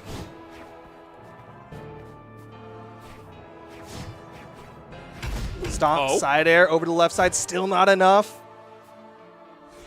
There you go. You mentioned that classic. Oh, he gets the desync for the kill, but you mentioned the classic hammer recovery edge guard earlier, and you said Simple does it. He just tried to do it right there. That's what we're expecting from this hammer play. But he's able to even up the stock count. Pavelski doesn't have the Greatsword, that blender tool, to get so much quick damage. And Simple's going to jump over the pocket sand, still getting more damage with this hammer. Ooh, still able to pick up with that recovery. So Simple, when he plays up against Greatsword, he has to be very careful when he chooses to go in and punish. But when he's playing against Pavelski's sword, he has a little bit more leeway on the pressure he wants to exert. He can be a little bit more overwhelming there. He can push it a little bit harder than he does when he's playing against the Greatsword. The recovery almost knocking out off the top. Simple now dead even, but the GC sidelight seems to be a favorite of Pavelski, and he gets the KO off the bottom. The down signature. We've seen him pivot that down signature on the corner time and time again. That's the first time he actually held it and slide charged it to get the stock. Still in the red though. Simple still has the opportunity to even this up. Got a soft hit on the axe recovery though. Oh, weapon spawn's going to come in right on top of Pavelski. He's going to pick up his sword, throw it away, grab the Greatsword. Another weapon spawn comes in all the way on the left, but he's able to grab a hammer here. Almost picks up the side air, but Pavelski was right below him. Side air. That will even it up. juggle. Looks like Simple wants to lean more onto this hammer for this matchup. Oh, nice 3-piece. Goes for the stomp. Oh! The GC silent again from Pavelski. Wake up. 3-piece into the side finisher. Not quite enough damage to send Simple flying too far. Opportunity here. Simple does not find the recovery hit. Pavelski, he just keeps canceling. Side cancel, turn. He is just putting so much hitbox. Oh no. Underneath. Oh! And again, swapping back over to the Greatsword. Simple finds a falling neutral air. That Greatsword was so damaged that it ended up being taken away from Pavelski. GC D-Light! This is Pavelski playing with his food a little bit. He's going for some nutty options, and it's the down finisher off the GC, and Pavelski gets it to swing backwards to lead to the knockout, and he re-taunts as well. Man, Pavelski, like he's having fun. That was so close, too. That side air probably would have KO'd. We're going to get to see the replay here. Oh, he spot dodged it, and that got through the side air, and out came the D-Light. That is that down finisher from Greatsword. That is a rough spot to be in. Simple almost taking that game. He's going to stay with the Taros here. He's not going to get first weapon, and first weapon is going to be a Greatsword for Pavelski. It's not what he wants. Out comes the stomp sidelight. Doesn't find the neutral light, or at least the first hit of it. The second hit of it does clash out. Pavelski is swinging. He's shown the speed of his high-power blender. Over to the sword now. You saw that kind of awkward dodge. I think he was trying to do a down signature, like either slide charge it or a GC. Just didn't quite get the input, but he's still getting good damage. Has the juggles, and Simple disarms himself with that hammer toss. Sidelight's going to put Pavelski over onto the wall. The spawn comes in. He's able to grab the axe. Whoa! Oh, doesn't quite have enough active frames to get the KO on that recovery. Pavelski with the strange wake-up options. Oh, no. It's like he turned that recovery around, and that stopped him from picking it up. The neutral sit comes out from Pavelski, and he gets the first KO. Oh, but Simple immediate response. Stott gets the side heavy. Gonna just throw away the axe. He wants to play this hammer. And it's not even like he's going for anything like Taros Sig heavy. He got like a down Sig to knock out, but for the most part, it's just like hammer with Taros' stat line. And Pavelski, in like true Kosalik style, is able to almost guarantee this Greatsword any time he wants. It's like, I'm not able to keep track of it. Like, every time he picks up a new weapon, I'm like, again? He has another Greatsword? Again? Where's the sword? I swear I haven't seen it at all. He's so quick about it, but does get stuck on this one. Still able to pick up the Greatsword. Simple in the offstage, but the recovery from Pavelski going to get him back up onto the stage where the Vortex can continue onto Simple. Punish. Oh, God. Simple. What are you going for there, dog? You got to be more careful. A little bit of farm betting there, but Pavelski able to pick up the clean Greatsword, and again, back into it. You see the way he's able to just completely dash, pivot, turn around, keep canceling and keeping this pressure going. Goes in unarmed onto a hammer. He's insane! The madman! And Simple can't get back! No! That is going to be the set. Pavelski is going to take it.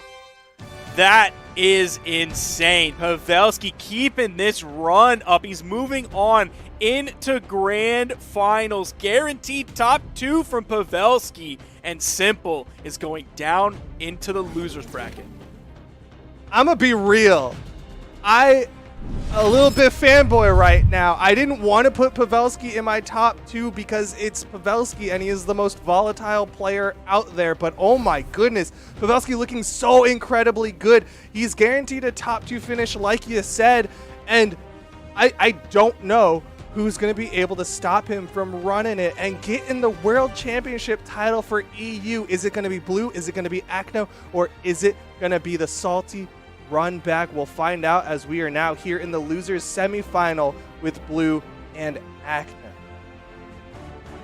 Now we're seeing Acno move into this, continuing with the Koji. I think they did a little bit of the gentleman's agreement of saying, if you don't play Greatsword, I will not play Greatsword.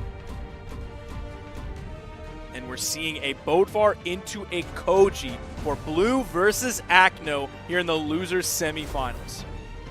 This is like a relatively classic match. We've seen both of these players dominate the European region in their respective years, and we've seen them run up into each other in grand finals of multiple tournaments, and depending on the year, determines who will win. But here we are in the losers semifinal, a match we've seen time and time again, but here on the World Championship stage, they are going to be bringing out all of the stops. We're going to Apocalypse. Acno is going to control the early weapons of the game, but Blue is eventually able to grab one about 13 seconds into the game, but a lot of damage has been done by Acno onto Blue. Oh, that was a cheeky weapon toss. Still picks it up, Decider too. for the bounce up. Oh! 25 second stock for Acno. What an edge guard, and it wasn't one of those brutal, consistent dare-hitting edge guards. It's just like, I'm going to chip away all your options, and you're not going to get to touch. Acno already about to lap Blue, but Blue going to try to go for the response, backs away off of that ground pound. Yeah, that little side air that Acno bounced Blue off of the wall with, and the weapon toss before that. Like, what an unorthodox edge guard overall from Acno onto that. You're seeing Blue is looking to make some big plays. You're seeing the D6 come out. Nice. That's what I like to see from a Bodvar player. Let's see if he can continue using those. There's the recovery. Weapon toss goes wide instead of straight down. Acno even dipped under the stage, but Blue is there for the GC D-Light into the ground pound. I like the way Acno played that recovery, going underneath the stage, trying to basically guarantee that no weapon is going to deny him that wall touch. But Blue playing really smart around that corner, waiting for the GC downlight into the ground pound.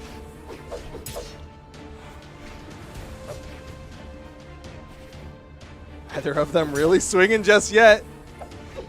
Classic EU sword mirror match as Acno goes over to the bow, doesn't hit the ground pound. It's going to be the tatami mat to take the second stock off of Blue.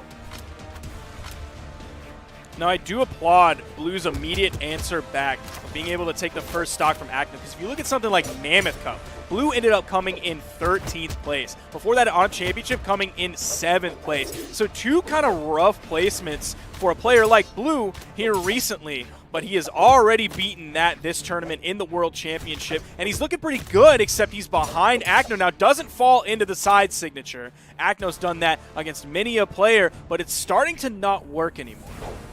Yeah, I gotta believe that all these players are just watching the tournament at this point, watching what their potential future opponents are doing so they can start reacting to them in advance. And that's what happened there, is Blue kind of recognized that Acno likes to do that side light into the charge side signature and just stayed high above that side light. Sword v sword, the D-Light recovery is going to be an easy punish on Acno's whiff side sig. Goes for the stomp dare, somehow barely ends up picking it up. It was like the front side of it, when we usually see it picking up from the back side for the KO off the top. Blue has to play near flawlessly, and he has to do it into Acno's bow. A very tall order. Acno chase dodging forward, ends up picking up a nair, second nair. Blue gonna get juggled away, goes for the wall. A little bit safer from those nairs from Acno. Recovery off the top is going to give Acno the victory in game one. Really solid finish from Acno coming out. There you're seeing that that original edge guard. It was a really explosive start to this game that really started to slow down towards that tail end where they started to play a little bit more safer. Like there's that key moment where they were both playing their swords and they're both on opposite ends of the map. Like, all right, I'm not gonna cross this divide. But looks like Blue thinking a little bit about what this legend pick's gonna be. The Bodvar, this was kind of his anchor pick. Did not quite work. He's going to swap over to the Bryn. Now, we did ask him what are some of the other characters he's played this year. He didn't really mention the Bryn, though he does have a level 54 Bryn going in with the default stance. He does have a skin for her, and he does have Gala colors on her. So he definitely has some time in this Bryn, but it's not, or at least from my memory, not a standard Blue tournament pick. Yeah, definitely like not something that we would consistently see him picking might see it as a counter pick, but Acno already starting it off unarmed, doesn't even care that Blue got the initial weapon pickup, was looking for that unarmed Gimp, gets a downlight and then backs away. Interesting, not going for any of the true combo follow-ups that you can do off of a downlight. Yeah, D-Light into nothing, taking a page out of Lil Cap's book. D-Light into Nair, though. Acno's finding those follow-ups now. Goes for the slide charge side signature. Blue was ready for it. That ground pound would have hit, would have led to the KO as well. The weapon toss. And Acno is going to turn that stock around just like he did earlier against 720 Polyshot on the Demon Island. Got him with the Goomba stomp just right on his head when he activates that ground pound. Blue looking for the immediate response, goes for the downlight GC Sig, but does not find the hit. Spot dodge from Acno to avoid the side sig as Blue swinging for the fences, trying to get the stock evener. Now we're starting to see Acno kind of play a little cheekier going into this game.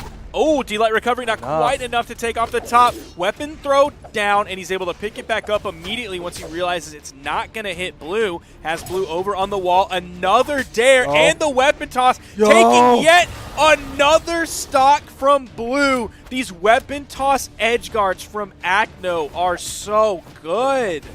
Dude, Acno steals stocks so stealthily. Like, we saw those big offstage plays from Pavelski where you just see him just chip stocks away in the air. But Acno, like, is just doing a drive-by, grabs it, and puts it in his pocket, stealth stock stealing. GC D-Light right out of hit stun, goes for yet another recovery. He's definitely saucing on Blue as we get further and further into this set. Blue's got to be careful, bro. I would not spend any time on that wall against Acno. Got to fight his way back onto the stage, though. Acno keeping him on this corner. Recovery will get him back down onto ground, but he is a full stock behind here in game number 2. Weapon toss has Acno in the red. Blue has a good chance to take this second stock. Oh, but Acno basically chasing behind him. Rise that side heavy. The weak recovery there. The held ground pound is going to release and spike Acno directly down. Blue on his final stock. Another case where the player basically has to play flawlessly against Acno. Not even just flawlessly, but Acno has to make serious mistakes. And you're not going to catch Acno making mistakes. He's made one mistake in his life ever. He's not going to make another here as we are going into game number 3. Acno wanting to make the sprint, wanting to get that run, because you got to believe coming into this, coming in as the top seed, having only lost one tournament throughout the entirety of 2020, then Acno thought that this was all but his tournament to lose. What is Blue going to make the switch to? We see him hovering a little bit, not picking anything just yet. Is he going to go back to the Jae-Yun? The thing that he has to worry about is if he picks the Jae-Yun. I mean, he has the second pick opportunity here. So Acno's already locked in the Koji. And he's going to ignore the gentleman's agreement that came out. He is going to play Jae-Yun. And Acno does not have the option to pick Jae-Yun because he had to lock in first. But Acno's currently up 2-0. If Blue wins this one, Acno has the opportunity to change up to the Jae-Yun if he wants to do the mirror match for the next 2 games. But for now, I don't even think Acno will do that if Blue wins. Because like I said, I think Acno just wants to play this Koji into the Jae-Yuns. Like, this is playing into Acno's hands. Is it? Yes. I feel like someone playing Greatsword against you is playing into nobody's hands. Because then it's just going to be a rough time. Like, he's beating him against normal characters. Like, he can still probably beat the Greatsword as well. But I don't think anybody wants to play into Greatsword. Yo, low-key though, like, I thought if he got that bow ground pound, then my, like, very confident yes would have sounded so clean. But it really would have. It would have been so good. It would have been so solid, but Acno really let me down on that one. In the red, though, he's gonna lose the first stock. Blue looking good, and it wasn't even Greatsword. This is Blue just playing classic Blue sword. You see the chain dodge coming out from Acno.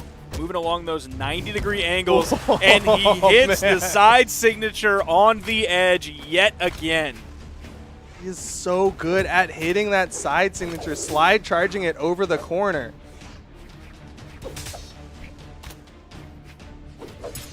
Ooh, going for the GC sidelight. That's going to give him some good movement. Blue's gone. Oh, Blue's gone. he didn't touch, did he? No. Okay. That neutral stick was super close, and you'll see it touch on some other maps, but I think with the angles, it can be hard to guarantee the touch. I couldn't tell if I saw his character like relight up or not. Acno completely denied it, but full stock advantage to Acno. Going in a little over eager with that ground pound. It's one of the slower moving ground pounds in the game, and Blue had a pretty safe punish, but instead opted to be onto the stage. Seeing this game start to wind down, and that means the set is likely also winding down here. Blue doing everything he can to fight back in this game, has the weapon advantage. Sig coming out, KO moves coming out from Blue. Isn't able to punish that D-Sig from Acno. Gets the recovery way down low, and it's not quite enough to KO off the top. You saw the exhausted recovery coming out there. Side signature just charged a little bit, and Acno is going to move on, only doing 4 more damage than Blue, but took 2 more stops. Like, that side sig at the very end where he charged it before the second hit, still keeping him in hit stun, but getting that just tiny bit of extra force is so incredibly extra. Like, Acno did not need to do that. This set was basically his. This game was basically his off that bow edge guard, but that's just Acno being like, yo, I'm super good at this game. And that means Acno is now going to go up against Simple in the losers final, the match that you and I predicted to be the grand finals, the winners finals of this tournament. And we'll see what Simple has in store. He is here in the lobby. He is locked in. I was wondering if he was going to start with the Jaeyun. He is, and Acno is going to continue using the Koji. We do see Simple dipping just a second from the lobby. We'll see what happens. Maybe he needs a restart or something else. But Acno's ready to go, has the Koji ready. It's been warmed up. It's been taking stocks. It's been looking real good. It's been looking like an Acno Koji. Man, that character is tough to punish. It is so good. I mean, that high dexterity means that it's going to have very safe moves just kind of inherently with how that dexterity stat works.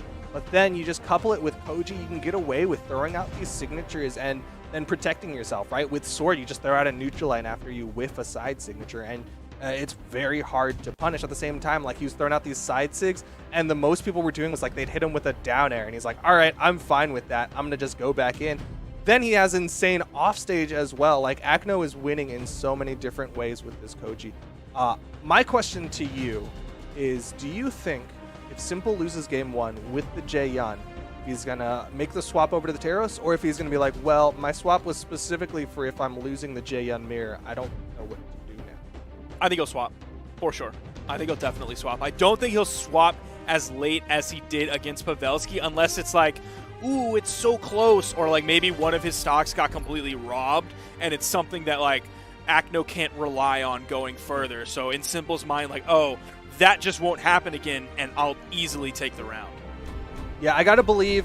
I think he will swap if he gets a stock robbed, because if he loses an off-stage engagement, I think he's gonna immediately think to himself, I could have won that if I had a hammer. If I had the hammer recovery, I could have done that. And I think that's where we'll see Simple make the swap if he loses a game against Acno. But here we are in the losers final, Acno versus Simple. Man, this is gonna be an insane set. Somebody call Beyonce, because we're on Demon time here on the Demon Island in losers finals. Who'd have thunk that Acno versus Simple would be happening in losers finals, or that Acno would open up with a GC instinct that raw early in the game? Yeah, you're gonna have to explain that Beyonce reference. In the Savage remix with Megan Thee Stallion, she says, on my demon time, I might start an OnlyFans. Oh. Come on, man.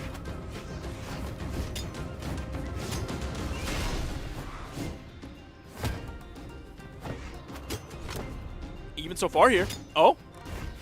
Simple. Something big. A big opening for Simple.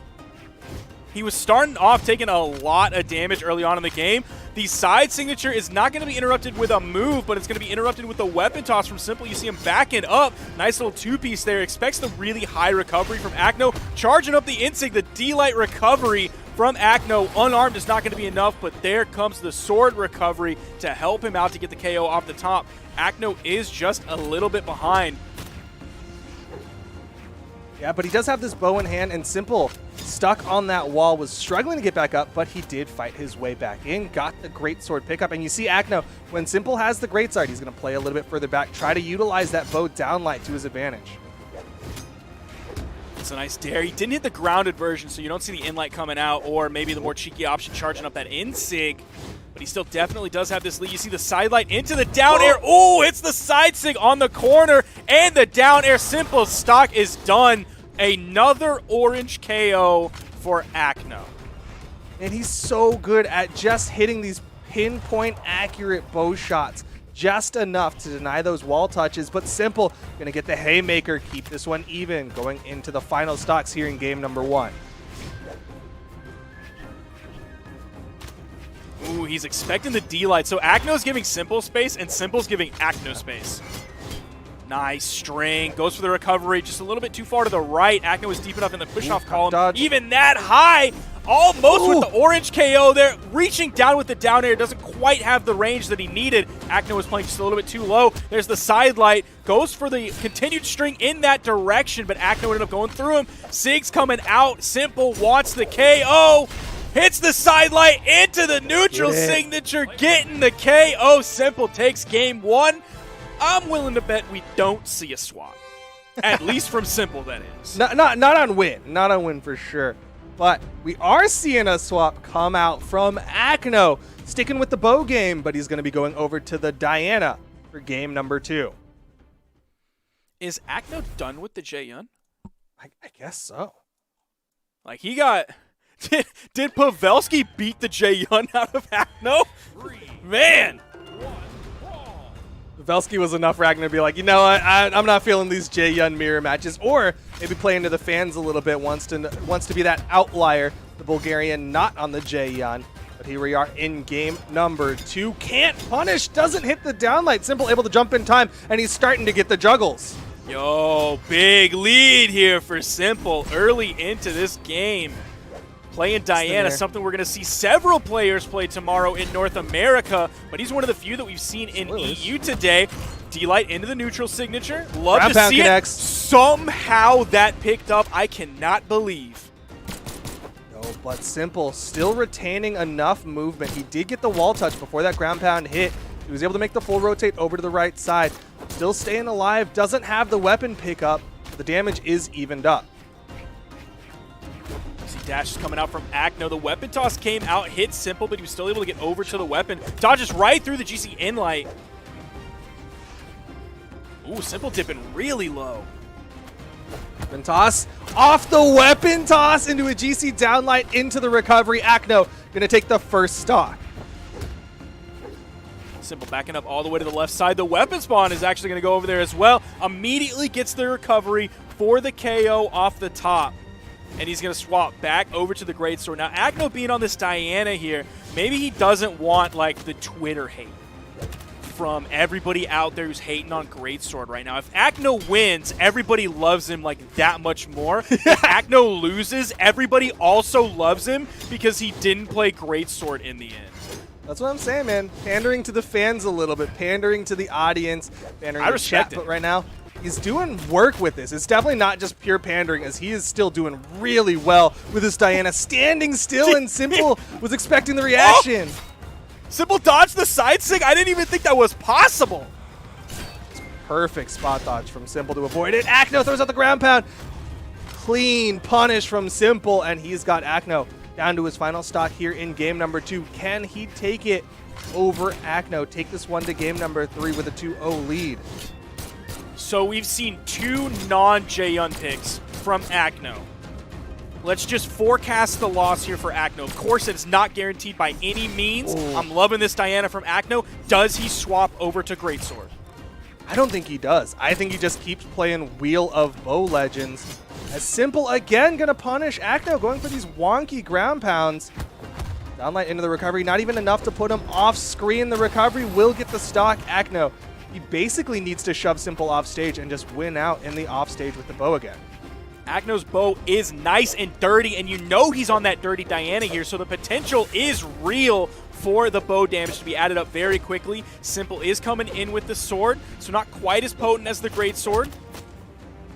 Acno's adding up the damage. Simple getting deeper into the yellow. Goes for the D-Light. Simple was just jumping high enough. Now he's in the orange. Acno has found so much damage against Simple. The great sword is in his hand now. Goes straight neutral, neutral, neutral, air, and Simple currently up 2-0 over the top seed Acno. Can he get the upset and knock Acno out with a third place finish? You're seeing the replays here of that last game. Acno finding himself in a very rare spot, going down into the loser's bracket much earlier than expected. Now finding himself down 0-2 against Simple here in the losers finals, and you were exactly right in your call. It is the Wheel of Bow Legends. It's going to be Yumiko for game number 3. Acno on his last leg here with the Yumiko. Will it be enough as we get into game number 3? Acno has to make the reverse 3-0 happen. Now, we did see a Yumiko attempt earlier against a Jae-Yun. It was Blue playing it, and he was playing it into Simple, and it didn't work. Blue lost both games with the Yumiko against Simple. Right now, Acno looking kind of awkward with this Yumiko. See him trying to throw out these down signatures. Not finding the hits just yet. Acno catches the dodge in with the neutral signature. The recovery, Simple gonna take the first stock. All of the Acno fans out there are either crying or they're putting on their Simple shirt. They're Homer backing into the bushes and then coming out with a Simple shirt on.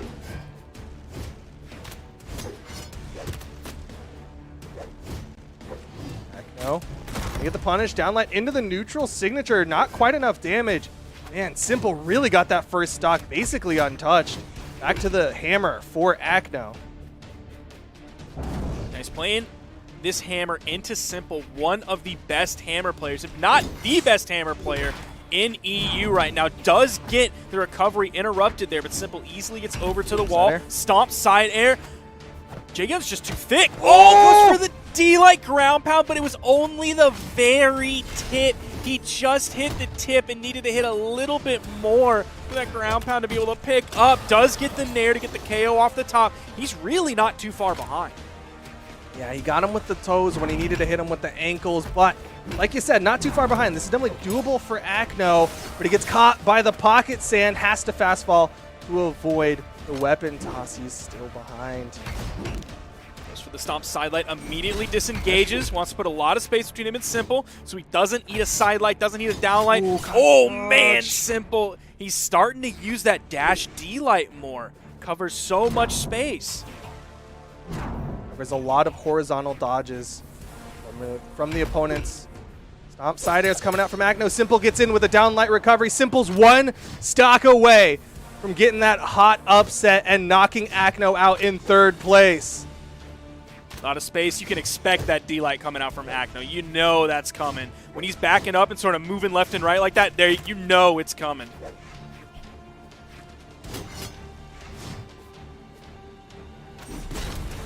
Away the bow. Wants the hammer for the knockout potential. Throwing out the wisps, and they're not hitting Simple. Stomp side air. Simple's off stage. Oh, didn't get his dodge off of cooldown in time to use after that recovery. Even if he did, I don't think it would have mattered. Acno, he's coming back in this game. We're seeing the Yumiko doing some work here, finding some damage. Gonna be that sword coming in for Simple. Almost falls into those wisps. But now you see him coming out. He's not going anywhere near them. Not gonna fall for that trap. Stomp into fastball in there. Acno getting good damage. Simple with the weapon toss. Disarms himself, waiting for the great sword spawn. It's going to be right on top of him. He's got the pickup, doesn't get the dodge. The recovery, Simple can get it. Acno with the nair. Another nair. Acno can get it.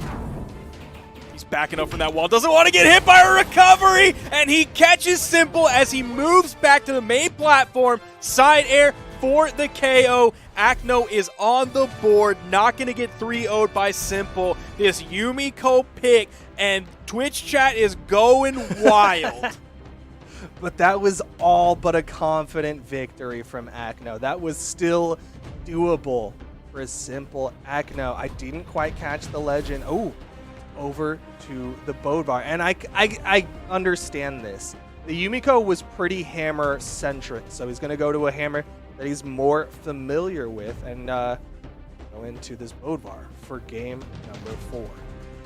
Yeah, it absolutely makes sense. The hammer was looking the best between the hammer and the bow from Yumiko. You were starting to see Simple really recognizing that anytime Acno put a lot of space between those two and had the bow in hand, the D-Light was coming. You know that's coming. So he's able to punish it more effectively. Once you just completely eliminate the ability for Acno to close that distance, you basically take a weapon away from him. He was still finding some juggle opportunities, but he wasn't finding the signatures that we saw from a previous Yumiko player. We wasn't finding those signature follow-ups, the side signature, the neutral signature, hitting those reads. Like you said, but here we are. Game number 4, going in with the Bodvar. We'll see what he can do with this Bodvar. Of course, he'll still have that comfort of the sword, something that many players are comfortable with. Already getting pretty aggressive there with that raw ground pound on the corner. Simple able to avoid it. Wake up. He did the onstage dare into a D-line instead of the in-line. That's where he got that spin out from.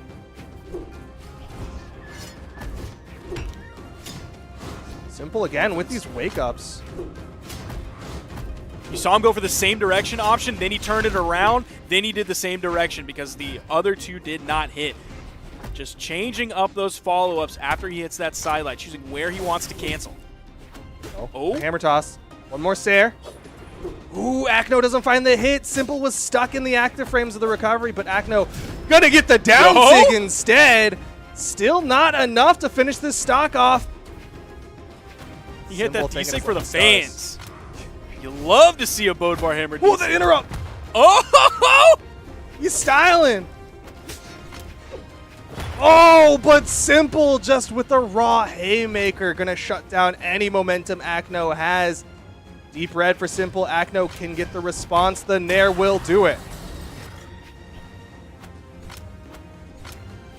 Sticking with the hammer. There's the weapon spawn. Already makes the rotate over. Acno with a 3-piece off the hammer. Simple finding a response. Oh, nice recovery and the side signature. Acno doing work with Bodvar here. About to have a gigantic lead and he secures it. Acno with a massive lead, like you said. Gigantic over Simple. Simple. He's got the greatsword now, if he can get the dodge read, but Acno is getting all these hits! What is this? Dodges Almost hit that air. side air. Perfect dodge from Acno. Down air hit. GC in Sig. The neutral heavy from Simple is the option. Side heavy. Oh my gosh! This hammer waking up from Acno. It was looking good with the Yumiko and it's looking great with the Bodvar. Acno just an immediate reaction to a whiff from Simple. Saw his punish opportunity just dash over, downlight into the Russian Mafia. And that is going to put us into game number 5. Acno versus Simple. Acno the one on the Bodvar, Simple the one on the J-Yun. Simple's going to start off with a regular sword here into Acno's hammer. Man, that hammer's looking so scary. Already 3 hits just like that. And 2 more. Went back through the drive-thru, got some extra. Oh my not quite enough damage on that one. Simple able to dodge out, but man, Acno's getting damage. We'll see if Simple has an answer, if he can bring the damage back, or if he's going to end up getting KO'd.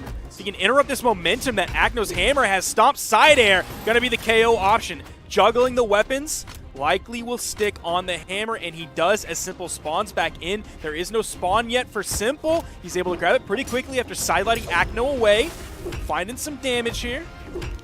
Also taking some damage here.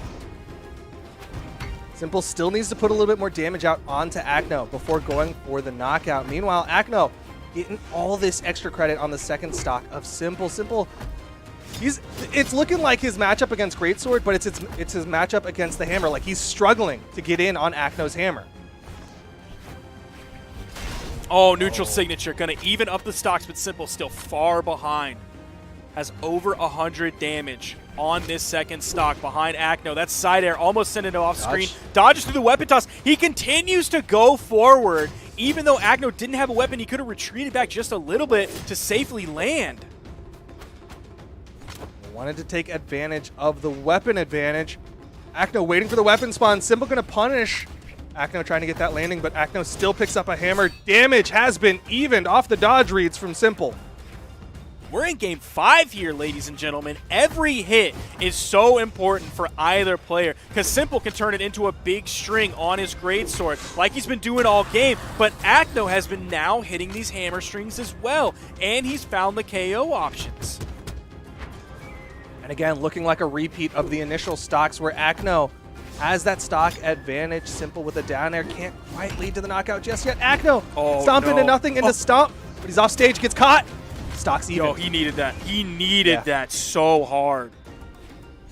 Last stocks, game 5. Simple versus Acno. Acno, who's dominated the entire year. Simple, the only person to take a tournament off of Acno. It's coming down to the last stock here in game 5. Dead even, exactly what you want to see from these two players here in the losers finals of the World Championships this deep in the bracket. Who's it gonna be? Who is gonna get this last stock? Neither one of them wanting to make the mistake on the approach. Simple with the hits and the read. Simple did it! He did it! It was looking so dire. The hammer pressure from Acno was looking like it was too much, but Simple at the very end was able to continue the pressure up in the air, found his opening, and kept going, ending it with a GC Insig to take out off the top. There you see it, the killing blow to Acno. Oh my goodness. At the very end there, the last 3 hits were all that Simple needed, and he is able to move into the grand finals for the salty run back against Pavelski. Now that he's coming in from the lower bracket, he has to do 2 best of 5s. Otherwise, Pavelski will be the European Brawlhalla World Champion.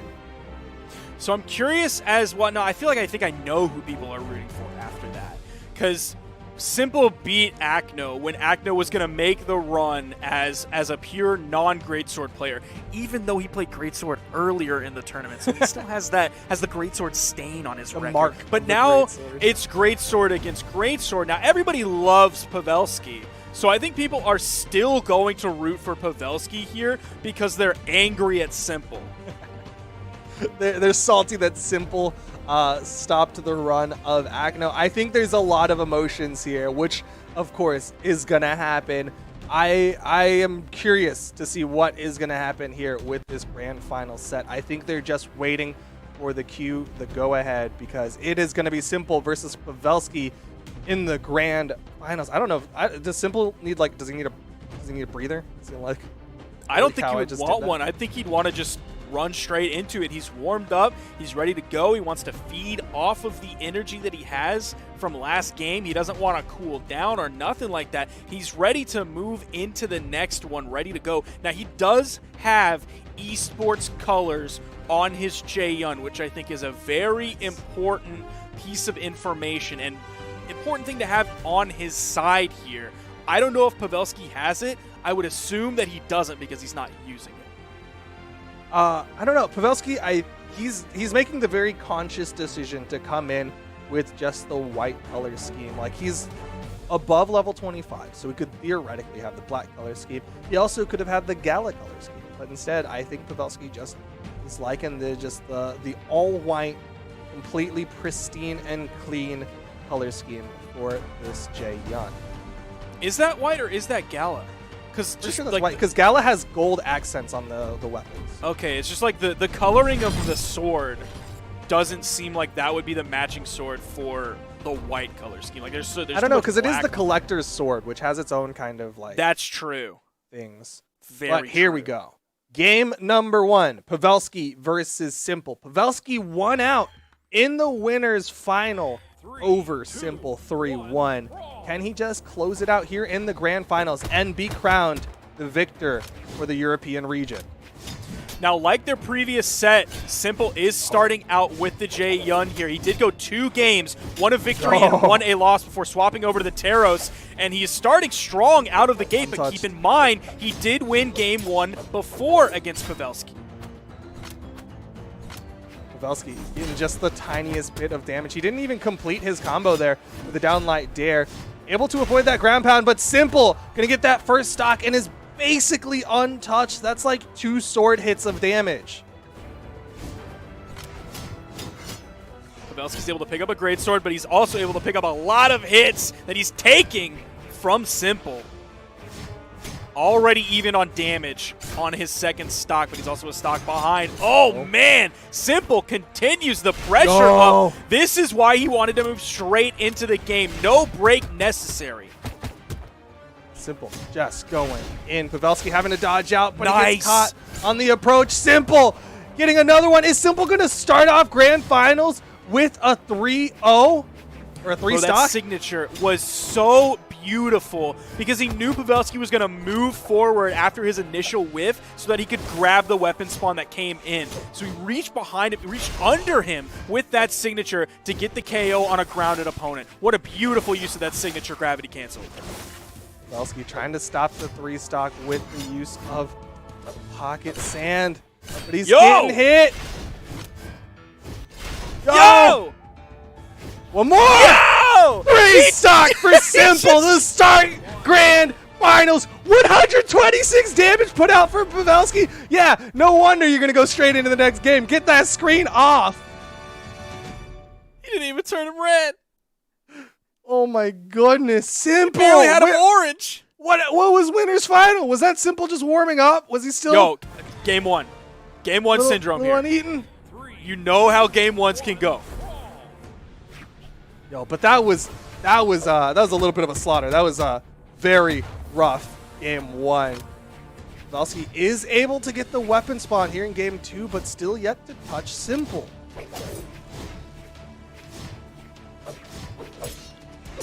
Now Simple is going to start off with the sword into Pavelski's great sword, but he is still winning the damage war here early on in this game. Coming up on 30 seconds in, he still has the better damage output, now has over 100, goes for the ground pound. Pavelski was deep enough in the push-off column to avoid it, didn't need to waste a dodge or a jump or anything to get away from that.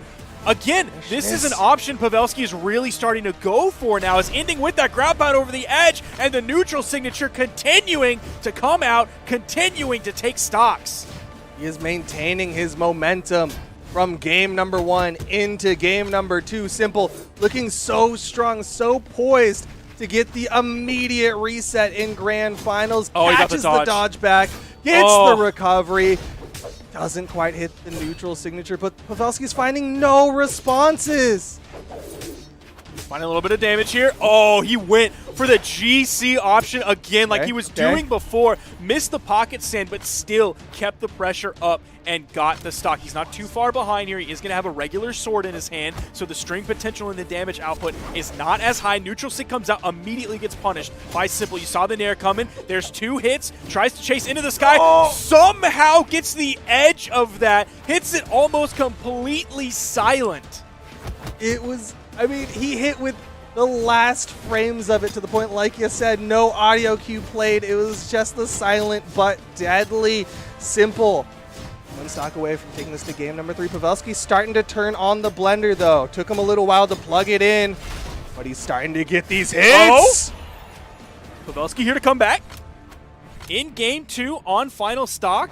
does have the weapon advantage. Spawn comes in. Oh, it started just low enough that Simple couldn't get to it in time. Pavelski was playing around it. Greatsword v. Greatsword. Dead even on damage. Something Simple has to worry about is those gravity cancel options from Pavelski all the way on the edge, whether it's a GC side light, a GC D light, whether it's a signature option. He has to worry about that pressure off stage. Pavelski's doing that better than like anybody else playing Greatsword right now. He's doing really good on these edge guards, but Simple found the timing there. We saw Pavelski go for a backdash, likely was looking for either that GC down sig or the slide charge. There's out the side sig, Simple with the punish.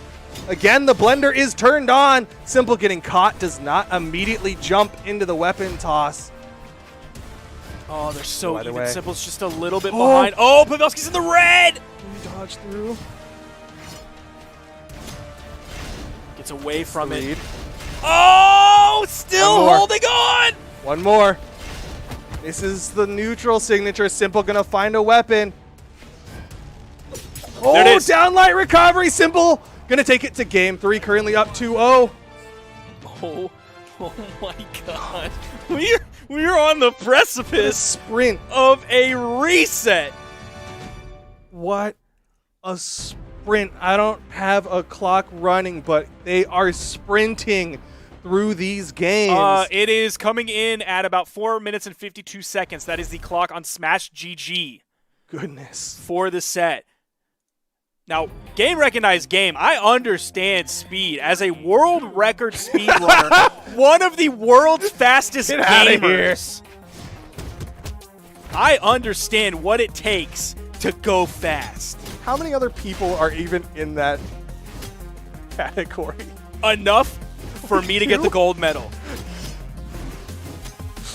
Offstage plays. Pavelski looking better here in game number 3. Looks like it took him a little while to wake up, but he's starting to do well. Simple still doing just enough, staying ahead of Pavelski. Offstage doesn't hit the ground pound. Pavelski with the punish. Stuffed out the recovery. Didn't hit the downlight. They're just fighting it out, but nobody gets a stock.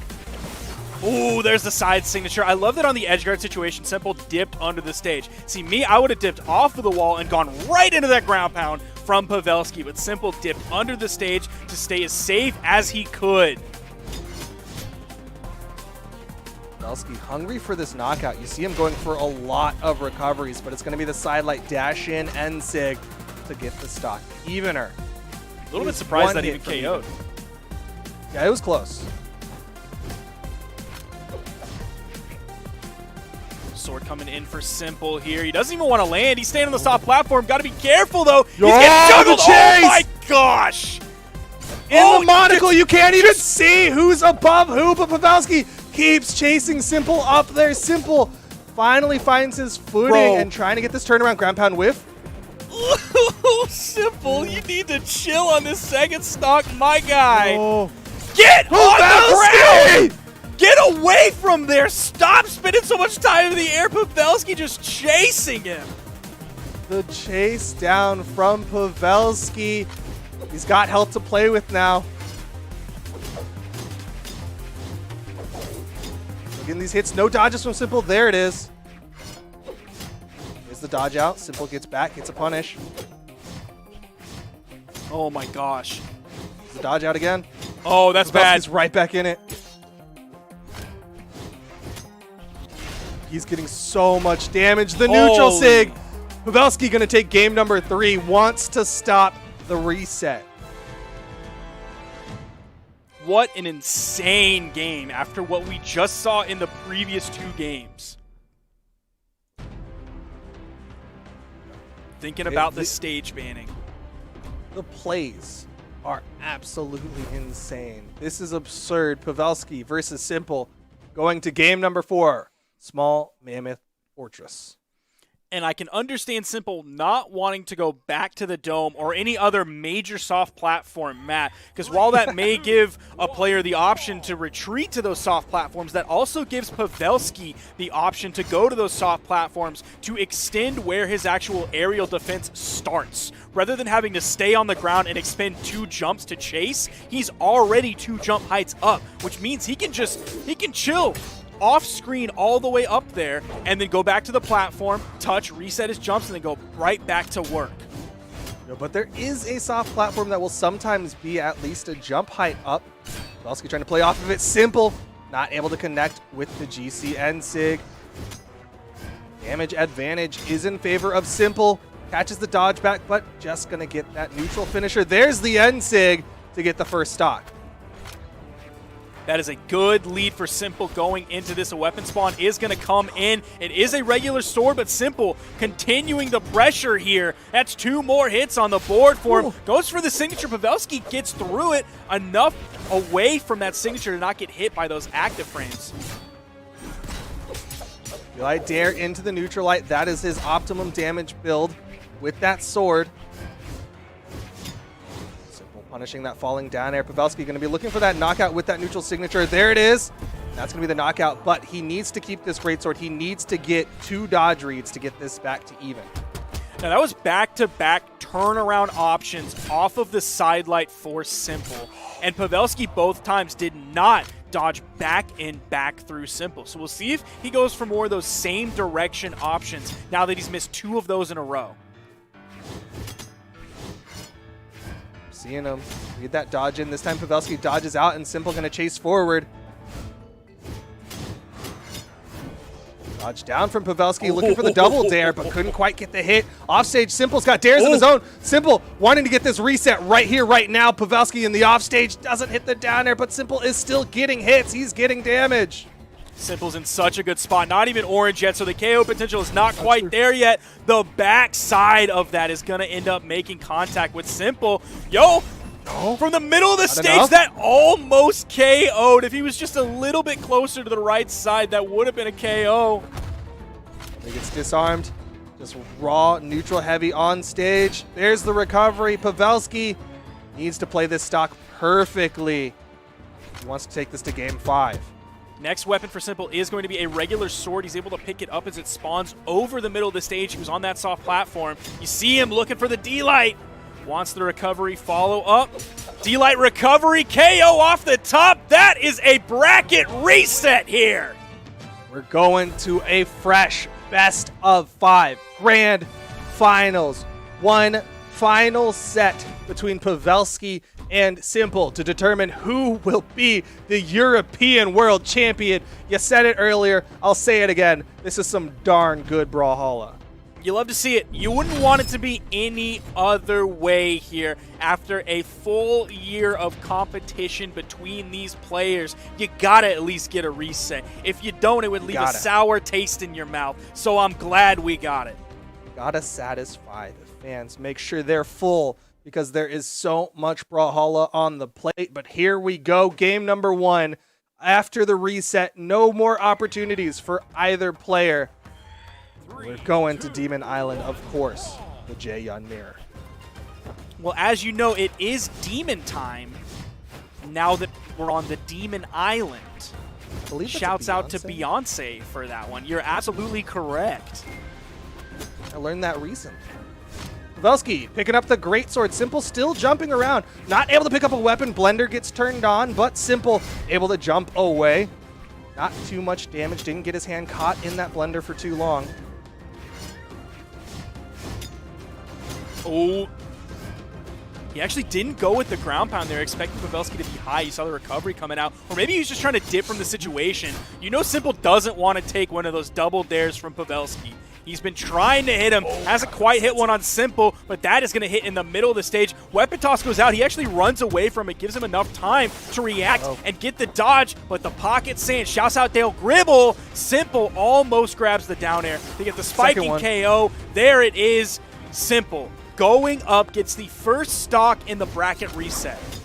What was that neutral sig? It's just a setup for the GC downlight recovery.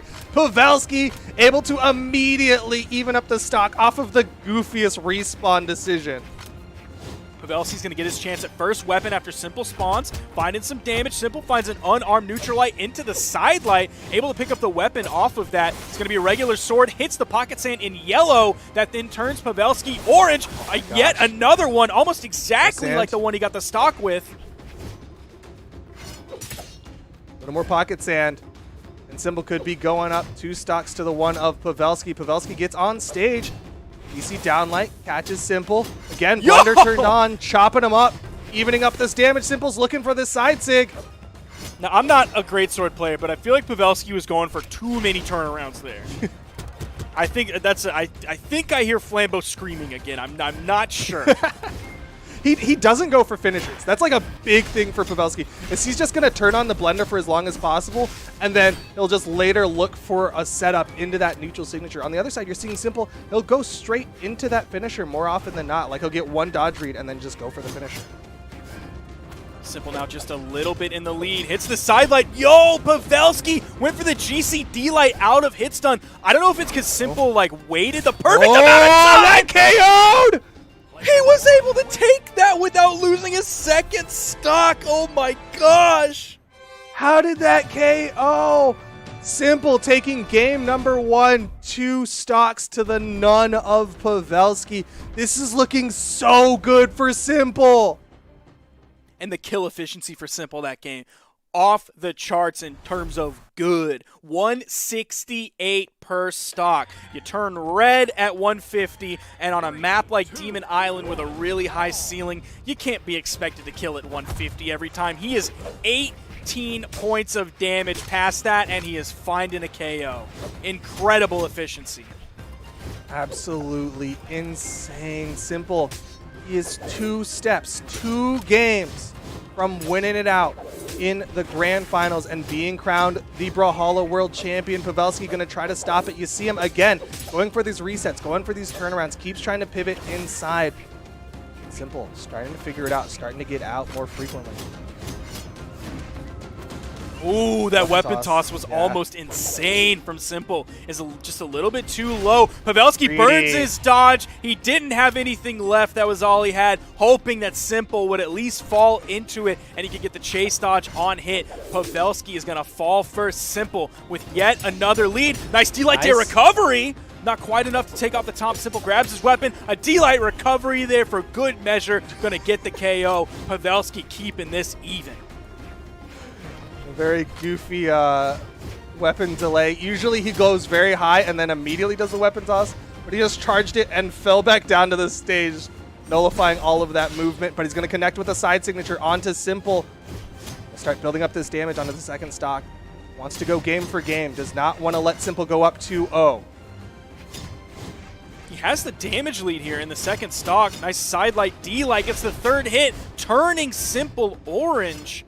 Pavelski waiting a long time before he lands. You saw him even gray out. Neutral signature. Caught Simple without a weapon now. Goes for the sword ground pound. A risky move.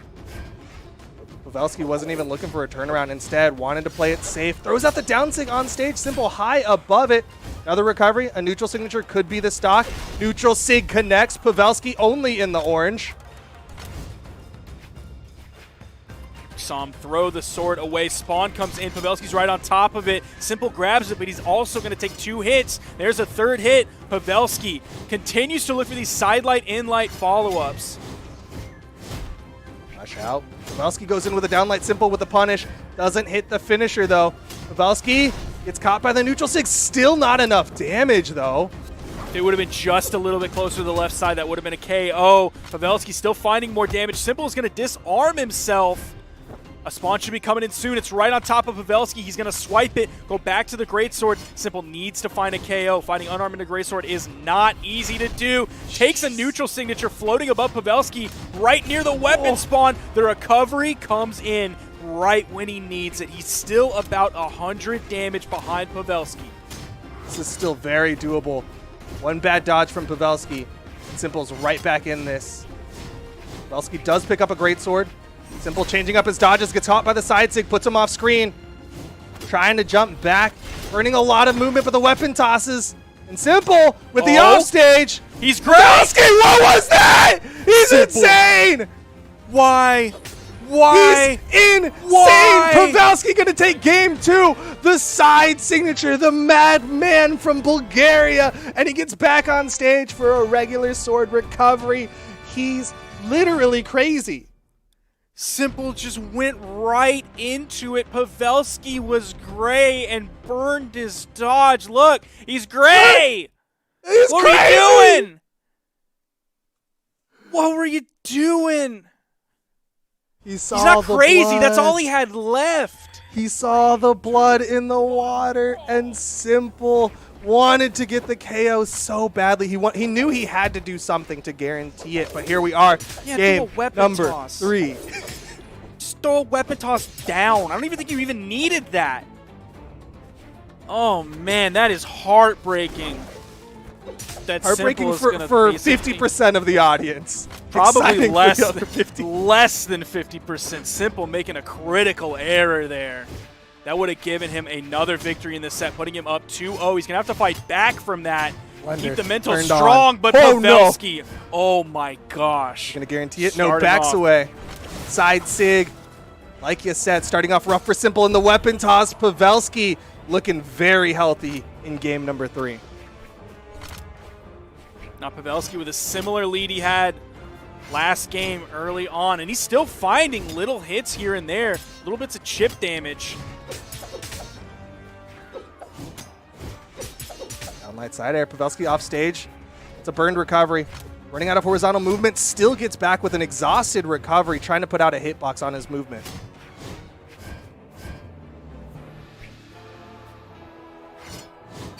Ooh, Simple punishing that forward movement is going to get the recovery. Take it down to second stocks here in game number 3. Goes for the Dare D-Light as the option that's going to send Pavelski far away. Right, Zig. Ooh, goes for the ground pound. Pavelski has not been getting caught by that. He's been playing far away on the outside, but the damage is getting done. Neutral Sig misses. Second one. Still not enough to finish off the stock. Pavelski was trying to prime. Throws out more neutral signatures. That's been his primary way of finishing off stocks. And again, a classic Pavelski, just run away and then the turnaround. This time he didn't go all the way to the left or the right side of the stage. He stopped a little bit shorter than that, but it's working. He doesn't have quite the lead, though, that he did after that first stock, but it's very close. He's definitely finding ways to widen it. Simple, trying to change up. Knows that the ground pound's not working. Tries to go for the recovery, but Pavelski's going horizontal Ooh, to Simple, get be away careful. from those. Pavelski has quite a lead on you. Oh, man. 3 hits there. Punish. Simple is 1 or 2 hits away from being orange on his final stock. Go. The side finisher launches Simple. Pavelski gets another great sword, misses the ground pound. Simple needs to get this stock ASAP. Otherwise, this is going to be game 3 in the pocket of Pavelski. Downlight side air isn't enough. Weapon toss. Charge that one up just to make sure. Weapon toss is going to go up. The weapon spawn comes in, but it's sort of a little bit of a weird space, so he's not able to completely deny it from Pavelski. He grabs the regular sword. Damage starting to come out. Simple here in the red. Wake Oh, up delay from recovery. Pavelski. That's going to do it.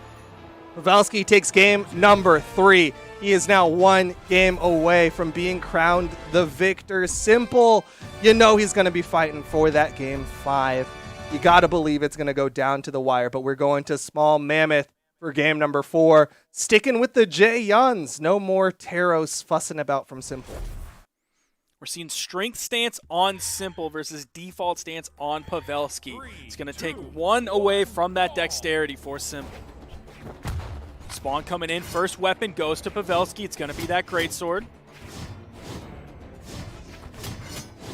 Trying to turn on this blender.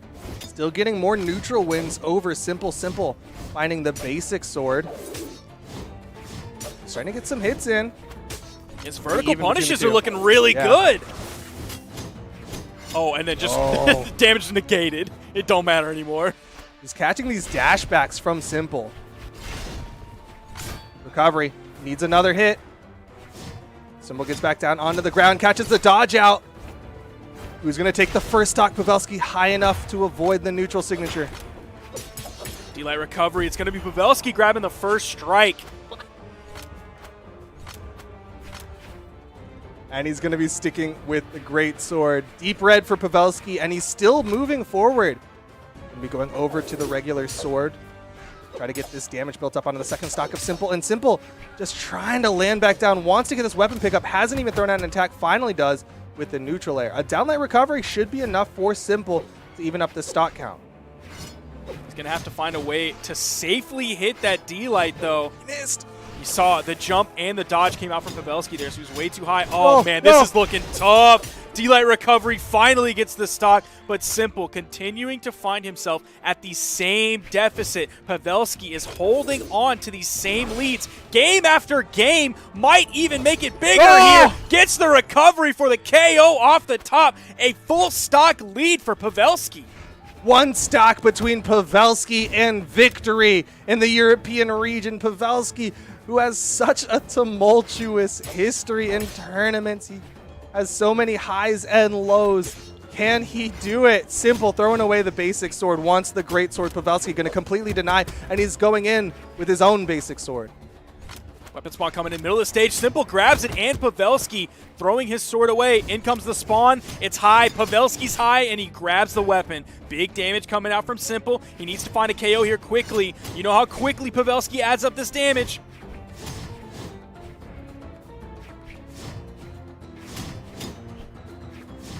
Pavelski's finding hits. Each of these hits bringing Pavelski closer and closer to victory. Caught the dodge away. Goes for the neutral finisher to punish any jump outs. Pavelski finds a nair on his way back. Simple needs this stock so badly off of Pavelski. Can't hit the recovery. Weapon spawn comes in. Simple grabs it. Gets the recovery off the top. That lead has shrunk quite a bit, but it's still in Pavelski's favor. Where's the weapon spawn going to come in? Right there! Pavelski has been so blessed by these weapon spawns. RNG gods bless RNG. Downlight into a GC. N-Sig from Pavelski. One more recovery, and Pavelski the nair! And Pavelski is going to be the European Brawlhalla World Champion! He did it. This is a historic day for Pavelski and all those who have believed in him along the way. He did it.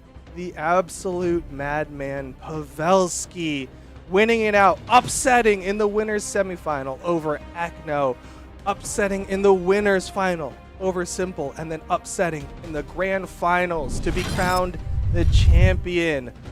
Coming in with the JN, putting in the time, putting in the effort, learning this legend, coming in level 31 and beating out Simple. Oh my goodness. It's something a lot of people have been wanting for a very long time. Is this Pavelski's first singles win? I think it might be. Let's see. Pavelski. No, he has one singles win before. I don't know exactly when it was. It must have been a long time ago. Pavelski has one gold medal, one silver medal, and 2 bronze medal. He's now going to double his golds in one tournament. Pavelski is the EU World Champion, defying the odds. Incredible. He won the Great Brawl. I don't even remember when that was. What? Oh my goodness, Pavelski! That was Paris. That was Paris, yeah, right? Yeah. That was like a Paris qualifier to get to last year's BCX, if I'm not mistaken. Was it? But either way, Pavelski, man, like he's been a fan favorite for a really long time for his insane plays, and he was able to bring it here to fruition, bringing it to victory in the European region. Absolutely insane. I don't want to discredit Simple or Acno, though, because they played out of their minds. That losers final going down to the wire, absolutely absurd. So many sets today have been insane, and I know people are going to be going back and rewatching time and time again because it has just been insanity. But if I want to close out on anything, I want to close out with a reminder that this is the World Championship and anything can happen. And there is still more, so make sure to tune in tomorrow for North America. If Toast wants to tell me in my ear when that starts. Same time. Same time. What? Gameplay starts at 1 p.m. You know Okay, what's 1 easier p.m. than Toast trying to talk into our ears? Is going to brawlhalla.com/schedule so that you can Nobody have gonna- that schedule Nobody's going want. to a second I'm just saying. location. Or Nobody's going to type- click Type off- !schedule in Twitch No one's going to chat, click maybe? off of this app onto another one. That's why you got to tell people Set up- while they're set a- here, set a while reminder. they're a captive audience. Same time it Be started here yesterday. tomorrow, same time, because North America's tomorrow. We have one more world champion to crown, and it's for the North American region. Thank you so much for watching today. I know if you're EU, it is deep into the night, so get some sleep and make sure you're back tomorrow for North America. For Duke, I'm Sparky. Thank you so much for tuning in, and we look forward to seeing you tomorrow.